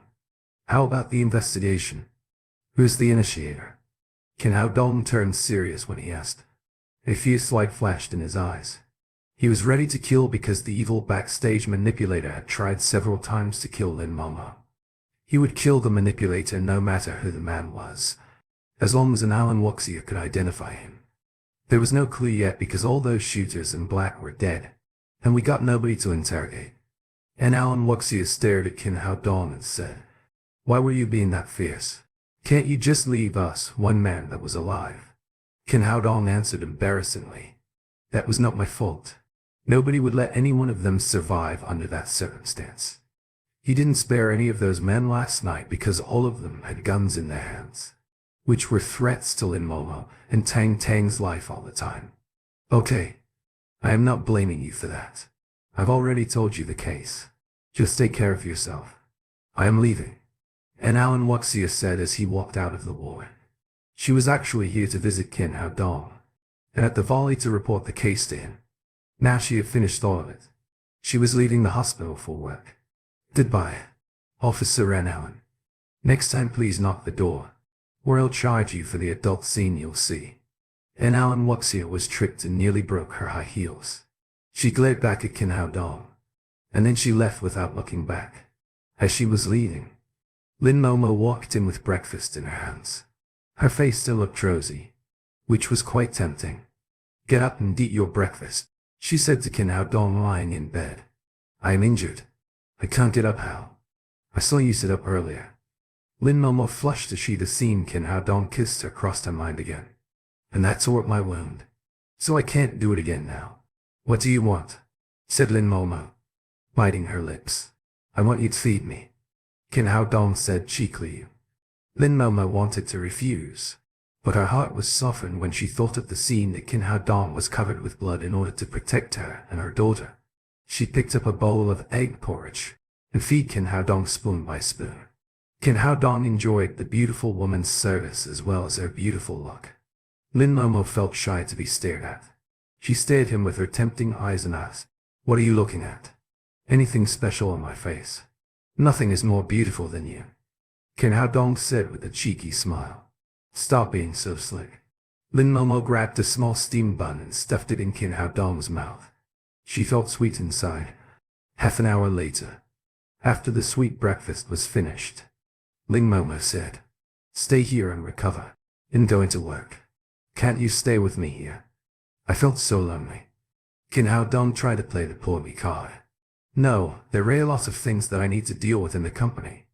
Lin Momo glanced at Qin Hao Dong and said, You lived in my house for days. But now the captain of the security team quit, and I dismissed all the guards. I need to go and collect the mess. Qin Hao Dong suddenly remembered this and said, No guards. Are you safe on your own? Let me escort you to work. Don't. You'll be the one that I have to protect if you go to work with me. Lin Momo said, My father sent half of his guard team to me. And don't worry about safety. It's the downtown area here. Okay, then take care of yourself. Take good care of yourself.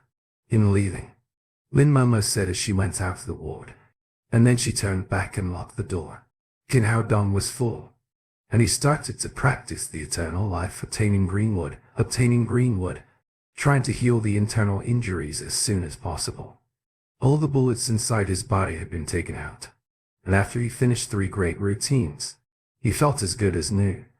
At this moment, his cell phone on the bed rang. In the yard of the sanatorium of Jiangdan Military Force, an old man was doing morning exercise in his practice uniform. He was performing his punching skills, bringing up wind. Nobody could tell that he was over 70 years old. After that, and Alan G made a close posture. He picked up the cold tea and Alan W.S. Huang brought to him, and drank them all. Grandpa, you're recovering really quickly, said an Alan W.S. Huang. I should thank the little magic doctor. I am more than recovering, and I feel like I am 20 years younger. Well, that big fraud did have nice medical skills. And Alan W.S. Huang nodded and said, After Qin Hao Dong's treatment, she felt much better than before. Her menstruation became regular, and she felt warm inside now, instead of feeling cold like before. While the two was talking, the guard introduced a lame person in. The lame person was in his 30s and looked tough, but his right could no longer support walking and was even twisted. With a cane in his hand, he limped all the way to Namlan Ji. Asked, Why are you here? Our big brother, Saber, is dying, the lame person said with grief over his face, and Alan J's expression changed drastically. How he was just fine a few days ago. His condition worsened last night, and now he's in a coma. You may not be able to see him one last time if you don't hurry. Then hurry. Let's go, said an Alan G as he passed the teacup to an Alan W.S. Huang. Then he hurried to go outside. Grandpa, why are you going? An Alan W.S. Huang asked. To see Saber for the last time. Grandpa, how did you forget that thing has changed? Dr. Kin may be able to save Saber's life. That's right. How can I forget that little magic doctor? And Alan G said to her, maybe this is not the end of Saber's life. Just call the little magic doctor and ask him to come at any cost. I will call right now, said an Alan W.S. Huang. Then she took out her phone and dialed Qin Hao Dong's number. As Qin Hao Dong picked up his phone, he heard the worried voice of an Alan W.S. Huang coming from the other side, saying, we've got a patient, and we really need your help. Qin Hao Dong felt the nervousness of an Alan W.S. Huang, and he said, come and pick me up. I'm in Jin AGN and hospital now. Wait for me at the gate. He'll be there in 10 minutes. After that, and Alan W.S. Huang hanged up the phone immediately. Qin Hao Dong unwrapped himself from the bandage. He put up the clothes Lin Momo prepared for him and left the ward. A red Maserati drove to him as when he made his way to the hospital gate. Get in. And Alan W.S. Huang yelled eagerly. Qin Hao Dong opened the door and sat in the car. And Alan W.S. Huang hit the gas heavily. And then the Maserati darted forward like a shooting arrow. Why are you in the hospital? Making diagnose for someone? Asked an Alan W.S. Huang. Not diagnosing someone this time. I'm here to be diagnosed. Qin Hao Dong told how he had been injured last night briefly. And Alan asked in surprise, why are you acting like a normal person? You were badly injured. Qin Hao Dong smiled and said, I recover quicker than normal people because I am a doctor. I don't know where you learned your medical skills, but it's marvelous. And Alan W.S. Huang drove faster as she talked. She was a nice driver, driving at 80 kilometers per hour in the downtown area. Nice drive, said Qin Hao Dong. Of course. I am the car goddess in Jiangnan City. And Alan said with pride at her mouth corner. You don't say. Trust me. It looked like an Alan W.S. Huang was going to prove herself with the truth. She drove faster and faster, reaching to kilometers per hour soon after they were out of town. What's the rush? Who is the patient? Asked Qin Hao Dong. I've heard of the divine mercenaries. And Alan W.S. Huang was driving and talking. No, Qin Hao Dong shook his head. He was just a senior college student. He knew nothing about mercenaries. And Alan W.S. Huang said, the divine mercenaries was once the third powerful mercenary group in the world, and they definitely had the power to be the most powerful one. But they had paused their power to keep a low profile. Qin Hao Dong listened quietly. He knew an Alan W.S. Huang was more than telling him a story of the mercenaries. And Alan W.S. Huang continued, and the one you're retreating today is one of the divine mercenaries. Qin Hao Dong asked, how could he get injured if the divine mercenaries is so powerful? And I guess you're talking about more than one patient. Right. And Alan W.S. Huang said, just keep all I tell you today in secret. Actually, the divine mercenaries differs from other groups, because it is the nation of Huaxia as its backstage supporter. What does that mean? Asked Qin Hao Dong. Nowadays, underground competition among countries is getting fierce, and Huaxia is also involved. Sometimes governments found things tricky to handle, and that was why the divine mercenaries was formed up. After the establishment, the divine mercenaries accepted small missions as excuse, and they were actually doing special missions assigned by the government. They've dedicated their lives and made great contributions to Huaxia. After that, and Alan W.S. Huang continued. But 1 year ago, the background of the divine mercenaries was leaked out, and their secrets were exposed to the hostile forces of Huaxia. The divine mercenaries had no idea about the leak. They accepted the mission, which was not that difficult but was actually a trap of the Japanese. 2 of the 8 members were killed and the other 6 were injured. They survived but was disabled. The saddest part was that the government felt it convenient to help them because of their special identification. So my father retired from the army and accepted them personally as the representative of the Enaon family. And even that has to be done privately. My grandfather built a house behind the sanatorium, and the 6 survived members from the divine mercenaries were healed and rested here. The captain of the Divine Mercenaries was the most injured one. He had been lying in bed for a whole year, and last night his condition worsened. Now HES dying. Qin Hao Dong was touched. Nobody knew what the Divine Mercenaries had done, but they were national heroes. He admired Den Alan G most because he was willing to retire from the high position for the Divine Mercenaries. Take it easy. I can cure them as long as they're still breathing. And Alan W.S. Huang said, "Thank you." On behalf of the Divine Mercenaries. 20 minutes later, the Maserati bypassed the military sanatorium. They arrived at a small valley behind. On the hillside sat a large house covered with tiles. An Alan J.I.E. Saudi A6 with the military number plate was parked there. The two got off the car. Qin Hao Dong followed Den Alan W.S. Huang. She pushed the door open and went inside. When they entered the house, Qin Hao Dong saw Alan G standing in the house, and a lame man relying on his cane. At the opposite side there were 5 Kashekia men, 2 sitting on wheelchairs, and 3 lying in bed. These people looked sick but intensively murderous, because they had once survived mountains of corpse and sea of blood. In the bed in the middle of the room, a skinny man was lying. His eyes were closed. His face was panicked. He must be Saber, captain of the Divine Mercenaries. In accordance with what an Alan W.S. Huang had mentioned, Qin Hao Dong could feel Saber's life was draining. He wouldn't be able to live long if not treated in time. The lame one looked at Qin Hao Dong when he entered, like a hungry wolf checking on its prey.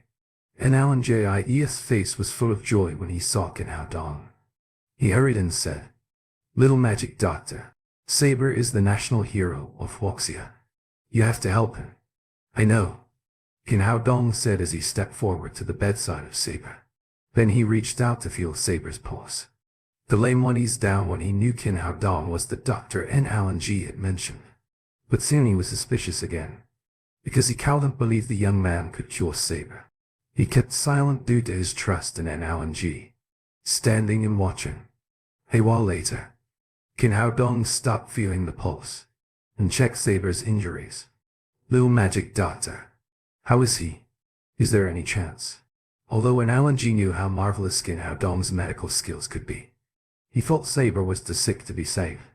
His breath was getting weaker and weaker, and now he was at the last gasp. Qin Hao Dong stood up and said, "I can help him, but it may take a lot." The lame one dropped his cane and kneeled down before Qin Hao Dong as he heard that.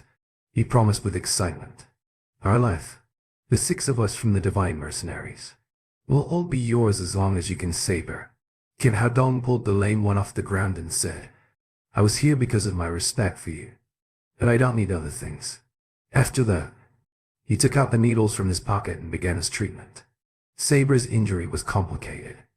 The veins in his organs had been injured in varying degrees, and an unknown toxin was in his body. Moreover, there was a streak of the sword key hidden in his DNTN. Qin Hao Dong could tell that the master of the sword was smart because he could have killed Saber. But instead, he chose to torture Saber to death in such a cruel way. Saber might be a warrior, but he couldn't use the genuine key to cure himself as long as the sword key was suppressing him. The only thing he could do was to wait and die. How vicious! Qin Hao Dong swore silently and pierced the silver needle into Saber's DNTN. He was using the needles in a particular way this time. He pierced a circle around DNTN and started to push the sword key into the silver needles with the Greenwood genuine key. 5 minutes later, those silver needles started to vibrate. Then they were shot away, hit the ceiling and collapsed into powders. The sword key is so strong. Qin Hao Dong was surprised because those silver needles were actually blown up by the sword key. The cultivation level of the master of the sword was too high. Even Qin Hao Dong had to hide away should he encounter him. He wiped the sweat on his forehead. He had overcome the most difficult state, and what was coming next would be easy. After the sword key cleared, Qin Hao Dong took the second step to dispel the poison for Saber. He asked the lame man to bring a basin and a dagger and place them on the bed. He retrieved the remaining silver needles on the anti-ant spot of Saber, and pulled out a key, nourishing pill for him to eat. The toxicity inside Saber was weak, despite belonging to a category of chronic poisons, but it circulated in his bone marrow for a year. so it proved difficult to remove the toxins by external force. Saber's only hope was through the mobilization of his body's genuine ki and expelling it through its center. But now the DNT of Saber dried up for some time, just like a water-starved well. To restore genuine ki, he must rely on the medicinal power of the ki nourishing pill. After Saber swallowed the pill, Qin Hao Dong injected a wisp of green with genuine ki into the DNT of Saber to help him recover the lost genuine ki. Driven by green with genuine ki, the medicinal power of the ki nourishing pill slowly worked. The genuine ki rose like smoke fanned by flames of willpower. At last, it slowly turned into water droplets, condensing into a fluid stream as it flowed in DNTN. As genuine ki grew stronger, Qin Hao Dong stimulated genuine ki to remove the internal toxins and isolate them to his feet. And Alan G and others watched quietly beside him. They were surprised upon finding the feet of Saber darkening until eventually appearing blacker than ink. Qin Hao Dong had been in charge of the process of detoxification. Seeing that it was almost complete, he grabbed the dagger at the head of the bed and cut the bloody gashes on Saber's feet. As his hands rose and fell, black blood splashed in the basin at the head of the bed, and a foul odor filled the air. Color rushed back into Saber's face, and his pitch-black complexion disappeared. When the blood from his feet reddened, Qin stemmed the bleeding. He used revival acupuncture method to help Saber repair the injured meridians. About half an hour later, Qin Hao Dong took back all the silver needles and spat on Saber's chest. Get up. A surprising scene indeed. Saber, who barely escaped death, sat up with a jolt and got out of bed. Both Alan G and the men of the Divine Mercenaries opened their mouths in surprise. They knew the severity of Saber's injuries well, but in less than an hour, he was completely cured by the young man. Getting out of bed, Saber saluted Qin Hao Dong, said earnestly, "Magic Doctor, please save my brothers. Don't worry. Now that I'm here, we'll cure them all." Qin Hao Dong said, "Who's next?" "Come, Axe," Saber said to the lame man. Without hesitation, Axe walked to Qin Hao Dong with his walking stick. "Little Magic Doctor, we're counting on you." Qin Hao Dong glanced at Axe and said, "Your wound is serious, and it has lasted too long. It may hurt a little." Axe smiled. "You can feel at ease to do anything at me, even if it was picking my skin and cramping my muscles. I won't say a word." Qin Hao Dong knew these men were tough. He let Axe throw away the stick and lie in bed. There was also a sword key in the DNT of Axe. Compared with Saber, he was not poisoned, but his left arm and right leg had been broken by special maneuvers, and serious deformation remained. Qin Hao Dong grasped the right leg of Axe and in a quick pivot clicked the broken bones which had tangled together completely separated. As expected, Axe was tough. He just frowned slightly and said nothing. Qin Hao Dong reconstructed the broken leg bone and repaired the necrotic tissues and meridians with revival acupuncture method. After he cured his left leg, he reconnected his left arm the same way. After healing the wound, Qin Hao Dong used a silver needle to diffuse his sword key in DNTN. "Well, but don't fight anyone in these days and you will be back to normal in a week." This magical treatment amazed the people around him, and the remaining 4 members of the Divine Mercenaries' sunken eyes rekindled in wide appreciation. Originally, they lost hope and merely waited for death quietly. They never believed that they could be cured.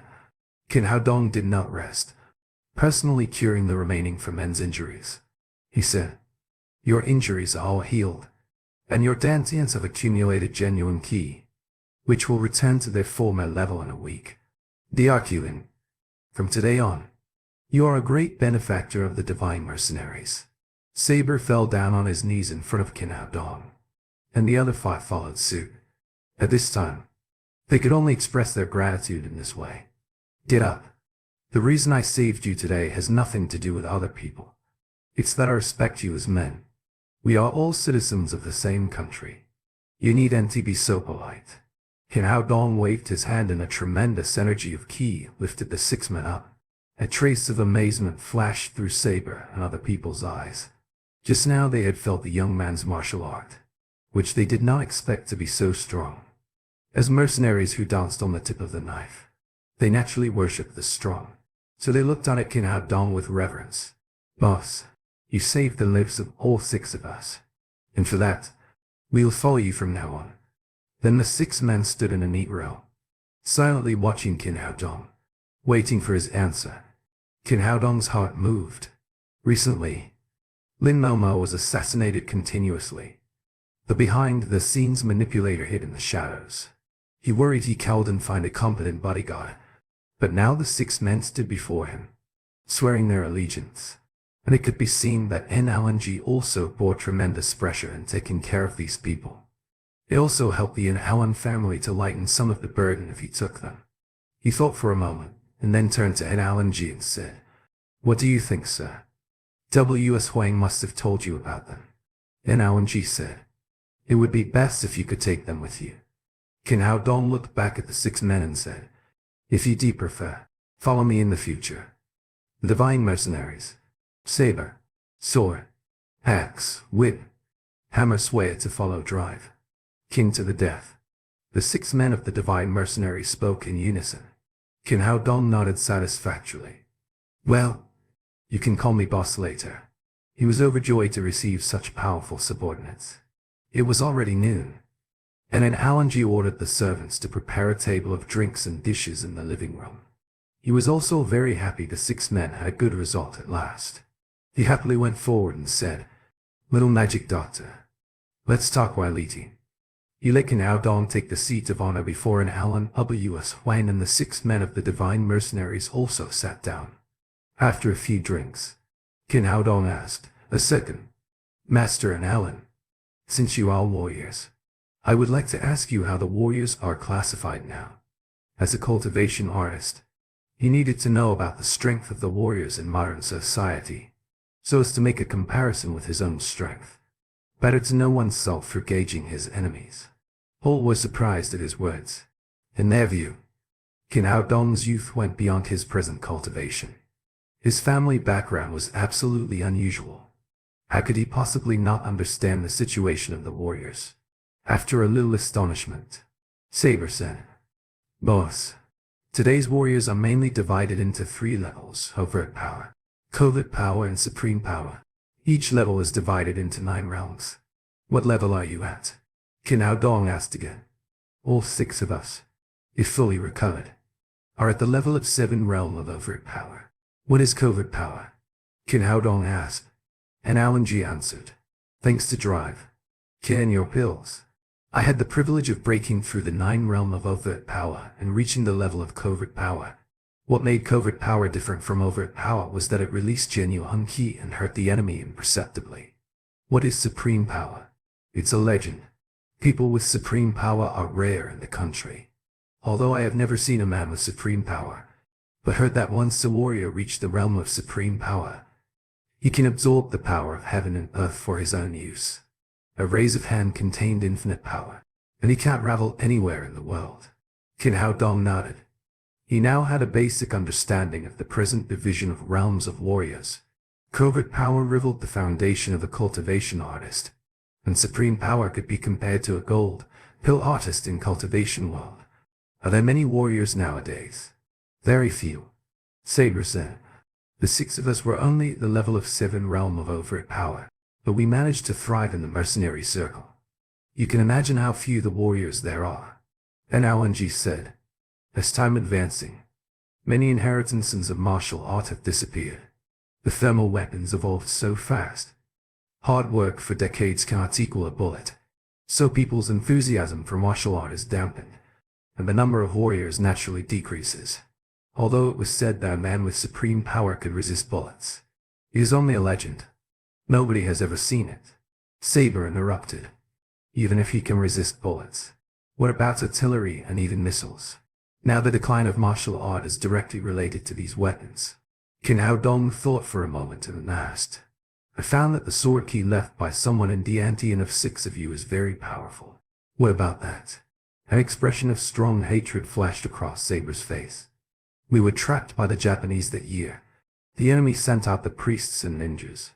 The one who hurt us was an alternate ninja who should have reached the level of covert power. We used to have 8 brothers. Because of this, Halbert and Arch died in the hands of the ninjas.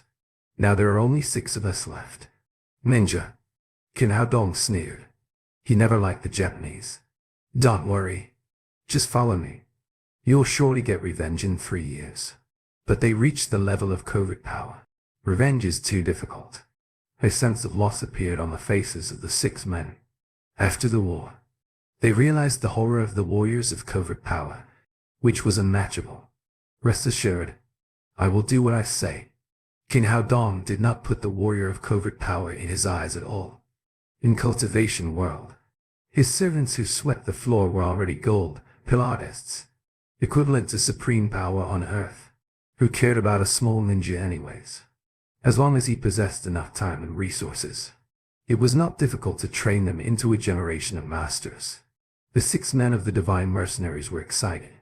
If it was another person, they wouldn't believe it. But what Kin Hao Dong had showed was amazing.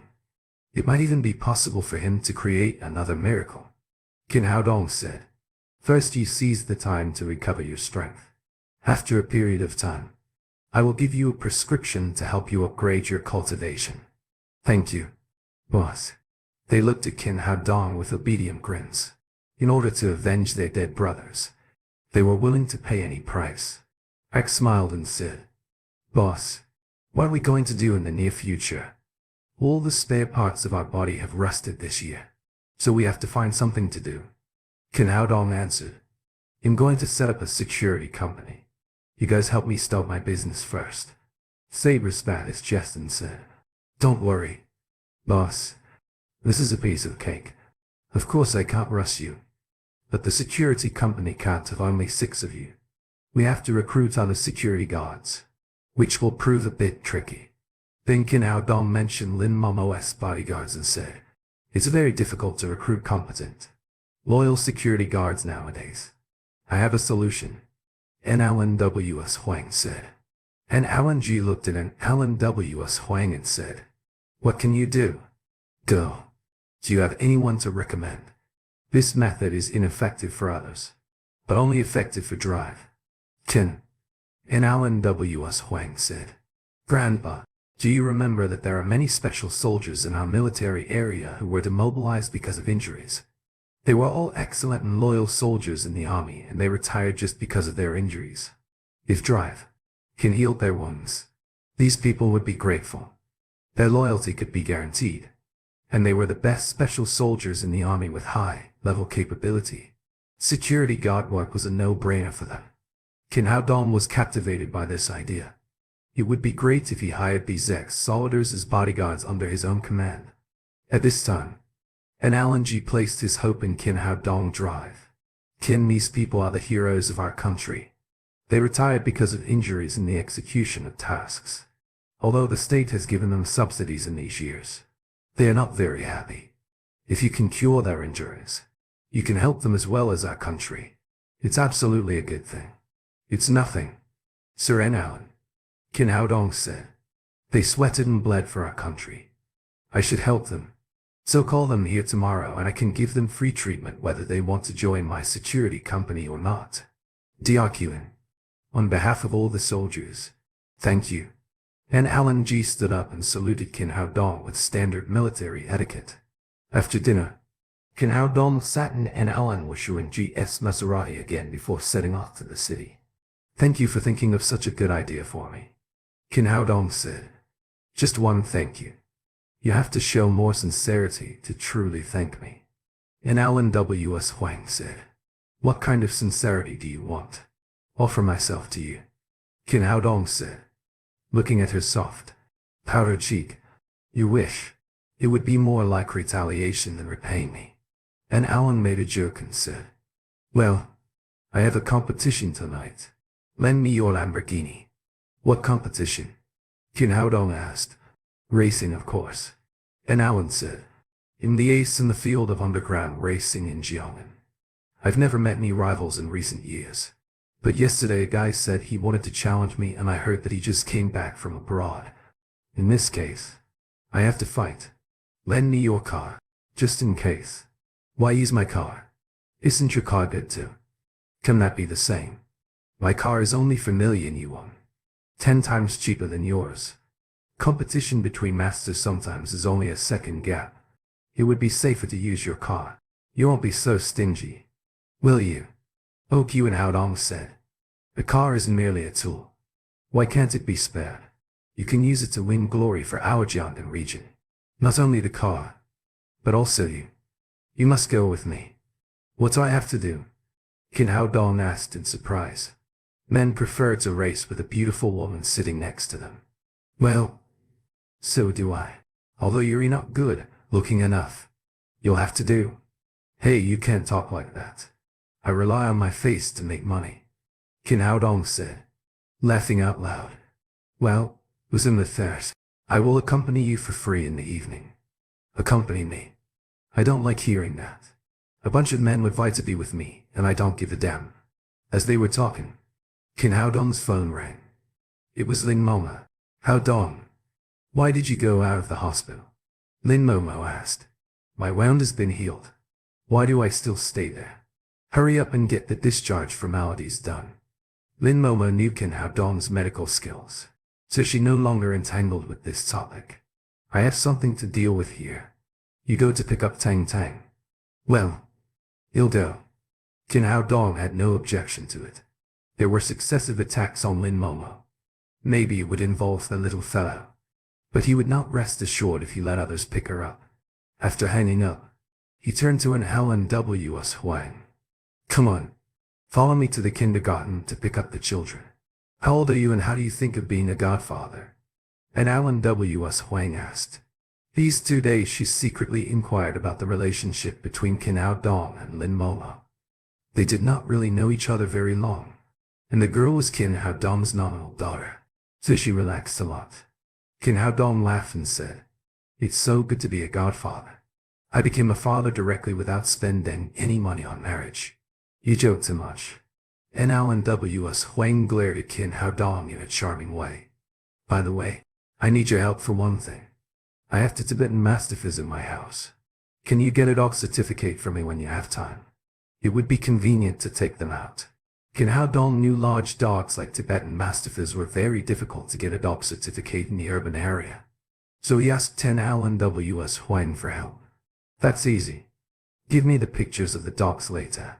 And Alan W. S. Huang agreed wholeheartedly. While talking, they arrived at Gold Branch in Jade Leaf Kindergarten. She got off with Qin Haodong and walked to the kindergarten to pick up the little fella. Papa, I missed you so much. The little fellow jumped out of the classroom and saw an Alan W. S. Huang standing next to Qin Haodong. She ignored Qin Haodong, but opened her fleshy hands and cried to Nanglan W. S. Huang. Auntie hug. What a lovely baby. And Alan W. S. Huang was overjoyed to see the doll, like Tang Tang, that she immediately reached out and hugged her. Qin Haodong's face blushed and embarrassed. He didn't expect the little fellow would betray him when she saw in Alan W. S. Huang for the first time. The daughter was raised for nothing. Auntie, how beautiful you are. As she spoke, she twisted Nada Ly in Alan Wishuanjia's arms and touched her here and there, which made an Alan W. S. Huang somewhat uneasy. Soon, the little fellow ran to Qin Haodong's bosom and whispered in his ear. Papa, the auntie has milky skin, slim waist. Her bra has no sponge and wire. Her boob is genuine, bigger than Mama's. Because of the noise in the kindergarten. And Alan W. S. Huang did not hear what the kid said. But Qin Haodong was surprised that her daughter worked undercover for him. Excited. He gave the little fellow a fierce kiss on the cheek. The kid was so sensible. Papa, this auntie is very good. I like her. Can she be my second mother? Qin Haodong didn't expect the little fellow would come up with such a creative idea that he was too happy to speak for a while. When the little fellow saw that his papa was silent, she turned to N. Alan W. S. Huang and said, Auntie, can I call you second mama? And Alan, with blushing cheeks, looked at Qin Haodong angrily. Did you teach her that? Aren't you afraid of corrupting her? But she was happy in heart. It seemed that the kid really liked her. Qin Haodong crossed her arms. I didn't teach her this. Nobody will believe you. And Alan W. S. Huang rolled her eyes charmingly. Second mama, it was Papa who taught me this. The little fellow said, grinning widely. I am wrong. Kin Hao Dong said to the little fella. Tang Tang. Who taught you that? No one taught me. Wang Zaiquming in our class has 6 mothers. I think my papa is more capable than his. So I should have 12 mothers. And Alan W.S. Huang understood that the parents of children in aristocratic kindergartens were rich people. Unsurprisingly, these children even compared those kind of things. Tang Tang. It's improper to think so. Kin Hao Dong said. Just when an Alan W.S. Huang thought Kin Hao Dong educated the little fellow, he went on to say, we are modest people. How can we double the number of other people? Papa will find you 7 mothers. Just one more than Heiser. And Alan W.S. Huang almost choked to death. How could he educate his child like this? The little fellow thought about it and nodded solemnly. Okay, she said. A week is 7 days. 1 mother a day. Looking at the kid's serious expression, Kin Hao Dong laughed. His daughter was truly wonderful. Why laugh? A mother a day. Can you deal with that? And Alan W.S. Huang glared at Kin Hao Dong angrily. Second mama. What does it have to do with Papa? A mother accompanies me to play for a day. Papa won't be busier. And Alan Wishuanji's cheeks suddenly reddened to her ears. And she admittedly misinterpreted the kid's meaning. Kin Hao Dong laughed again and asked Alan W.S. Huang. What do you think it is? And Alan, even more shy, hurried to the parking lot. Kin Hao Dong followed her with the little fellow in his arms. After getting in the car, the little fellow sang incessantly in Kin Hao Dong's arms. Tang Tang, what song are you singing? Kin Hao Dong asked. Don't you know that? And Alan W.S. Huang said as she drove along. This is Yaoing S. Hans latest new song. Flowers Under the Moon. Kin Hao Dong responded. Who is Yaoing Shan Shan? God, you don't even know Yaoing Shan Shan. I doubt you're from the moon. And Alan W.S. Huang looked at Kin Hao Dong strangely. Then said to the little fella, did you tell your papa who Yaoing Shan Shan is? She's a superstar. Many children in our class like her. I like her too. She's my idol. You see, Yaoing Shan Shan is an idol of the whole country. And Alan W.S. Huang said, a world-famous star. And you don't even know what Tang Tang knows. Kin Hao Dong did not know Yaoing Shan Shan. His work and school studies consumed him. But he also read books in his spare time. Yet he knew nothing about the entertainment circle. Although Yaoing Shan Shan was well known, he thought kids should sing more child-friendly songs. Tang Tang, you are still very little. You should sing more children's songs, such as Little Duck and Little Manhwa. No. The little fellow shook her hand and said, those are songs sung by children in primary class, in the middle class, in going to sing adult songs. Looking at the kid's solemn manner, and Alan W.S. Huang laughed hysterically. You too controlling. She is free to choose what to sing. Yes. Second mama is good to me. The little fellow echoed. It was boisterous with the little fellow in the car. Maserati soon came to the door of the Lin family's villa. Kin Hao Dong stepped out with the little fellow in his arms. Goodbye, my second mama. See me more often in the future. Tang Tang said and Alan W.S. Huang. Goodbye, Tang Tang. And Alan W.S. Huang kissed the little fellow's cheek. Kin Hao Dong laughed and said, see you as have a share. What about me? You wish. Just don't forget to pick me up tonight. And Alan W.S. Huang got into the car, waved to the little fellow, and drove away. Mama, in back. The little fellow jumped into the hole, followed by Kin Hao Dong. In the hole, a 30-year-old young man talked to Lin Momo. He took off his coat, showing off his bulging muscles, and then pointed to a scar on his chest and said, this is the worm I got when I was protecting a prince of an oil country. There were more than one people on the other side with all kinds of weapons in their hands. But eventually I beat them. I only suffered a slight wound. Brag. Shame. When the little fellow walked into the room, she witnessed this scene. She stretched out a little finger and scratched his cheek, making a gesture to the manor. The young man stared at Lin Momo, a sexy and queen-like woman. In order to win Lin Momo's good opinion, he talked with spraying saliva, but was interrupted in this way. which made him very upset. But in the face of such a lovely child, he just couldn't say anything and only glared at her. When Lindsay Hyun saw Kin Hao Dong coming in, he quickly stood up and thanked him drive. Kin, thank you very much for saving Momo and Tang Tang last night. He learned the story. If it hadn't been for Kin Hao Dong's protection, his daughter and granddaughter would have perished. Kin Hao Dong smiled casually, then looked at the man and asked Lindsay Hyun, Emma Ellen, who is this? He keenly sensed from the man's eyes this guy's interest in Lin Momo. This is Dongfang Liang, the ace of mercenaries in Southeast Asia, who has just been invited to protect Momo. Lindsay Hyun then said to the man, this is Drive, Kin Hao Dong Kin, who saved my daughter and granddaughter.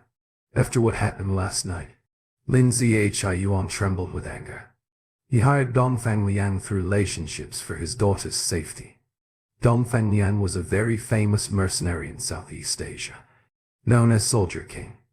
After Lindsay Hyun's introduction, Dongfang Liang laughed at Kin Hao Dong with disdain and said, after all, a doctor's ability is still poor. If I were there last night, Miss Lin would never be threatened, nor be beaten into the hospital by several hooligans. Kin Hao Dong's face sank, and it was clear that this guy looked for trouble. Dongfang Liang turned his head and said to Lindsay Hyun, Mr. Lin, you can rest assured to entrust Miss Lin to me from today on. With me by her side, even the King of Heaven could not touch a hair on her head. Kin Hao Dong glanced at the arrogant Dongfang Liang and said lightly, so you are very good. Of course. How else do you think I earned the moniker Soldier King? It came through real battles. Dongfang Liang bragged on and on about his exploits once again. I used to stand alone against an armed mercenary force, protecting the businessmen traveling across the cannibal tribal areas of Africa. I even made the members of the famous Siberian training camp kowtow to me. In Southeast Asia, no one mentioned my name without praise. Bragging. You are truly proficient in this slimy art. If you are so well respected, why not go to the sky? The little fellow frowned and continued. Papa is the best, 100 times better than you. Dongfang Liang knew the relationship between Kin Hao Dong and Lin Momo beforehand, and said, you don't understand, brat. Doctors can only be doctors. How can they compare with your uncle, the Soldier King? Papa is the best. Papa is the best. The little fellow cried out. He can kick you around like a leather ball. Dongfang Liang's face changed as the child looked down on him, something which made him an arrogant man, very uncomfortable. And he did not take Kin Hao Dong, who didn't have any muscle in his eyes. After the little fellow finished, he turned his gaze to Kin Hao Dong. So Drive, Kin is also a master. You're not a master, but much better than a little shit like you. Kin Hao Dong's tone sounded light, but once he said it, the room filled with a strong smell of gunpowder immediately. Dongfang Liang's face completely sunk down. He again and again wanted to show off his combat expertise. If he didn't before, he now despised the small doctor. In that case, what say you have a competition with me? He said with an enraged grimace. At this time, he clenched his teeth behind a closed mouth. As long as Kin Hao Dong agreed to compete, he absolutely had to let him suffer and let Lin Momo see what a real man was. Forget it. You are of one side. Why do we have to compete? Lin Momo looked at Kin Hao Dong with concern. She was not worried about Kin Hao Dong's abilities, but that he had just been injured last night. Although he left hospital, she didn't know if he recovered completely. Seeing Lin Momo's reaction, Dongfang Liang thought Lin Momo lacked confidence in Kin Hao Dong's strength, which immediately boosted his own. Miss Lin can rest assured that we are only practicing. I will not injure DRQN. In his opinion, as long as Kin Hao Dong dared to do it, he would only be abused. Well, since Soldier King is interested, I will play with you, Kin Hao Dong said lightly. But rest assured that my medical skills are equally excellent. I can heal you if I harm you. Excellent. I can see Papa kicking a ball again. The little fellow cried excitedly. Lin Momo held her in the arms and said to Kin Hao Dong, we are the same team. Just make a few random moves, okay? Don't break the harmony. Dongfang Liang, as he flipped his wrist, said proudly, "Don't worry. We will make trouble. It only takes a few seconds to let him know how skillful I am." This guy felt so confident about himself. He was the soldier king in Southeast Asia. He wouldn't be challenged by a little doctor. After that, he raised his fist to Qin Haodong.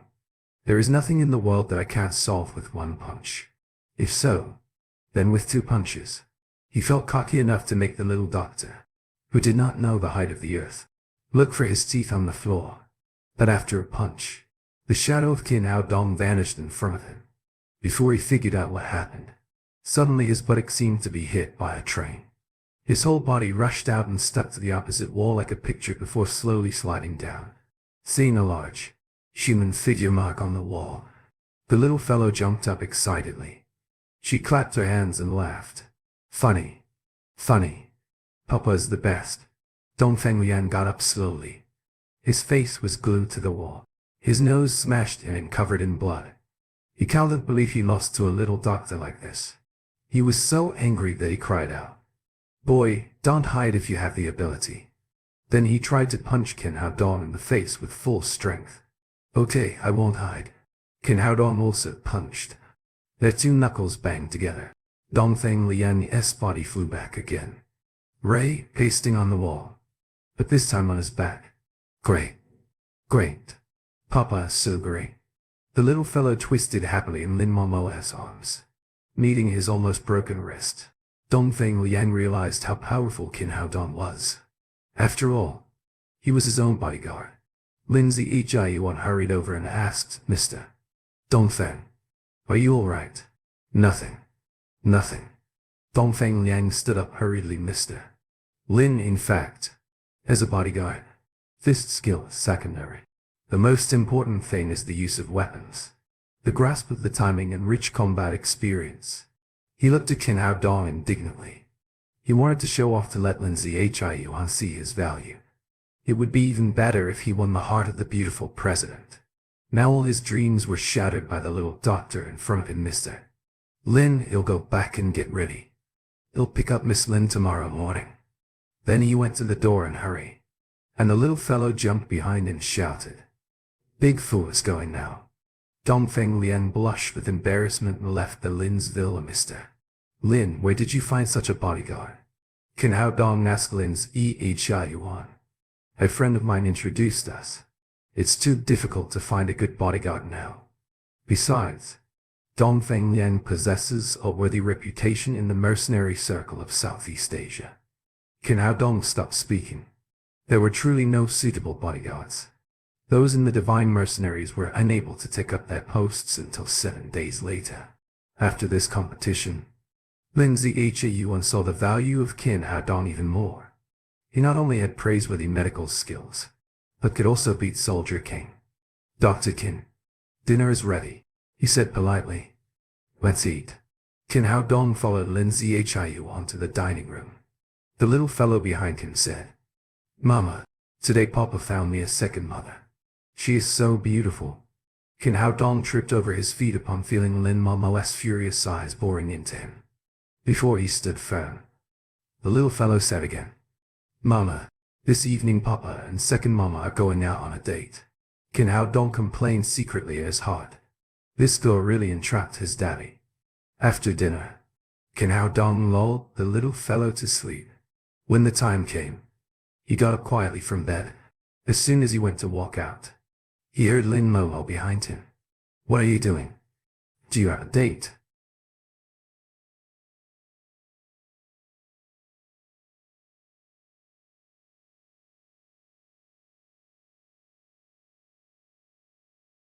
Qin Haodong smiled back and said, "Tang Tang has fallen asleep. Shouldn't I go now?" "Who said that?" said Lin Momo. "Don't you have to drive me away at the same time every day?" "Every day is every day. But today I didn't drive you away." A great sense of joy rose in Qin Haodong's heart. Did it mean that his sincerity finally touched the heaven and that he could sleep with this beautiful woman in the evening? It must be like this. It seemed that today's statement touched the child's mother. He said excitedly, "Well, I won't leave today." Then he stepped to the bedside, But as soon as he lifted his legs, he heard Lin Momo said, "I didn't want to drive you away, but you chose to go yourself. So you have missed the chance." Chu and Hao Dong looked as if he had eaten a bitter gourd. It seemed that he rejoiced too soon. He sighed and said disappointedly, "Okay, I will be back." He turned around again and raised his right leg. But before his leg could fall on the ground, Lin Momo said, "Go. There will never be such a chance once you go." Kin Hao Dong almost went mad. People all said that women's minds were hard to guess, but her mind changed so fast. Should I go or stay? He looked back and said, "My kid's mother. What the hell are you doing?" Lin Momo wanted to tease Kin Hao Dong, but he called her his kid's mother, which hit the soft spot in her heart. She sighed and said, "Are you really willing to accept Tang Tang and me?" "Of course. If I tell a lie, let me go into the palace to be a eunuch," Kin Hao Dong said faithfully.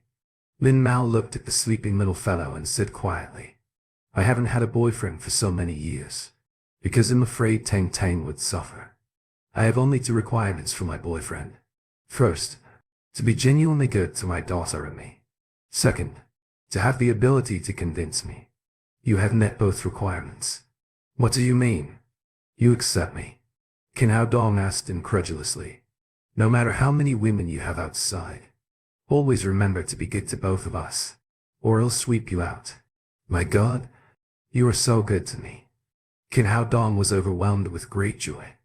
Happiness came so suddenly that Lin Momo's words were tantamount to accepting his pursuit and allowing him to take concubines. This is double happiness. He rushed to the bed, hugged Lin Momo and gave her a fierce kiss. "Don't worry, my kid's mother. He'll always be good to you and Tang Tang." Lin Momo pushed Kin Hao Dong aside and said with a slight shyness, "Go, you'll be late. It's not exactly what you think. I'm just racing with my friend." Before Kin Hao Dong finished, Lin Momo interrupted him and said, "Don't explain to me. I've already said it. You just need to remember to be good to both of us." Kin Hao Dong kissed Lin Mao again and then went out of the room. At the moment, his mood was as if he had eaten ice cream on a hot day. Lying in bed, Lin Momo's eyes opened wide, cheeks flushed, and she watched Kin Hao Dong's shadow disappear in sight. She murmured, "Thank you for taking care of Tang Tang and me. After all, I am a woman who has had a child, and I can't match you. That's your compensation." Happiness came too suddenly. Kin Hao Dong whistled all the way to the place he had appointed with an Alan W.S. Huang. At this time, he was still full of laughter. "What makes you so happy?" And Alan W.S. Huang looked at Kin Hao Dong, who had been giggling all the time, and asked, "Of course, I should be happy when date a beautiful woman." Kin Hao Dong moved to the co-driver's seat and gave up his driver's seat. And Alan W.S. Huang sat in the driver's seat and started the car. In a violent roar of motors, Lamborghini rushed out and the speed soared to more than 100 miles in an instant. "It's so cool." Lamborghini Centenario is equal to its reputation.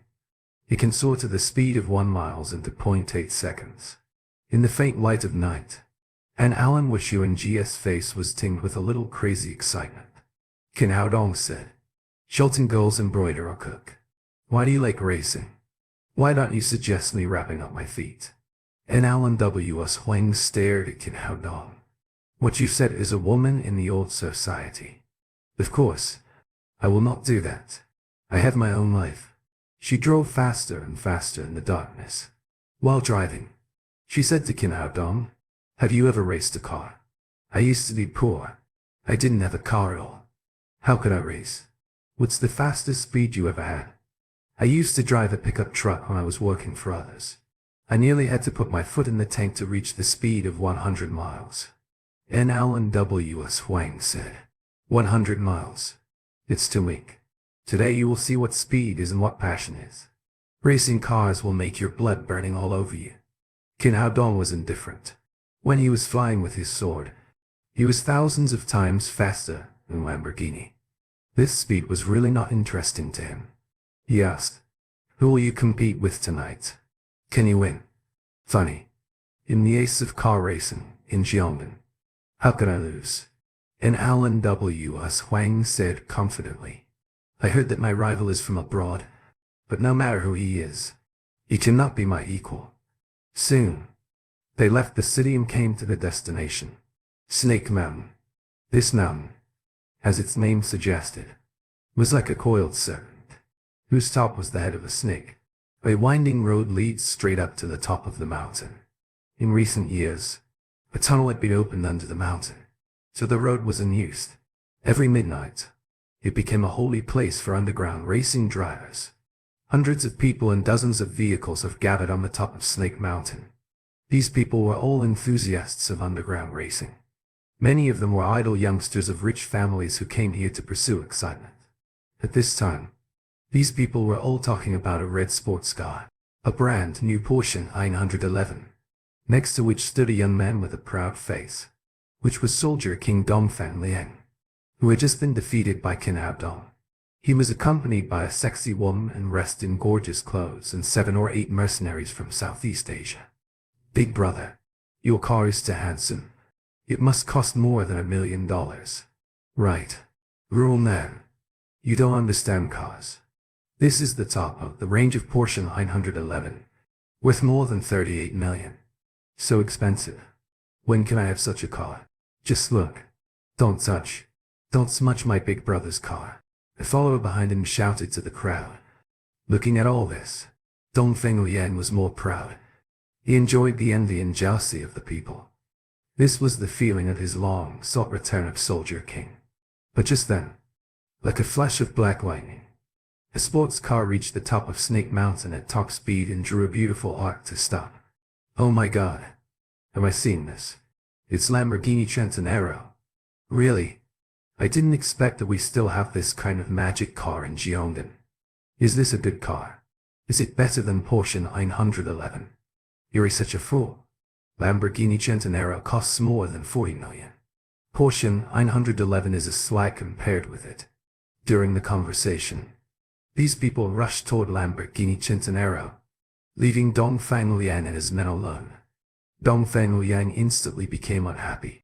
Originally he thought his Porsche 911 was enough to crush other vehicles. But in the end, he was crushed by others. Why it was so difficult to show off. And Alan W.S. Huang opened the door and stepped out of the car. The crowd suddenly boiled again. Car goddess. It's car goddess coming. Beautiful woman. Beautiful car. I heard that someone wanted to challenge car goddess. He was really lack of judgment. Today, and Alan W.S. Huang was wearing a tight leather suit, which delineated her nearly perfect figure. A group of men on the top of the mountain could not help drooling. Dongfeng Liang was dulled. He had long ago heard that car goddess of Gyeongdon was a great beauty. Unexpectedly, she was beautiful to such an extent. In contrast, the woman beside him suddenly lost her color. Who's going to challenge me? Alan W.S. winked right out to the crowd. It's me. Dongfeng Liang strode over. And Alan Wushu and GS appearance was equal to that of the beautiful President Lin Manhwa. So it would be great if he could win the beauty back. And he had confidence in his car skills. He would certainly conquer the woman in front of him. Well, let's get started. And Alan W.S. Huang said. Wait a minute. Dongfeng Liang said. Since it's racing, we have to make some bets. Come on. What are you going to bet on? And Alan W.S. Huang asked. Well, you'll bet 500. Zero on your brawn to drink with me in the evening. Dongfeng Liang said in lustful laughter. Do you want to die? And Alan Wushu and GS face turned cold when she realized that this guy was taking advantage of her. Well, dare not gamble. Aren't you called car goddess? Are you afraid of losing? Dongfeng Liang said triumphantly. And Alan W.S. Huang was just about to say something when she heard a voice saying, Deal. Everyone was stunned. Who dared to make the decision for car goddess? Looking in the direction of the voice, a handsome young man came out of Lamborghini. Qin Hao Dong just wanted to take a ride and watch the race. Unexpectedly, it was Dongfeng Liang who wanted to challenge Alan W.S. Huang. It seemed that they had a bond, so he got out of the car. It's here. Dongfeng Liang's eyes were fired. A few hours ago, he was beaten like a dog by this guy. Soldier King. Unfortunately, we met again so soon. Qin Hao Dong laughed happily. Dongfeng Liang ignored him, turned his head and said to NLNWS Huang, "Well, do you bet? We have nothing to fear." I said, "Well, bet with you." Qin Hao Dong once again promised for NLNWS Huang. NLNWS Huang rolled her eyes at Qin Hao Dong, who promised with alacrity because it had nothing to do with him even if they lost. Dongfeng Liang stared at Qin Hao Dong and said, "Do your words count? What does it have to do with you?" NLNWS Huang said, "What he said is what I mean. I will bet with you. See, what I say carries weight." Qin Hao Dong said with a smile. Anger flashed in the eyes of Dongfeng Liang. Lin Momo and this guy had an unclear relationship. Now the beautiful car goddess in front of him was so close to him. Why? Isn't that what Soldier King deserved? Suddenly, his expression changed. He smiled and said, "How about we make a bet?" Qin Hao Dong looked at him and asked, "You want to bet with me? What do you bet on? Don't you think this lady is sure to win? If she wins, he'll give you 100 yuan. What if she loses?" Qin Hao Dong knew very well that this fella would never give him 100 yuan in vain. Sure enough, Dongfeng Liang said with a smile, "If this young lady loses, you take off your clothes and run around the top of the mountain." Unexpectedly, he made such a bet, and there was a roar of laughter among the crowd. "What about it? Will you bet or not?" Dongfeng Liang asked proudly. He thought, "Can't you fight very well?" "So what? A Soldier King. I know all kinds of skills and have full confidence in my car skills." Qin Hao Dong understood that this guy was trying to humiliate him here. He smiled coldly and said, "Definitely, but the bet you said is too small. We need a bigger bet." He pointed at the Lamborghini Centenario and said, "This is my car. If we lose, this car will be for you. You'll also run naked on the top of the mountain." There was a great uproar in the crowd. Everyone thought the car belonged to NLNWS Huang, but it belonged to the young man with ordinary attire in front of them. And he dared to bet so much. It was a luxury car of more than 40 million yuan. Where did his courage come from? Dongfeng Liang was also slightly stunned. He just wanted Qin Hao Dong to lose face. He didn't expect him to raise the stakes so much at once. Qin Hao Dong continued, "You must know the value of this car. If you lose, give me 40 million yuan and then run naked on the top of the mountain. How about that? Dare or not?" Dongfeng Liang's face was full of embarrassment. He said with a red face, "I don't have that much money." Although he claimed to be Soldier King, he's actually only a famous mercenary in Southeast Asia.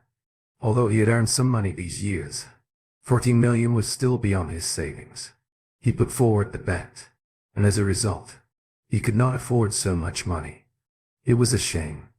Qin Hao Dong was planning to set up a security company which required money. Originally, he wanted to make a big profit from Dongfeng Liang. Unexpectedly, this guy was actually a poor man. But he won't let go. He asked, "How much money do you have?" 15 million. Dongfeng Liang said that it was all his possession. Qin Hao Dong said, "Well, 15 million. Plus your car. Then I will bet with you." The people who watched the bustle were shocked. Was this young man a fool? Betting 40 million yuan on less than 20 million yuan. He either had the confidence to win or he had mental problems. Dongfeng Liang was very excited to hear that. He could take advantage in this bet. Lamborghini Centenario could not be bought by money. He immediately promised, "Well, I will bet with you," fearing that Qin Hao Dong would repent. He immediately turned to one of his staff and said, "Make a contract right away." His men were well equipped. They quickly took out a laptop and a printer and printed out the contracts, because they did not know an Alan Wishu and GS name. The contract parties were recorded as Lamborghini Centenario and Porsche 911. Dongfeng Liang passed the contract to Qin Hao Dong. "If you have no objection, we will sign it." Qin Hao Dong looked at it and found that the contract was standard and there was no trap. He signed his name directly. And Alan Wishu and GS bet was also written into the contract. She signed her name too. With a triumphant smile, Dongfeng Liang seemed to see his winning scene. After signing his name, he made the contract in duplicate. One was handed to Qin Hao Dong and the other into his pocket. Glancing at Dongfeng Liang, Kin Hao Dong secretly rejoiced that he could never lose. After the contract was signed, Kin Hao Dong and Alan W.S. Huang went into Lamborghini, and Dong Fang Liang took the woman to Porsche 911. The competition began. The referee fired the starting gun in his hand when the two cars were on the same line. Dong Fang Liang and Alan W.S. Huang stepped on the gas together, and the two cars rushed forward like arrows off the strings. In the beginning, Lamborghini Centenario showed its superiority in performance and was one good distance ahead of Porsche 911 after 1 meters. However, Snake Mountain was well known with endless winds. There are more bends than straight roads in Snake Mountain. When entering the first bend, Dongfang Liang's technical advantages began to show. Porsche 911 had a beautiful drift, leaving Lamborghini Centenario behind. Kin Hao Dong found that although an Alan Wushuang's car skill was much better than ordinary people's, there was still a huge gap with that of Dongfang Liang, which was especially obvious when met with turning. They even lagged behind when their vehicle performance was better. Miss, are you sure that the title of car goddess was purchased? Of course not. Left behind. And Alan W.S. Huang felt chagrined and chased after Dongfang Liang desperately. But this road is one turn after another, coupled with the cliffs around. A slight carelessness will cause car damage and death. She dared not drive into desperately. But can you tell me how this title came about? Kin Hao Dong felt that Alan W.S. Huang was really not worthy of her title. Because I'd be tracing God last time, people began to call me car goddess. Are you sure that racing God was not disabled? Kin Hao Dong watched Porsche 911 getting farther and farther away from them. Disabled.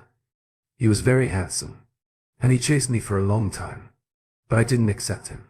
Kin Hao Dong understood that the so-called racing god wanted to chase Alan W.S. Huang, so he lost deliberately. Now the woman really thought that her racing skill was unparalleled in the world. The reason why these people wanted to come to Snake Mountain to race was that the terrain here was so suitable that people could see the cars below when they stood on the top of the mountain. In the beginning, many fans of Alan W.S. Huang cheered for her, but soon they closed their mouths when they saw the gap between the two cars widening. Obviously, the two were not at the same level. You are to blame. You made me bet. And Alan W.S. Huang complained about Kin Hao Dong while trying to control the car. Me to blame. You told me before that you could win. Kin Hao Dong said. And what I lost was a luxury car. It's a huge loss. You don't have to give out a penny. Nonsense. I will have to give that bastard my bra if I lose. So what? I have to run naked. Although Kin Hao Dong quarreled with Alan W.S. Huang, he looked relaxed as if he didn't care about winning or losing the bet. It's not my fault. If it weren't for you, I would not have promised. Alan W.S. Huang was extremely angry at the thought of handing over her bra when she lost. If it weren't for the sake of Kin Hao Dong's face, she would bet Dongfang Liang 500 0 on at most. This amount of money was nothing to her, and it won't be as embarrassing as it was now. The race was half finished when the car was about to reach the bottom of the mountain, but now she could not see the taillight of Dongfang Liang. She lost confidence in herself, looking at Alan W.S. Huang, who was on the verge of despair. Kin Hao Dong laughed and said, I can help you win the game, but you and that guy's bet is going to me. Alan W.S. Huang stared at Kin Hao Dong. If you help me win, he'll give you another $500 Kin Hao Dong took a glance at her chest and said with a laugh, I'm not talking about that guy's bet, but your bet. You wish. Alan W.S. Huang had no idea that Kin Hao Dong wanted his bra. Think about it. It's a shame to take off your bra in public and give it to that guy. If you give it to me in private, nobody will know. It is a good deal for you. Alan W.S. Huang would have kicked Kin Hao Dong's feet hard if she was not driving. She even thought it was a conspiracy he had planned with Dongfang Liang beforehand. If you lose, you will run naked and give out a car. I don't believe you won't help me. Kin Hao Dong said inferently. I am a man, and I don't care about running naked. And this car originally belonged to your Alan family. I won't feel sorry about losing it. You and Alan W.S. Huang gnashed her teeth in anger. Let me remind you, it's almost half done now. If you don't make up your mind when we get to the bottom of the mountain, I can't help it. During the conversation, the two cars arrived at the foot of the mountain successively. The Porsche 911, according to the established race schedule, rounded a small turntable and turned around to drive up the mountain. With little time left, and Alan W.S. Wang bit his teeth and said, "I promise you." Kin Hao Dong laughed and seemed to have predicted that she would agree. "In ready. Let's change seats." Then he reached out and held an Alan W.S. Wang, and the two of them managed a high-speed transposition in a narrow space. "You asshole." And Alan W.S. Wang sat in the co-driver's seat and stared at Kin Hao Dong indignantly. This guy took advantage of her by changing seats. Although the time was short, she still felt burn on her chest and buttocks, which gave her an unprecedented feeling. I can't blame it. It's prominent there. Other parts are not easy to hold. You can see how dangerous it is. We will be killed if we were not quick enough. Kin Hao Dong said self-righteously. If you don't win, they'll kick you ass. And Alan W.S. Wang suddenly thought of something. Didn't you say you've never driven a racing car? Yes, I've never raced before. But I think it's very simple. Although it's my first time. And still better than you. And Alan W.S. Wang completely collapsed. She really didn't understand what was in Kin Hao Dong's mind. To compete with Dong Fenglian when he had never raced before. She seemed to have seen the scene of losing the race. Sit still. I'm going to speed up. After Kin Hao Dong stepped on the gas, and the speed soared with a roar of Lamborghini Centenaro, and Alan W.S. Wang fastened his seatbelt in a hurry. Although the competition was important, her life was more important. Lamborghini Centenaro was faster and faster. He had brought its performance into full play. There was a steep bend ahead, and the abyss below had no bottom. And Alan W.S. Wang screamed, "Slow down. You slow down." But Kin Hao Dong didn't slow down at all. He drove straight to the bend. "Are you crazy?" And Alan W.S. Wang screamed and covered her eyes. She was ready to fall off the cliff. The spectators were also aware of Lamborghini's abnormality. At this speed, there would be a serious car accident. Many women screamed as well. "It's over. My goddess, it's just a bet. Why did they risk their lives?" Many people sighed for an Alan Wushu and GS impending death.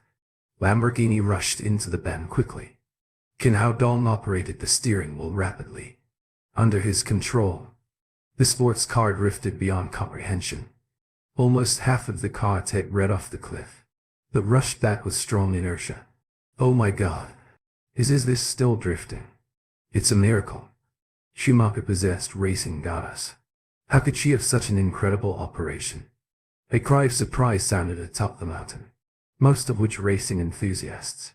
They witnessed all kinds of races, but never saw such a difficult drift. Nan W.S. Wang covered her eyes with both hands. But the collision with the cliff didn't come. She opened her eyes only to see the Lamborghini zoom forward. "How are we still alive?" she asked in astonishment. "It's a small case. Don't you trust my driving skills?" Kin Hao Dong drove into the next bend.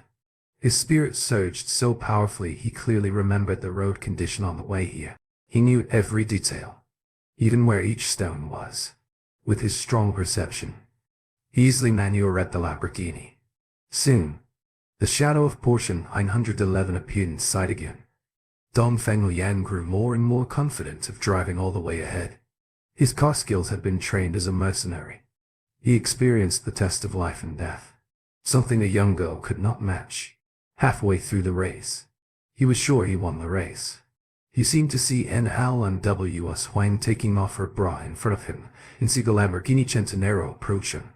Suddenly, his face dulled. From the rearview mirror, he saw Lamborghini Centenaro rushing towards him. Although he wanted the car, it was yet time. Losing the smile, he accelerated the Porsche 911 forward at top speed. Only a quarter of the course remained. So long as he stuck to it, he would surely taste victory. However, no matter how hard he tried, Lamborghini behind gained on him. He was horrified to find that Lamborghini almost never slowed down when turning. They rushed through one bend after another with amazing skill. In just a few minutes, Lamborghini Centenario approached the Porsche 911's bumper. It's not so easy to defeat me. Dongfeng Liang used road tactics, blocking the road with his car. Lamborghini veered left, so he veered left. Lamborghini veered right, so he veered right. Shameless scoundrel. And Alan Wushu and GS original panic disappeared. Now she saw in how Dong's automobile skill which exceeded hers made up such a big gap. What shall we do? The finish line nears. If this guy keeps doing this, we won't be able to make it. And Alan W.S. Huang said with concern. Qin Hao Dong smiled and said, rest assured, unless he is unafraid of death. Soon, the two cars rounded the last bend. The 90-degree bend proved deep. A car normally slowed down when it drove through this bend. Even so, many kinds of traffic accidents happen here. Everyone called it Ghost Bend. After entering Ghost Bend, Dongfeng Liang also slowed down because it was too dangerous. But Qin Hao Dong floored the accelerator and rushed into the bend without fear of death. My God, what is Racing Goddess doing? Does she want to die together with her rival? The people on the mountaintop shouted one after another. They did not know Qin Hao Dong drove the Lamborghini. The Porsche 911 still stood in the way of Lamborghini. But if he maintained this lead until the bend's end, once the Lamborghini hit the rear of the car, it would inevitably fall from the cliff. But the speed of Lamborghini did not decrease at all, as if they intended to die with him. Dongfeng Liang gave out a fierce scolding. What a lunatic. Although the game was important, life was worth more. He turned the steering wheel to make way for the road. Then Lamborghini passed by with a beautiful drift, rushing through Ghost Bend and leaving Porsche 911 behind. Oh my God. Racing Goddess is so wonderful, God. This is a miracle. It's like magic. Exclamation and warm applause echoed on the mountain. Everyone cheered for Lamborghini Centenario's performance. Even Dongfeng Liang's men applauded. When Dongfeng Liang passed Ghost Bend, only Lamborghini's taillights were visible. He lost. And he lost completely. Lamborghini Centenario crossed the finish line and the crowd immediately gathered around to congratulate Racing Goddess. Unexpectedly, when the door opened, Qin Hao Dong came out. Everyone opened their mouths in surprise and wondered when they changed their seats, because they didn't see the car stop. At this time, Dongfeng Liang passed the finish line, but lost, being the reason why no one paid attention to him. When he saw Qin Hao Dong step down from the driver's seat, his jaw hung open. He didn't realize Qin Hao Dong beat him. A moment later, he realized that no wonder Lamborghini's performance before and after was totally different. They exchanged seats halfway. Last night, Qin Hao Dong abused him, and now he did so again. The self-proclaimed soldier King Heart 8. He was dazed. Qin Hao Dong came happily and patted the front cover of Porsche and said, King Soldier, from now on, this car is mine. Be careful not to smudge it. No, you cheated. Dongfeng Liang suddenly cried out. You changed the driver halfway. That's cheating. It should be Racing Goddess racing with me, not you. After he said that, everyone booed him. No one stipulated the driver should not be changed when racing, because every second proved crucial in high-speed driving, and no one did it. Qin Hao Dong smiled and took out the contract from his pocket and said, King Soldier, you set down the contract. It's clearly written on it. Whichever car gets to the end first wins is what matters. The driver is not stipulated. Dongfeng Liang was dull. The contract didn't indicate this point. In fact, if Qin Hao Dong proposed to replace Alan W.S. Huang, he would not object, because he didn't think Qin Hao Dong could win. Soldier King, do you default? Qin Hao Dong's face hardened and his eyes sharpened like a knife. It was impossible for anyone to default before him. Yeah. Do what you have promised. No need to default. They bet 40 million yuan with your 20 million yuan. Yet you even want to default when you lose. Do you still have a faith? The people present took Qin Hao Dong's side. Only Dongfeng Liang's men stood behind him. They readied themselves for a fight. Dongfeng Liang had unspeakable suffering. He knew that if it was someone else, he could still default. After all, this was all his property he lost. But the young man standing before him proved powerful. His men together were no match, so he dared not to default. I give in. He clenched his teeth and transferred 15 million yuan to Qin Hao Dong and 500 yuan to an Alan W.S. Huang with his phone. After that, he threw his Porsche key to Qin Hao Dong and said to his men, "Let's go." "Wait a minute." Qin Hao Dong stopped Dongfeng Liang and said with a laugh, "Soldier King, your bet seems to have not been fully fulfilled." Dongfeng Liang asked angrily, "The money has been given to you and the car has been given to you. What else do you want?" Qin Hao Dong raised his contract in his hand and said with a laugh, "Soldier King, you have a bad memory. Fortunately, the bet is written in black and white. You have to run naked on the top of Snake Mountain. Come on. Everybody's waiting to see it. Don't go too far." King Hao Dong. Dongfeng Liang gnashed his teeth and said, "Soldier King, that's not right. You put forward all the bets. We both signed on them. So how am I going too far?" A lot of people around shouted, Yeah. Do as you had promised. Hurry up and take off your clothes. Do you want me to use violence?" Qin Hao Dong turned his wrist with a malicious expression. "Okay, he'll let you have your way." Dongfeng Liang looked at Qin Hao Dong in disgrace, then angrily took off his coat, followed by his trousers, and finally underwear. Considering that there were in Alan W.S. Huang and other women, Qin Hao Dong said nothing. Dongfeng Liang ran on the top of the mountain in his underwear. After running for a lap, he went straight into his black car and left Snake Mountain awkwardly. Laughter burst out behind him. When it was over, Qin Hao Dong left Snake Mountain with Lamborghini and Alan W.S. Huang with the booty portion, 111. And Alan W.S. Huang helped driving Porsche back to Qin Hao Dong's home. Then Qin Hao Dong drove an Alan W.S. Huang to her home. When they arrived at the military sanatorium, an Alan W.S. Huang said, "Thank you. Otherwise I would have lost tonight." Qin Hao Dong laughed and said, "Don't mention it.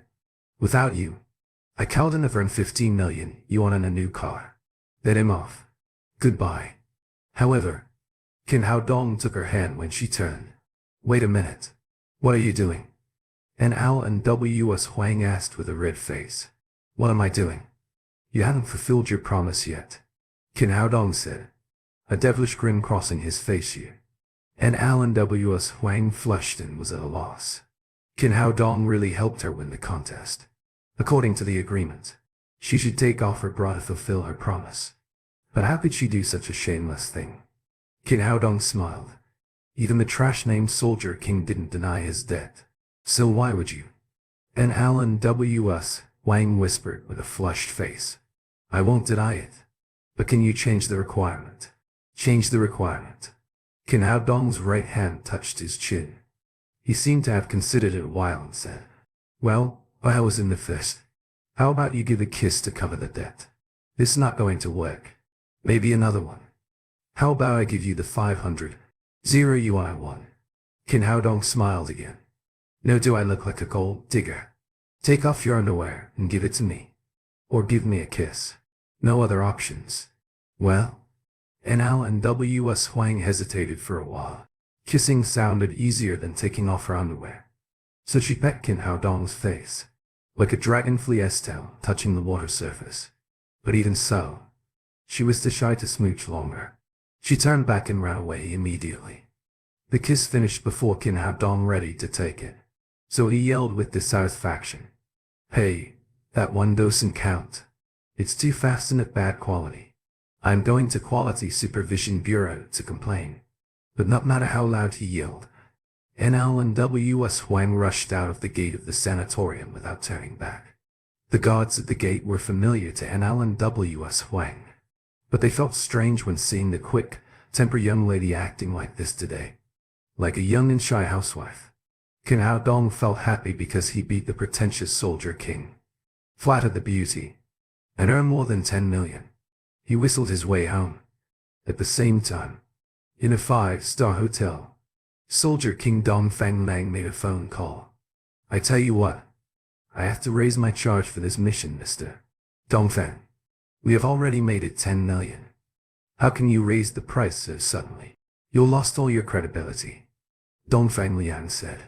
Have you already paid 19 million to complete the mission in Jiangnan? Unless you give me 20 million. You'll leave now and drop the mission. The one on the other side of the phone mumbled. Fine.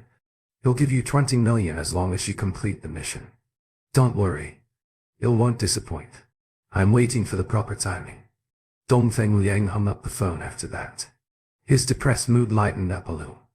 The 20 million yuan he won minus 19 million yuan he lost to Qin Haodong this evening totaled 1 million yuan, which was not much but better than losing money. Early the next morning, Qin Haodong came to the villa of the Lins as usual. Ermo jumped to him as soon as he entered. The two little things grew so fast, and it was like they towered taller than yesterday. Dongfang Liang took the fellows of his to the gate of the Lin's villa, escorting Lin Momo to work. After breakfast, Qin Haodong and Lin Momo walked the little girl out of the gate. He smiled as he saw Dongfang Liang. My great soldier king. Did you catch cold last night? Dongfang Liang hummed and ignored Qin Haodong. He opened the door to let Lin Momo in. Qin Haodong hugged the little girl in his arms and followed. After sending Tang to the kindergarten, Qin Haodong said to Lin Momo, how about I work with you? I'm going there for work. What are you going for? You can give me a job. I am now on vacation, and I can take it as a part-time job. Qin Haodong said. What can you do? Lin Momo asked. A mighty talent like me can do anything.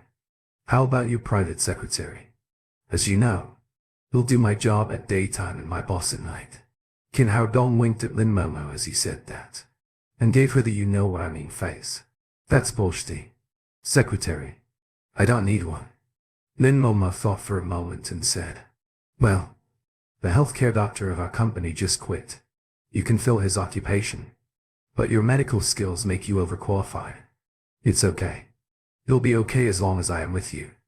Qin Haodong said. Okay then. You can go to work with me today. And the monthly salary is 10,000. No problem.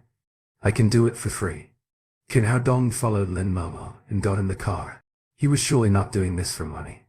He wanted to stay with Lin Momo because that was the only way that he could stop his worrying about her after the 2 assassinations they suffered through. Dongfang Liang led at Qin Haodong as he got on the car, and that was the only way to protest as a god. He led the car motorcade and went to the Lin's group. At the gate of the Lin's group, many people gathered in the small square. In the middle of the square, a red Maserati sports car was parked, and in front of the car, many roses set out in the form of a heart. These roses were fresh, with dedrops on some, giving out intoxicating scent. There were 9,999 roses in total. A young man in a white Armani suit stood in front of the Maserati. Honestly speaking, he looked handsome, and he attracted even more attention by making such a big scene. It's the eldest son of the Fengyas. Soon someone recognized the young man. He was the eldest son of the Fengyas group of Jiangnan City. Feng Tiande. The Fengyas group was one of the biggest groups in Jiangnan, mainly engaged in the jewelry industry. They owned half of the jewelry stores in Jiangnan, and as for the other half, they belonged to the Lin's group. Nobody knew why he was here today because usually the Fengyas group and the Lin's group competed. Some of the women here even imagined Zheng Tiande was here to bear his love to them. Feng Tiande enjoyed the heated eyes around him apparently. He checked the 1 million Rolex on his wrist. It was already 8:30 in the morning, and Lin Momo would arrive soon. He adjusted his posture in front of the Maserati and made himself look more handsome. He supported his chin with the arms on the car, and many women around screamed, "What the hell? Are they blind? I've given up on that outdated posture decades ago," a man said indignantly. "That's not the point. The point is the car behind him. Nobody cares about you because you're riding a scooter." And he drove a Maserati worth millions. "Fine. Let's stop talking and get back to the construction site to move bricks. The contractor is calling us." At this time, Lin Momo's team drove over and slowly pulled over at the gate of Lin's group. Lin Momo saw the heart-shaped roses at the gate as soon as she got off the car. She also saw Feng Tiande and his pretentious posture. She shut down all pursuers and wore a cold face for the sake of Tang all these years. And that worked because scenes like this hadn't appeared for long until today. Another pursuer showed up. Feng Tiande, the one she hated most. Feng Tiande was the son of Feng Ziyang, the family chair of the Feng S group. Lin Momo and him studied in the same college, and she knew him deeply. He was a calculating and aggressive man, and she was clear that Feng Tiande aimed otherwise. He wanted to merge the Lin's group and manipulate the whole jewelry industry in Jiangnan. Momo, there you are. Feng Tiande came over as soon as he saw she was there. He smiled and said, "These are the 9,999 roses I got for you. Do you like them?" Now the onlookers knew that he was a pursuer of Lin Momo's. No wonder he tried to make such a big scene. But Lin Momo's infamously cold nature preceded him, and there was hardly hope he could succeed. "I don't like it," just like the onlookers expected. Lin Momo turned Feng Tiande down coldly. "Momo, why are you always shutting others out? We're schoolmates and we knew each other. We'll make a perfect match. I know you have a daughter, but I don't care. You'll treat her like my own." "That won't be necessary. I already have a boyfriend," Lin Momo said. "Get out of my way." Feng Tiande, "In going to work. That's impossible." "Momo, don't lie to me. Why don't I know you have a boyfriend?" Feng Tiande reached out to hold Lin Momo's arm as he said that. Qin Dong hated seeing this man pursuing his wife and fathering his daughter. But before he moved, Dongfeng Liang rushed over. This is Dongfeng Liang's first workday, and he knew this was a nice chance for him to perform. He pushed Feng Tiande away, blocking before Lin Momo, and shouted, "Don't be afraid. President Lin, in here." The mercenaries he led circled him, guarding Lin Momo. Feng Tiande was pushed backward for a few steps because of his unpreparances. He glared at Dongfeng Liang in annoyance. "Do you know who I am? How dare you touch me? No matter who you are, I am Miss Lin's bodyguard, and I must keep her safe." Dongfeng Liang said, "It's a righteously and powerfully." "Bodyguard?" Feng Tiande sneered. "The Lin's group want to have a bodyguard showdown with me. Fine. Let's see whose bodyguards are better. You had to aims being here today. One was to make an impression for others to know he pursued Lin Momo. Another was to humiliate the Lin's group. After that, he waved his hand and said, "Domao and Ermao. Teach them a lesson for me." Domao and Ermao. Qin Dong thought to himself, "Aren't those the names of my two small snow mastiffs? Do they have the same name? At the same time?" To not so tall and not so strong middle-aged man went to Feng Tiande. Qin Dong's expression changed when seeing the two men. They seemed ordinary, but they were real warriors. They were no match for members of the divine mercenaries. But they reached the third of the fourth realm of the overt power. Those fellows of Dong Liang looked muscular and strong. They could deal with the ordinary easily, but they would surely suffer a lot when confronting real warriors. However, Qin Dong was going to stop them. Dongfeng Liang was Lin's bodyguard and well paid. He should take responsibility as the bodyguard. Moreover, the guy was so pretentious. Qin Dong relished to see him suffering a loss. Dongfeng Liang did not possess Qin Dong's sharp vision. He hardly saw the real power of Domao and Ermao, and he took them as to weak ordinary people that were easy to defeat. "Let me teach you how to be a real bodyguard, and how to be a soldier king." After that he waved his fist and brought out wine, smashing at Domao heavily. Domao looked stern, showing no intention to retreat when facing Dongfeng Liang's fist. Instead, he balled his fist and punched it. His fist appeared smaller and not as powerful as Dongfeng Liang's, but as the two fists collided with each other, Domao stepped backwards. Dongfeng Liang maintained balance before stepping back 3 or 4 steps. Dongfeng Liang's expression changed suddenly, not expecting such power out of Damao's weak body. However, no matter what he thought, Dalmao never gave him any chance to rest. Dalmao stepped forward and sidekicked Dongfeng Liang's chest. Dongfeng Liang leaned to one side and avoided the kick. The he fought with Dalmao. On the other side, Ermao battled with Dongfeng Liang's mercenaries. It turned out these ordinary mercenaries still had a huge gap when running into real warriors. About 3 minutes later, Dong Mao kicked Dong Fengliang into the air, but never got off the ground after he landed. The rest of his fellows had also been knocked to the ground by Irma O, crying and screaming. Feng Tian'as grinned smugly when he saw the scene before him. He paid a high price for the 2 bodyguards to fight Lin's group today, and the plan turned out so well now. The onlookers burst in uproar because they didn't expect Feng Tian'as bodyguards to be so powerful compared to the weaker ones of Lin's group. Once again Feng Tian'as stepped to Lin Momo and said proudly, No, we are schoolmates after all, so there's no need to make things awkward. Why not go with me and enjoy some tea and have a nice chat? Maybe we can find a place to talk about life. Wouldn't that be nice? Lin Momo grimaced. She figured out that Feng Tian'as was here to mess with her. So she yelled, Get the hell out of my sight. Why do you have to push me to do this in a hard way? Feng Tian'as turned upset. He ordered Dong Mao and Irma, Let's take Mrs. Lin out for some tea. According to his plan, the Lin's group lost all its decency, and would be halfway successful as long as Dong Mao and Irma escorted Lin Momo away at the gate of the group. Dong Mao and Irma answered and reached out to grab Lin Momo from both sides. All the bodyguards of the Lin's groups were knocked out, so they grabbed wildly because they thought the woman possessed no more strength to resist. Get your damn hands off me. But before their hands touched Lin Momo, the slapping sound sounded. Dong Mao and Irma flew backwards, with a huge red palm print on each of their faces. Feng Tian'as was shocked when seeing his 2 powerful bodyguards slapped into the air. He never expected Lin Momo owned an ace in the hole. The onlookers were also surprised. They saw how capable Dong Mao and Irma were, now that they were knocked down so easily. Many of the onlookers looked excited because they knew this would be spectacular. It was Qin Hao Dong. Of course, he went to Lin Momo with a smile and said to Dong Mao and Irma, How about that? Didn't it feel good? Now go back and change both of your names because Dong Mao are the names of my 2 dogs. You are also dogs, but you cannot have the same name as my dogs. You can have whatever names you like, but not Dong Mao and Irma, or I'll kick your ass every time I meet you.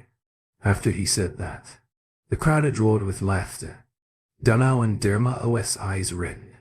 They had never been insulted so much as warriors. They roared and lunged at Qin Hao Dong immediately. How reckless. Cold light flashed in Qin Hao Dong's eyes. He punched twice. Then Dong Mao and O flew back without a chance to resist. They flopped down on the ground, then rolled 7 or 8 meters away.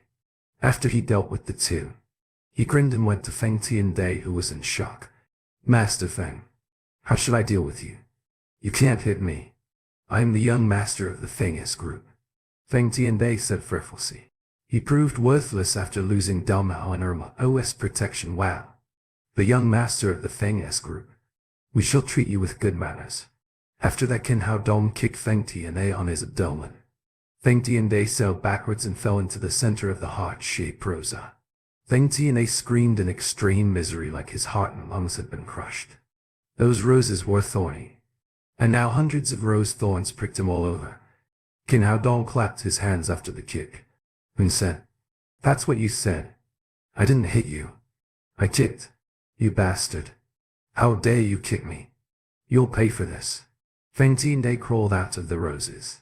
His handsome face twisted with pain. He pulled his phone out of his pocket and dialed the phone number. Then he roared, Send 10. No, 20 bodyguards to the gate the Lin's group as soon as you can. Lin Momo clearly displayed the power of the Lin's group. She was a little worried, so she went to Qin Hao Dong and whispered, Hao Dong, how about getting out of here? It's fine. I can also call for help. Qin Hao Dong said with a carefree face and smiled. Then he took out his old dummy phone and dialed N. Alan Wuxia's number. N. Alan Wuxia pressed the answer button as soon as she saw Qin Hao Dong's number. She mocked Qin Hao Dong and said, Why are you calling? Great magic doctor. Did you run into an assassination again? No assassination this time. Just some ruffians trying to cross me. Just hurry up and come check. After Qin Hao Dong said that, even Lin Momo cowed and helped laughing. Qin Hao Dong, can you be serious at least once? I'm busy now. I'm talking about serious things. Just hurry and come here. This guy already called for help. He'll be beaten up if you don't come here in time. Kin Hao Dong said. Are you sure you are not kidding? And Alan Wuxi asked again. No, just hurry up. I'm at the gate of the Lin's group. Kin Hao Dong hung up the phone as soon as he finished that. After he made that phone call, he strolled to the set, up roses, and said to the onlookers, I know it must be hard for you just to watch, so pick some roses and bring them home. You see how fresh they are. Gentlemen can pick some for their girlfriends. Ladies can pick some and make tea. Rose tea keeps you beautiful and healthy. After that, he pulled out all the 9,999 roses from Feng Ti and Day. The onlookers gladly accepted the gift. Each of them had their own flowers or bouquets. Soon the roses were all gone. Feng Ti and Day was furious. He gnashed his teeth in hatred. This is not over yet. He'll send someone to grind your bones. At this moment, after a shrill sound of the brake, the black business car stopped at the gate of the Lin's group. More than 20 bodyguards in black jumped out of the cars and ran to Feng Ti and Day. The head of those bodyguards was surprised when he saw Feng Ti and Day with thorns all over his body. He stepped forward and asked, Young master, what happened? Feng Ti and Day pointed to Kin Hao Dong, and he shouted with a twisted face, It's all this bastard's fault. Now pummel him till no one recognizes his face. The leader of the bodyguards heard his master's command and waved his hand. 20 bodyguards rushed to Kin Hao Dong and surrounded him. All the bodyguards of the Feng S group were retired soldiers. They received combat training and looked professional. Lin Momo looked anxious. She knew Kin Hao Dong was strengthened and good at fighting, but there were too many people to deal with, jeopardizing his chances of victory. At the moment, the siren whistled. The patrol wagons pulled up. When the door opened, and Alan Wuxia jumped out with 7 or 8 policemen. What happened? Stop. All of you. And Alan Wuxia yelled at those bodyguards surrounding and fighting Kin Hao Dong. Don't stop. Just beat him. Feng Ti and Day looked in the mirror of Maserati while pulling the rose thorns out of his face. He winced with pain every time he pulled one out. At last, tears streamed down his face, and he resented Kin Hao Dong even more. Those bodyguards of Feng S group knew clearly how capable Feng Ti and Day was, so they did not take those cops seriously. They attacked Kin Hao Dong according to the young master's command. Seeing those people ignoring her, and Alan Wuxia turned cold, she yelled at Feng Ti and Day sternly. Tell them to stop. Feng Ti and Day did not look back at all. Instead he yelled back arrogantly. Who are you to interfere in my business? Get the hell out of here or I'll strip you of your uniform. Considering how he acted usually, he was indeed the type who ignored more cops. That's contempt to the police in the fray. Now cuff them all. And Alan Wuxia yelled in anger. A young policeman ran over and cuffed Feng Ti and Day. Who are you? You want to lose your job or what? Who are you to arrest me? Don't you know that I am the young master of the Feng S? Feng Ti and Day flailed around wildly. He swore and turned back, only to see an Alan Wuxia glaring back. Officer ran Alan. Feng Ti and Day was stunned. There were few people he was afraid of in Jiangnan City, and Alan Wuxia was definitely one of them. The chick was quick-tempered and held zero tolerance to this issue. Moreover, she had the Nolans supporting her, which were 1 times more powerful than Feng S group. Tell your man to stop. And Alan Wuxia said coldly. Well, Feng Ti and Day stopped acting arrogantly and answered. Then he turned back to his fellows and commanded, Stop it. All of you. By the time he commanded, 5 or 6 of his bodyguards were already knocked out. Those men witnessed how powerful Kin Hao Dong was, and stopped as soon as they heard their young master. Now that they stopped attacking, Kin Hao Dong ran over to Alan Wuxia immediately, stepping on the face of one of the bodyguards on his way. There you are, officer. I could have been killed by these ruffians if you were late. Seeing Kin Hao Dong pretending to be innocent, Alan Wuxia thought to herself, would it kill you not to act like that? Obviously, it was you that hit them. Stop acting like you're either one suffering loss. What the hell is going on? Alan Wuxia asked. Officer, that ruffian molested President Lin. I taught him a lesson in justice. He called so many people to assault me. You have to protect my rights. Such nonsense. It didn't go down like that. Feng Tianday seemed ready to argue, but stammered anxiously. Qin Hao Dong simply ignored him and pointed to Dong Fang Liang and those who picked themselves off the ground. You see, officer, those are President Lin's bodyguards. Looked at them. How badly they've been hurt. And Alan Wuxia turned back to Feng Tianday. Did you do this well? It was true Dong Mao injured Dong Fang Liang. Feng Tianday found it hard to deny because he couldn't find the proper excuse. Officer, you don't have to ask him. I have witnesses here. Qin Hao Dong pointed around the onlookers. Somebody please tell me. Isn't he the guy who just molested a woman in public? Yes. The onlookers answered in one voice. They just received the benefits from Qin Hao Dong. This happened when I was in the first or second year of junior high school. I think I was about 13 years old. I grew up in the countryside. Well, it was true that Dong Feng Liang was injured by Dong Mao and Irma Ho. Feng Tianday found it hard to deny because he couldn't find the proper excuse. Officer, you don't have to ask him. I have witnesses here. Qin Hao Dong pointed to the onlookers around as he said, somebody please tell me. Isn't he the guy who just molested a woman in public? Yes, the onlookers answered in one voice. They just received the benefits from Qin Hao Dong. The roses were all selected species worth at least 10 yuan each in flower shops. Although the actual owner of the roses was Feng Tianday, Qin Hao Dong merely gifted them. This happened when I was in the first or second year of junior high school. I think I was about 13 years old. I grew up in the countryside. Those people held no gratitude toward Feng Tianday. On the contrary, they appreciated Qin Hao Dong's generosity. And Alan Wuxia startled at the yelling of the crowd. She hardly understood why so many people supported Qin Hao Dong. And what confused her even more were those roses in their hands. Is it Valentine's Day today?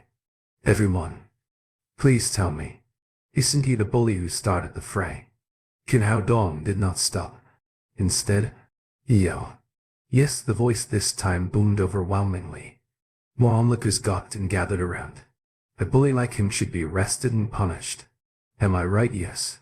Again those onlookers answered in unison. Qin Hao Dong turned around and said to Alan Wuxia with a cheeky smile.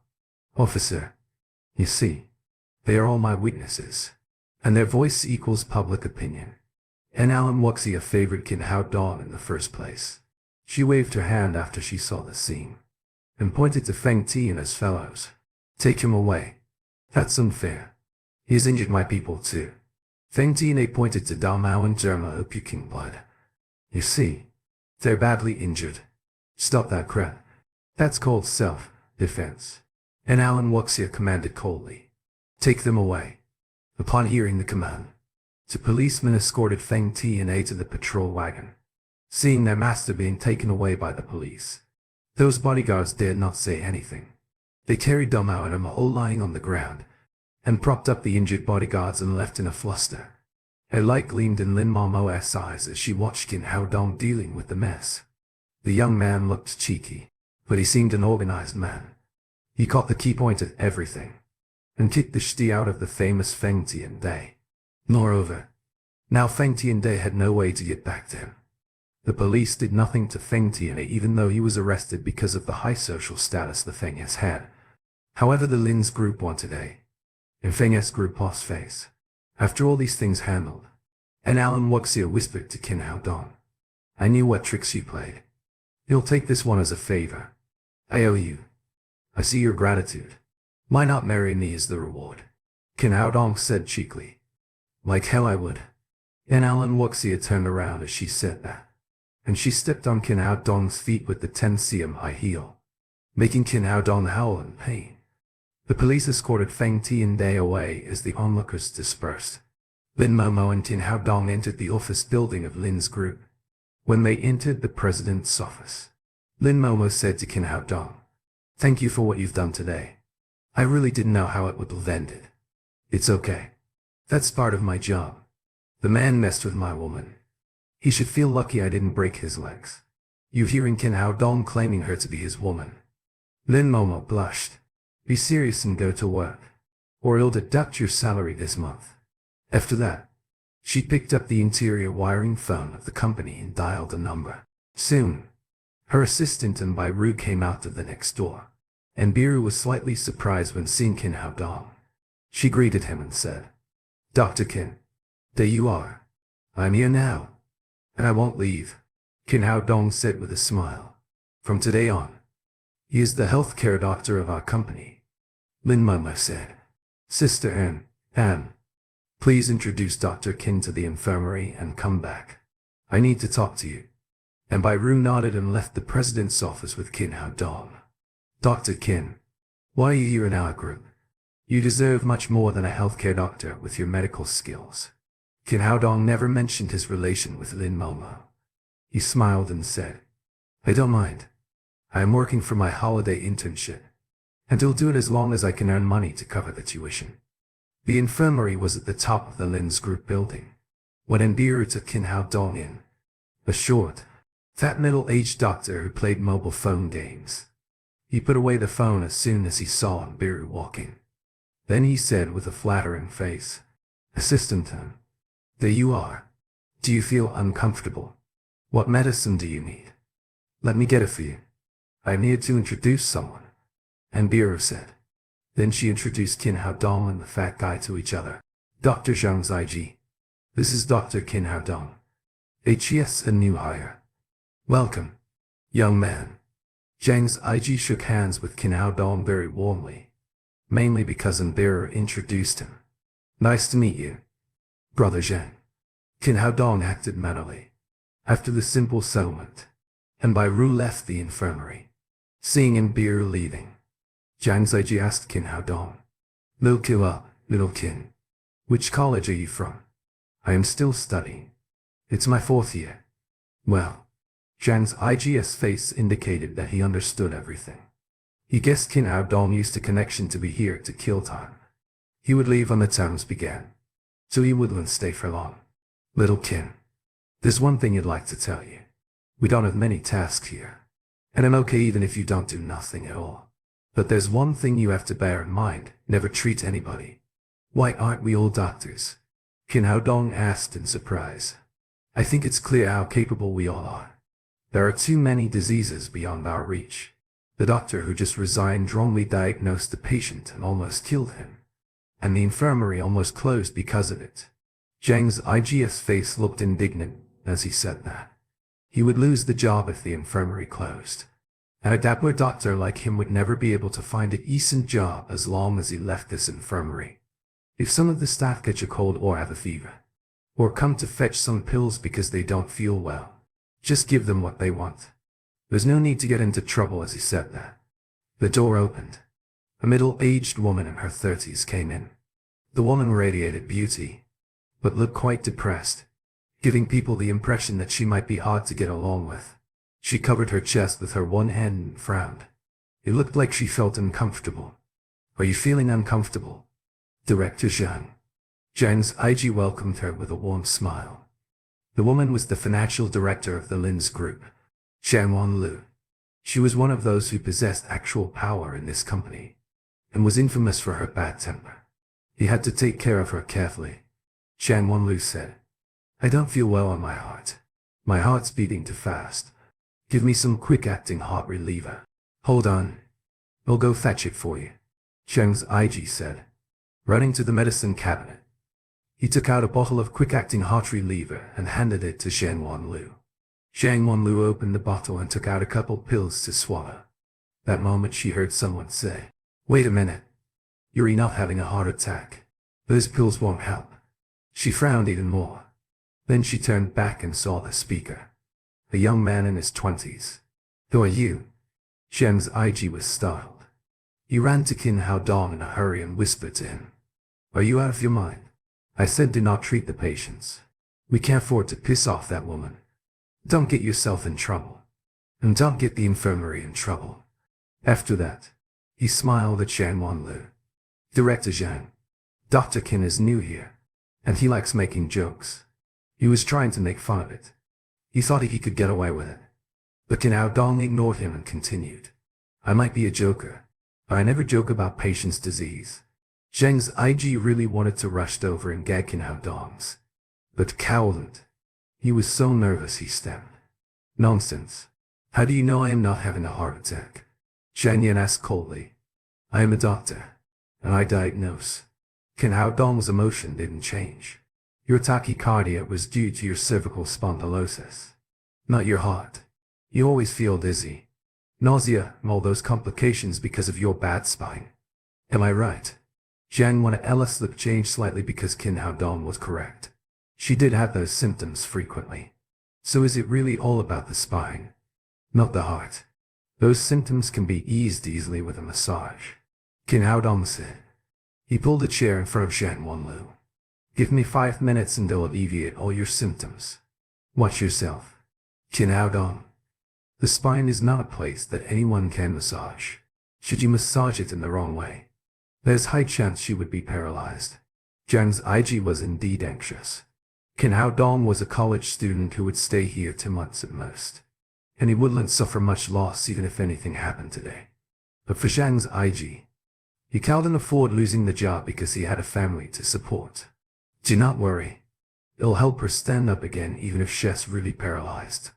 Let alone it was indisposition of the spine, Qin Hao Dong said proudly. Seeing he couldn't convince Qin Hao Dong, Zhang's IG said to Qin Wanlu. Director Zhang, don't listen to little Qin. He's just an intern in college. No one would take the responsibility should anything happen to you. Zhang's IG tried to stop Qin Hao Dong even if it might offend him. But unexpectedly, Zhang Wanlu sat on the chair after a moment of hesitation. I believe in you this time. Don't let me down. What Zhang's IG stared dumbfounded line. He had no idea why Zhang Wanlu, a woman difficult to get along with, trusted Qin Hao Dong. Is it because he's handsome? Even Zhang Wanlu herself couldn't understand. She just believed the young man before her for no reason. Let you down? That's not going to happen. It will take less than a minute, Qin Hao Dong said as he stood behind Zhang Wanlu and massaged. As he reached out, Zhang's IG anxiousness increased more than ever. It was like the two hands would break Zhang Wan's neck at any time. But as time passed, Zhang Wan's frowned eyebrows loosened and relaxed like she enjoyed it. The small issue on the spine was nothing big to Qin Hao Dong. Soon, he amended the disposition and cleared the blocked meridians with greenwood genuine key. Okay. Just try to keep balance between your work and rest. Stretch your neck often, and you should be fine. Zhang Yan stood up in surprise. She felt relaxed all over. The tachycardia vanished. Both her mind and eyesight cleared. Her mental state was better than ever. She stepped forward and shook Qin Hao Dong's hand. Dr. Qin, you're magical. Thank you. Thank you so much.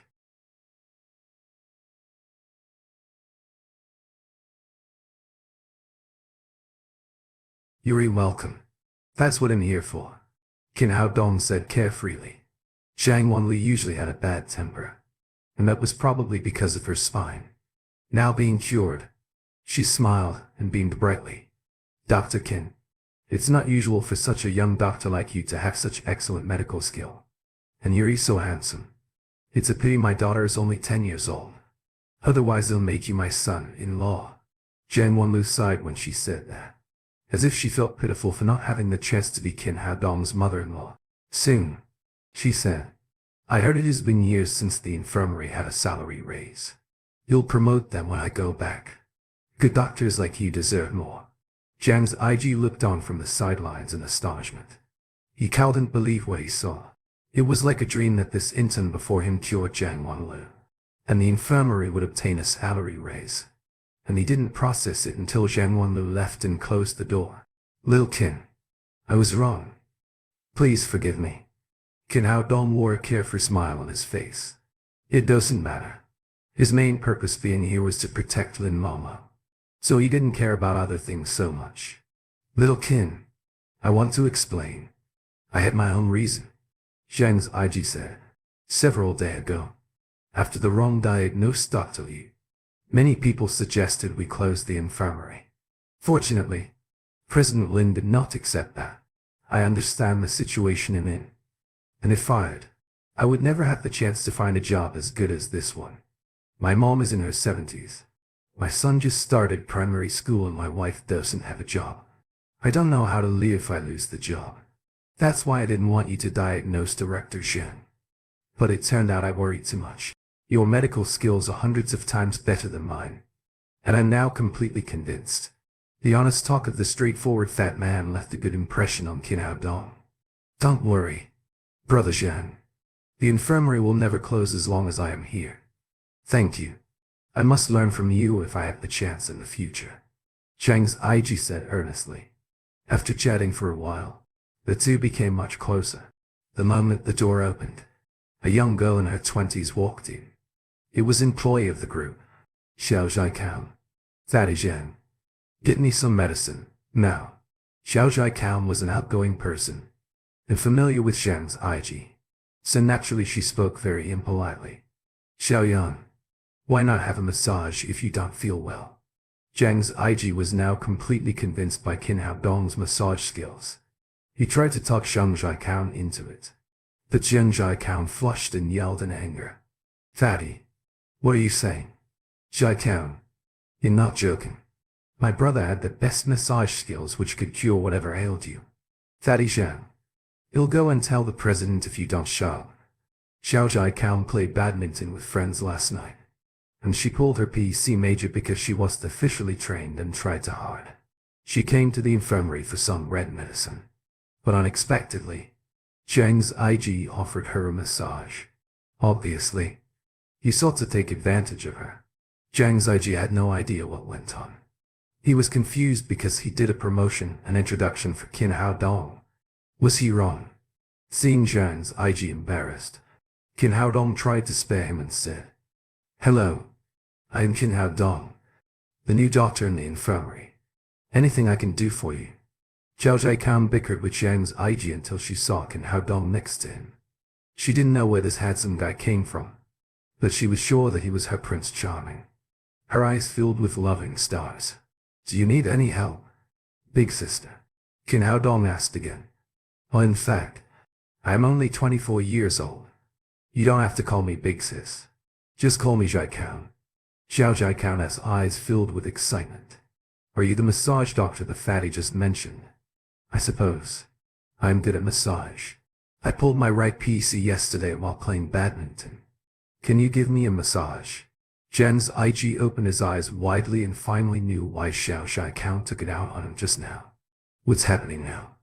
She asked for a massage initiative. Why? Is it because I am not as handsome as Qin Hao Dong? Of course. Short fat. Poor men don't deserve human rights. Qin Hao Dong already saw Xiao Zhaikang's injury and said, It's nothing serious. They'll cure it soon. After that he grabbed Xiao Zhaikang's right arm, pulling and stretching it. Then he treated the injured part with cream with genuine qi. Okay. You can go back. But next time, remember to do a warm-up before you start exercising. Xiao Zhaikang stretched. She was afraid to move because of the pain in her chest, but now the pain vanished, and she felt comfortable on that part. Dr. Qin, you're really good at massage. Can you do it on me for a while? Xiao Zhaikang now respected Qin Hao Dong even more. Her eyes became as gentle as water. Zhang's IG watched indignantly. You took me as a pervert when I offered you the massage, and now you're asking for it. That's so unfair. Qin Hao Dong grinned slightly and said, You're in good condition now, and there's no need to massage. Fine. But Dr. Qin, do you have time this evening? I would like to buy you dinner as thanks. That's unnecessary. This is part of my job, and I have things to do tonight, so I'm unavailable.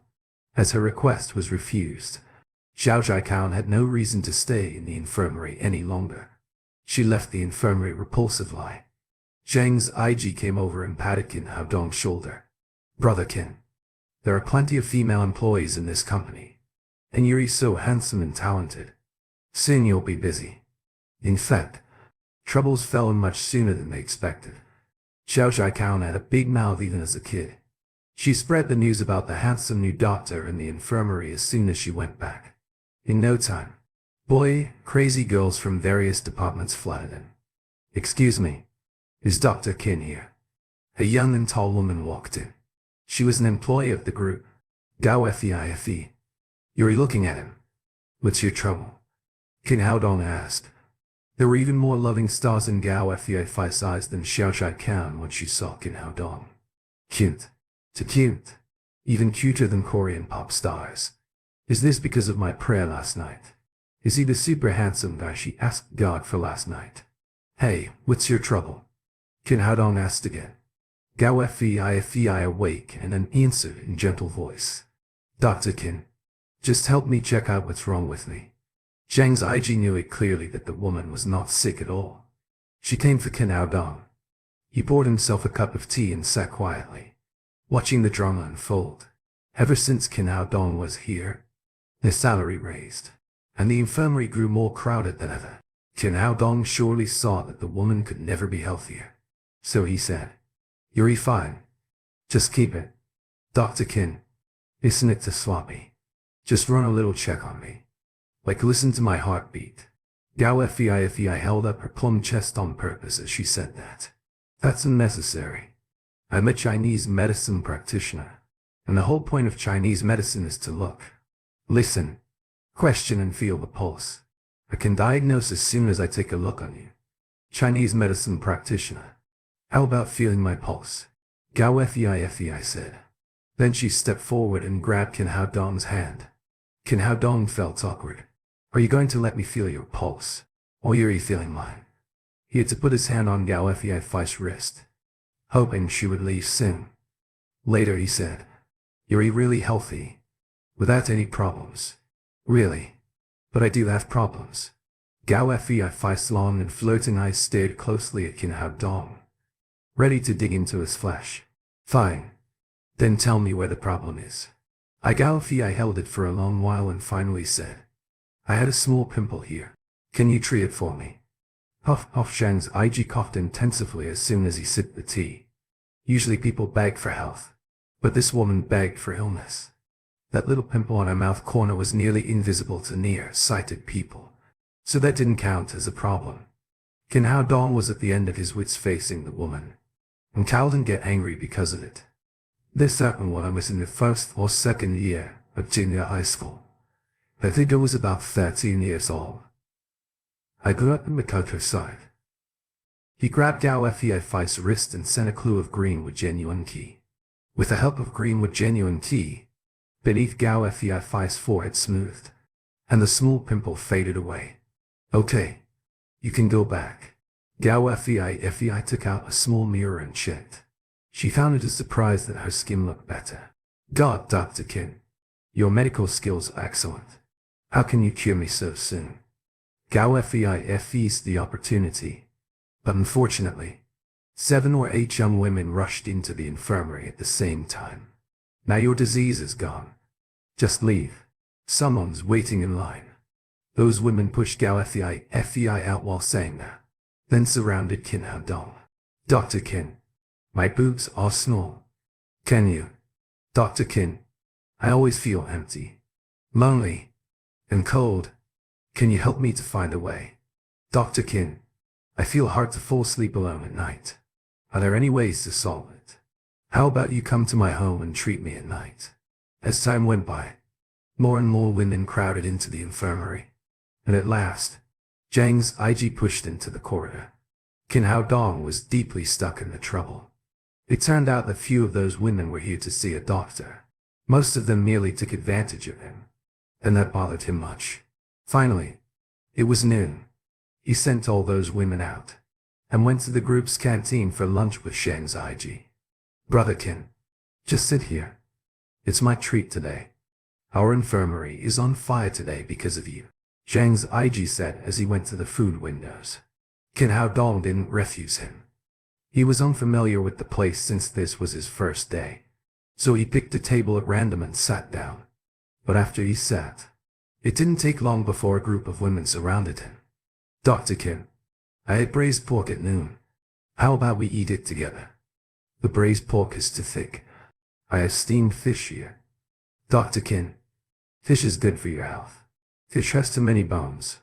And what if the bones get stuck in his throat? I have braised prawns." In a short time, the women of the Ling's group encircled Kin Haodong. In front of him, all kinds of delicious dishes, When Jiang's Ig came back after bringing the dishes, he found it in surprise that there was no place left for him. Lin also ate lunch in the dining hall at noon. The only difference was that the top managers of the company had a separate private room, which was not for ordinary employees. When she finished her lunch and came out, she saw Qin Hao Dong surrounded by beautiful women. Her face contorted and said to Nbira, in feeling a bit under the weather, "Ask Drive Qin to come to my office later." Qin Hao Dong felt so awkward that he ate a quick and simple lunch and ran away from the beauties. As soon as he came out of the dining hall, he saw Nbira standing at the door looking at him with a smile. "Sister what's up?" Qin Hao Dong asked. President Lin said she was a little uncomfortable. She wanted you in her office and had a look up. Qin Hao Dong responded and followed Nbira to Lin Momo's office. He thought to himself that Lin Momo was fine in the morning. Why did she suddenly feel uncomfortable?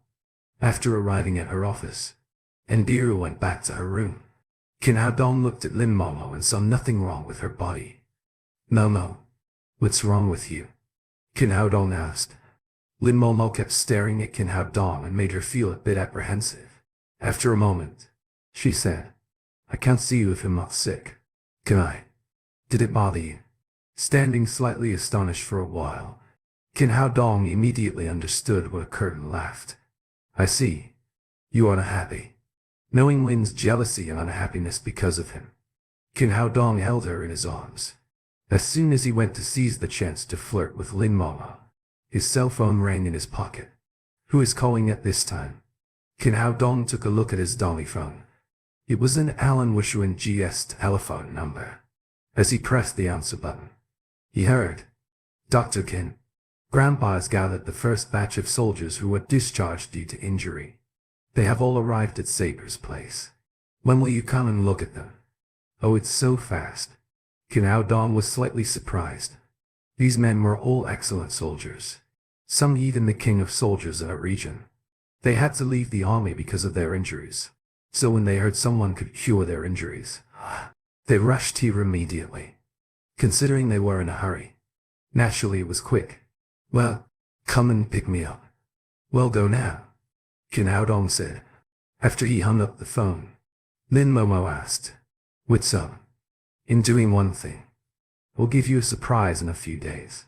He'll go out in the afternoon, so I can't pick up the little fella with you in the evening." Then Qin Hao Dong kissed Lin Momo on her cheek and went out. When he reached the door, he turned back and said, "I don't think Dongfeng Liang and his men are very reliable. You should be careful when you go out." "Don't worry," Lin Momo said. "They are just a little amateurish, but I am in the city. It should be all right." Qin Hao Dong said nothing more. He decided to cure the divine mercenaries as soon as possible and replace Dongfeng Liang. When he came downstairs at the Lin's group, an Alan W.S. Huang waited in her Maserati. "You're so fast." Qin Hao Dong opened the car door and sat up. "I am just in the city and run affairs for you." She threw two red little booklets to Qin Hao Dong. Qin Hao Dong took them and paged through.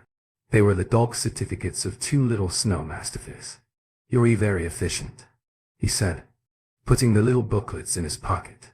"How dare I not do what great magic Dr. Qin ordered me to do?" Then an Alan W.S. Huang started the car and headed for the military sanatorium. The house where the divine mercenaries lived was already crowded with people. Some of them carried crutches, some sat in wheelchairs, and some even lay on stretchers. However, the expressions on their faces were sharp, and their whole bodies emanated strong evil spirit. "Our big brother, can the man you said truly heal me?" A middle-aged man lying on a stretcher asked Tan Alan G. His name was Chen Fugulai. He used to be a famous soldier king in the Jianghan military force. However, during a mission, he was injured by explosive shrapnel, which caused paralysis. Because the shrapnel was embedded in his spine, it was too close to the nerve. He visited many experts, but no one was unable to remove the shrapnel, so he had no choice but to remain bedridden. And Alan G. laughed and pointed to Saber, who was busy working beside him. "How could I lie to you? You see him.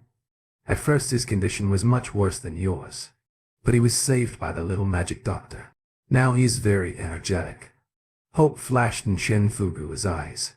The pain from a soldier king to a trash that could only lie in bed was understood by himself. So when he received an LNJIS phone call which told him someone can cure his injury, his family immediately sent him here overnight, his heart filled with the desire to return to the battlefield.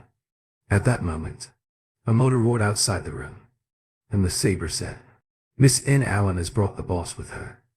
The 6 members of the Divine Mercenaries were now full of gratitude and admiration for admiration the kin out of their way to welcome him.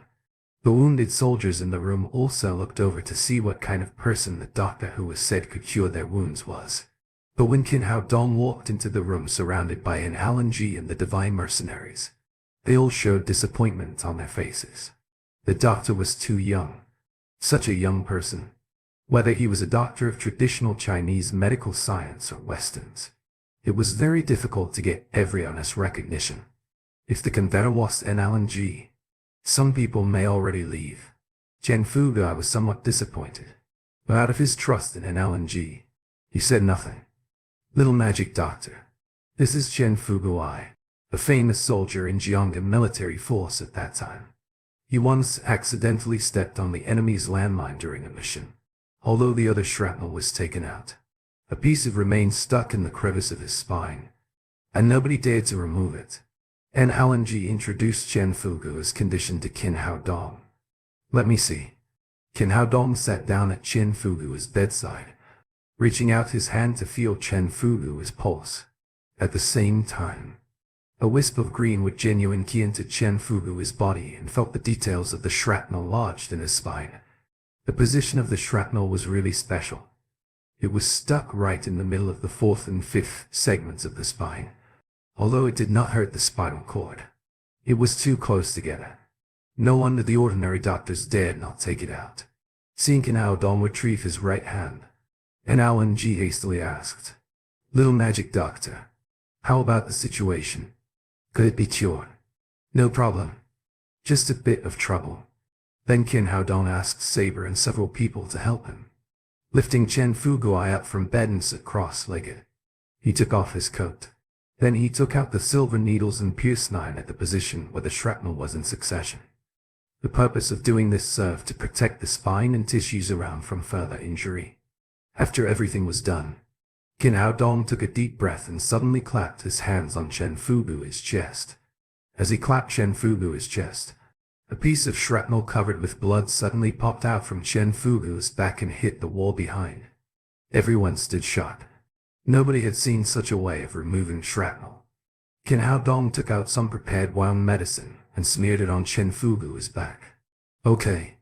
Now you can simply get up and walk. But you can exercise vigorously. After 3 days of rest, everything will return to normal." Chen Fugai blankly sat on bed. He couldn't believe that he had been paralyzed for 3 years, and how possible could it be all right now? Then he tried to get out of bed with the help of Saber. He adapted to it for a few minutes, and found that he really recovered his mobility.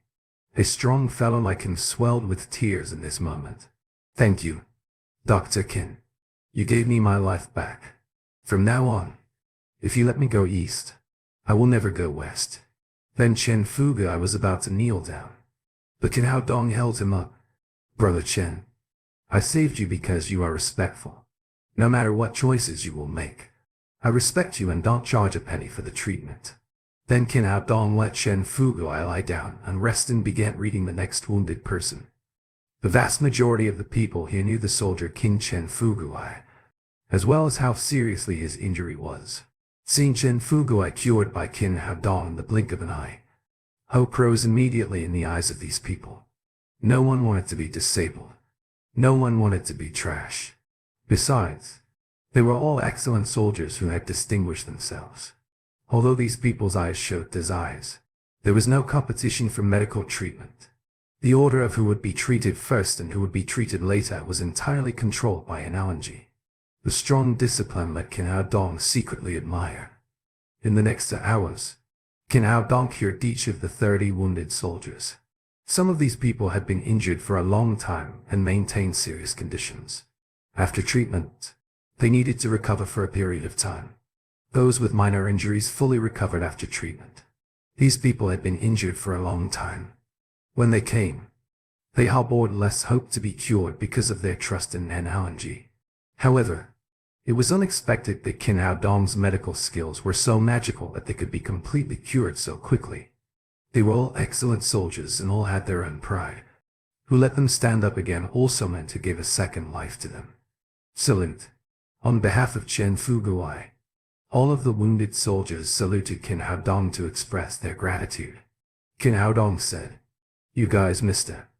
And Alan may already tell you that the security company I founded. But I would like to emphasize that my treatment is entirely due to your contribution to China and my respect for you. It has nothing to do with the security company things. Anyone unwilling to stay can leave at any time.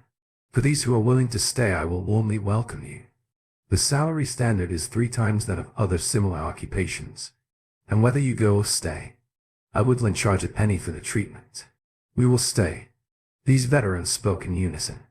First, they really appreciated Qin Hao Dong. Second, as they already left the army, it was difficult to find such well-paid jobs elsewhere, since everyone was willing to stay. Qin Hao Dong smiled from ear to ear. These people will become a team of his in the future.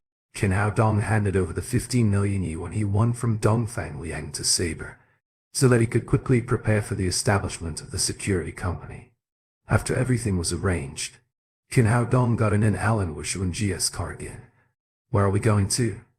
An Alan W.S. Huang asked. "Go to the wholesale market of medicinal materials. I have to buy some medicinal materials," Qin Hao Dong said. He now felt that a week's recovery time was too slow for Saber and other people, while an urgent need for personnel lingered in Lin Momo's group. So he decided to make some small spirit nourishing pill to speed up the recovery of the divine mercenaries, but also to upgrade his own cultivation incidentally. Lin Momo picked up Tang Tang as usual after work, but shortly after getting in the car, she suddenly found that the direction of the motorcade was not Lin's villa. "Stop!" she shouted at the intercom device in the car. "What the hell is going on?" Dongfang Liang. The Rolls Royce stopped by the roadside. As the door opened, Dongfang Liang took 2 of his men to get in Lin Momo's car. "What's the matter, Miss Lin?" Dongfang Liang asked cheerfully. "Our direction is wrong," Lin Momo said. "No, this is the right way to take you home. But it's not the Lin's villa. It's the underworld," Dongfang Liang said, his face twisting into insincere one. "Somebody paid me to send you here." Lin Momo's heart sank like the Titanic. The bodyguards her family paid for killers contracted by others. A thief in the family is difficult to detect. Unexpectedly, the killers infiltrate even into my family. Although unable to overcome the first 2 assassinations, everything relied on Qin Hao Dong. Now Dongfang Liang seized advantage of Qin Hao Dong's absence. What should she do? Dongfang Liang sneered and waved his hand, commanding the 2 men behind him. "Tie them up." "Help! Somebody help!" Lin Momo shouted. But Rolls-Royce's sound isolation proved so good that no passers-by outside heard her, and the mercenary gagged her mouth with a towel. "You are a smart person, Miss Lin," Dongfeng Liang said with a sneer. "If you cooperate honestly, you can live a little longer, or I can send you and your daughter to hell now." Lin Momo looked at the frightened little fellow next to her and calmed down. She knew that if she riled Dongfeng Liang, it would surely be troublesome. Now all she could do was stall for time as long as possible and hope Qin Hao Dong brought miracles to them again. Soon the 2 mercenaries tied up Lin Momo and the little fellow. Then the motorcade sped off to the suburbs. As Qin Hao Dong arrived at the wholesale market of traditional Chinese medicine, he let an Alan W.S. Huang go back alone. At that time, darkness fell, and not so many people shopped in the market. Some vendors began packing up the stalls one after another. He was about to buy some medicinal herbs when his cell phone rang. It was Lin Zhi-Yuan. "Is Momo with you, Dr. Qin?" "No, I came in the afternoon to treat patients. Now I'm in the medicinal market alone," Lin Zhi-Yuan said anxiously. Normally at this time she went back with Tang Tang for dinner, but today, they have not returned home yet. What's more, I called her several times, but her number is disconnected. Hearing this, Qin Hao Dong's heart sank, and a bad premonition hit him. "Mister Lin, did you call Dongfang Liang? I did, but it couldn't connect. Now not only Lin Zhiyuan, but also Qin Hao Dong felt alarmed. According to the time, Lin Momo likely stayed with the little fella now. Since they disappeared together, Qin Hao Dong felt vigilant in his heart. Mister Lin, you keep calling them. He'll do something to find them right away. Qin Hao Dong hung up and took a deep breath, forcing himself to calm down. Lin Momo suddenly disappeared. It seemed that he only found an Alan W.S. Huang for help. But before his call to an Alan W.S. Huang, his phone rang again. This time it was a strange number. Although he never saw this number before, he felt keenly that it must have something to do with Lin Momo's disappearance. When the telephone connected, a man's voice boomed proudly. Qin Hao Dong. Guess who I am? Dongfang Liang. Qin Hao Dong immediately recognized the voice. Where are you? Where is Momo? What? Are you worried about her? On the other side of the phone, Dongfang Liang burst into laughter. The little Miss Lin is with me now. She's not bad, but I don't know what will happen later. By the way, the little girl is also here with me. Dongfang Liang, I can tell you, if you dare touch a hair on their heads, I will grant you a slow, painful death, Qin Hao Dong said with stern, malicious intent. He regretted very much at this moment. It seemed he was really careless. Dongfang Liang must have kidnapped them when Lin Momo picked up the little fella. If he had been with them, it would not have happened. Don't threaten me. I am unafraid. On the other side of the phone, Dongfang Liang's voice changed and bitterly said, to tell you the truth, this time someone paid me to come to China. My purpose is to kill Lin Momo. So I accepted the invitation of Lin Zhiyuan. After arriving at the Lin family, I saw that Lin Momo was a beautiful woman. So I thought if I won her heart, I could inherit the hundreds of millions of property the Lin family has. It would be much better than being a mercenary. If that's the case, Lin Momo won't have to die. But it's all because of you. If you hadn't come out against me everywhere, I wouldn't have chose this way. Qin Hao Dong. On the contrary, calmed down after learning Lin Momo and the little fellow were okay for the time being. He knew Dongfang Liang's call to him carried purpose. Otherwise he would not waste his time here. Tell me, what do you really want? What I want you to kneel down and kowtow to beg me. I want you to die, Dongfang Liang said, gnashing his teeth in anger. Even Qin Hao Dong felt his tremendous hatred from the phone. Well, where are you? I can come meet you, Qin Hao Dong said lightly. As long as he saw Dongfang Liang, he was confident he could rescue Lin Momo and the little fella. I know you are reluctant to give up Lin Momo. Then come and meet me. But I must warn you that you can only come alone. If you have even one more companion, you can only wait till and collect their bodies. Wait. How can I believe you? That's simple. I will let you believe it right away. Then Dongfang Liang hung up the phone. Soon Qin Hao Dong's mobile phone jingled and a MNS message came. When he opened the photo, Qin Hao Dong's eyes bulged with rage. In the photo, Lin Momo's hands were tied upside down and her legs too, having no chance to move at all. Even the little fellow was tied up beside her, their eyes filled with horror. At this time, the phone in his hand rang again. Did I deceive you? Say, where are you? Qin Hao Dong's eyes surged with a killing intent. On the other side of the phone, Dongfang Liang laughed loudly again. After a while, he said quietly, You're on Lake Park. You must hurry up or you'll be too late. Qin Hao Dong immediately hung up his mobile phone and ran to the entrance of the medicinal materials market. On the other side of the phone, in a dark room, Dongfang Liang put down his cell phone and turned to look at the panicked Lin Momo and the little fellow in the corner. He laughed and said, Little chick, are you looking forward to it? Your little lover is searching for you. Unfortunately, no matter how powerful he is, he doesn't know you are here. There's nothing in the Yulon Lake Park. Then he roared with laughter again. That man, my papa is very strong. He will surely come to save me and mommy. The little fellow leaned against Lin Momo and said. Dongfang Liang quieted down, drew a black pistol from his side, brandishing it to the little fella. Little girl, do you know what this is? This is a gun. No matter how strong your father is, can he beat a man with a gun? He turned to Lin Momo again and said, "You can be at ease. I'm just playing now. We'll tell him the real address later and shoot him in front of you." Lin Momo said, "You just want money, don't you? Can you tell me how much your employer has paid? We'll give you 10 times that as long as you let me and my daughter live." Dongfeng Liang laughed once again. "I know you have a lot of money, but I also know that one can only spend his money when he is alive. If I let you go, can I still leave China alive? Then can you tell me who hired you?" "I can't say that. Although I am greedy for money and women, the rules of the mercenary field should be followed." At this moment, the cell phone next to him rang. Dongfeng Liang looked at the number and went to the corner of the room and pressed the answer button. "How's it going?" A strange voice came over the phone. Apparently it was altered by voice changing software. "Everything went well. The woman is in my hands." "That's great. Kill her right away. He'll make a remittance to you immediately," the voice over the phone said eagerly. "Don't hurry.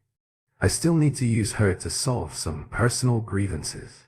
Besides, it is a pity to kill such a beautiful woman directly, when my brothers and I have our fun. We'll kill her." Hearing Dongfeng Liang's words, Lin Momo's face grew pale and her eyes twitched in despair. The voice from the other side of the phone said, "You must not belittle this woman.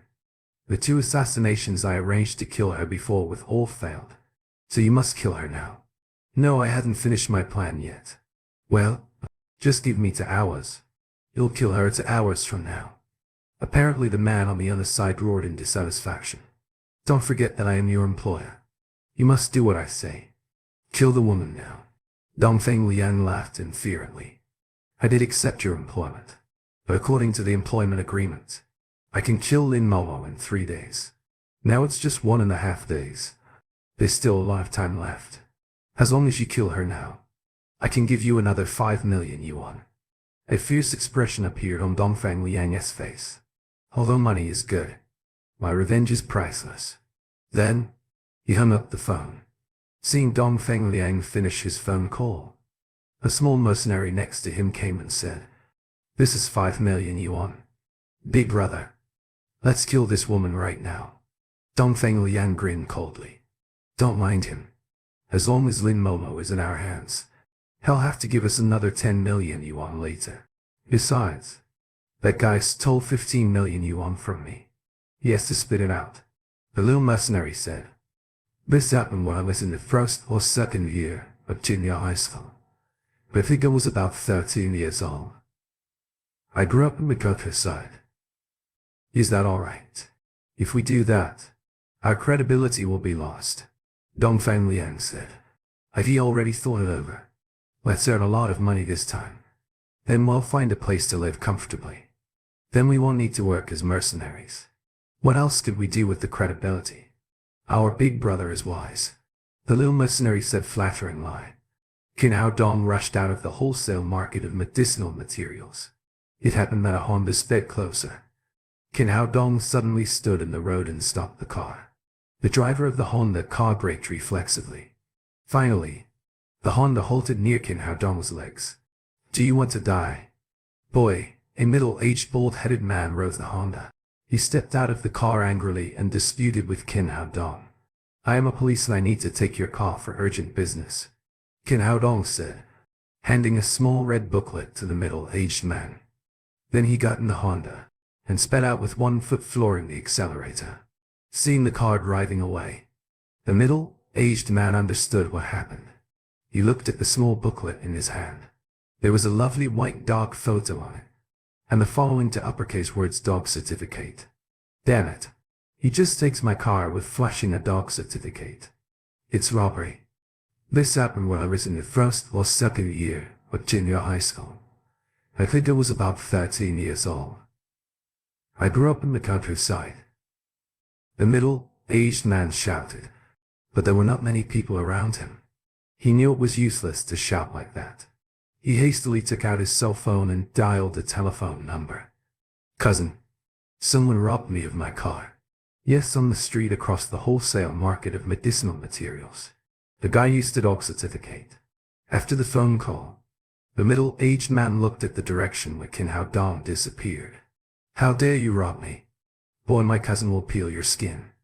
Kin Hao Dong, having no time to care about the cause-attribution problem, tried his best to pinpoint his driving skills.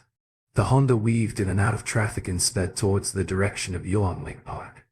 Less than a quarter hour later, he arrived at the Yulong Lake Park. As he parked the car, he rushed out hastily. In the park, many people walked around after dinner. Kin Hao Dong rushed straight to the Yulong Lake, but found nothing unusual. He took out his cell phone and dialed back according to the number before, but the other side rejected the call. What a cautious man. Kin Hao Dong reddened with anger, but had no other choice but to wait quietly. About 3 minutes later, his phone rang again. I have arrived at Yulong Lake. Where are you? Loud laughter boomed over the phone. Sorry, I was a little nervous and I said the wrong address. I haven't been to Yulong Lake since I arrived in Jiangdan not long ago. What the hell are you going to do? Kin Hao Dong worked angrily. Don't be angry. Aren't you a doctor? It hurts your liver when you get angry. You should know that. Dongfang Liang seemed satisfied with Kin Hao Dong's reaction and said, Let's play a game. What the hell do you want? Kin Hao Dong asked, trying to hold his anger. What? What's the rush?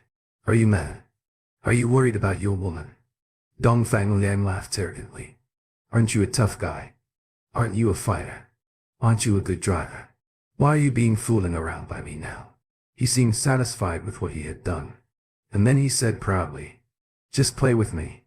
And when I'm done, I'll let you meet your woman. Now the game started. It'll give you 1 hour. We can have a talk if you can find me in 1 hour. But if you can't make your way here, you'll be bored and I won't mind having some fun with your woman. Seriously, the chick of the lens was so charming in clothes that I can't even imagine how fascinating she can be when naked. I'm really looking forward to it. Dongfang Liang, you'll wish you were never born if you dared to touch her. Kin Hao Dong yelled angrily. The killing range all over him scared away onlookers around him. Kin Hao Dong, don't try to scare me. That won't work, said Dongfang Liang. Let's make the deal. Come here in an hour and I'll let you meet your woman, or you will never be able to see her. After I have enough fun, you'll kill the mother and sell the daughter to Africa.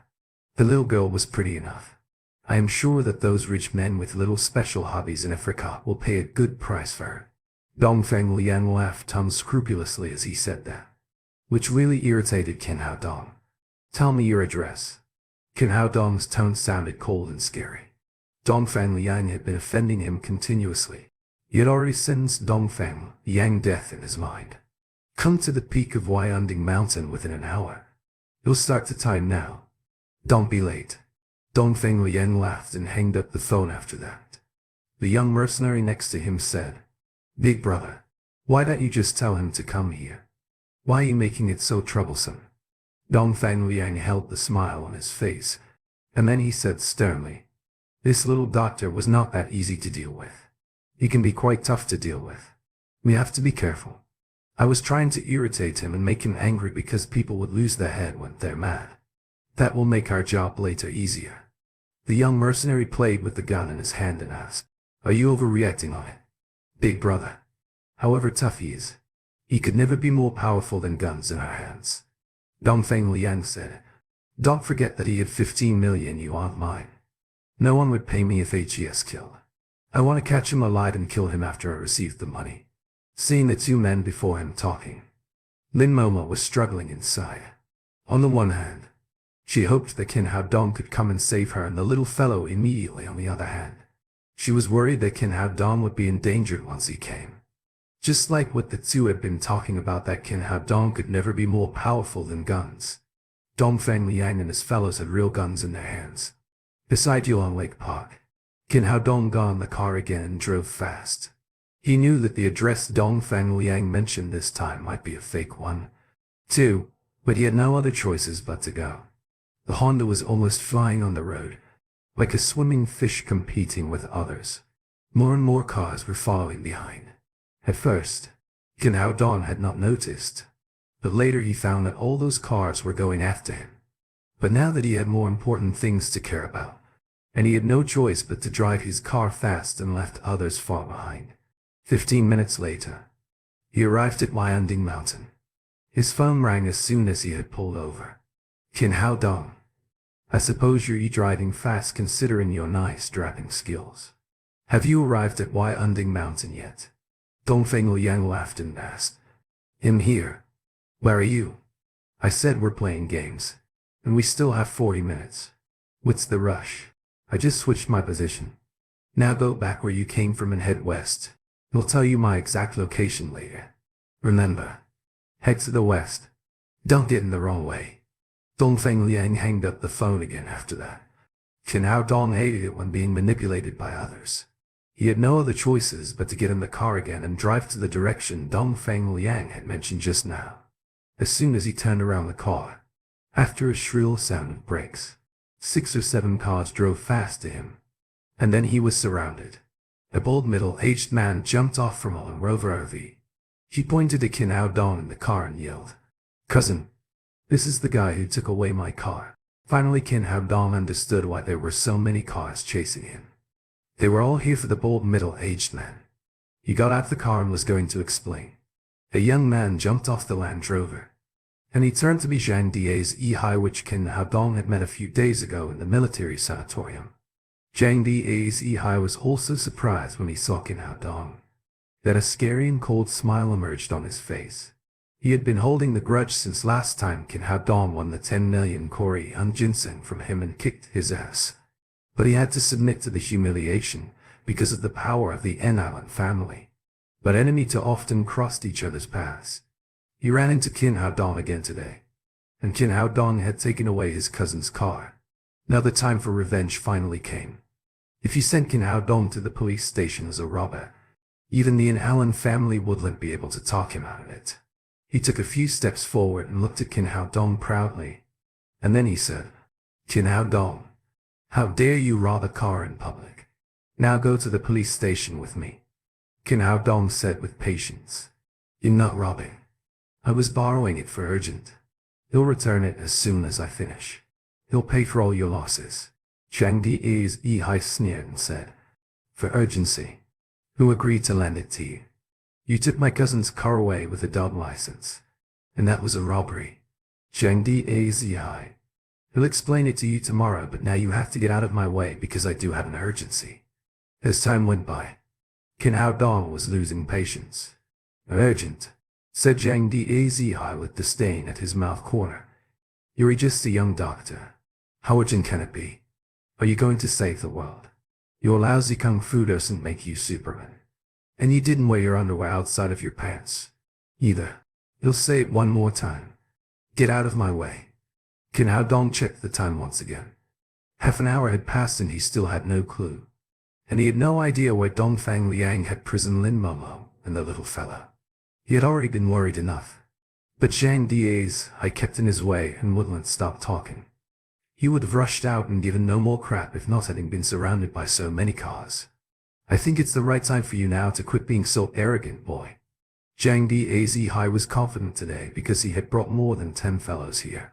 He waved his big hand and told the bodyguards behind him, "Let's move. Teach him a lesson."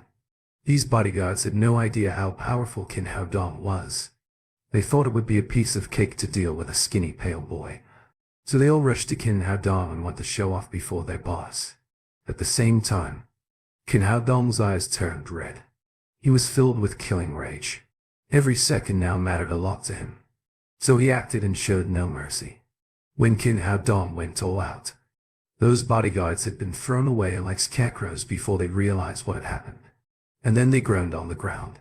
Zhang Die's Yihai was shocked because all his fellows had received special training before. They were supposed to be much more powerful than the ordinary, but they were so weak when fighting with Kin Hao Dong. The bald man was also shocked, and his arrogance had been gone. He hid himself behind Zhang Die's Yihai quickly. Having dealt with those ineffective fellows, Kin Hao Dong strode to Zhang Die's Yihai and said, "Tell you fellows to get out of my way, now." Zhang Die's Yihai was startled. He felt a strong willing to pee and almost wetted his pants. "You behave yourself. I've already called the cops, and they'll be here soon." He did have called the police on his way here. After he said that, the patrol wagons drove here fast. The 2 wagons were pulled over. 7 or 8 policemen came off. And the first one was still an Alan Wuxia. Zhang Dazhi felt relaxed as he saw an Alan Wuxia, because his family had connections with the An Alan family. An Alan W.S. Huang favored the gigolo boy. But an Alan Wuxia would not. He knew the woman very well. She was quick-tempered and she hated crime. She would definitely teach Qin Hao Dong a lesson today. Wuxia. There you are. This guy was so bold. He robbed my cousin's car and hit my people. So you have to teach him a lesson. The bold man added. That's true. Officer. He robbed my car, you have to arrest him. And Alan Wuxia happened to be on shift today. Her first case was about Qin Hao Dong. And now when she was about to get off work, she met him again. She knew what Qin Hao Dong was like. And she knew she had a 40 million Lamborghini Centenaro. It was impossible that he would rob a broken Honda. So there had to be a special reason. Qin Hao Dong. What the hell is going on? Can you stop making troubles for me? I don't have the time to explain it to you. Now tell them to get out of my way. I'm on my way to save someone. Qin Hao Dong was shouting madly. And he looked extremely worried. It had come to him that the police could locate Dongfang Liang technically. But Dongfang Liang turned off his phone each time he called. Apparently he was preventing the police from locating him. Moreover, 1 hour was too short for the police to move. At the moment Alan Wuxia noticed that Qin Hao Dong looked different now. In the old days, Qin Hao Dong would smile and keep calm no matter what happened. But now he was like a demon, giving out killing rage. Zhang Dazhi was standing aside and said, Wuxia, you see how arrogant he is. Just arrest him. And Alan Wuxia ignored him and asked Qin Hao Dong concerned lie. What had happened? Don't ask. I have no time to explain. Just trust me and get out of my way. Qin Hao Dong said as he turned back and walked to the Honda. Wuxia. He was too arrogant. That's a contempt for the police. Zhang Dazhi was trying to incite more hatred. But an Alan Wuxia turned back and commanded. Move. Get out of his way. But Zhang Dazhi did not expect that to come. He was stunned and had no idea what was going on. Wuxia. This is a mistake. He was the one who robbed my cousin's car. Didn't you hear what I said? Move out of the way or I'll arrest you for interference with public function. And Alan Wuxia said coldly and sternly. Well, Zhang Dazhi couldn't afford to piss off an Alan Wuxia, so he backed off. However, he wouldn't just let Qin Hao Dong go without a fight. So he secretly poked the bald man beside him. The bald middle-aged man read the sign immediately. Whoever an Alan Wuxia was. After all, she was police, and he was a victim who had lost his car. He stepped forward and said, Madam, that is my car and that man is a robber, so you can't just let him go. Zhang Dazhi secretly smug. He was really glad to see how she would collect the mess because a policeman shall never let go of a robber before a victim. How much is your car? And Alan Wuxia asked coldly. It's 150,000. The bold man replied subconsciously. There is 300. 0 yuan in this car. You'll pay for the car. Now back off. After that, and Alan Wuxia gave the car to the bald man. Then she pushed him and cleared out the way. Qin Hao Dong cowled and care more. He hit the gas and the Honda rushed out. Zhang Dazhi was so angry. His eyes were open wide and he wondered what magic trick the gigolo boy had played to enchant girls from the An Alan family so much that an Alan Wuxia could give away 300. 0 for him without hesitation. The bold man did have spent 150. 0 yuan for the car. But that was 1 year ago. The car was worth 200. 0 yuan at most. Now that he was paid 100. 0 more. He was so happy that he could barely close his smiling mouth. And surely, he wouldn't say anything more. Once again, Qin Hao Dong pushed the speed of the car to the limit. 5 minutes later, the phone rang next to him. He slowed down and answered the phone expressionlessly. Dongfang Liang still sounded arrogant on the other side of the phone. Qin Hao Dong. How about that? Are you enjoying the game? What you're calling me for? Asked Qin Hao Dong coldly. Of course not. I'm just trying to tell you that we're here in Yulong Lake again. Just hurry up to come. You've got 20 minutes. Take your time or you're going to see a beautiful naked picture. Dongfeng Liang handed up the phone after that. Qin Hao Dong hit the brake and stopped the car in the middle of the road, with drivers behind him cursing and swearing. Qin Hao Dong almost went crazy because of the feeling of being controlled by someone. Moreover, he called and find out where the enemy was, but he was sure that the address Dongfeng Liang gave him this time was still a fake one. That guy was trying to fool him. There was no way he could save Lin Momo and the little girl if keeping being fooled around like this. He had to come up with a way. He realized he had been too impulsive recently, losing his original way of rational thinking. This happened when I was in the first or second year of junior high school. I think I was about 13 years old. I grew up in the countryside. He took a deep breath to calm down, and tried to figure out the solution to the current situation. As time went by, an idea crossed his mind that back to the days when he was in the cultivation world, he had learned a secret skill named blood tracing from the blood sect. This secret skill's one and only function was to trace those sharing the same blood. He almost forgot it because he had never used it before. He was reborn in another body now, but the soul in his blood was supposed to be the same as his last life. He was sure if he could connect with the little fella through blood tracing. Thinking of that, he bit his fingertips decidedly and cast the blood tracing. Blood flowed off his index finger, but miraculously, instead of streaming down, it floated up and suspended in the air. Qin Hao Dong bent his finger and chanted once more. Then he pointed to the blood ball suspending in the air. The red light grew sharply, and then the face of the little fellow appeared in the blood ball. It works. He blissed because he had succeeded in connecting with the little fellow through blood tracing, and he could feel clearly where Tang Tang was. Damn! What a bastard Dongfeng Liang is. It turned out they were hidden just nearby, and I am fooled to circle around. Now that he knew where the little fellow was, he would no longer be fooled around by Dongfeng Liang. He drove his car and left fast. In the room, the little fellow seemed to have felt the presence of Qin Hao Dong. She whispered to Lin Momo, "Don't be afraid, Mommy. Papa is coming to save us soon." "Well, of course, he is. Be a good girl, Tang Tang." Lin Momo tried to comfort the little fella, but the hope was vanishing inside her. Apparently, Dongfeng Liang didn't tell Qin Hao Dong the real address, and there was no way that Qin Hao Dong could find them, unless he was a god. Although they were speaking quietly, Dongfeng Liang had heard it. He laughed and walked to the mother and the girl, and then he said, "Why aren't you giving up yet? Are you waiting for your little lover to save you? Stop dreaming. He could never find us as long as I don't want him to know we are here."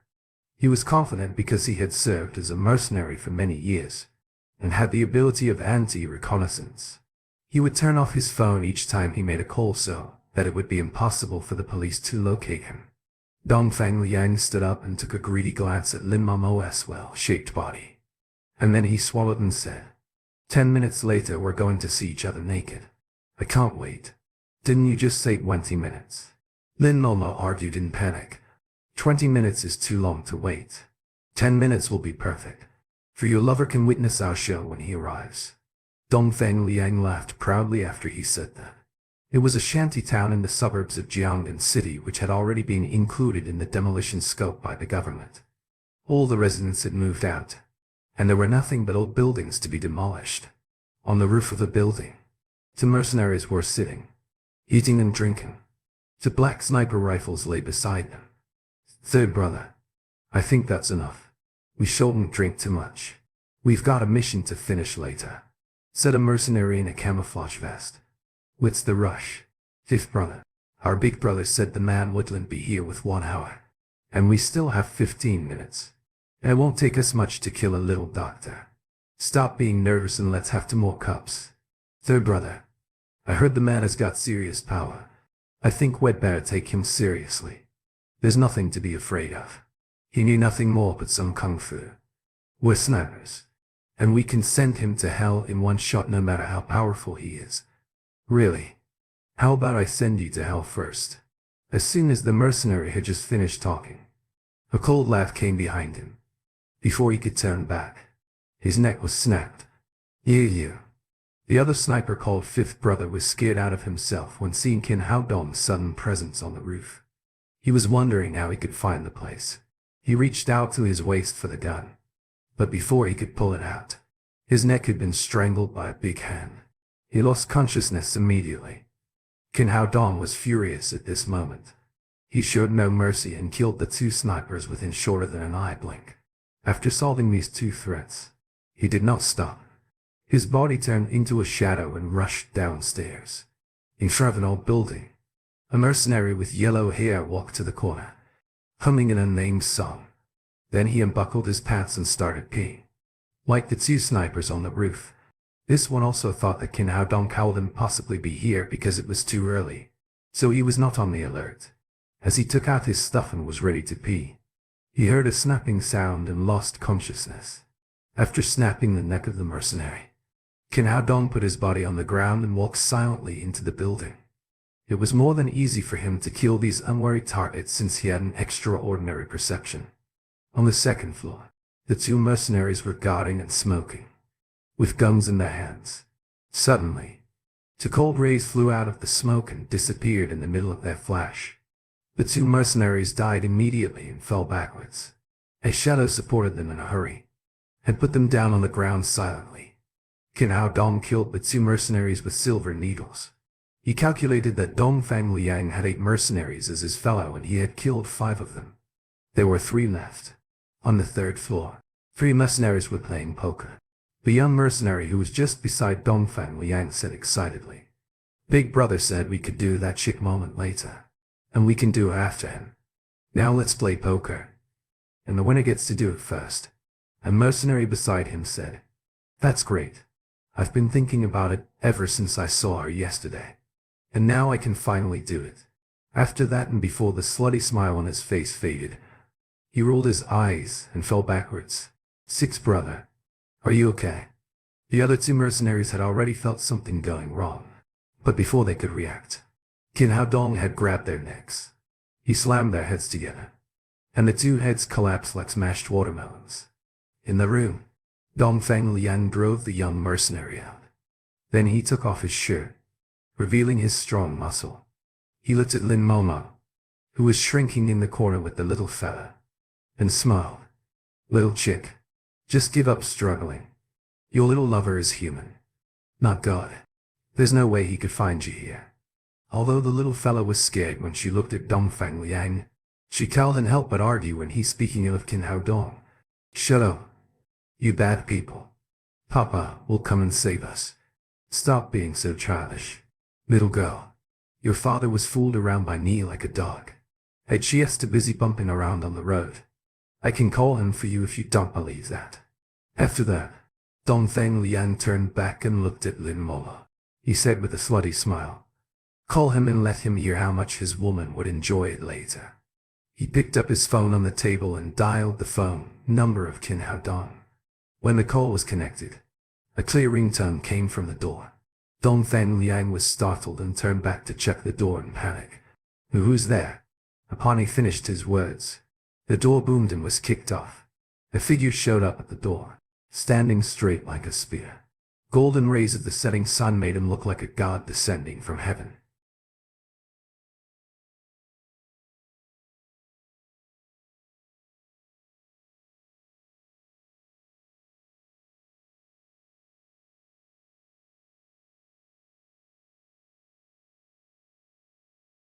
Kin Hao Dong's entrance brought an array of sunshine.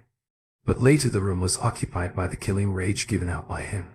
Dongfang Liang could not help but tremble in that chill. "How can you make it here? That's impossible." He thought Kin Hao Dong must be bumping around on the road like ants on a hot pan. It was out of his wildest expectation that Kin Hao Dong made his way here. "Don't you like to play games? I'm here to play it with you," Kin Hao Dong said as he smiled. But the killing range in his smile made Dongfang Liang chilled. "He is here. He made it here." Seeing the figure she had been hoping for showing up at the door, Lin Momo couldn't help but let tears rolling down from her cheeks. But she was both overwhelmed by the happiness, and she hurriedly shouted, "Watch out. They have guns. Papa's here." Papa's here to save Tan Tan. The little fellow screamed excitedly. At the same time, Dongfeng Liang woke up and tried to grab the gun on the table. Before he could reach it, Qin Hao Dong kicked on the table. The table flew in pieces and the gun had nowhere to be found. How about that, my soldier king? Isn't this fun? Qin Hao Dong looked at Dongfeng Liang coldly. Dongfeng Liang didn't feel too much panic even though he didn't get the gun. On the contrary, he was calmer than he was just now. Well, Illusion, you are indeed stronger than I thought. But don't you even imagine that you can beat me like this? I was called Soldier King because I earned it. After he said that, all his bones started cracking. Then his level was raised all of a sudden, reaching the 6th realm of the overt power, which was very close to those from the divine mercenaries. Qin Hao Dong's expression changed slightly, and he sneered. I didn't expect that you have that card in your sleeves. How about that? I've been hiding my strength in order to fool you stupid people so that I can kill Lin Momo and finish my mission. That's my strategy. In your Huaxia language, it's called acting like a pig to lure the tiger. I am the Soldier King and you are no more than a young doctor. Why do you think that I would hesitate to beat you? Dongfeng Liang grew prouder as he spoke, as if he had taken full control of the situation. He said, just give me my 15 million yu, but if you know it's going to happen, and pay me an extra 10 million to buy your own life, and then I'll spare you. Qin Hao Dong looked at Dongfeng Liang and suddenly laughed. The sudden laugh made Dongfeng Liang's hair stand. He yelled angrily, what are you laughing at? What's funny?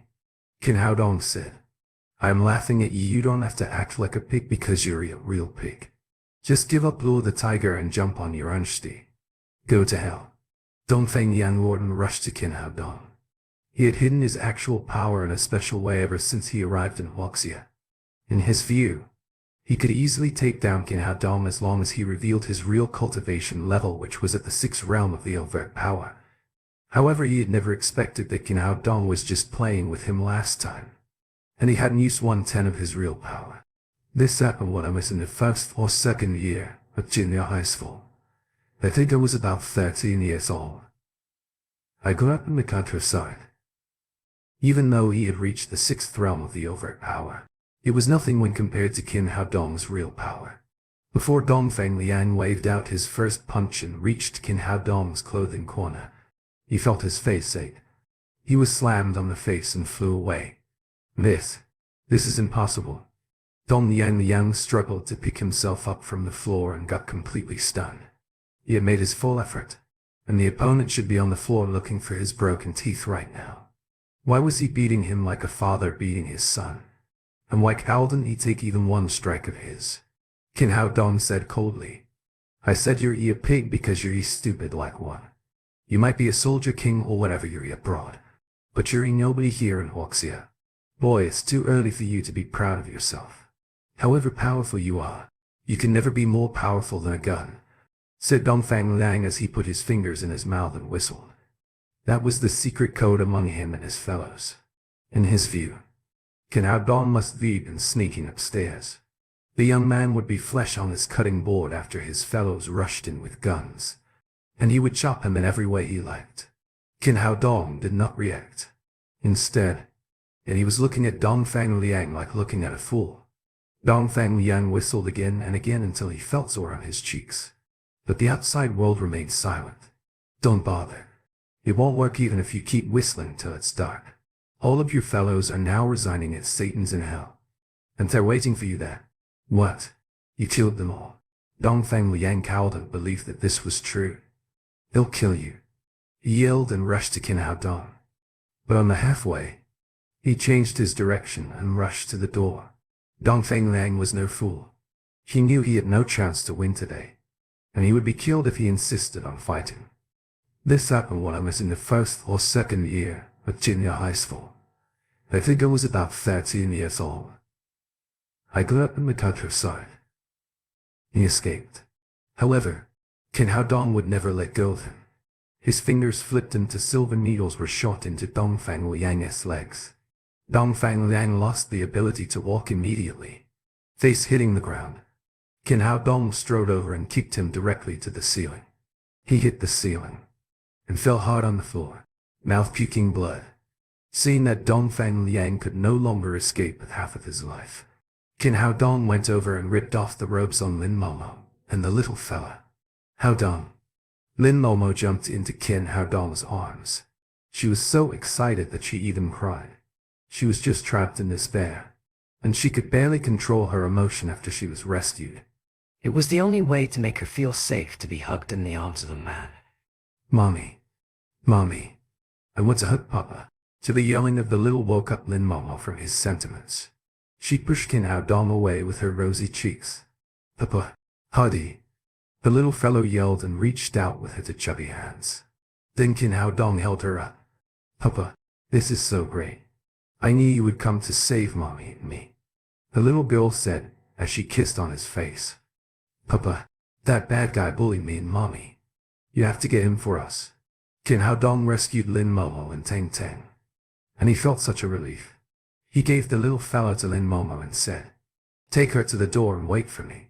He would never let this go since Dongfang Liang had fooled him around for so long. But he didn't want the little fella to see the bloodshed, so he let Lin Momo take her out first. Lin Momo understood what he was going to do and said, okay, well, wait for you outside. After the mother and daughter went out, Qin Hao Dong stepped forward to Dongfang Liang. He squatted and asked him, how do you feel? Isn't that nice? What are you going to do? As panicked and helpless as Dongfang Liang was, and as much as he had tried to keep away from Qin Hao Dong, his leg had lost all abilities to walk. He could barely move 1 inch no matter how hard he struggled. You know what I want to do? Qin Hao Dong said coldly. I've already told you. I'll let you wish you were never born if you dared to pull a hair of hers. But I really didn't touch her hair. Dongfang Liang answered with his trembling voice. Oh yes, that's smart, Qin Hao Dong said while smiling at him. Dongfang Liang tried to flatter him with the same smile, but his smile looked even uglier than a sad face. Since you are smart and like playing games, then let's keep playing, said Qin Hao Dong as he grabbed one of Dongfang Liang's hand. He smiled and said, guess which finger I would like to crush first. Dongfang Liang's face changed sharply, and he immediately pleaded, no. Please let me go. I won't do that again. What an uncoordinated player you are. You'll play by myself then, Qin Hao Dong said as he grabbed Dongfang Liang's index finger and squeezed it hard. A horrible sound of bone breaking came out, followed by Dongfang Liang's miserable screaming. Fingers are a human being's most vulnerable parts, and few people could suffer pain like that. Dongfang Liang fainted. However, when he was in the charge of Emperor Greenwood, death would be a luxury. Legend told it that dragons have forbidden scales, and those who touched it shall die. The reckless Dongfang Liang had touched 2 of the scales once. This happened when I was in the 1st or 2nd year of junior high school. I think I was about 13 years old. I grew up in the countryside. He had to bear the fury of Emperor Greenwood. He flicked his finger and woke up Dongfang Liang. He watched Qin Hao Dong like looking at a demon, and he yelled in terror, please, I am begging you. Please let me die. Let you die. That won't be easy. Don't you like playing games? We just started and I'm not done yet, said Qin Hao Dong as he squeezed Dongfang Liang's thumb. He used scream with genuine key to protect Dongfang Liang's heart and brain, which made it impossible for him to faint. It also clicked Dongfang Liang's vital point to mute him so as not to scare the little fella. After all the measures being taken, Dongfang Liang was twitching with a twisted face, but he could barely make any sound. And finally he knew what was called wish you were never born. Soon, Qin Hao Dong crushed all the 10 fingers, and the fury in his chest dissipated a little. He raised his hand and clicked on Dongfang Liang's mute points to unmute him. Then he smiled and said, how about that? Isn't funny? Demon. You're a demon. Just kill me. Dongfang Liang was totally worn out this time, and begged listlessly, you are really boring. Didn't you enjoy the game with me so much just now? Said Qin Hao Dong. Now that you don't like to play, just answer my question. Who hired you to kidnap Momo? He felt so uneasy, like a thrown-in throat, and he wouldn't even get to sleep if he didn't find the evil backstage manipulator. I don't know. Oh, you've got a tough mouth. You've got a tough mouth. Aren't you? Looks like you didn't have enough fun yet. No, that's true. Dongfang Liang explained in panic. The man hired me on Deep Web, and we kept in touch by phone. We've never met and I don't know who he is. And the guy was very cautious. He used software to change his voice every time he called. And I don't even know it's a he or a she. Qin Hao Dong could tell that Dongfang Liang was lying. He stopped asking and said, "In that case, we have to keep playing." He raised his right hand and asked, "Guess how many of your teeth would fell off after this punch?" "No, please don't do that. Please. Please kill me or call the police." Dongfang Liang was totally freaked out. However, Qin Hao Dong didn't stop. He slapped on Dongfang Liang's face. His blood splashed and his teeth flew everywhere. "Idiot. The punch will indeed knock off all your teeth." Qin Hao Dong seemed to be unsatisfied with Dongfang Liang's reaction. And then he said, "Now that you've lost all your teeth, what should we play with next?" "Demon. You're a demon. Just kill me." With the horror all over his face, yellow liquid flowed under Dongfang Liang's lower body. The smell of urine filled the room immediately. "That's it. You wet your pants." Suddenly Qin Hao Dong lost interest in playing. He poked and broke Dongfang Liang's heart artery, thus ending his life. As he was leaving, a piece of melodious music rang. He turned back to check, only to see Dongfang Liang's phone ringing at the corner of the room. He picked up the phone and checked. The screen said it employer 108. The idea came across his mind that this might be a call from the evil backstage manipulator. Qin Hao Dong did not hesitate to press the answer button because he thought he might be able to find the guy based on the phone call. When he was connected, the man at the other side said urgently, "Dongfang Liang, just killed the woman now." The Lin family had already called the police and now the whole Jiangnan city was looking for you. Don't take the risk. It turned out the call was actually from the evil backstage manipulator. Qin Hao Dong wanted to get more information, but he was afraid to be seen through or suspected. "Okay, I will kill her now." Qin Hao Dong's voice was almost the same as that of Dongfang Liang. He was the emperor of the cultivation world, and changing voice was just a piece of cake for him. "Do what we've discussed after killing her, and I will put the rest of the money into your account." Qin Hao Dong regretted that he had killed Dongfang Liang too early. He should have asked Dongfang Liang about the follow-up plan. "Take it easy. He'll take care of everything well." The one on the other side of the phone hanged up immediately after Qin Hao Dong was done talking. He knew something was different, but he couldn't figure it out. In Jiangnan City, a young man in his 20s stood on the deck of a yacht on Qinglong River. He had the newest iPhone in his hand, and his face looked scary because it was too gloomy. He threw the phone into the river without any hesitation after he made the phone call. "Son, why did you throw your phone?" At the moment, a middle-aged woman came out of the cabin. "Her plans are uncovered. Dongfang Liang. This happened when I was in the first or second year of junior high school. The kid was about 13 years old. I grew up in the countryside. He's dead." The young man answered in a gloomy face. "How is it possible? He was the king of mercenaries in Southeast Asia. And weren't you talking to him on the phone just now?" The middle-aged woman asked.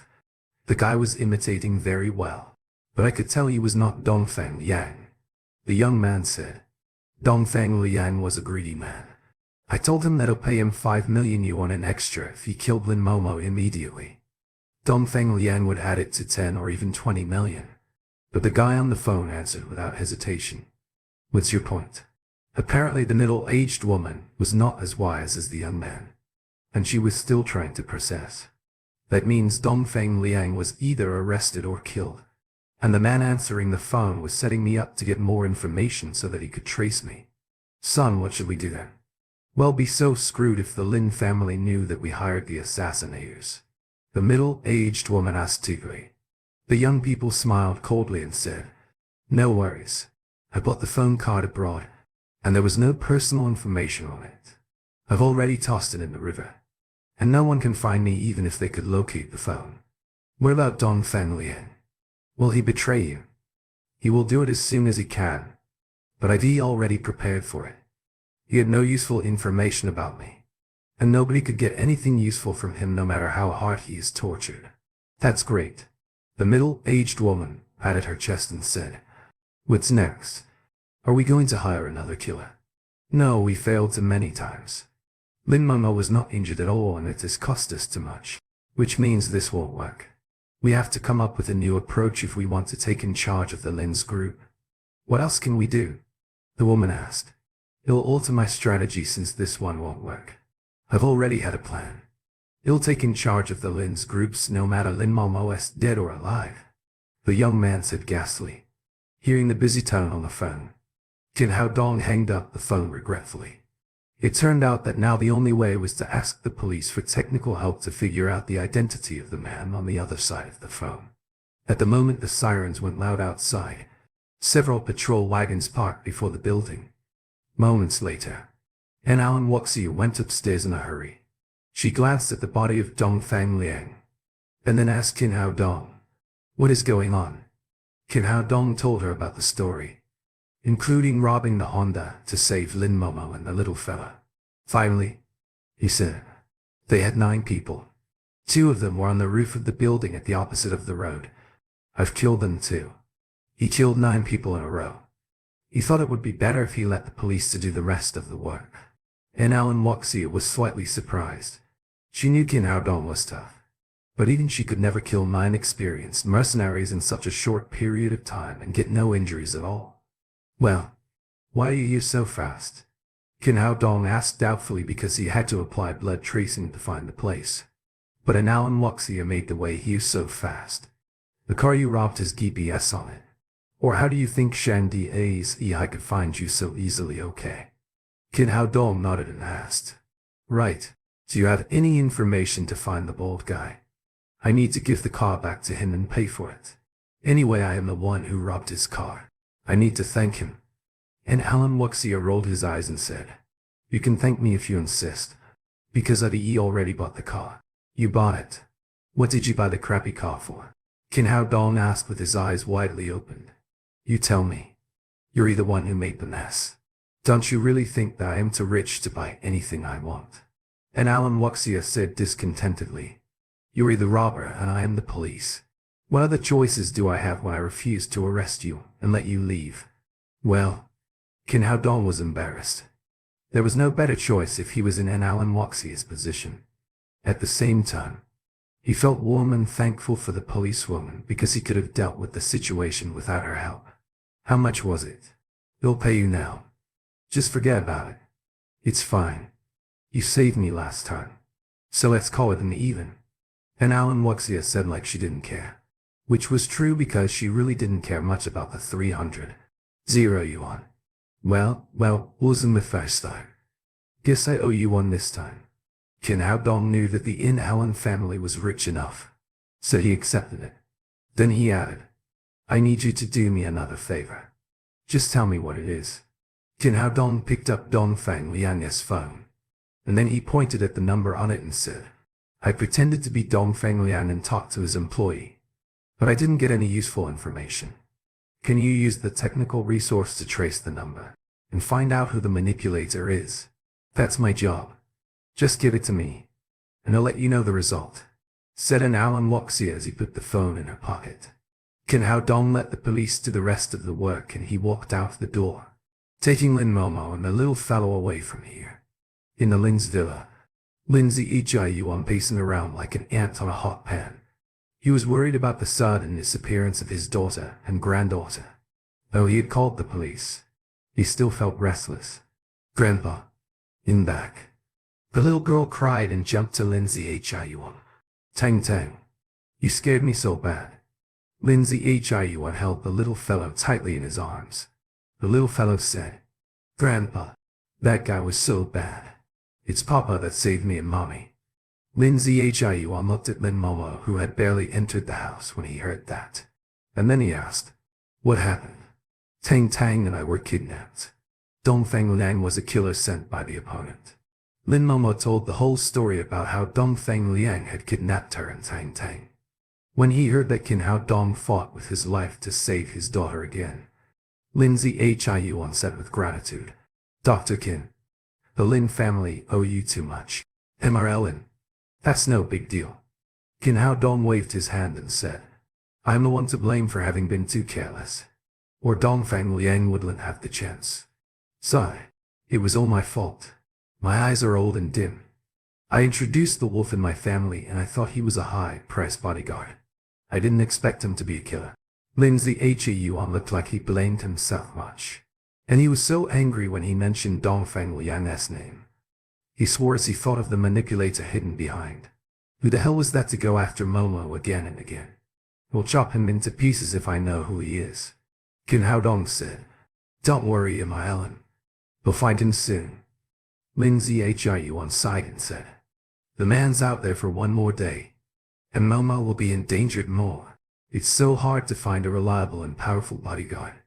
Kin Hao Dong shared Lindsay Hyun's feelings. Rich men were always surrounded by bodyguards. But their only use was to scare the ordinary. Few of these bodyguards could survive when facing a real killer, mister. Lin, you don't need to worry too much about the bodyguards. I'll do it for you. And I'll find some strong and reliable bodyguards for Momo by tomorrow evening. Lin Momo asked. Really? How Dong? Even the Lin's group, with all its financial power and connection in Jiangnan City, failed to find a satisfying bodyguard. Lin Momo could never imagine how a senior student like Kin Hao Dong could find a bodyguard for him. I was going to give you a surprise, but I guess it won't work. Kin Hao Dong told her about how he talked in the Divine Mercenaries and established the security company in detail. At last, he added, he'll make some healing medicines tomorrow. Soon Saber and other people from the Divine Mercenaries can serve their duty. Which won't be long. Lin Momo understood it immediately after Kin Hao Dong finished talking. She knew he established the company for her, so she was deeply moved and said, Hao Dong. Thanks. Kin Hao Dong smiled and said, You're welcome. I said no one can hurt you and our little girl as long as I am with you. I have to honor my words because I am a real man. Seeing the two people who looked at each other with deep affection, Lindsay Hyun smiled reassuring and left the room with the little fellow in his arms. Even Dong Mao and Irma Ho, who had been guarding beside him, left with him. Kin Hao Dong was delighted. This father-in-law was really sensible that he knew how to create opportunities for him. Just as he was about to pull Lin Momo into his arms, the cell phone in his pocket rang untimely. He took out his cell phone and looked at it. It was in Wuxia. Knowing that it must have something to do with the phone number, he pressed the answer button. How is it? Has it worked out yet? Kin Hao Dong asked eagerly. Just now the technical department has checked it. That number was registered abroad, and it didn't use real name, so it is impossible to find out who the owner is. What about signal positioning? Do they know where this person is now? And Wuxia said, that cell phone is off now, and there is no signal to check at all. We sent people to the location where the signal last appeared, the riverside of the Qinglong River. As you know, there are nearly 1,000 cruise ships and cargo ships passing by every day on Qinglong River, and there are countless passengers on board, so it is impossible to determine the scope at all. I guess when you talk to that person, he must be aware of something, so he threw the phone directly into the river. Do you mean it? Ain't she so kind? Kin Hao Dong said angrily. And Wuxia said, they had made sufficient preparations before, and the clues are few. The investigation will take time and can't be rushed. Kin Hao Dong cowled and helped it. After a few words, he hung up the phone. Although the relationship with Lin Momo had warmed up dramatically in recent days, he was still driven out at night. He called and helped sign in silently. It seemed that there was still a certain distance to the dream of sharing the same bed with Lin Momo. The next day, Kin Hao Dong accompanied Lin Momo to send the little fellow to kindergarten. The little fellow had come out of the shadow of yesterday, singing Yaoing's Hunt's song happily. After singing, she said, Papa, Wang Zaichuming has a signature photo of Yao and Shan Shan. When can I have one? Tang Tang, you're too young to chasing the star, said Lin Momo.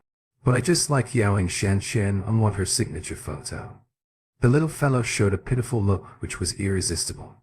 In her opinion, Papa was omnipotent and must be able to meet her requirements. Qin Hao Dong could not bear to refuse his daughter. So he said, "Be good. Teng Teng. Papa will get one for you in a few days. Papa is always so good to me." The little fellow kissed Qin Hao Dong on the face and jumped into the kindergarten after the car stopped. Lin Momo said to Qin Hao Dong, "You spoil your child so much. Where are we going to get a signature photo? As a father, I must satisfy her such a small requirement.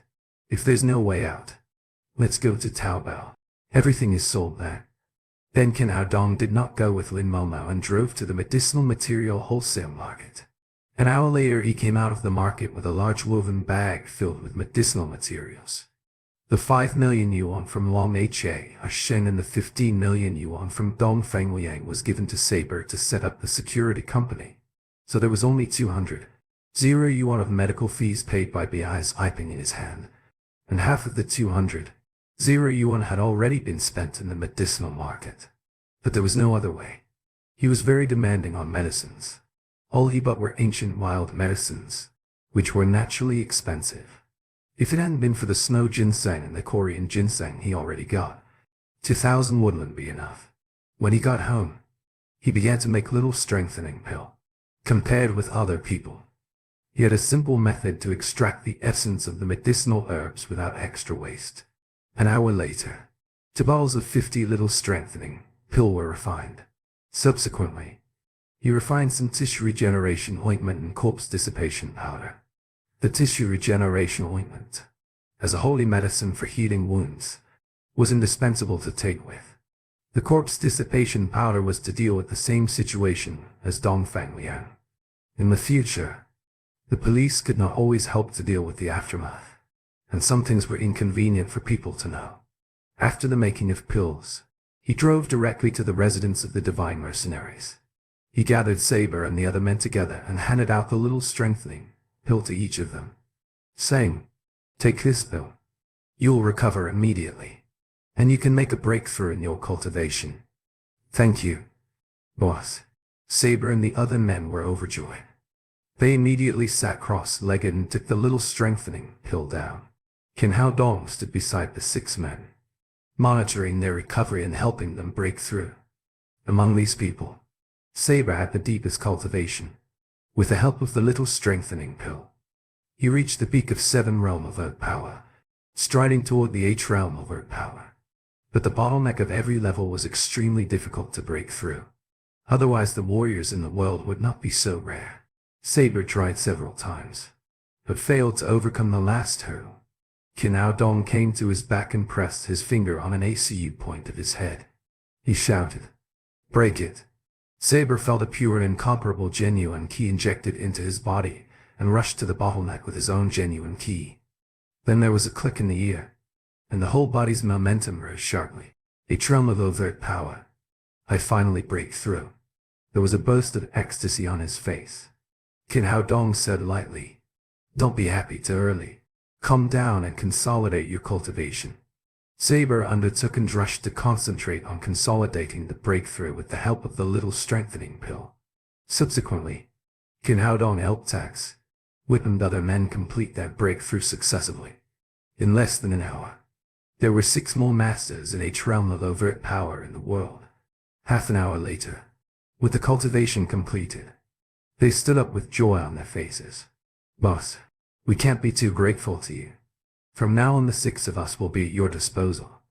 They were both grateful and reverent to Qin Hao Dong. They had been stuck in 7 realm of overt power for a long time before they were injured, and they couldn't find a way to make a breakthrough. Unexpectedly, after meeting Qin Hao Dong, not only were they healed, but they also improved a lot.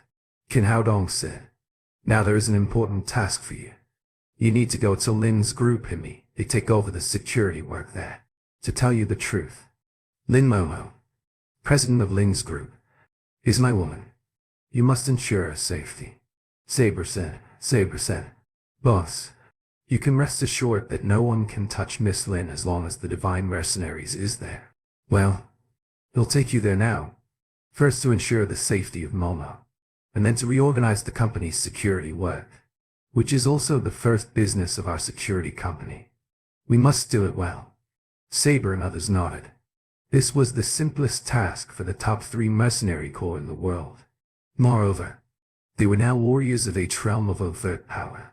When things were arranged, Qin Hao Dong took the 6 men to Lin's group. 10 green off-road vehicles galloped toward Lin's group.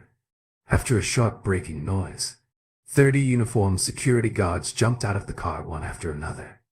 The guards were led by a middle-aged man in a suit with a cigar in his mouth. His hair was slicked back. He had a treacherous and timeless look. After getting off the bus, the man with slick hair strode to the gate of Lin's group. The 2 security guards at the entrance of the group saw these people, and their brains were numb for a while.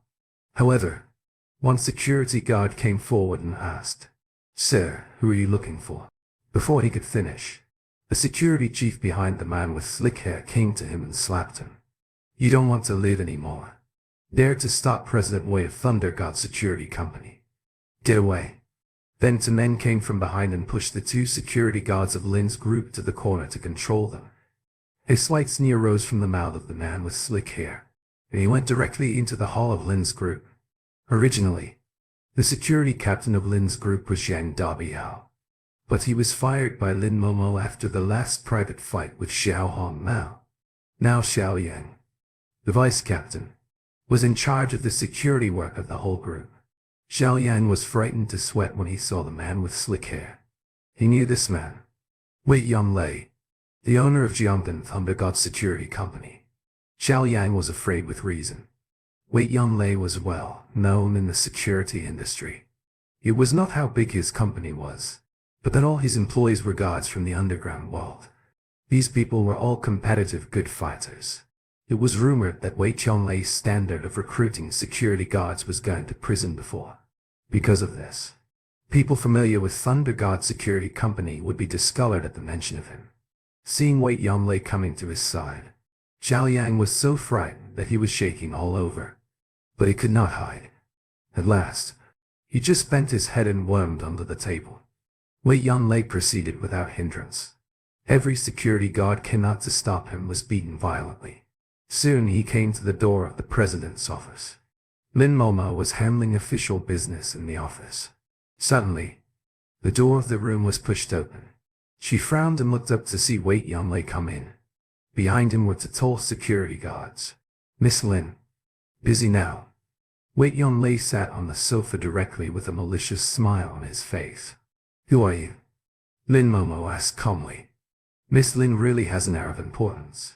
You don't even know me." "Wei Yonglei, I asked my subordinates to convey several times that I wanted to have tea or dinner with Miss Lin. But Miss Lin disregarded my invitation, so I have to come myself. Not long ago, Wei Yonglei asked to seal in Momo several times to take over the security work of Lin's group. But Lin Momo knew that Wei Yonglei was running an underground security company. It would be self-destructive to hand over the company's security work to them. So she refused without hesitation. Hearing that this man was Wei Yonglei, Lin Momo calmly said, "President Wei, what can I do for you? I've long heard that the president of Lin's group is a great beauty, so I'll come and see it on purpose." Wei Yonglei smoked a cigar which emitted a thick cloud of smoke. He said with a grin, "In addition, I think other companies have a lot of business to cooperate in, so I come here just to negotiate with Miss Lin. On the contrary, I don't think there is anything we can cooperate in." Lin Momo said in a cold voice, "How could it be? Our company specializes in solving problems for people. We all have to survive in a dangerous society. How can you have no trouble? If there is trouble, there will be opportunities for cooperation." "I'm sorry," said Lin. "Our Lin's group only engage in decent business. We don't want to have anything to do with your company." "What do you mean? Are you saying I'm indecent?" Wei Yonglei laughed wildly, his rat like eye sweeping on Lin Momo vigorously. Lin Momo said with a disgusted look, "President Wei, if there is nothing else, please go out. I'm occupied now." Wei Yonglei, as if he had heard nothing, continued his words. "Miss Lin, you still lack understanding of our company. In fact, the service we provide is very thoughtful. We provide security service, collect and lend loans. We can meet all your requirements and the price is reasonable. We don't need it."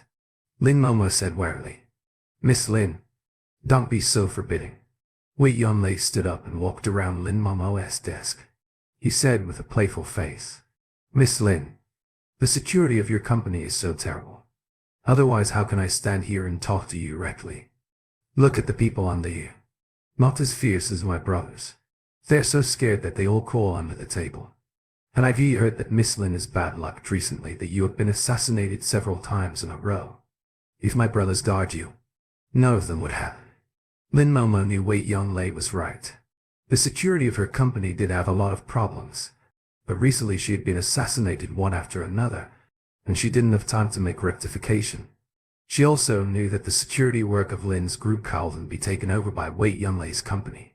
They were easy to hire but hard to get rid of, so she would suffer at that time. President Wei, I don't want to say the same thing for the second time. Our group can solve our own problems without your company. After being refused one after another, Wei Yonlei frowned and then laughed. Miss Lin, how do you know something you haven't tried? Our company's services are in place, such as 24-hour personal service, which will surely satisfy you. He waved to the two security guards behind him. You two are guarding at the door. Let Miss Lin experience for herself that our service is good. Smiling wickedly, the two security guards glanced greedily at Lin Momo's attractive figure, and then turned to the door. Lin Momo was astonished.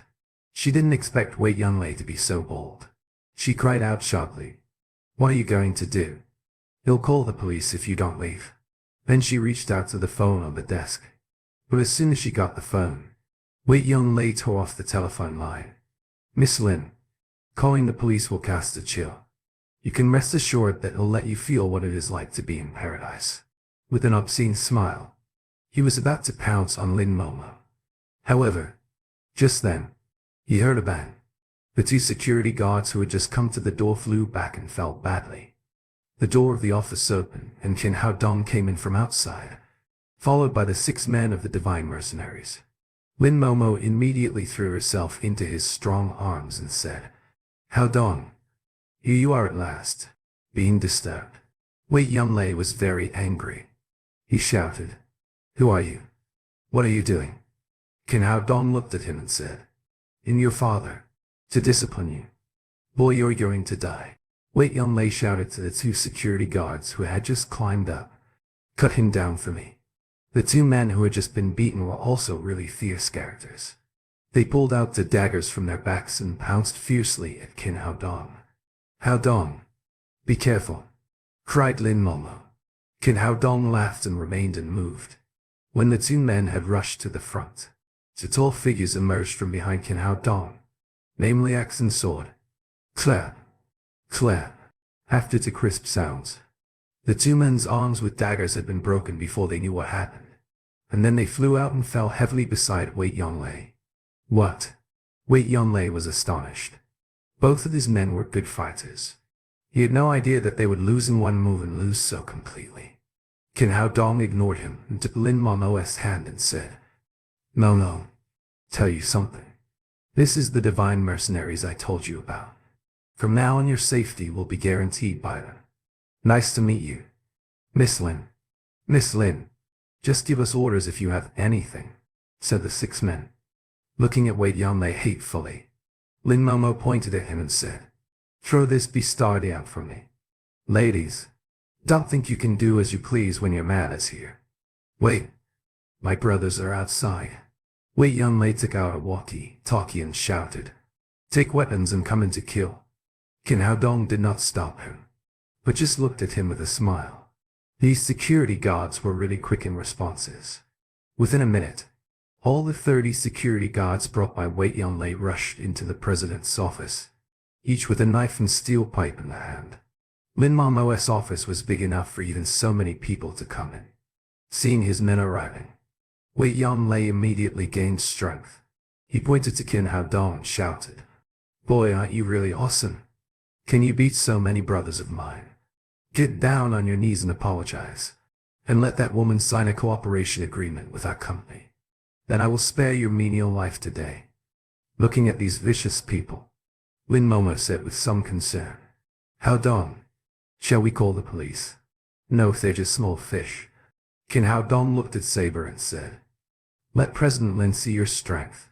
Rest assured, boss, these drakes will be done in a minute." After Saber finished talking, the 6 men of the Divine Mercenaries shouted loudly and rushed to the guards of Wei Yonlei's. They did want to prove themselves to Lin Momo, so they didn't show mercy. Before those guards could respond, they were thrown to the ground one after another. Wei Yonlei was completely stunned, his eyes and mouth widely opened. He didn't expect that his experienced brothers could be so vulnerable in front of these people. Were they still human beings? It was not until Saber grabbed him by the collar and threw him in front of Qin Hao Dong that he regained consciousness. "Boss, what to do with this guy?" asked Saber. "Break his 4 limbs and throw him out," Qin Hao Dong said coldly. No. Let's make reconciliation." Wei Yonlei was totally frightened. He didn't realize that the young man who had been smiling all the time was so fierce. He said quickly, "This happened when I was in the 1st or 2nd year of junior high school. I think I was about 13 years old. I grew up in Madrid side. It is my fault today, but there's no need to do things like that. One more friend. One more way." Qin Hao Dong squatted down and patted him on the cheek. He said happily, "You came here and did an evil thing.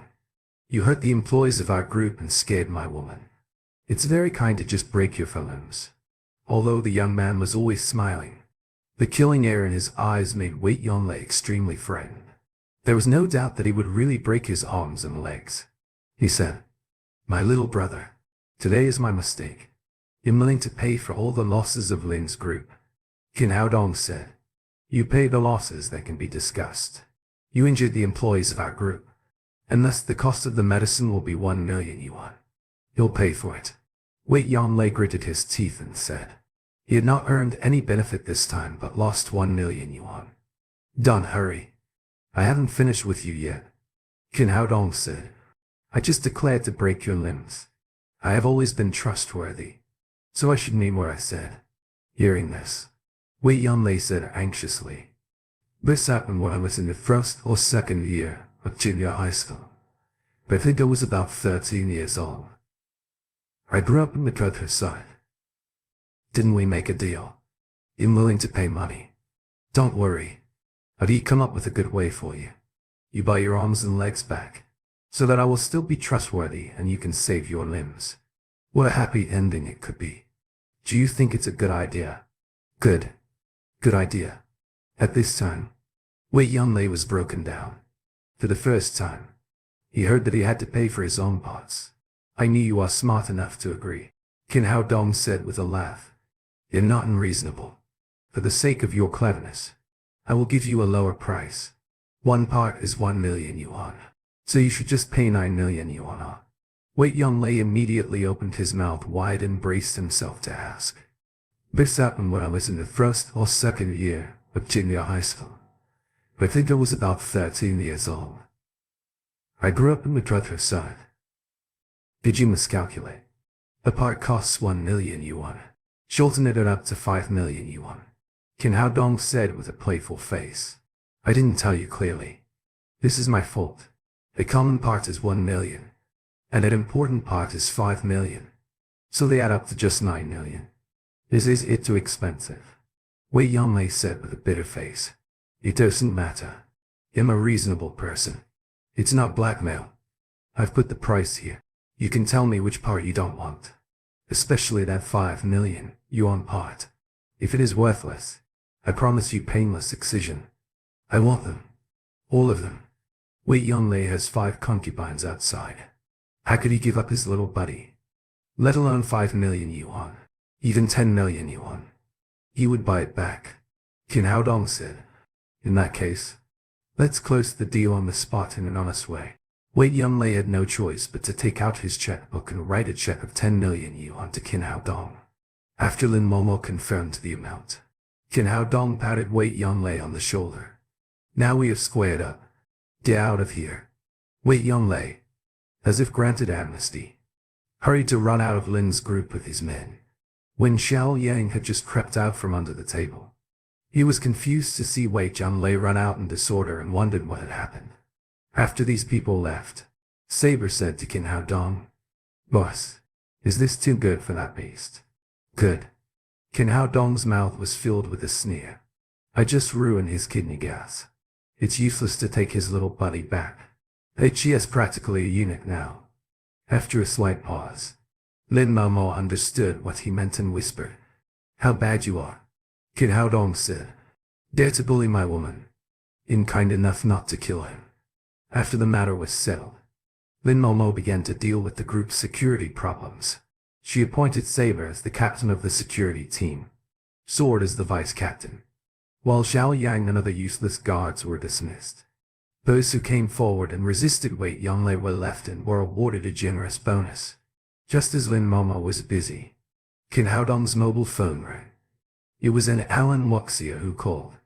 He pressed the answer button and asked, "Officer Ren Allen, is there any progress in that case?" "No, we have a new case in urgent need of your help. Come here as soon as possible." "So urgent?" "Well, pursue it fast. You'll be right there," Kin Hao Dong immediately promised. After all, and Alan Wuxia had helped him several times, so how could he stand aside when she encountered difficulties? "Hurry up. They'll be waiting for you in the criminal police unit." Then she hung up. With the divine mercenaries here, Kin Hao Dong no longer worried about Lin Momo's safety. After some arrangement, he drove to the criminal police unit. When Kin Hao Dong came to the criminal police unit, and Alan Wuxia was sitting in her office anxiously waiting for him. Beside her was Wang Jiangfeng, the captain of the criminal police unit. Seeing Kin Hao Dong enter the door, and Alan Wuxia said happily, "Dr. Kin, you finally come." Wang Jiangfeng said, "Little Kin, I'm sorry we have to trouble you again, but this case is of great importance. We really have no better way. Otherwise we won't call you here." "Captain Wang, don't stand on ceremony. I can help you with anything." Then Kin Hao Dong sat down beside N. Alan Wuxia. Wang Jiangfeng said, "Captain N. Alan, please tell Dr. Kin about the case. We have news from Burma's informer that there was a bumper harvest of opium poppy in the Golden Triangle area this year, an increase of 30 compared with ordinary year, which directly leads to the difficulty of drug control in Jiangnan province and even in the whole country. According to internal information, the drug traffickers in the Golden Triangle area were ready to sell all the increased drugs to our country because of the large population, the rapid economic development, and the balloon of people's income in our country. In order to cut off the drug trade in the Golden Triangle area and fight the anti-drug war in an all-round way, the police department had set up a special task force." Kin Hao Dong asked, "What does this have to do with Jiangnan?" "According to the latest reports, Burma's drug traffickers have sent hatchet men to our country with a large number of drugs to try out ways to deliver drugs. And this hatchet man chose Jiangnan City as his target," and Alan Wuxia said. Kin Hao Dong nodded inwardly. The police of Wuxia employed huge force in fighting against drug trafficking. It seemed that the spies had entered the top level of drug traffickers since they could get such accurate information. According to the information obtained, we have controlled the suspect and brought him to the criminal force unit. But after careful search, even using anti-drug dogs, we have not found where the drugs are. Later, listen to this. Later, we conducted a shock interrogation on the suspect, but the effect was very unsatisfactory. Now 19 hours have passed and nothing has been achieved," Wang Jiangfeng said. "The suspect is a young man of about 30 years old, taking a child who has just reached the age of 1, which brings great difficulties to our interrogation. Now the problem is, if we can't find any strong evidence in 24 hours, we'll have to let him go. The release of the suspect will show that our Jiangnan police are powerless to deal with the latest drug delivery in Myanmar, and that a large number of drugs will probably flow into Jiangnan. In this case, we think of Dr. Kin. We want you to use hypnosis to help us interrogate the suspect," and Alan Wuxia said. "This case has been reported to the Chinese police department, which attaches great importance to it. Thanks Yuan Zhang, the head of the special task force, has taken to interrogation experts on the way to Jiangnan. However, our Jiangnan police will feel shame if depending on the police department to solve the case. So we want to solve the case quickly before the 2 experts arrive. We need your help, Qin Hao Dong said casually. No problem. It's only a few minutes to interrogate a little hatchet man. But just then, the door opened with a middle-aged police officer coming in from outside. Behind him were two men in their 50s. Although they looked gentle, their pride could hardly be concealed. After a slight pause, Wang Jianfeng immediately welcomed him and said, Leader Fang, you're so quick. And Alan Wuxia also stood up, and she whispered in Qin Hao Dong's ear. This is Feng Xuanzhong, the head of the special task force. Those two people should be interrogation experts. I didn't expect them to come so soon. After some greetings, Feng Xuanzhong sat down and said, Captain Wang, how is the case going? Wang Jianfeng said with some embarrassment. There has been no progress, no drugs found, and the suspect kept his mouth shut. So far there is no breakthrough. Feng Xuanzhong frowned. He looked at his watch and said, The case has passed for 19 hours. How come there is no result at all? What's wrong with your investigation work? Wang Jianfeng's cheeks were flushed, but he had nothing to say. As the saying went, officials one rank superior crushed the inferior. Moreover, he was more than one rank inferior to Feng Xuanzhong, who was one rank higher than the chief of the Public Security Bureau in Jiangmen City. And it was true that he failed to solve the case quickly, so he could only listen to what Feng Xuanzhong said. At this time, a tall, thin expert with glasses said, Captain Feng, they are not to blame. Jiangmen is a small place. The police are inexperienced and incompetent in handling cases. It's normal that they can't solve such big cases. This sounded like a defense for Wang Jianfeng. But in fact, it belittled the ability of the whole Jiangmen police to handle cases. And Alan Wuxia said with a sunken face, This gentleman, please respect our Jiangmen police. The other pudgy expert grinned coldly and said, If you want to be respected, you have to have that ability. If you have the ability, you don't have to invite us here. And Alan Wuxia said angrily, Without you, we Jiangmen police can solve the case as well, and no one invited you to come. The pudgy expert was obviously arrogant and used to be worshipped everywhere like the moon. Now a little policewoman didn't give him face like that. He immediately got angry.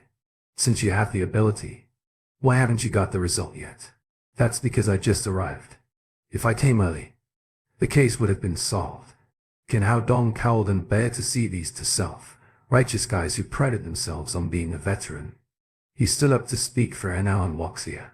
Who are you? The pudgy expert looked at Qin Hao Dong and asked. Seeing him falling into a quarrel, Wang Jianfeng hastily explained. This is Dr. Qin Hao Dong, who was invited by our criminal police unit to help us solve this case. As soon as he said this, the two experts laughed together and said, You Jiangmen police can't admit your incompetence. Yet you even asked the doctor to help the interrogation. I have lived for more than 50 years and have never heard such a funny joke. Wang Jianfeng's face also changed, and he said, Dr. Qin is very proficient in psychology and once he helped us. Before he could finish speaking, Feng Xuanzhong interrupted him impatiently. Well, there's not much time left. Let's seize the time to do business. He stood up and said to Wang Jianfeng, Where's the interrogation room? Let the experts start working immediately. Obviously, he did not take Qin Hao Dong into account at all, thinking that a young man in his 20s wouldn't be helpful in the trial of the case. Wang Jianfeng was very clear about Qin Hao Dong's abilities. He didn't give up hope and said, Captain Feng, why don't you let Dr. Qin try first? Then experts can start later. The expert with glasses said unhappily. What do you mean? Would a little doctor's interrogation level be higher than ours? There's no need to waste time, said the pudgy expert with a haughty face. No one in China can solve this case in 5 hours except the two of us. Feng Xuanzhong was not satisfied with what Wang Jianfeng had done. He said in a cold voice, Captain Wang, we have no time to waste. Lead the way quickly. Shaking his head helplessly, Wang Jianfeng took them to the interrogation room. And Alan Wuxia said indignantly, Dear men things. They think they're great because they are from the capital. Qin Hao Dong didn't care. He was happy for not having to do anything. Now that there are experts, he'll go back. Don't, Dr. Qin. I just met the hatchet man. This man is obviously carefully chosen by the big drug dealers in Myanmar. He has a very strong psychological quality and rich experience in confronting the police. Such a person is very difficult. I have a premonition that the two experts are useless. At that time we will still need you. Kin Hao Dong said. I don't care. I'm just a little doctor. It's your police's job to solve the case. Then he turned his head and was about to leave. And Alan Wuxia took his hand. Kin Hao Dong turned around and smiled at her. Nan Lan officer. Are you flirting with me? Bar nonsense. Then Alan Wuxia threw off Kin Hao Dong's hand and said, Kin Hao Dong, whether you are a doctor or a student, but this case is very important for the whole country. We should know that if these drugs enter our country, it's innocent people who are getting hurt. Aren't you a doctor who saves lives and injuries? If you help solve this case, you'll have more merit than saving one patient or even 100 patients. Kin Hao Dong thought for a moment and said, well, listen to this. You convinced me. I can wait here for a while. But there's only one condition. I promise you anything. As long as you are willing to help. And Alan Wuxia said excitedly. Kin Hao Dong stared at her from toe to head, which made her a little panicked, then laughed playfully. In fact, nothing big. That is, you accompany me to eat a meal, drink a tea and you chat with me. Namely 3 escort services. While you're pulling my leg. And Alan Wuxia rolled her eyes charmingly. Say, what do you want to eat? It doesn't matter what you eat. The key is who you eat with. And everything will taste good when eating with a beautiful woman. Kin Hao Dong made fun of Alan Wuxia for a while. They had dinner together, and then the long wait began. Time passed quickly, and 4.5 hours had passed while waiting. But there was still no news coming from the interrogation room. Feng Xuanzhong was calm at first, thinking that the 2 experts he brought would be able to manage the case quickly. But with the passage of time, he began to be restless and paced back and forth in the hall of the criminal police unit, as the head of the special task force. Of course, he hoped that his first case would be handled perfectly. But now it seemed very difficult. Wang Jianfeng accompanied him all the time, and he also looked anxious. Only Kin Hao Dong looked relaxed. He chatted with Alan Wuxia at the corner, sometimes making her giggle and sometimes blushing. 10 minutes later, with only 20 minutes to go from 24 hours, the door of the interrogation room opened and the 2 experts came out. Well, the big experts come out. They're really an expert. They solved the case when there are still 20 minutes left. It seems that we should go out and celebrate it. Kin Hao Dong said with a laugh. Feng Xuanzhong also asked eagerly, how about the case? The 2 experts were extremely embarrassed, and the man with glasses said in a low voice, Captain Fang, the suspect is too cunning, so there's no result yet. Don't you say that the Jiangmen police are incompetent? You are a great expert from the capital. How can you not even solve this problem? This guy had just publicly belittled the Jiangmen police, so when Alan had been suppressing her anger, the expert with glasses didn't expect to fall into this awkward situation. He blushed and cowled and speak. The pudgy expert said, in fact, we are not to blame. The time left was too short. If we intervene in the first place, we should surely be able to elicit the truth. Kin Hao Dong said, big expert, just as you said. Only you can solve this case in 5 hours in the whole country. Why is time too short now?